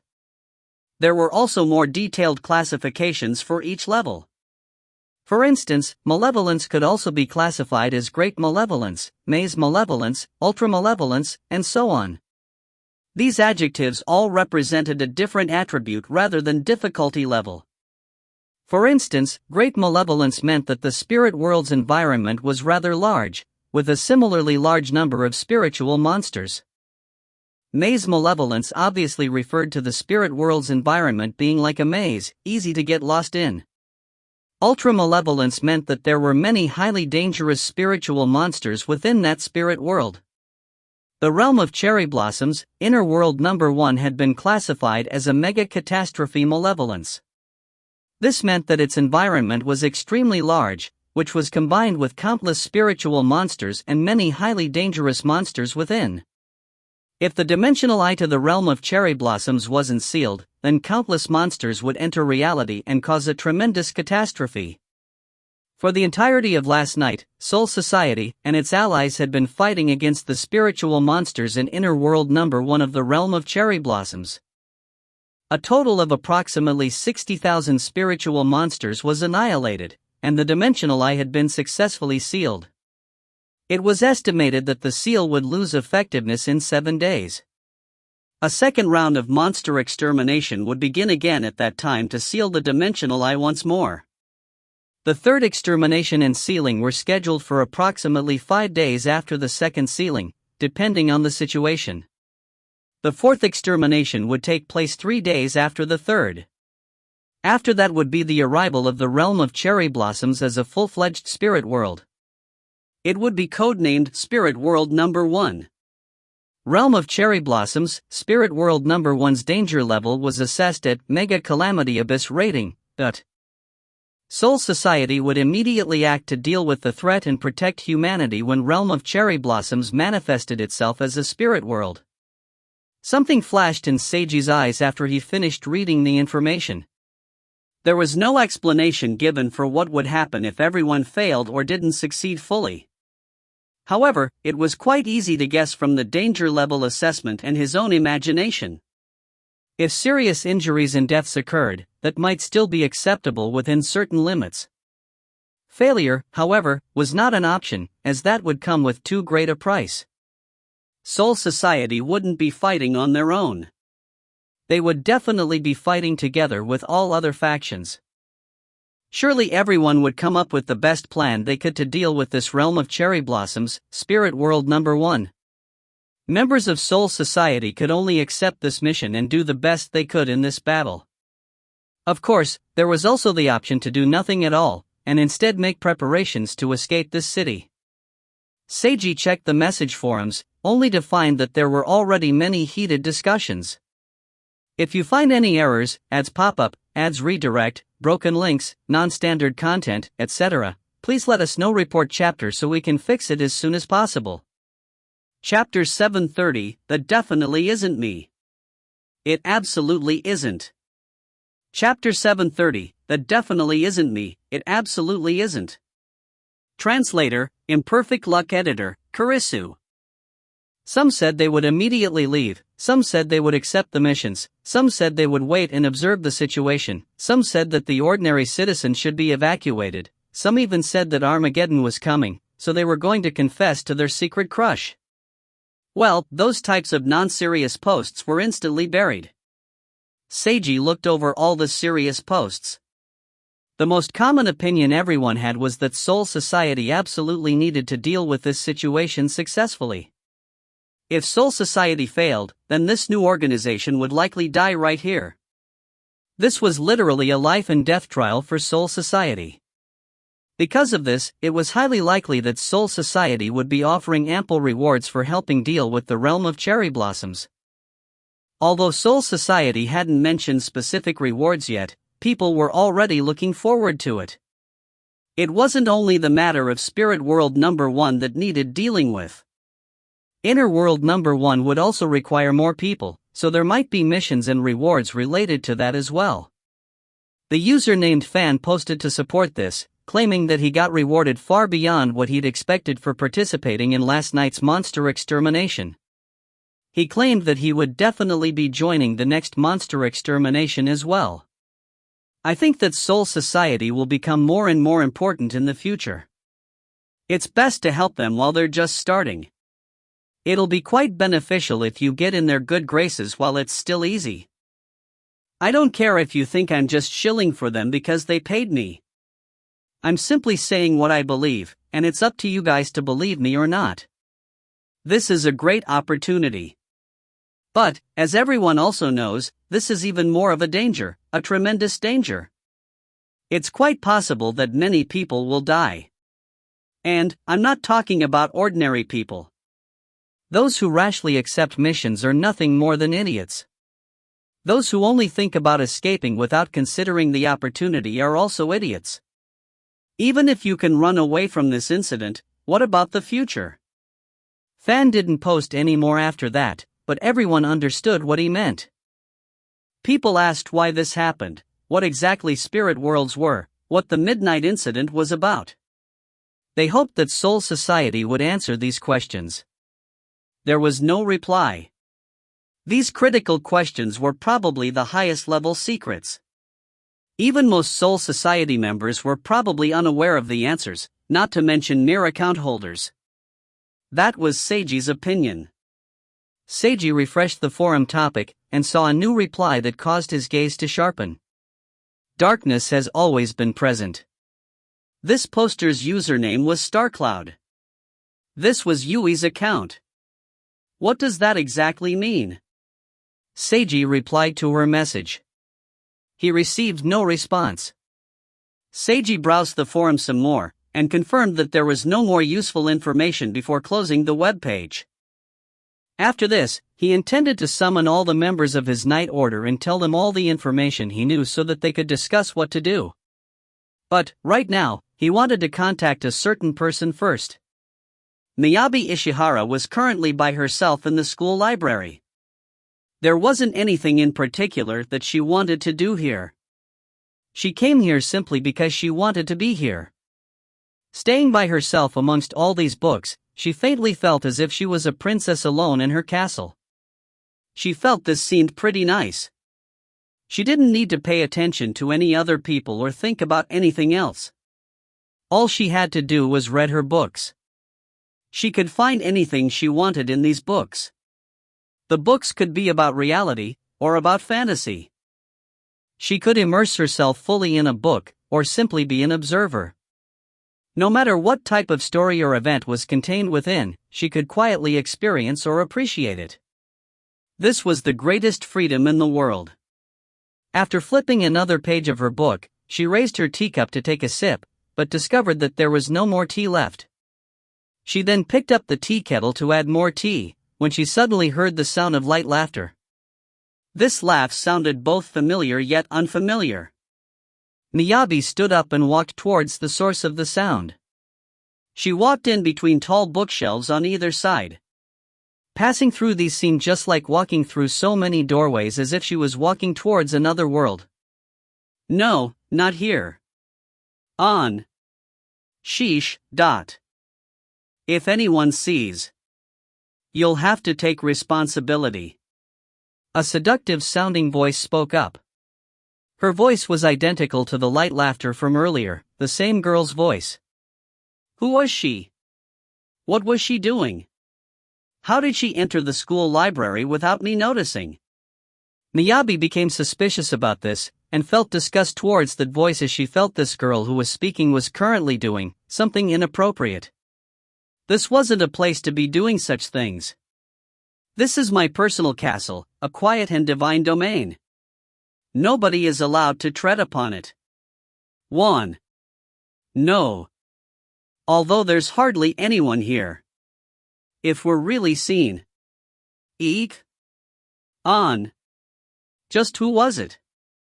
Where was she? The student librarian became angry.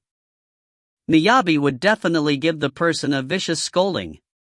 No matter who she was. Miyabi quickened her pace due to anger and disgust. After passing countless bookshelves, she finally saw a girl whose hair was scattered, clothes were half taken off, face flushed red, eyes watery, with such a sexy aura. It was Miyabi herself. Miyabi was astonished by the sight. A girl identical to herself, wearing the same Genhana High School uniform, was currently supporting herself with her hands against a bookshelf and moaning. Behind her was a tall boy pressed up against her, but one of his hands was holding her waist, and the other hand was kneading her breasts. His crotch was constantly pumping. ENN. Ah. No. Don't be so forceful. I can't take it anymore. Ah. Just as it seemed that she was about to shout out loudly, the boy covered her mouth. Then, the boy temporarily stopped moving and kissed the girl. Miyabi's eyes widened as she watched this happen before her. Her mind went completely blank. The two kissed for a while before separating. The girl seemed to suddenly notice Miyabi, or perhaps she realized already that Miyabi was there. She turned around and smiled ambiguously at Miyabi. Miyabi felt thunderstruck. When she returned to her senses, she discovered that she was running away at top speed.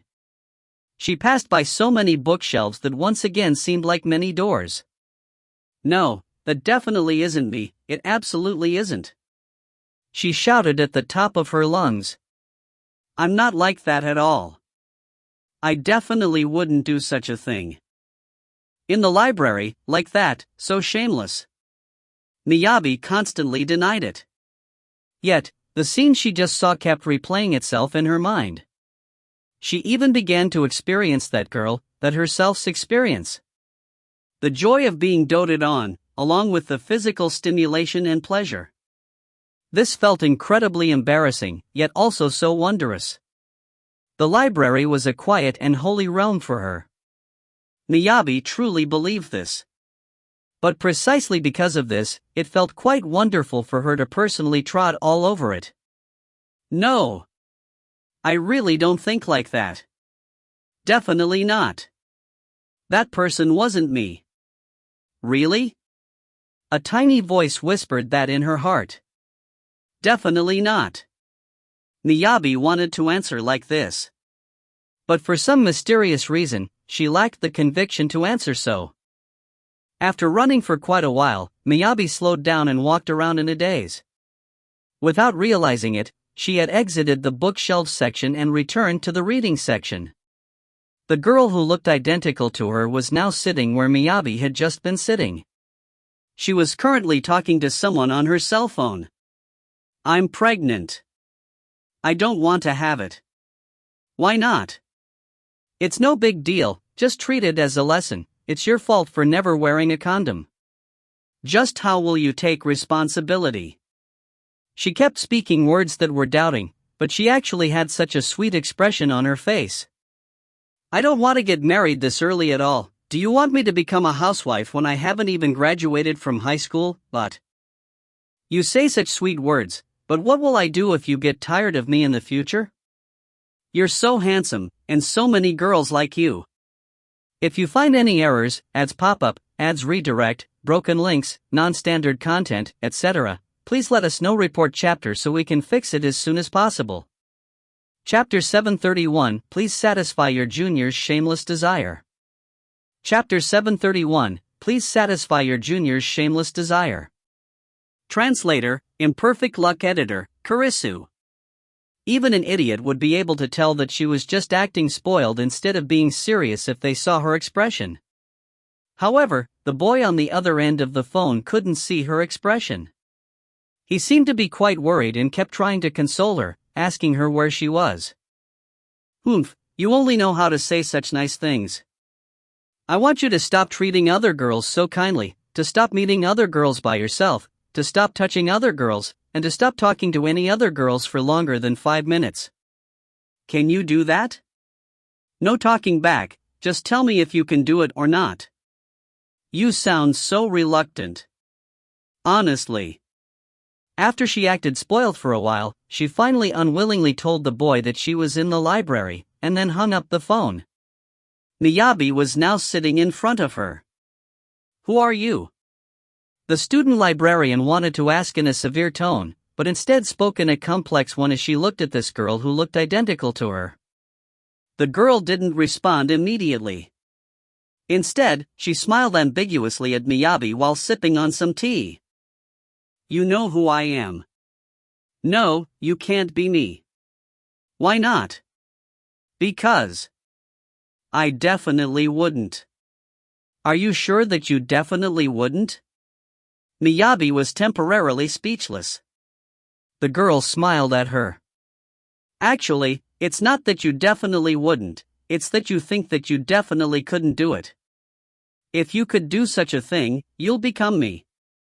Falling in love with your handsome junior, tempting him, conquering him, taking him for yourself, enjoying the pleasure as much as you want, experiencing the stimulation of a taboo romance." "No!" Miyabi shouted. "I wouldn't, like that. Wouldn't be so shameless?" The girl chuckled. "Wake up! Who do you think you are? You're not special at all. You're no fairy tale princess. You're just an ordinary person in the real world. You have ugly desires, just like everyone else. You only restrained your desires for a simple reason, because you felt like you couldn't realize them. And I am the you who realized her desires." Miyabi received a tremendous impact from hearing this. "Lies. Impossible. That won't." "Absolutely," Miyabi began trembling. How could?" He, the girl across from her chuckled. Miyabi was incredibly pained as she closed her eyes and covered her ears. She felt her entire body becoming colder as if she was sinking into the darkness. "Senpai."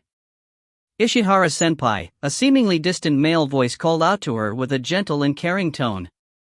Miyabi reflexively responded to the voice, and floated upwards again. She gradually felt the light before she slowly opened her eyes. She saw Seigo Harano sitting right across from her. He was resting his face on his hands, and smiling while looking at her.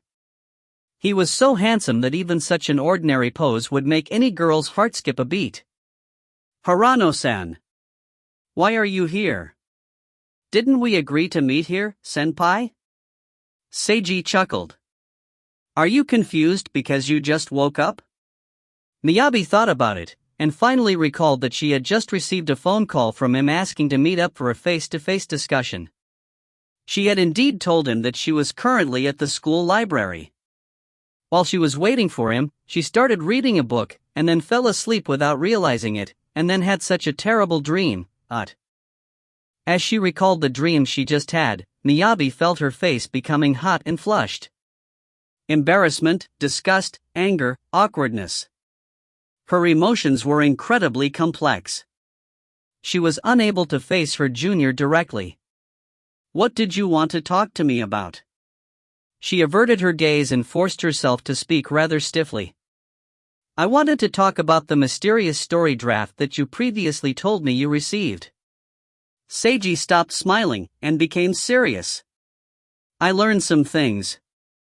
Seiji summarized Yukari's experiences and what the purple-haired girl had learned. "That's how it is. Although your circumstances might be different from that person's, I think that it's still a good reference." Miyabi fell silent. "In the future, please pay close attention to your own condition. If you see any strange illusions or something else that seems strange, let me know right away, Seiji told her. I've already seen it, Miyabi shouted in her mind. She was now certain that the terrible dream she just had was another type of trial. But to tell him the contents of that dream, she absolutely couldn't do it. She would prefer to die rather than tell him about such a dream. Seiji looked over Miyabi and felt that his senpai seemed a little strange. Her face was really red, and she kept looking elsewhere. Ishihara-senpai, your complexion doesn't look so well. Is something the matter? Seiji tried asking. It's nothing.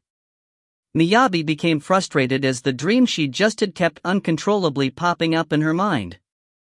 Is that everything you had to tell me? She stated in an even stiffer tone than earlier.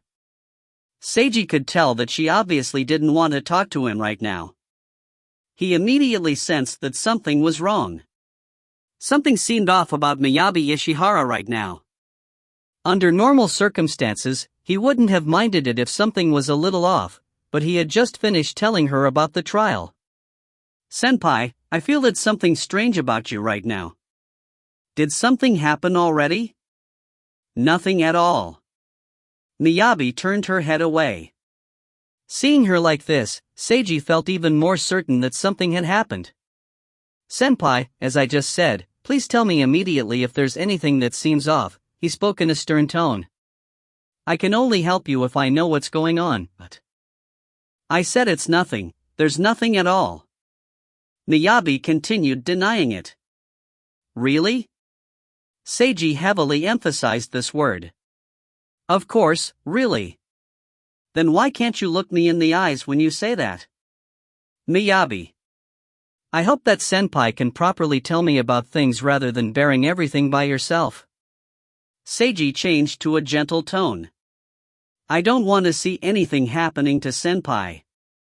I'll really regret it if something happens because I didn't know what was going on. Miyabi felt her heart skip a beat when she heard his sincere worry for her. Yet, that dream. It was so difficult for her to talk about it. You mentioned a trial, which I have to face by myself, right? She tried to speak as calmly as possible. Indeed, in the end, senpai will have to face it by herself. Seiji nodded. However, facing it by yourself doesn't mean that you have to do it all alone. Perhaps I might not even be of any assistance at all. But, as long as I know what's going on, it might be possible for me to help in some way. Previously, I told you that you're a beautiful and strong girl. I believe that senpai has more than enough willpower to face your trial by yourself. But, even so, I still want to be of assistance to senpai. So, this actually isn't for senpai, it's for myself. Seiji smiled again. As your junior, I'm being shameless in requesting my senpai to tell me her secrets. But, I'd still rather be shameless so that I might be of help rather than having regrets because I didn't know anything. So, please satisfy your junior's shameless desire, Ishihara-senpai, Seiji flashed a bright smile as he spoke such a cheesy sentence.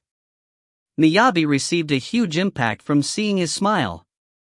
Her heart was filled with indescribable emotions. If you find any errors, ads pop up, ads redirect, broken links, non-standard content, etc., please let us know. Report chapter so we can fix it as soon as possible. Chapter 732, We Must Make a Choice. Chapter 732, We Must Make a Choice. Translator, Imperfect Luck Editor, Kurisu. Desire, could something like that be so open? No, this isn't desire, he's simply expressing concern for me. But why is he concerned about me? Because he's simply such a person who thinks it's natural to help others. But isn't that way of thinking also a type of desire? Miyabi became confused. Yet, she also felt as if she'd realized something. Miyabi felt faintly as if she understood what her junior meant by the story of what the other girl had learned through her trial. Now, Miyabi was facing her own trial. Either she would learn to control her other self, or she would be controlled by her other self. Fear, rejection, and avoidance. Those were all useless. She could only face herself head-on. "Senpai?" Seiji noticed that Miyabi seemed to be thinking something. He called out to her, but received no response. He decided not to interrupt her thoughts. He simply sat there silently while waiting for her to finish thinking. A while later, her eyes cleared up as she regained focus. "Thank you, Junior." Miyabi smiled like a quietly blooming flower. Seiji was momentarily mesmerized by her beautiful smile. "No need to be polite. Did you think of something?" Miyabi nodded. "Could you tell me about it?" Miyabi shook her head. "I can't, because it's far too embarrassing." Her face flushed red as she said this. "Embarrassing?" Seiji blinked in surprise. He was rather mystified about this. "Thank you for worrying about me. I'm fine, really. Please let me face this by myself for now," Miyabi told him. "If I really can't do a good job, then I'll tell you everything at that time." She had a resolute expression despite the fact that her face was slightly red. Seiji nodded after seeing such an expression. "I believe in Senpai."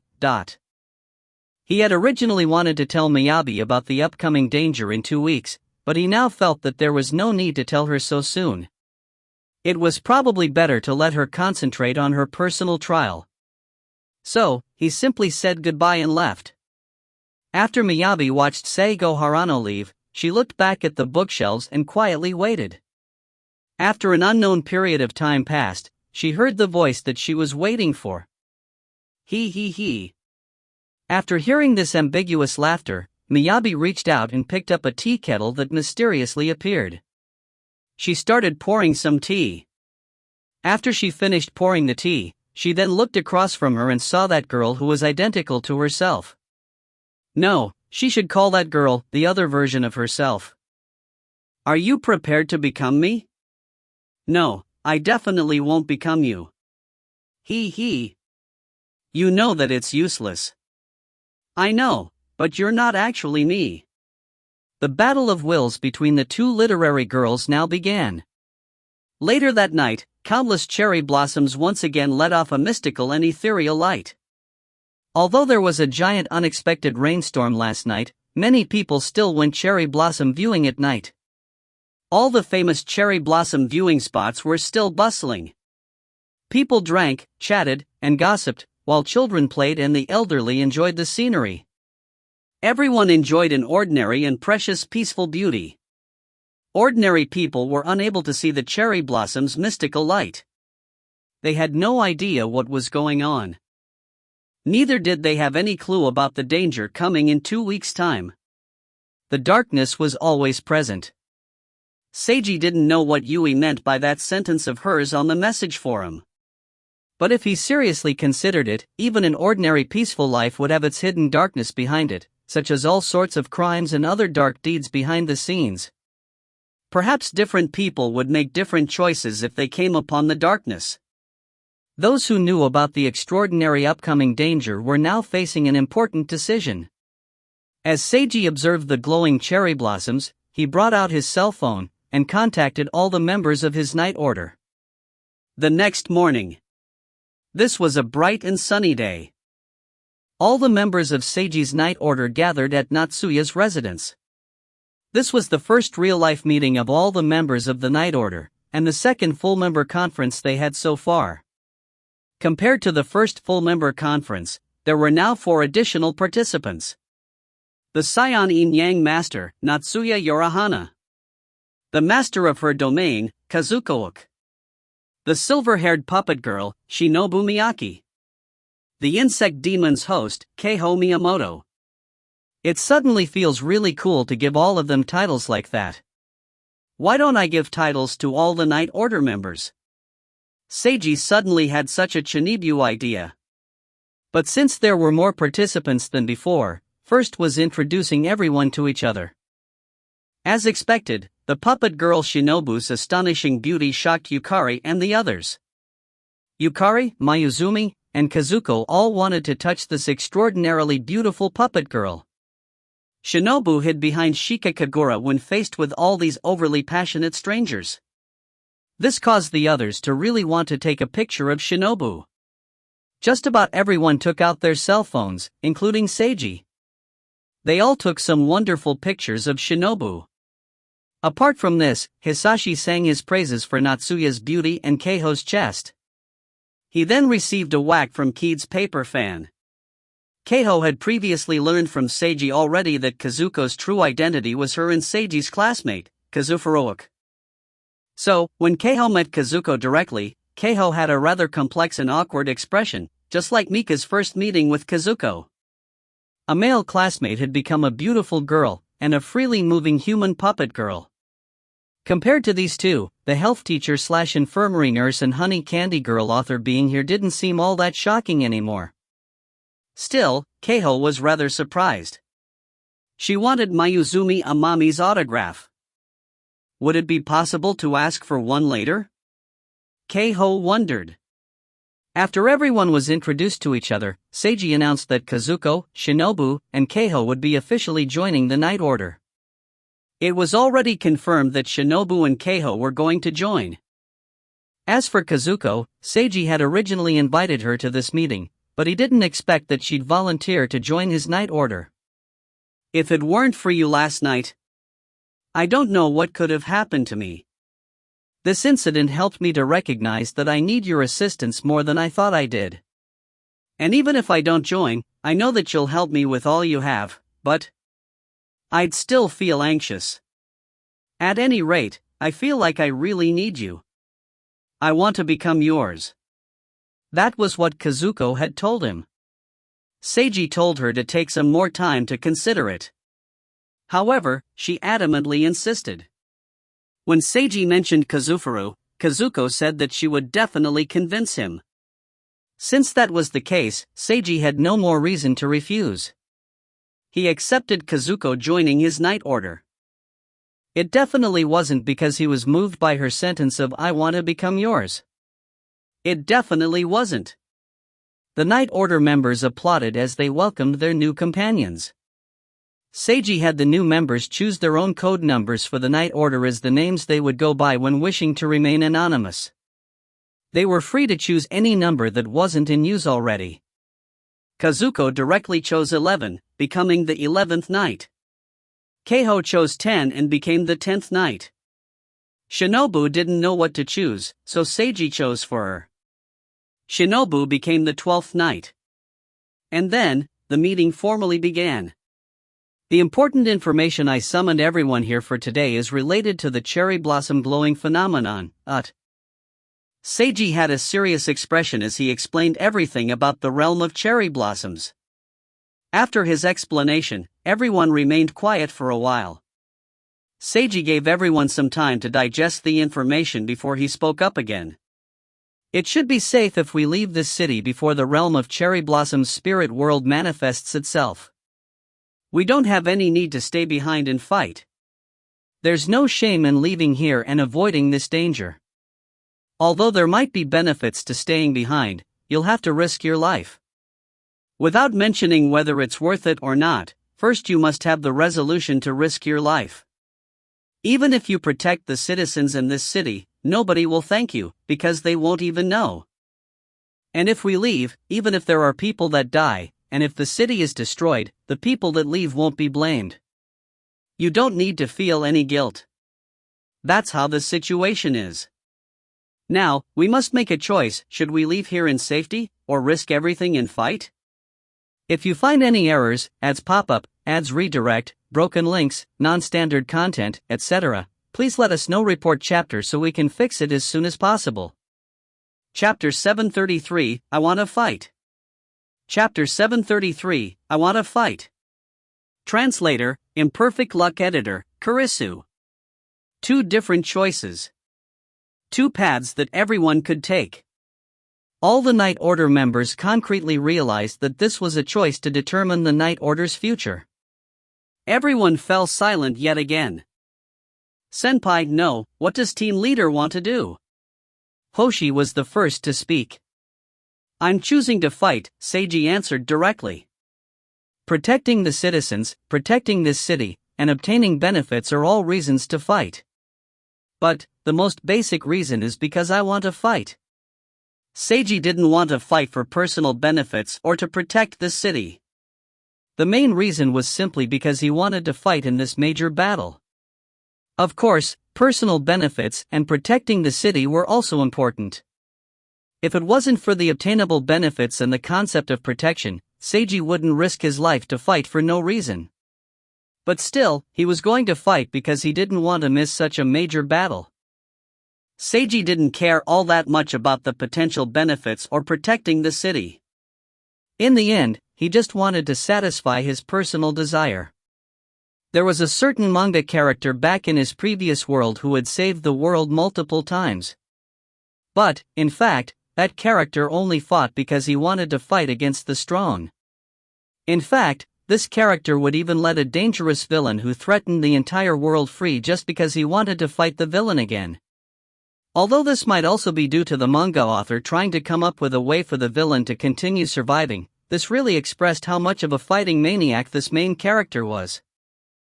Since he wanted to fight against the strong, it was somewhat understandable that he would let such a powerful enemy go.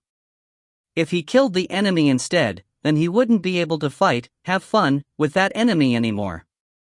Well, that was the benefit of having a fighting maniac as the main character. It was easy to simply have rematches with the same villain rather than constantly having to come up with new villains. And if the readers got bored, the author could change things up by having the main villain obtain a new transformation, or create some sort of organization to create a new arc. It could also be similarly effective to have a main character who believed it was morally wrong to kill even his worst enemy. This made the main character on the side of justice and compassion, along with saving effort in creating new villains. Yet another effective writing technique. So, there wasn't only main character plot armor, for the antagonists would also have plot armor. This was all the more so for popular antagonists. No matter how viciously the antagonist got beaten, they would always survive. Or even if they died, they could be revived. And if the world didn't have revival, there were always alternate dimensions. Antagonists were actually stacked with more cheats than the protagonist. Seiji was getting off topic. At any rate, Seiji was participating because he wanted to do so, similar to being a fighting maniac. Or, maybe he was more like a hero who protected others because it was fun, but... However, everybody else didn't know about Seiji's inner thoughts. They all thought that he was someone who was fearless, courageous, and willing to face danger head-on.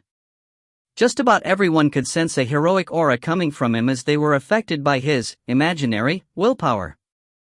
They all felt as if he was shining golden in this moment. Natsuya, Shika, Mika, Yukari, Hoshi, Keed, Mayuzumi, and Keiho.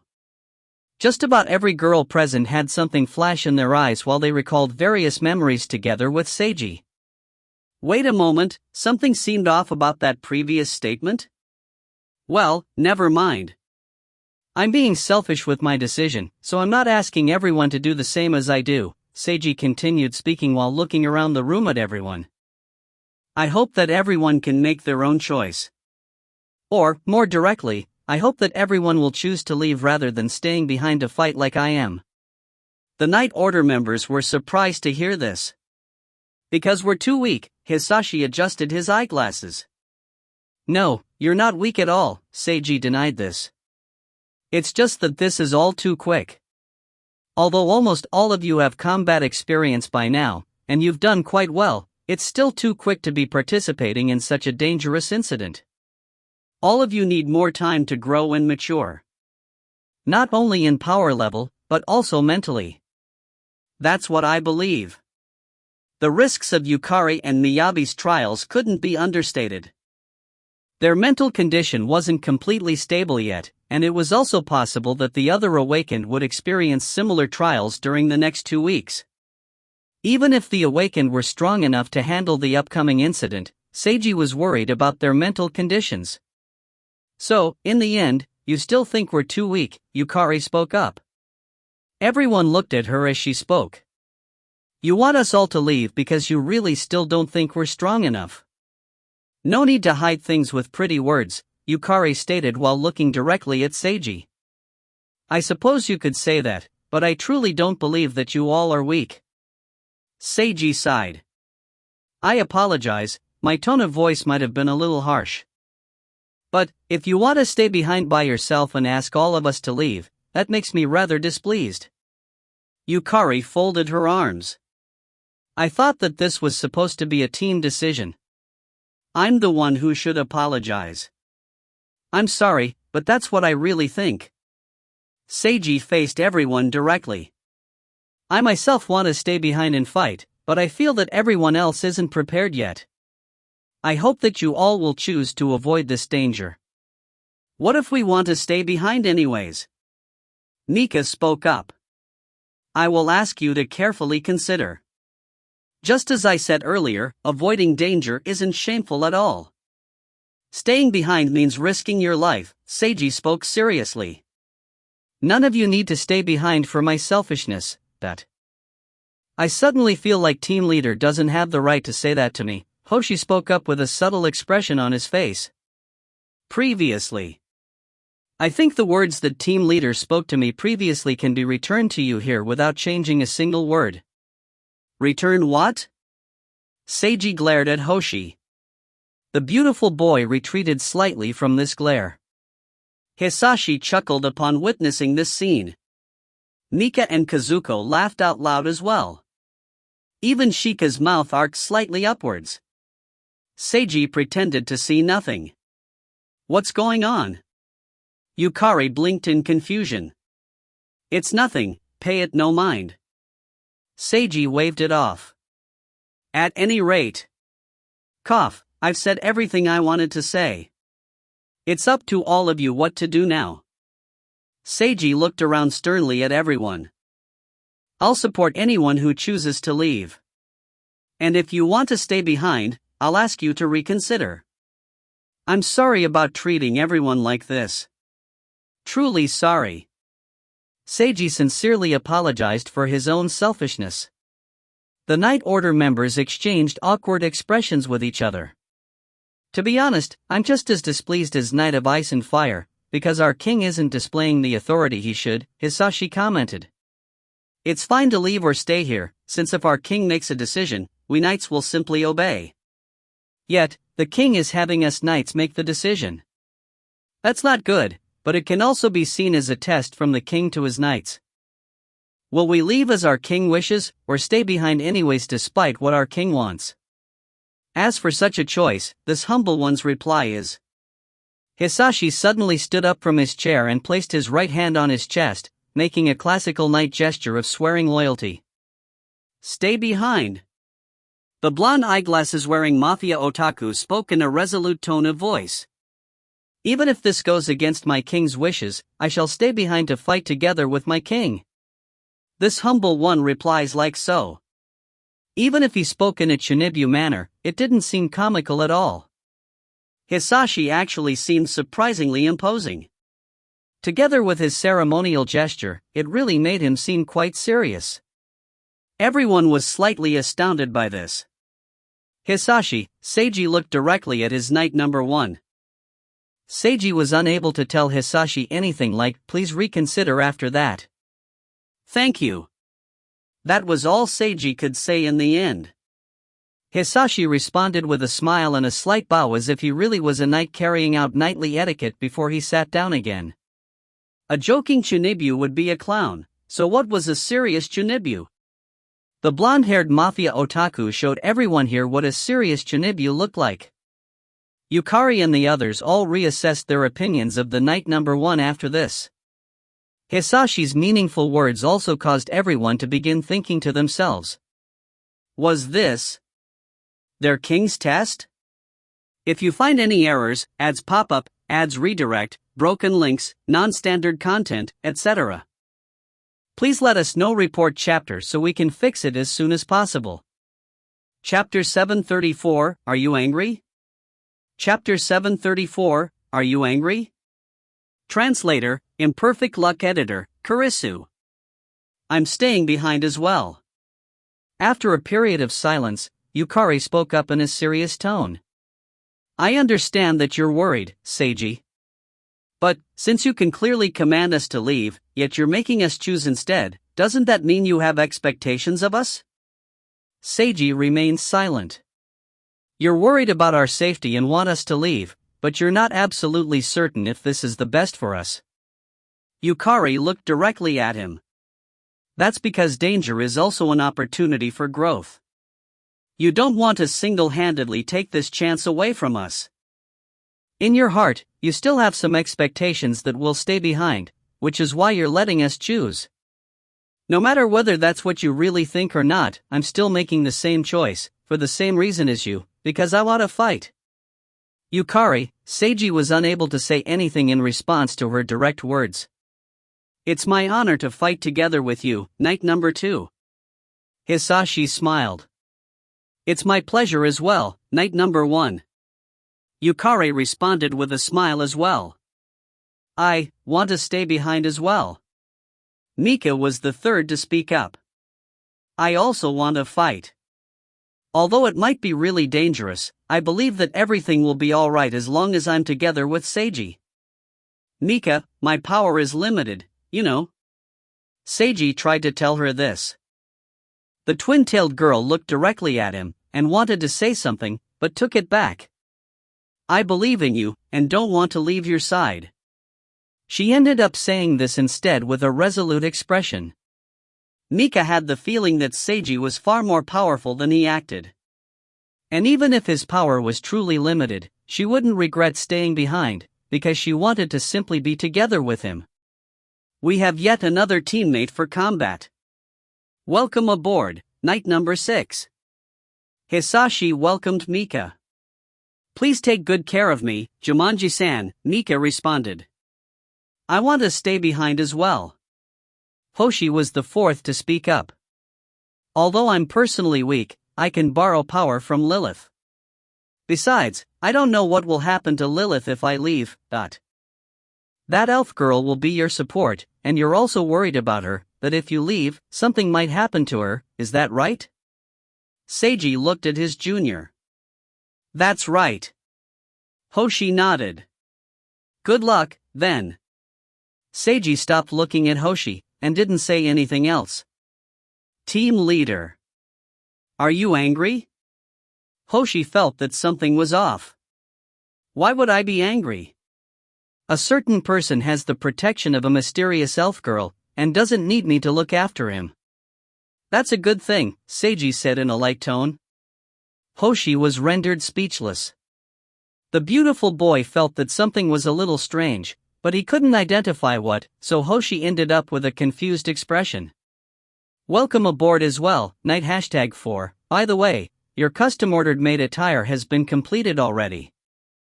It's about time that you wore it. Hisashi adjusted his eyeglasses, causing the lens to flash. Hoshi suddenly recalled that there was such a matter still. I suddenly heard something interesting. Something flashed in Yukari's eyes. Amami-san is going to wear maid attire? When will it be? Please allow me to witness this scene and take pictures. Yukari's arrow artist's spirit activated immediately upon imagining how cute Hoshi Amami would be in maid attire. I'd also like to see what Hoshi looks like in maid attire, Mayuzumi spoke up as well. And me. Kazuko also adjusted her eyeglasses. Me as well. Even Ki joined in. Mika mentioned before already that she was interested in seeing this. Keiho was also interested, but she was too embarrassed to say it out loud. What's maid attire? Shinobu asked Shika this question. A type of clothing that female servants wear. Since Mai wasn't currently here, Shika could only explain in such a manner. You're quite popular, Knight number 4. We might as well have a photography party for you. Hisashi exclaimed. No, Hoshi wanted to refuse. Cough, cough, Seiji coughed loudly to stop the night order conference from going off topic. Everyone fell silent yet again. Since my idiot of an older brother is staying behind, then I'm staying behind as well, Kid spoke up while looking at Hisashi. I need to keep an eye on him. Thank you for your heartfelt intentions, dear sister of mine. But as your older brother, I request you to leave this place for somewhere far and safe. That's just an excuse, idiot. I just want to stay by Seiji's side. I don't really care what happens to you. Ack! Hisashi made a sound and pose as if he had been struck by an arrow. Seiji understood that the Jumanji siblings had a close family bond, so he didn't treat Kide's words as serious. Seiji also knew that he had no way to convince the siblings to leave. After this night order conference, the siblings would probably continue chatting or arguing as usual. Whether to stay or leave was something only they could decide. As for me, even if I leave this city, it's highly likely that, no, I'll definitely still be affected by the realm of cherry blossoms, Kazuko mentioned. Seiji, since you're staying, I can only stay behind as well. I'm sorry. No need to apologize.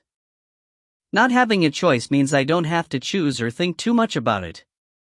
The brown-haired girl shrugged. She had no choice, so she didn't need to think about it.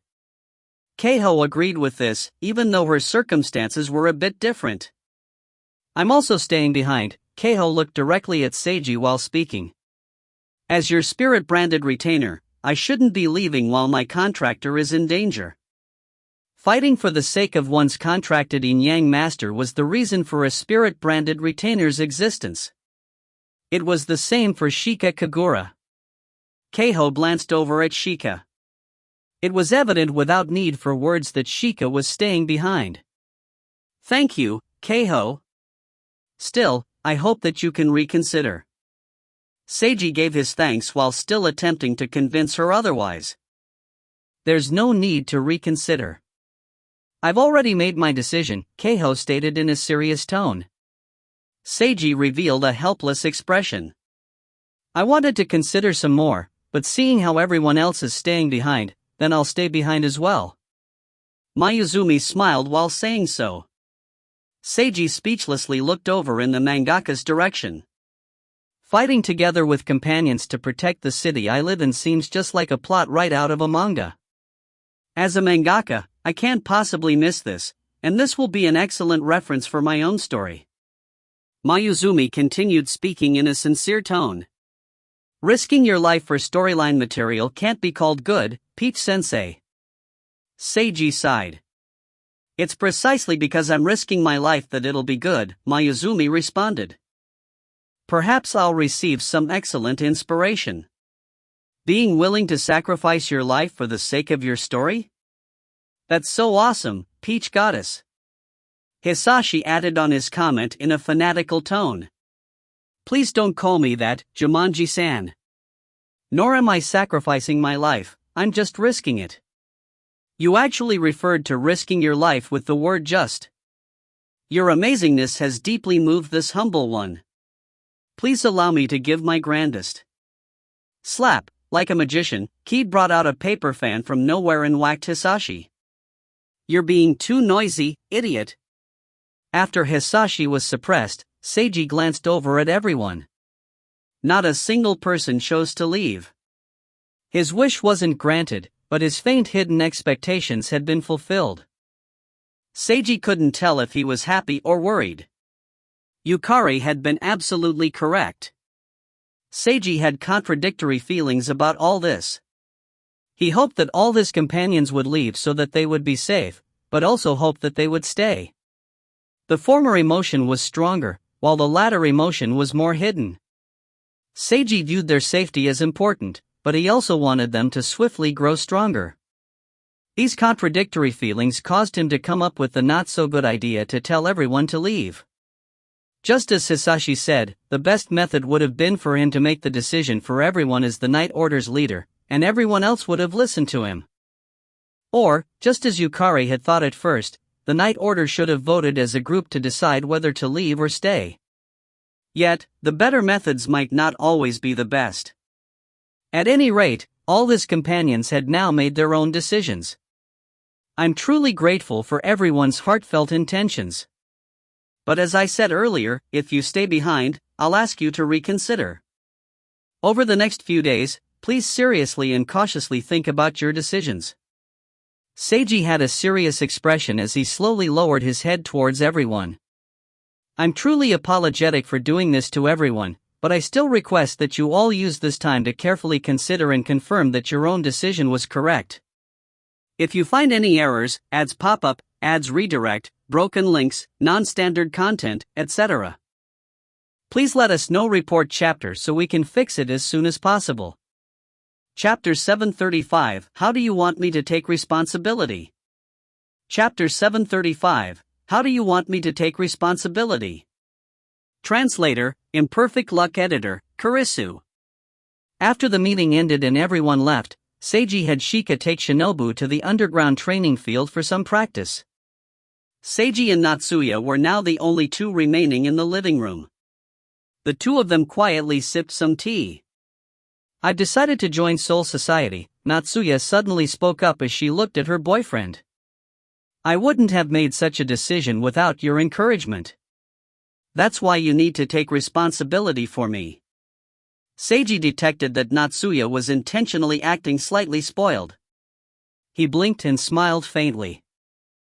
Alright, how do you want me to take responsibility? Take me in if my family exiles me. I'd be more than happy to, in fact, I would be absolutely delighted to. Natsuya rolled her eyes. I don't wish for your family to exile you, but that's what I truly think. Seiji smiled, then retracted his smile. Still, will it really come to such a thing? It's possible, although the possibility is really low. Natsuya paused for a moment. I feel that the most likely action my family will take is to force me to return to the main family home and keep me under watch so that I can't do anything for Soul Society. Then what should we do? I will ask for help on this front from Soul Society. If Soul Society truly values my personal abilities rather than my identity, they'll probably help convince my family. With Soul Society's power, it would be quite possible that they could convince the Yorahana family. The important part was just how much Soul Society valued Natsuya, or on the flip side, how much the Yorahana family didn't want Natsuya to join Soul Society. Seiji mulled it over. Will there be a fight? It's possible. Remember to call me if there's a fight. Of course. This is your responsibility, Natsuya narrowed her eyes at him. She then got up and sat back down right next to him. I feel like I'm turning into a bad girl, it's all your fault. I truly apologize for that, Seiji brought her into his embrace and gently caressed her silken hair. The scion felt quite comfortable and closed her eyes. She had just come to this decision after the end of the Night Order conference. Seiji's encouragement and her own wish were both reasons, and when every single person in the Night Order chose to remain, the potential she saw in the awakened firmed Natsuya's determination. Even if this ended in a terrible result such as being exiled from her family, she could still rely on Seiji. She would make her new life goal focused on developing Seiji's Night Order instead of working for the Yorahana family if that happened. Of course, it was highly unlikely that she would be exiled from her family. However, it was certain that joining Soul Society would anger her family and worsen her standing. Natsuya didn't want to betray her family. She simply wanted to do things her own way. She agreed with what Seiji had previously told her. Being loyal to the Yorahana family didn't mean having to be restrained by them. Soul Society. Seiji and his Night Order. Natsuya felt that both of these were the path to the future. She had already made her decision. All that was left was to resolutely walk this path. Something pushed up on her chin. Natsuya opened her eyes to see Seiji looking passionately into her eyes. She realized what he wanted to do, so she closed her eyes again as her body started to heat up. She decided to think about future things in the future, and to just enjoy this moment. During the next several days, Seiji stayed shut within his room and worked fully on writing the second volume of Brother Monogatari. He fully immersed himself and spent his entire time typing. It was as if he returned to an earlier time when he didn't need to worry about anything else. He focused on nothing except writing. Finally, he finished the last sentence of the second volume. Seiji reflected on everything as he looked at his finished draft. He smiled as he recalled what he felt when he completed the first volume. He checked the draft and confirmed that there weren't any major mistakes. Then, he went to get Shika. Shika was currently putting away the laundry. She was wearing a plain shirt and skirt while folding clothes under the sunlight, giving off a daily life type of beauty. Seiji had seen such a beautiful scene countless times already, yet he wasn't tired of it at all. At this moment, he suddenly wanted to enjoy the scene for a while, so he didn't walk over and simply stood there in silence. "Brother?" Shika noticed that he was there. She questioningly looked in his direction. "I finished the draft for the second volume. I wanted you to read it." Seiji smiled. Shika's eyes lit up as she sped up her laundry folding speed. She finished folding the laundry at lightning speed, and sat down at Seiji's computer, immersing herself in reading his novel. Seiji stood by her side and watched her read. What was Brother Monogatari? A light novel that received great acclaim and awarded Seiji with many points in his system. But, more importantly, Brother Monogatari was a special story he shared with his adopted sister. He recalled all their past experiences together. In comparison to that time, Shika had greatly changed. Shika had grown taller, her figure became more mature, and she was growing even more beautiful. Seiji hadn't noticed too much, since they were now living together, but when he remembered what she was like at first, he finally noticed that she was becoming more beautiful by the day. Of course, it was a good thing that she was physically maturing, but he was happier that something had changed about her entire aura.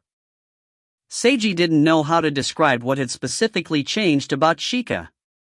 Neither did he want to try and describe it. He would simply enjoy it. Brother Monogatari was a story that he created because of Shika Kagura. That was the main reason. The system's rewards were important as well, and Seiji was lacking in points with the upcoming danger, so he really wanted some additional points income. However, he definitely didn't create this story just for the points. Seiji poured some tea for both himself and Shika. He placed the teacups on the table, and moved his chair over right next to hers. And then, he allowed time to quietly pass just like that. Shika read his story all the way until dinner time. Seiji cooked with Kied's assistance. Currently, Kied and Chiaki basically came over to his apartment every day for all 3 meals. All 3 of them took turns cooking. After dinner, Chiaki washed the dishes, while Kied started playing a video game together with Ryo. Seiji asked Shika what her thoughts were for how to continue the 3rd volume. She brought out her notebook and showed him her outlines. The keyword for the 3rd volume would be cluster amaryllis flowers. The story's style would remain the same, mysterious with a hint of romance. A female side character from both volumes of the story now revealed her true identity in the 3rd volume. She was a yin-yang master. She assisted the male lead's investigation, but that adopted younger sister female lead felt that her true objective was to control her adopted older brother so that he would become her spirit-branded retainer. The adopted sister felt that this female yin-yang master viewed her adopted brother as nothing more than a tool for combat. The adopted sister warned the adopted brother, yet he felt that the yin-yang master was a nice girl. He ignored his adopted sister's warning. This caused a rift between the adopted siblings, to the point where they even argued about it. During this argument, the adopted siblings revealed even more secrets about their past and current relationship. At this moment, the yin-yang master contacted them, saying that she found something suspicious. She requested the adopted brother to investigate together with her. He agreed, but the adopted sister felt that this was a trap. She strongly objected, yet he chose to go regardless. Although the adopted sister was quite angry, she couldn't simply leave her adopted brother alone. So, she contacted the female exorcist from the 1st volume who became a demon, requesting the latter to go together with her. It turned out that the yin-yang master's true objective wasn't the adopted brother, but the adopted sister all along. This yin-yang master had secretly been behind all the incidents in the third volume, all in order to distract the adopted brother's attention. When the adopted sister asked why, the yin-yang master replied, "In order to have my younger sister return." But the yin-yang master then used the cluster amaryllis flowers to open the gate to the netherworld. At this moment, the exorcist suddenly appeared. It turned out that she had been watching the yin-yang master all along in order to steal the magical cluster amaryllis flowers. The exorcist and yin-yang master had a major fight, witnessed by the adopted sister. Although she tried to use this opportunity to escape, she was unable to do so. The cluster amaryllis flowers were going out of control due to the fight. At this moment, the adopted brother suddenly arrived and destroyed the flowers with an all-out attack. He had listened to his adopted sister's warning after all. He didn't fall for the yin-yang master's trap, and arrived here in the nick of time. "Give my sister back to me," the yin-yang master cried out at the adopted brother. "I'm sorry, that's impossible," he replied coldly, gazing at his adopted sister with an incredibly complex expression. That ended the third volume of Brother Monogatari. Just like the other volumes, it ended with a cliffhanger. Without even needing to ask Shika, Seiji found it quite obvious who this yin-yang master character was based on. If you find any errors, ads pop up, ads redirect, broken links, non-standard content, etc., please let us know. Report chapter so we can fix it as soon as possible. Chapter 736, Accept this glorious outfit. Chapter 736, Accept this glorious outfit. Translator, Imperfect Luck Editor, Kurisu. Seiji asked to confirm anyways. As expected, this yin-yang master character Shika created was indeed based on Natsuya. At any rate, the third volume improved even further on the first two volumes' quality. The yin-yang master side character elevated to main character status had plenty of charisma and characterization. The entire plot was well fleshed out, and there was almost nowhere that Seiji could make any suggestions. After discussing it with Shika, Seiji decided to write the third volume entirely according to her plot. But before he could do so, he had to finalize the second volume. He contacted editor Yoshizawa, and emailed her the draft for the second volume. If the publisher felt that there were no problems, all that was left was to do the insert art. After everyone had time to consider, none of the Night Order members changed their mind about staying behind. Seiji didn't say anything more on the matter. He contacted Kazuko and talked it over with her, and then announced to everyone that they would all be training in Kazuko's domain on a daily basis from then on. This was all in order to improve everyone's power and combat experience. Everyone should participate if possible. Basically, he was going to have everyone level grind. Meanwhile, Soul Society publicized new information about the realm of cherry blossoms, regarding the spiritual creatures within. Just like the danger levels of the spirit worlds, Soul Society formally created 4 levels of danger in assessing spiritual monsters: small demon, evil demon, vicious demon, and demon king. Each type was more dangerous than the next, and once again there were different types within each category. The red humanoid spiritual monsters that wielded black weapons were named Sakura Samurai Demons, and assessed to be at the small demon level. Although they were relatively weak, they were incredibly numerous. And a few individuals among them would be at the level of a small demon commander or of small demon king. That would make all the other Sakura Samurai Demons act together like an organized army, directly elevating their threat level to small demon army. But army-level demon groups were categorized into danger levels based on how numerous the demons were. There was no upper limit to the demons' potential numbers, so it was actually possible for a small demon army to be more dangerous than a demon king. Well, this was just how real life worked. After all, the proverb went that a pack of wolves could defeat a vicious tiger, and a sufficient number of ants would be able to bite even an elephant to death. No matter how weak the individual, if they were numerous enough and had adequate tactics, they would be able to beat even the strongest of individuals through a battle of attrition.